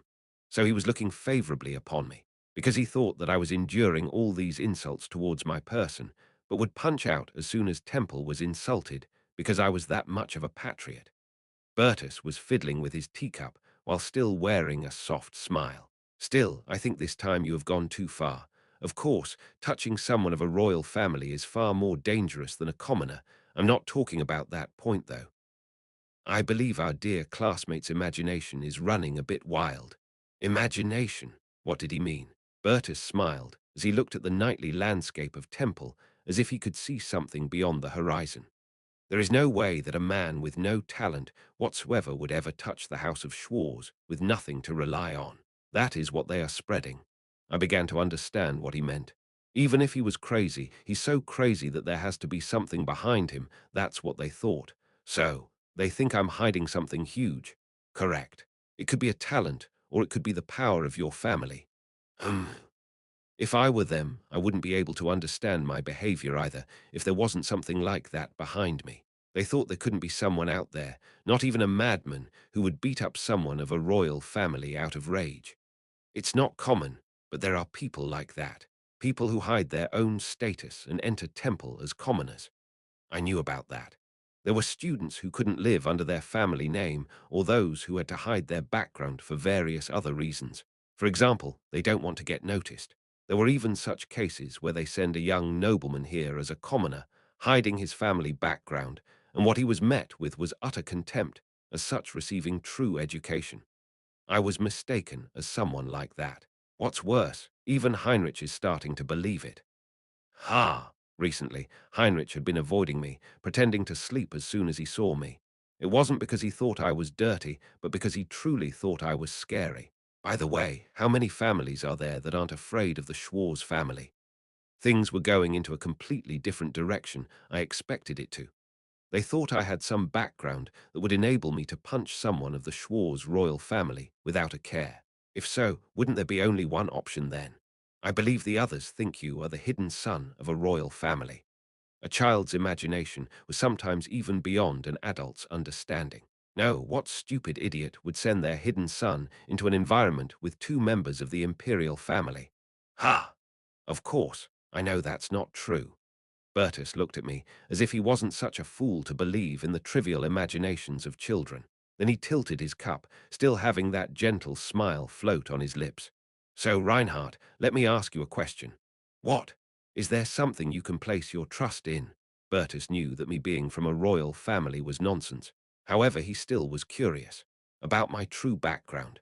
Even Bertus didn't seem to believe that I was just some ruthless guy in the end. However, the nature of my background could never be revealed, as it was on the level of turning the entire human race against me. As if, I sighed and folded my arms. I don't need some crazy background to punch some fucker who's trying to walk all over me now, do I? I'll just go with that route. It was already too late to fix this anyway. I'm sticking with the nut job route. So what if I hung some dog bastard out to dry? I also had the Dread Fiend ring, so I could disappear any time I wanted. Bertus looked at me blankly with a slightly dumbfounded expression. Ha, you mean, I don't think it's, so you don't have something like that? Yeah, you just did that because you were in a bad mood. Yeah. Ha. Ha. Bertus, who had been smiling all this time, slightly licked his lips. Ha ha ha ha ha ha ha ha ha ha. Then he suddenly burst into laughter. Bertus laughed for a long time, like a man who lost his mind. After laughing for a while, Bertus looked at me. That look chilled my spine. His eyes felt like those of a snake. This was Bertus' true face. Just by looking at him, one could feel goosebumps run up one's back. He looked at me with those eyes and quietly tilted his teacup. In a situation like that, one would usually lie. It was a lie. No, it could be seen as a lie, kind of, right? I did have a certain background. Ah, it might be a background that exceeded anyone's imagination, though. If you told me you had some great background or something, I would have ignored you in the future. Bertus was showing himself to me completely raw. It was completely different from those guys who had been yelling and swearing at me before. It was indeed a young man's gaze, but it seemed frozen. It was wise of you to answer honestly. Reinhardt. He seemed to have expected me to bluff my way out of this situation. I was just pretending to be that kind of person to not get beat up. Did he do a background check on me? Did he already know that I wasn't actually some big shot? And by saying these things, was he trying to find out what kind of person I was? I shrugged my shoulders. I could have lied that there was nothing, though. I don't know if there really is nothing about you, but you aren't a nobleman at least. Bertus set down his teacup and stroked the rim with his fingers. There's no way that a nobleman wouldn't know how to hold a teacup. The tea wasn't prepared for no reason. He looked through me just by observing how I held a teacup and drank the tea. When I realized that my unconscious actions gave away information about my background, I got goosebumps all over my body. I was the one who set up this character, but it was hard for me to put into words how this guy was scaring me. If I bragged about my background, he would have just ignored me, but I told him that I wasn't much. So what? You should have bluffed, Reinhardt. Why? Have you ever thought about what Heinrich von Schwarz could do to you? I kind of thought about it. Of course, I rushed in with my body first, but I did organize my thoughts later. The price I would have to pay for touching someone of the royal family of Kernstadt, the first principality of the empire. However, I knew about Heinrich von Schwarz's background. I was pretty confident that he wouldn't be able to hurt me. I did. The moment you step out of temple, you might disappear without any trace for hitting someone from the house of Schwarz. Don't you worry about that. Sure do. No, I didn't really, because something like that would never happen in the first place. Then when I told you that Heinrich was afraid of your unknown background, wouldn't it have been good if you kept these fears alive? Sure would have been. Then why did you tell me the truth? Heinrich is very likely to harm you, and you should feel afraid of that. Heinrich was of a royal family, rather hostile, and joined the royal class. However, he was currently more or less in exile. No one in the Schwarz family looked favorably upon Heinrich. That was why Heinrich's status was just a shell. In reality, he was just some guy with no power or status. Therefore, I already knew that there would be no retaliation against me. From that family, he was practically abandoned by far in the distance. However, to tell him that I knew about these things would obviously be suspicious. So why did I deny this misunderstanding that would have kept me safe? It wouldn't have been any good to tell such shallow lies in front of the imperial prince. It would be better to say that I had foreseen this situation. I judged it to be more dangerous to deceive Bertus in order to keep myself safe from that guy called Heinrich. That was what I was going for. At my word, Bertus began to stare at me. I could tell Heinrich about this, you know. Wouldn't that be problematic for you? I felt like walking on a thin sheet of ice. Turning Bertus against me would put my life at risk. I decided to use the nut job route, but he wasn't really picking a fight with me, so there was no reason for me to snap at him. I don't think so. And why is that? You said that when I lied, you would have just ignored me in the future. Then wouldn't that mean you'd do something if I didn't? My hand was just a dog's paw after all. Then, in this situation, Bertus wouldn't ignore me, but would try to do something. Maybe he'd offer me a solution. Maybe he thought something like I wasn't someone he should ignore. And I do think Heinrich wouldn't be able to touch me, whatever my background, assuming he's not completely brain dead. Why do you think so? No matter inside or outside of Temple, it wouldn't be normal for a Temple student, and a royal class student at that, to suddenly die in the imperial capital Guardium. And if I actually were to die, the culprit would be all too clear. A royal class student from a commoner background fought with a member of the First Principality's royal family. If someone like that were to die suddenly, it would be very obvious whose knife stabbed him. If I died with that timing, it would be obvious who killed me. So, of course, Heinrich would be the prime suspect. Bertus was smiling more and more. Wouldn't it be possible for the Schwarz royal family to use their power to cover up this case? Of course, that might happen. However, I looked at Bertus and smiled. I didn't know what would happen, but I couldn't stop now. I don't think our homeland, the Empire, will be swayed just by a principality. Rather, wouldn't they be asked to pay for tarnishing Temple's honor? Bertus' lips began to curl up at the expression, homeland. Was he more patriotic than even Mr. Eppenhauser? Now that I thought about it, my death would be a much bigger deal than I thought. I knew it wouldn't happen, but I decided to use my confidence in Temple and the Empire as the reason for that belief. Bertus seemed to admire my judgment. Bertus liked smart guys. He certainly picked up something about me, but it was different from our other classmates' judgment. Of course, it was because I knew a thing or two about this place's common sense. Great! Bertus was grinning, as if there was no more need to talk. It's the first time in my life that I came to like a cheeky guy like you so much. What? What was with this situation? Reinhardt, let's enjoy our life at Temple together. Yes. Why was the first person I got close at Temple the villain? Chapter 37. Why do you think that the first friend you made at Temple would make a good friend? Talented villain. 1. Nice to his subordinates. 2. Would be able to hide me so becoming Berta's subordinate wouldn't be such a bad thing, but I was still scared. It did have advantages, but wouldn't it look like I'm a double agent? Was he going to treat me like a subordinate in the first place? It would be hard to keep that going for a long time. If he were to place me under his wing, wouldn't he be the first and only member of the imperial family to ever make a demon prince their subordinate? Anyway, Bertus seemed to want to maintain a close relationship with me in our future temple life. Of course, I knew Bertus. He was a talented guy. Whether they were commoners, nobles, or royalty, if they had the ability, he would have serious interest in them. It didn't matter what kind of person they were, as long as they proved to be useful. That was the type of person he was. Bertus sat on the terrace railing this time. It was on the first floor, so one could go outside from it. He talked with his back to me. "Do you love the Empire?" Of course. That wasn't a lie. I really did love it. This was the best place to live on the whole continent after all. Why do you love it? He didn't like obvious answers. Because of money. What? Money? Bertus turned his head to look at me. He'd find out if we continued to be like this anyway, but I had to be a little more honest here. There's no reason not to love a place that allows a helpless beggar to live in a palace like this just because there's something strange about him. Beggar. Yeah. It wasn't even on the level of not having any background, kid. I'm from the streets. I was a beggar. Bertus opened his mouth slightly, as if he had never imagined something like that. That made it clear that this guy didn't run a background check on me. Bertus didn't say anything for a moment, perhaps bewildered or perplexed. He nodded blankly as if he came back to his senses. Ah, right. Yes, I know what you mean. I had been wandering around the streets. If you dislike me for being a beggar, it can't be helped. He was fine with commoners, but what about beggars? We weren't just a prince and a pauper, we were the imperial prince and a beggar. No, I prefer it that way. However, Bertus gave me an unexpected answer. I couldn't believe it. He preferred it, because there's a strong basis for loyalty.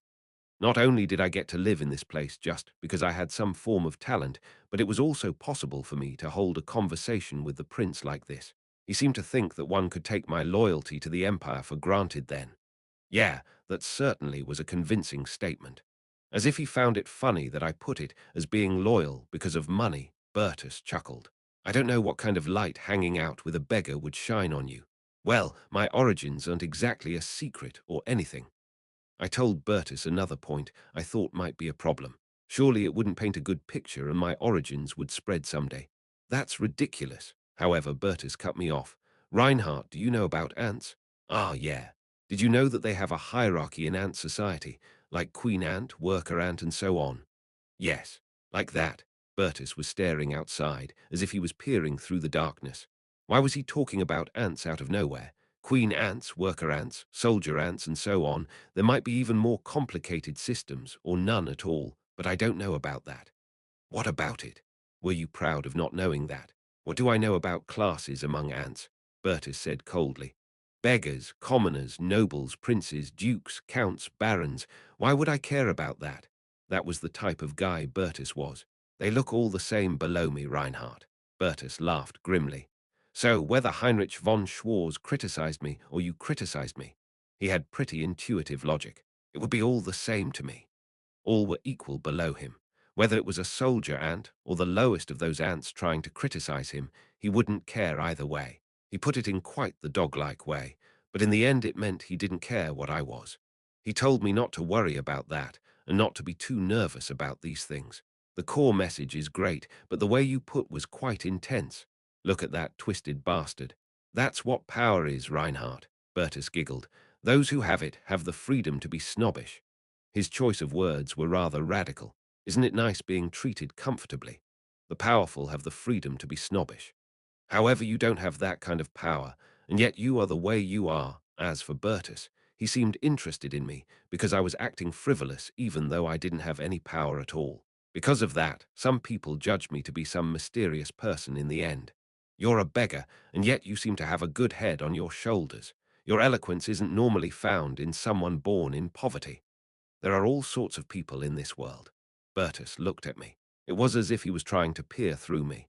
Okay, let's find out what you are really hiding. He seemed convinced that a beggar wouldn't be capable of that. He'd treat me as a friend, but Bertus was obviously suspicious of me. However, one couldn't just manipulate my origins. That said, I didn't even try acting like a stupid beggar. I wasn't all that disappointed, as it was an inevitable result. In the end, Bertus wouldn't fully trust my background, or rather the lack thereof. He didn't tell me to come under him, nor did I say that I would go under him. But it is true that I don't have any abilities. So is there anything about me that you're interested in so much that you want to get closer to me? Those talents, as meager as a rat, are useless as of now. That's not to say that a physical scanner could explain everything about a human being. After Bertus revealed his true face, he didn't pretend to be kind in front of me anymore. Talents as meager as little rats. Bertus was criticizing the royal class students for being useless. He seemed to think that it was foolish to only believe in what that physical scanner showed. He was focused on indicators that that thing couldn't show. I'd prefer someone who could use his head a little better 100 times over some measly talent. Of course, someone with a good head on their shoulders punching people left and right is rather problematic. Well, as that was how you used to live, I can understand your behavior to some extent. Bertus chuckled. It seemed like he judged me as someone who was smart and had good judgment, but as soon as someone started to argue with me, I would use my fist first. Since I was a beggar, he seemed to think that that was why I acted like that. No, but I wasn't actually a beggar. Well, what I want to say stays the same in the end. Try to hold in your temper. We came back to the beginning and he ended up saying the same thing. I'll try, but only if those brats can be communicated with. Well, yeah. That's all for now. Bertus came down, formed the terrace railing and stood in front of me. When I'm sure you're mine, let's talk about some more important things then. The time for Bertus to trust me. The time for me to trust Bertus. That time hadn't come yet. But Bertus did recognize my worth, which is why he threw out the bait first. Something like, don't forget who recognized your value first. I knew without even thinking about it who came first. I became friends with Bertus. No, we weren't quite friends yet. Anyway, even if I hadn't quite gained the Imperial Prince's favor yet, it did seem like he saw me in a positive light. I seemed to have been judged as a useful guy. There weren't any visible effects of that. He wasn't acting too friendly. Of course, we would talk casually, regardless of whether other people saw us or not. There were probably some rumors floating about by now that the Imperial Prince was kind, even so some crazy asshole. Classes on Friday included divinity, alchemy, and synthesis. Divinity studies were for those gifted with divine powers. So the only ones taking the class were Erich and Asher from Class B. The rest were all regular class students who wanted to be priest or paladins. Of course, I understood what they were trying to teach, but I couldn't sense divine power at all. Using divine power as a demon would seem pretty funny, wouldn't it? Everyone who majored in magic would study alchemy as well. Unlike magic classes, alchemy seemed quite doable. It was a fun class because it was a practical one. General martial arts. I almost fell behind while trying to understand it. In the end, this was close to PE Part 2. Fortunately, no one, except Ludwig, even dared to make eye contact with me. It seemed like the rumor that I was a total nut job went around the Class A and B kids. When Erich saw me today in divinity studies, he seemed to avoid me, and that man named Asher, who was also majoring in divinity from Class B, immediately turned his head as fast as lightning after he made eye contact with me once. Well, I wasn't a bully, just some psycho they wanted to avoid. And the truth behind that rumor of me having some mysterious background still didn't seem to have spread yet. Did Bertus want the misunderstandings to be resolved on their own? It was true that I was an ill-tempered person, but I was also talentless. So if a strong guy came along, I was confident that that person, beating me up, would set things right. But it seemed like those types of people were avoiding me because of that misunderstanding. Hidden royalty, children and their imagination. As a rule, royal class students had to live in the dormitory. Of course, since most of the temple students came from faraway countries, most of them lived in temple, but there were also some temple students that lived in Guardium, so there were some cases of students commuting to school. Of course, temple was huge, so one had to get up very early to leave the school and go outside. Among the members of the royal class, those who had a mansion in Guardium often went home on the weekends. There were no compulsory activities during the weekend. Everyone was free to study, play, or do whatever they wanted. I could stay in the dormitory, but I'd just be alone anyway. I had no clue how to awaken my ability. Well, I'd better let them know how my first week went. Where would I go? Of course, to the Rotary Gang, the sewer area under the Bronzegate Bridge. So, you've been beating up the kids, is what you mean. So to speak, that's how it was. When I told Loyar about my temple life, she looked at me. She seemed to think I hadn't gotten rid of old habits or something. After all, the way I acted kind of felt the same as the original prince, huh? No, but it was them who picked the fight. Would I hit the back of the head of someone who was just minding their own business? Ah, yes. At my plea, Laura looked at me as if I would do that. What's with that guy? Poor Pat, don't do this, Your Highness. If you keep looking at me like that, I'll tell you to show me your stomach. I really don't want to do that, Your Highness. She was more straightforward than anyone I knew. Chapter 38. Naturally, Sakigar and Elaris weren't here. It was only Loya. The gang members I met on the way asked me if I was doing fine in Temple, so I answered appropriately. Of course, I didn't tell them that I was beating up kids. I heard the Imperial Prince and Princess entered Temple as well. Well, yeah. What do you think? Will it be dangerous? Loya seemed worried about me. In a way, just entering Temple was quite the dangerous endeavor, but now two of my classmates were of the Imperial family. So far, everything's fine, but I think the prince is trying to lure me to his side. This feels dangerous. If things seem to turn south, I'll somehow escape using the ring. So I told her not to worry too much about me. Laura seemed to be worried that my life would be in danger at Temple, and I didn't only come here to report my life at Temple to her. And there's something I'd like you to look into if you could. What is it? Well, it's something Sarkigar should do, to be exact, not you personally. I didn't know how far the reach of Count Argon Pontius was, but Sarkigar had the ability to transform, so it would be relatively easy for him to gather some information. It seems like the princess has a supernatural ability, and that power is considered to be confidential. The princess? You're telling me she has a supernatural ability? Yeah, I want you to look into that. Of course, there's no rush.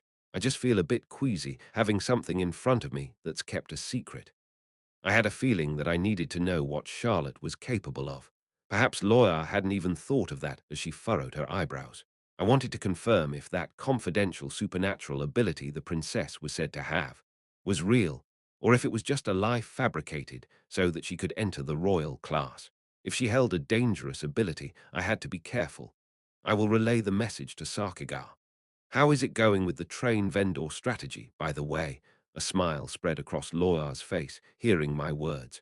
The Rotary gang had changed their strategy from selling candies to passers-bys to selling goods on trains. Very good. Oh, how good exactly? Laura explained to me that their sales had risen to an unprecedented level. The items they sold also seemed to get good responses, as they also sold simple snacks along with candy. Anyway, it felt rather weird for them to become general merchandisers. I was thinking about what toys to choose to sell, but I don't think things are running so badly as is. Strictly instruct them not to fight with the passengers. Tell them to just get off or go to another compartment if they seem about to get into one. If they start hurting the passengers, sanctions will be imposed at the imperial level. Then our business would be over. Yes, Your Highness. This was an unlicensed business. If the vendors started to be shunned and caused the passengers inconveniences, there might be a possibility that the city guards would be dispatched to drive them away, or they might even permanently place guards on the trains. It would be nice if their income was stable enough to cut ties with the Thieves' Guild. It didn't feel particularly good for my group to potentially get controlled by someone else. I was about to go back after telling her those things, but Loya called out to me, Your Highness. Ha! Don't visit Elaris or Sarkigar in person. No, I was actually planning to stop by Elaris' shop, though. Why? Since you are supposed to come from this place, it's all right to visit, but places like the mansion of Count Pontius or Elaris' shop might be considered unnatural. Ah, yeah, that's true. But do we have to implement that already? Yeah, there was a tail on you already. What? No, how did you detect that in the first place? I didn't take any actions because they seemed like Your Highness classmates, but you will have to be careful with your actions in the future. I never thought that there would be people tracking my actions for some reason. I was careless. Dropping by the Rotary gang was a good thing because I was supposed to come from this place. However, things would have gotten dangerous if I went anywhere unusual like Elaris' shop or the mansion of Count Pontius. However, I couldn't believe I got followed. I wasn't some superhuman, so I couldn't just suddenly stop in some alley and go, Hey, come out. That was just impossible. I didn't have to think much about the reason why they followed me, because I could roughly guess. They probably went after me, because they were curious about how great I really was. I should refrain from going to the Rotary gang from now on. Laura told me that she would send me a message from her side, if necessary. There was the possibility that the prince might put tails on me, so if I came into contact, I seriously had to check my back. I was really very glad that I first stopped by the Rotary gang. If I decided to go anywhere else, first things might have gotten pretty troublesome. And here comes the beggar. I was now facing a less cumbersome situation compared to being caught. Upon hearing Loya's warning, I immediately returned to Temple. I also went to talk to the guys I believed might have followed me. However, as soon as I entered the lobby of the Class A dormitory, all the students who stayed behind were staring at me with a look of contempt. Apparently, the rumor had already been swept away. They knew I was a beggar, and the guys standing on the forefront, Kea and Erich, were staring at me. "Hey, why were you hanging out with the beggars under the bridge? Are you a beggar?" I nodded at Erich's words. "Ha, you're just a bum from the streets." When I readily agreed, the expressions of the people looking at me became spectacular. I guessed they were expecting me to deny having hung out with beggars. However, when I just came out as a beggar, they were dumbfounded. I stared at Erich and Kea. "It seems like you're trying to tease me for being a beggar and making a fuss about it. But it's not like I haven't heard this crap once or twice before. It's annoying." I sighed with my arms crossed. "If I were you guys, I would rather not touch me if I knew that I was from the streets." As I took one step closer, Kea as well as Erich stumbled a step back. "Wow, what? You're just a beggar." "Yo, you dirty bastard rolling around with beggars. Stay away from me." It was kind of funny how they were running their mouths while feeling scared shitless. What do you think would happen if someone who lived a rough life on the streets suddenly came here and some bastards were staring down at them? I took yet another step towards them while they took another step back. "Ha! Your eyes are spinning suddenly. Yeah, you're supposed to be scared of this, right?" As I approached them with gleaming eyes, they tried to retreat. Eventually, they reached the couch and fell on top of it. They looked white as a sheet, as if they were intimidated by my words. "I don't think you know this because you're still kids, but you don't mess with people who have nothing to lose. You're glad that I was just a beggar. I don't have anything like a powerful background, so you think you can handle me. Adults, you see, are more afraid of people like that. People who had nothing to lose wouldn't think about what they could lose by doing certain things. If some crazy guy down on their luck feels threatened, I don't know, like this, they'll hit you. You want to feel that? If you want me to show you, just say so." Don't you want to know? You do want to see it, don't you? So do you want me to show you or not?" Tha. Should I show you or not?" I shouted at Kea. No, no. Next, you bastard. Erich, should I show you? Tell me." "Wah, what? Show me what? What do you want to show me?" Erich frantically shouted. "How about showing your right eye what your left eye looks like, Do you think I won't be able to harm you even with a knife because you're stronger than me and you have decent stamina?" While I explained with a dirty look, Erich shook his head violently, his face blanched, perhaps imagining it. "I see. If you ever feel like wanting me to show you that, you just have to follow me again." When I smiled at them like a psycho, those kids looked like they were about to pee their pants. Those who were watching this scene weren't any different. They seemed to wonder what was wrong with a beggar bastard like me. In fact, they seemed to have realized that I was an even crazier psycho than they first thought.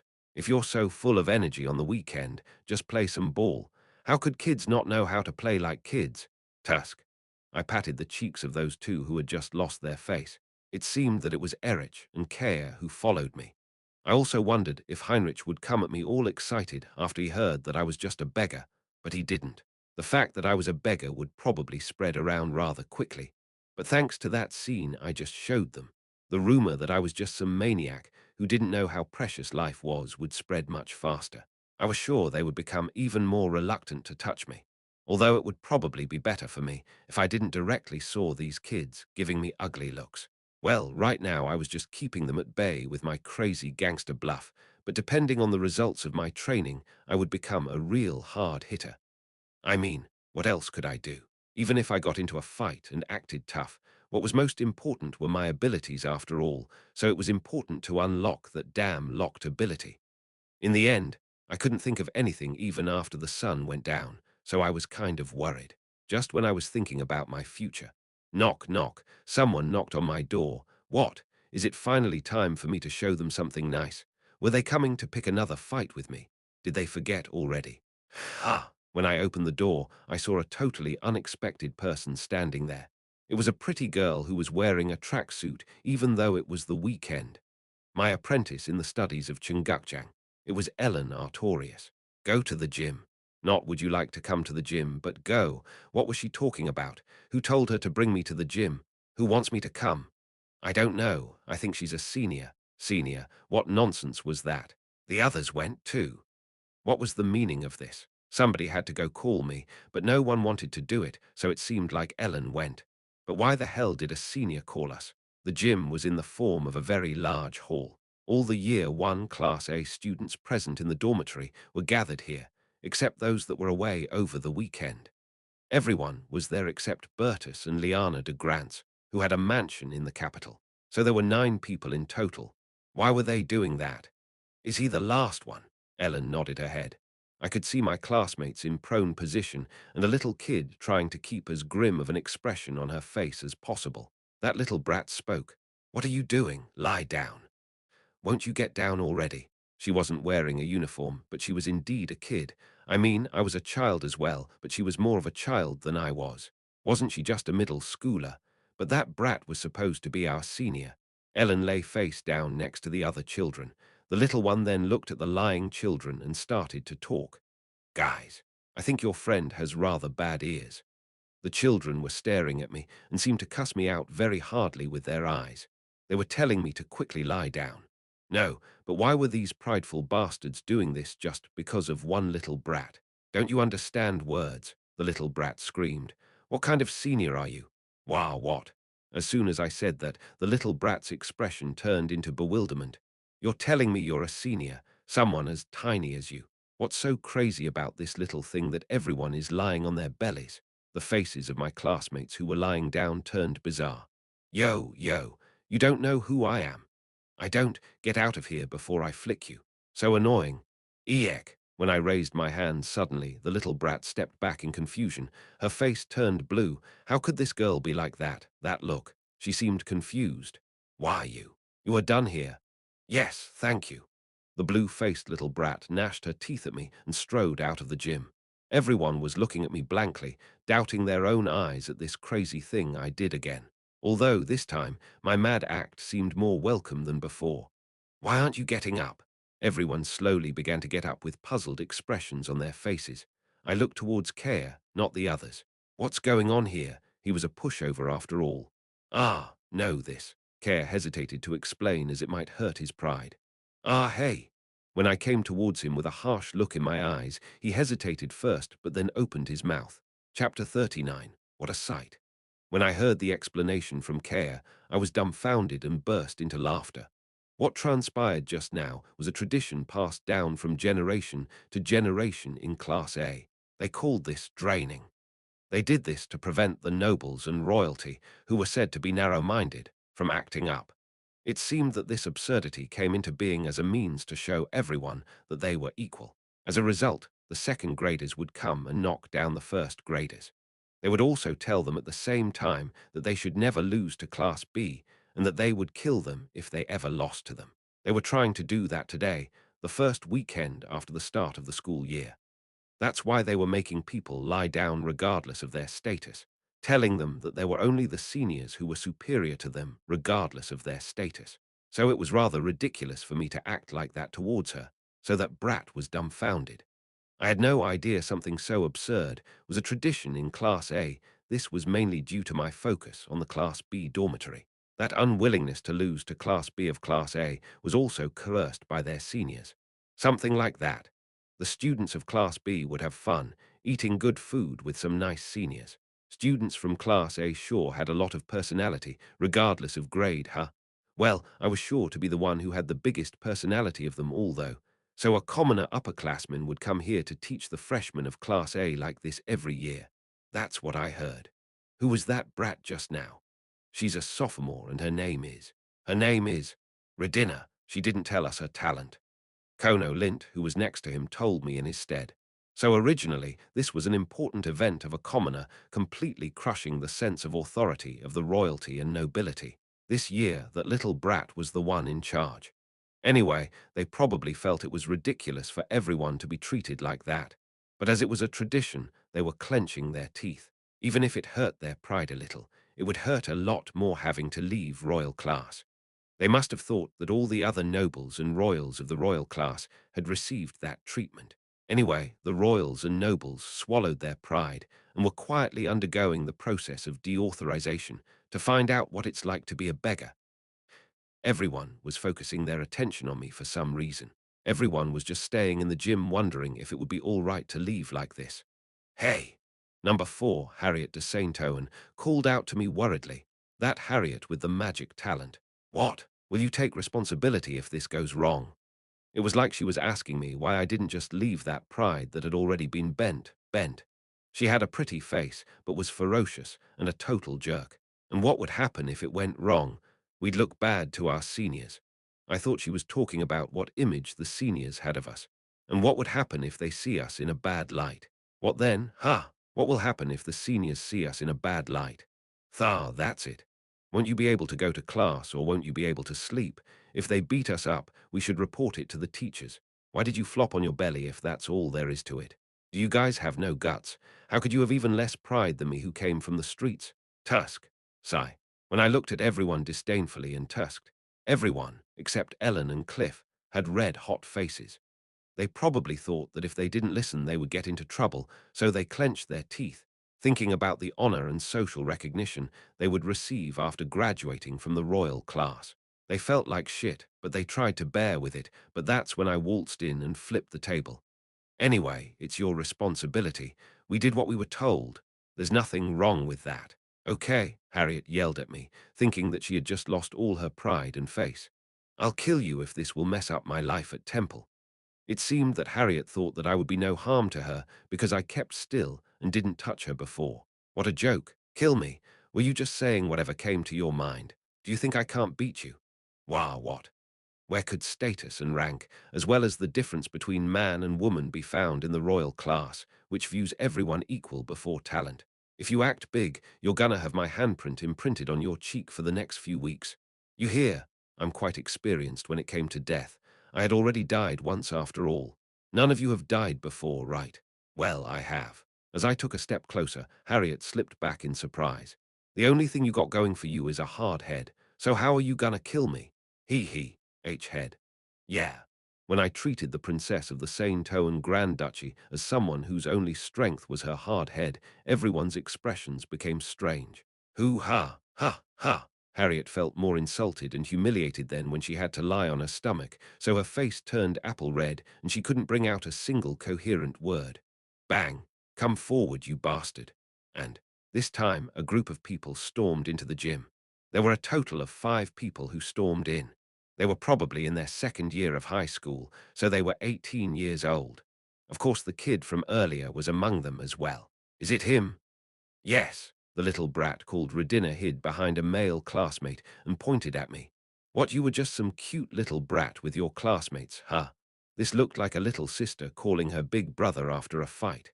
That guy looked like he was about to shout, "How dare you mess with our child with that attitude of yours?"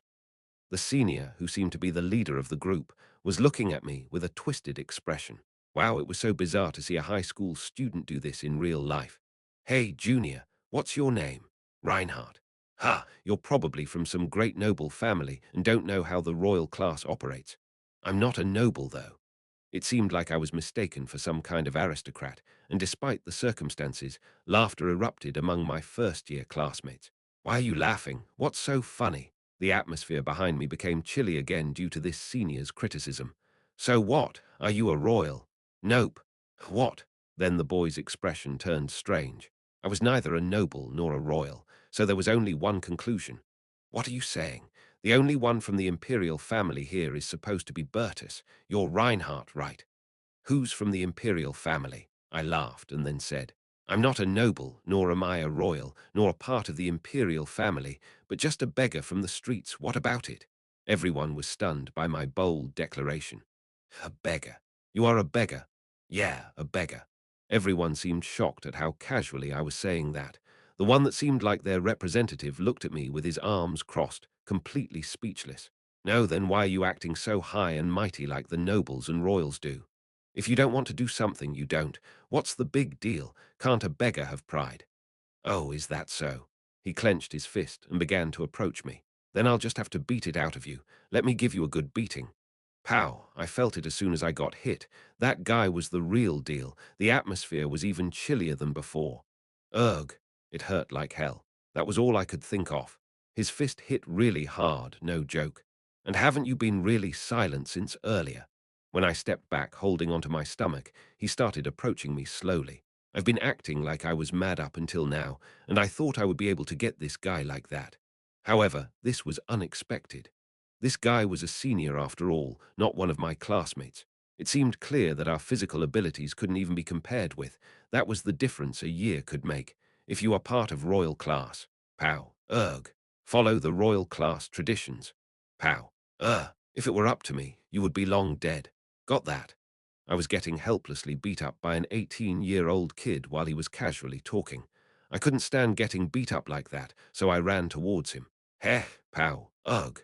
Did you just try to hit a senior, huh? Although he was startled by the fact that I tried to punch him, the guy avoided my fist just by moving his head a bit. He then laughed and grabbed my hair. This bastard is for real. Pow, he beat my chest. Really? Pow, ugh. He hit me in the abdomen. Do you want to die? Pow, heap. I got hit in my face. My classmates and seniors were watching me get beat up blankly. What was surprising was, the look on their faces wasn't a refreshed one. They were obviously looking scared. I realized it as I got hit in the head. Even though I couldn't fight, I felt like I had won. You're just a little bit. Hey, cack, ugh. Got you now, you fucking bitch. Curarug. I grabbed that man's crotch with all my strength. It slapped me right in the face, so I just grabbed it like a crown of victory. Well, it was average for a high schooler. Say, spare me. Go for it. Arg, hey, let go, while I'm still being knee-arg, please. That guy was now being tested on the limits of his vocal cords and his balls. The other seniors who witnessed that astonishing scene now approached to stop me. I won't stop. Ah, no, you crazy bastard. Don't come any closer, you bastards. Yarag, uragakara. It's twisting, huh? Ain't it twisting nicely? Ha! If you come any closer, I'll twist it all the way around. Oh, looks like he'll have to live as a seedless watermelon for all his life then. Ah, dunno how long it will take, but if you come any closer, then this guy can say his descendants goodbye. Ha! Hearing my threats, everyone was unable to rush to his aid, as I put even more strength into my grasp. La, let go, ooh. Say, please spare me. The male students all cringed unconsciously at that scene of horror. SSB, spare me. You have to add the please. Mind your language, please do it. Clench. Please spare here, Eek. Boy, you're starting to sound like a girl. Letting go now, not a chance. Clench. You are KRRRK, Eek. He just let out some really weird voice. I was getting goosebumps now, too. Take your friends and get out, I muttered grimly. You can come beat me up whenever, but if you do it, I'll really break your stuff here until it can't be fixed, so be prepared. Oh, and next time I'll really twist it all the way around. I let go of him and then looked down at the man now collapsed on the ground. Kick! Ugh! Take this thing away, you bastards. As the finishing touch, I peppered a kick into his face. Two of the seniors rushed to take him and then disappeared, perhaps because getting that bubble-blowing bastard treated was more urgent. You crazy psycho pervert. Keep the praise coming. That little girl named Redina followed behind that kid who got taken away while crying. She seemed incredibly shocked. However, there was still one senior left in the gym. Although she looked like she had just seen something absurd and terrible, she was a relatively calm-looking woman. Aren't you going? Junior, don't make the situation worse. Then do you want to beat me up? Will you twist my thing off? Junior, I just want to have a good conversation. Since there is no one else here, why don't you show me the least bit of respect? I felt a certain sense of crisis from that invitation in this kind of situation. I don't know what it was about her, but she seemed strange. She looked like an adult, and I guess she just told me to stop this. I'd talk nice to the people who talked nice to me, and the others seemed to have given up on thinking about this development. Yes, well, sure. So what's the matter? I'm Adriana, a sophomore at Royal Class Aminus 2. You said you were Reinhardt, right?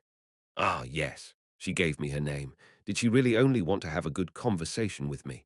We don't want to do this either. It's been done for generations, so the upperclassmen put pressure on us too, to do it quickly. It was the classic hereditary system. How absurd. They forced them to do it, even if they didn't want to do it. Redina is a weak-hearted girl.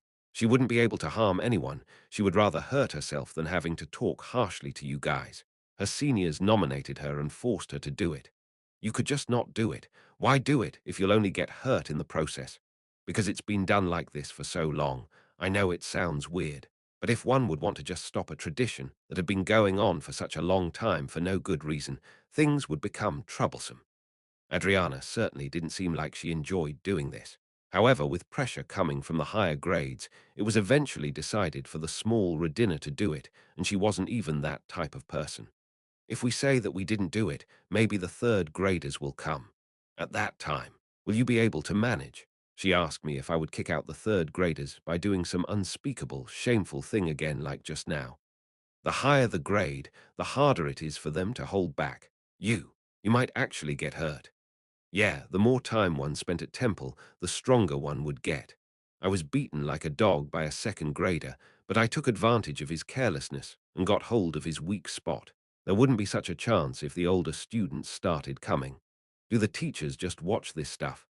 They acquiesce to it. It would actually be quite comfortable for the teachers if the troublesome guys got straightened out like this. They could use the seniors to rail in the ones that danced out of line and rehabilitate them. Let's just do things in moderation, Junior. If things get blown even bigger, we'd get scolded by our seniors, but you would be in even greater trouble. In conclusion, can't you just bow down like it usually goes? She certainly seemed like a communicative person, as she was even trying to gently advise me. Still, she didn't seem to want to take on the hassle to break this circle of absurdity. Don't make a fuss and be nice. Can't you just endure it for a bit and pretend that you've been convinced? That's what she had been suggesting and requesting. Well, that was possible. I could see that she really was a communicative person. Tell the third years to come. Weren't they the ones who made you seniors do this? If those bastards want it to be done, they should do it themselves. What? Adriana expressed her astonishment, as she didn't expect me to go down that route. Second years, third years, just come at me. Instead, they shouldn't come today or tomorrow. I chuckled. Tell them to come on Monday, Monday night to be exact. I knew why they chose the weekend. Adriana bit her lips. She immediately understood what I was saying. Let's see whether those third years can tell Imperial Prince Bertus de Guardias to bend down. Wouldn't it be better to have all of us present? I really can't quite understand why you have to do it at this time. We should do it together. I promise that I'll accept this stuff when they come over on Monday. I could see why they would do this on the weekend. They must have confirmed that the prince returned to the imperial court over the weekend. No matter how much he was part of the royal class, they didn't want to touch the prince. They could do these things to other nobles or royals, but I didn't think they would dare to actually touch the prince. If those third years won't come on Monday, I believe something like this would never happen again. Everyone was astonished that I dared to mention the prince. Adriana just sighed briefly with her eyes closed. You're really one great kid. The senior with the calm demeanor left the gym with these words. She didn't think I was crazy enough to mention the prince. I turned around and talked to Harriet de Saint Owen. I took responsibility, all right, you idiot. Hey, don't call me an idiot. I am smarter than you. Yeah, a high-quality idiot. This, she shouted with her face red. But she seemed relieved that this situation had been resolved somehow. The looks they gave me seemed a bit different from before as they slowly dispersed one by one. They felt like they just found a bizarre use for this psycho, a beast that should be avoided. Chapter 40 at first, I obviously didn't want to stand out much, but that had become a thing of the past. I've already caused too many incidents to just get rid of this attention. Yeah, well, it would work out somehow. It was true that the looks my classmates gave me changed after I fought with the seniors. Of course, it wasn't even close to goodwill. I mean, the fact that I was still a wild animal in their eyes didn't change. I just told those guys that they should come back when the prince is around after all. I somehow got into the position of a madman who was a bit better than they expected, I guess. You sold my name. Yeah, I told Bertus, who returned to the dormitory on Sunday, the truth. I thought it would be better if I told him with my own mouth rather than him finding out in a different way later. I talked to Bertus on the terrace from last time. There were few people around, so it was easy to have a good talk. Bertus seemed speechless when he heard that I sold his name and forced our seniors to step down. I knew there was such a tradition in the royal class, but when I was wondering why they didn't come, they just looked at me. Bertus didn't have to pretend to be friendly or talk nicely in front of me. Bertus knew that there were such traditions, but he seemed to have been more curious as to why they hadn't come. So, what if the seniors come on Monday? Knowing what you told me just now, wouldn't it be you who made me lie down rather than the seniors? Bertus smiled insidiously, asking me with his eyes if I wanted to die. There's a very high probability that they won't come, but even if they do, it would be quite the funny sight. Funny? I mean, whether you do it or not, wouldn't they become quite restless? It would be funny if he did end up doing it, but even funnier if he didn't. They'd think things like, do we beat up the prince now? And even if he did lay down on his stomach, the guy who ordered would probably die from a heart attack. No matter how simple the system of temple was, with the only type of status being senior and junior, the imperial prince and princess were the second most noble aristocrats of this world, as the imperial authority was piercing the skies now. Reality was very different from rules. The son of a great noble could be worked with, but the imperial prince was just too high up in class. Bertus was smiling at the bastard who dared to sell his name. Fine, but still, selling the name of the imperial prince is a serious crime. You didn't refer to your classmate Bertus, but to Prince Bertus de Guardias. You obviously didn't refer to me as a friend, now did you? I suppose that is what I did. He was right, though, as I didn't refer to him as my friend Bertus, but as the prince. Was this guy mad? Should I use the ring to run away? Usually, it would make sense to kill your whole family for that sin, but I don't want to do that. You've used me once, so wouldn't it be fair if I got to use you once as well? Huh. Would there even be anything I could do for him? In any case, Bertus did offer me a rather fair deal. Speaking the prince's name was certainly possible within the walls of Temple, but it would be a rather shocking thing to do on the outside. I know you take some classes with my half-sister. He probably meant Charlotte. It's nothing much I'm asking of you. Just let me know if you notice anything unusual. I should keep an eye on Charlotte and report to him if I see anything unusual. He didn't want me to be friends with him or do anything behind the scenes.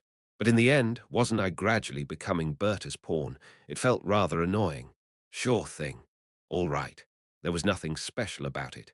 We didn't talk much in the first place. In my current state, I didn't have any leverage at all. He didn't seem to care much about me. Did he even know who I really was? And get along with the other kids. Berta sighed, pretending to be angry.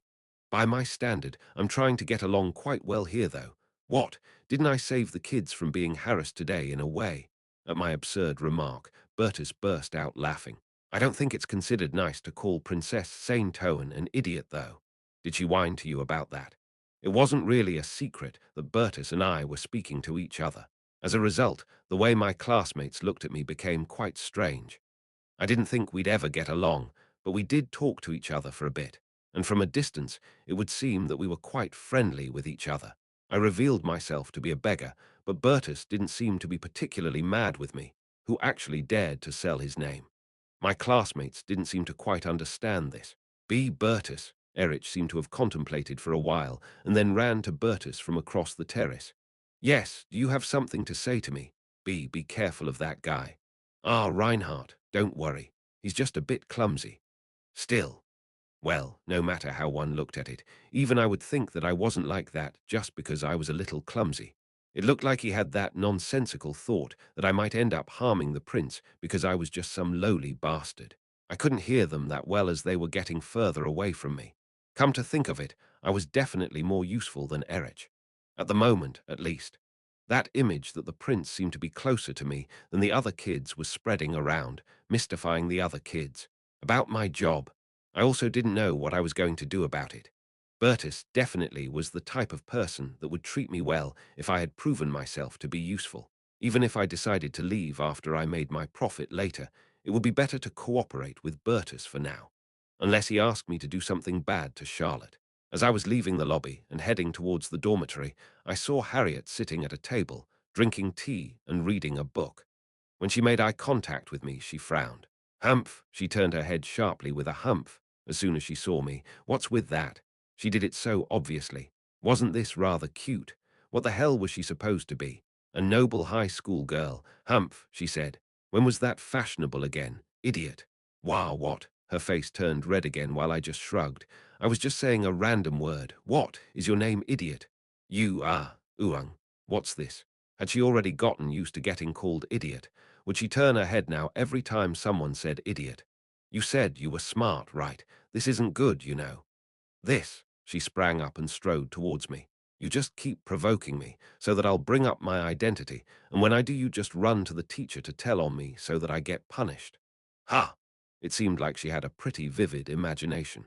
She seemed to think that I would go around provoking people so that they'd say something like, "How dare you? I'm the son of XXX," ultimately violating the school rules. Well, she might think that I'd do that because I was supposed to be a nut job. No, I haven't really thought of doing that. Then why are you doing this to me? I'm not an idiot. I'm not right. So why are you doing this, you bastard? No, well, the payout is just too great. All kinds of reactions come out with every single word I say. Wouldn't you do this as well? What? Pay? Pay what? With every single word I told her, all kinds of dramatic reactions came out, so I really just did this because it was fun. I walked past her who was looking to say something with a flushed red head. Cute. Wow, what? What did you say? You're cute, you're a genius, but also silly and childish. It's to my taste. I like that you're so childish. That's it. What? What do you mean? She seemed confused whether I complimented or insulted her. It was so much fun teasing a beautiful, noble young lady. Ha! How am I supposed to react to this? Is this for real? This can't be happening. The look on her face, as she was trying to make sense of the situation, but just couldn't come to terms with it, was really funny. I giggled to myself as I went back to the dorm, Monday's common classes. There were a lot of things going on Monday. First, Reinhardt, the second-year senior, whom I caused a lot of trouble for, came to the classroom. He didn't come alone. He arrived with the other seniors he was with last time. 4 people, with the exception of Adriana, the calm senior, appeared. That little brat from last time stared at me as if she was going to eat me. It was also true that the atmosphere in the classroom suddenly froze over with the appearance of the seniors. He suddenly threw something at me before I could say anything. Flop, it fell on my desk, not my face or anywhere else. A glove. I knew what this was. You have seriously defamed me, Art de Gartes, the heir to the Gartes family. He didn't look as excited as he did before. Therefore, I challenge you to a duel to restore my damaged honor. A duel? Yes, a duel. What kind of horse shit was this? Choose a time and place. There, observers will overlook our duel. Everyone reacted with disbelief when he applied for a duel against his own junior. So, let me get this straight. You're applying for a duel because your junior, whom you tried to beat up, grabbed you down there making you scream, leading to you feeling embarrassed. At those words, everyone who witnessed this scene tried to hold back their laughter. The seniors looked around and told everyone not to laugh, but I could see the corners of their mouths trembling. It was funny, regardless on which side one stood. That was foul, bad, pervert. Little Redina only pointed at me and shouted, "You look like a mess. You have to use everything you can, you know. Should I've just quietly gotten beat up? Is that it? If I can break your head, I'll break your head, and if I can grab onto something, I sure as hell will grab it. Is that wrong? Should the weak only get beat up? Ha! How long-winded. If you intend to refuse the duel and embrace that dishonor, then do it. That would mean that you're just a man of such caliber. That's all. Admit that you would only be able to win a fight through dirty methods." Art de Gartes seemed unmoved by my words.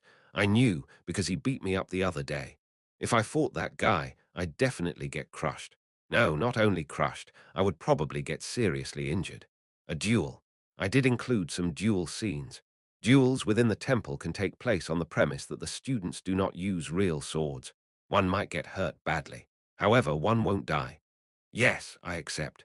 Maybe because they didn't expect me to accept it. Not only the person who applied for the duel, but also the other seniors and my classmates seemed to be astonished. Keep in mind, I won't fall for the same dirty trick as last time. I required extreme psychological pressure. That was the reason why I accepted it, even though I knew it would be too much for me. I didn't know if that duel would do it for me, but I had to try.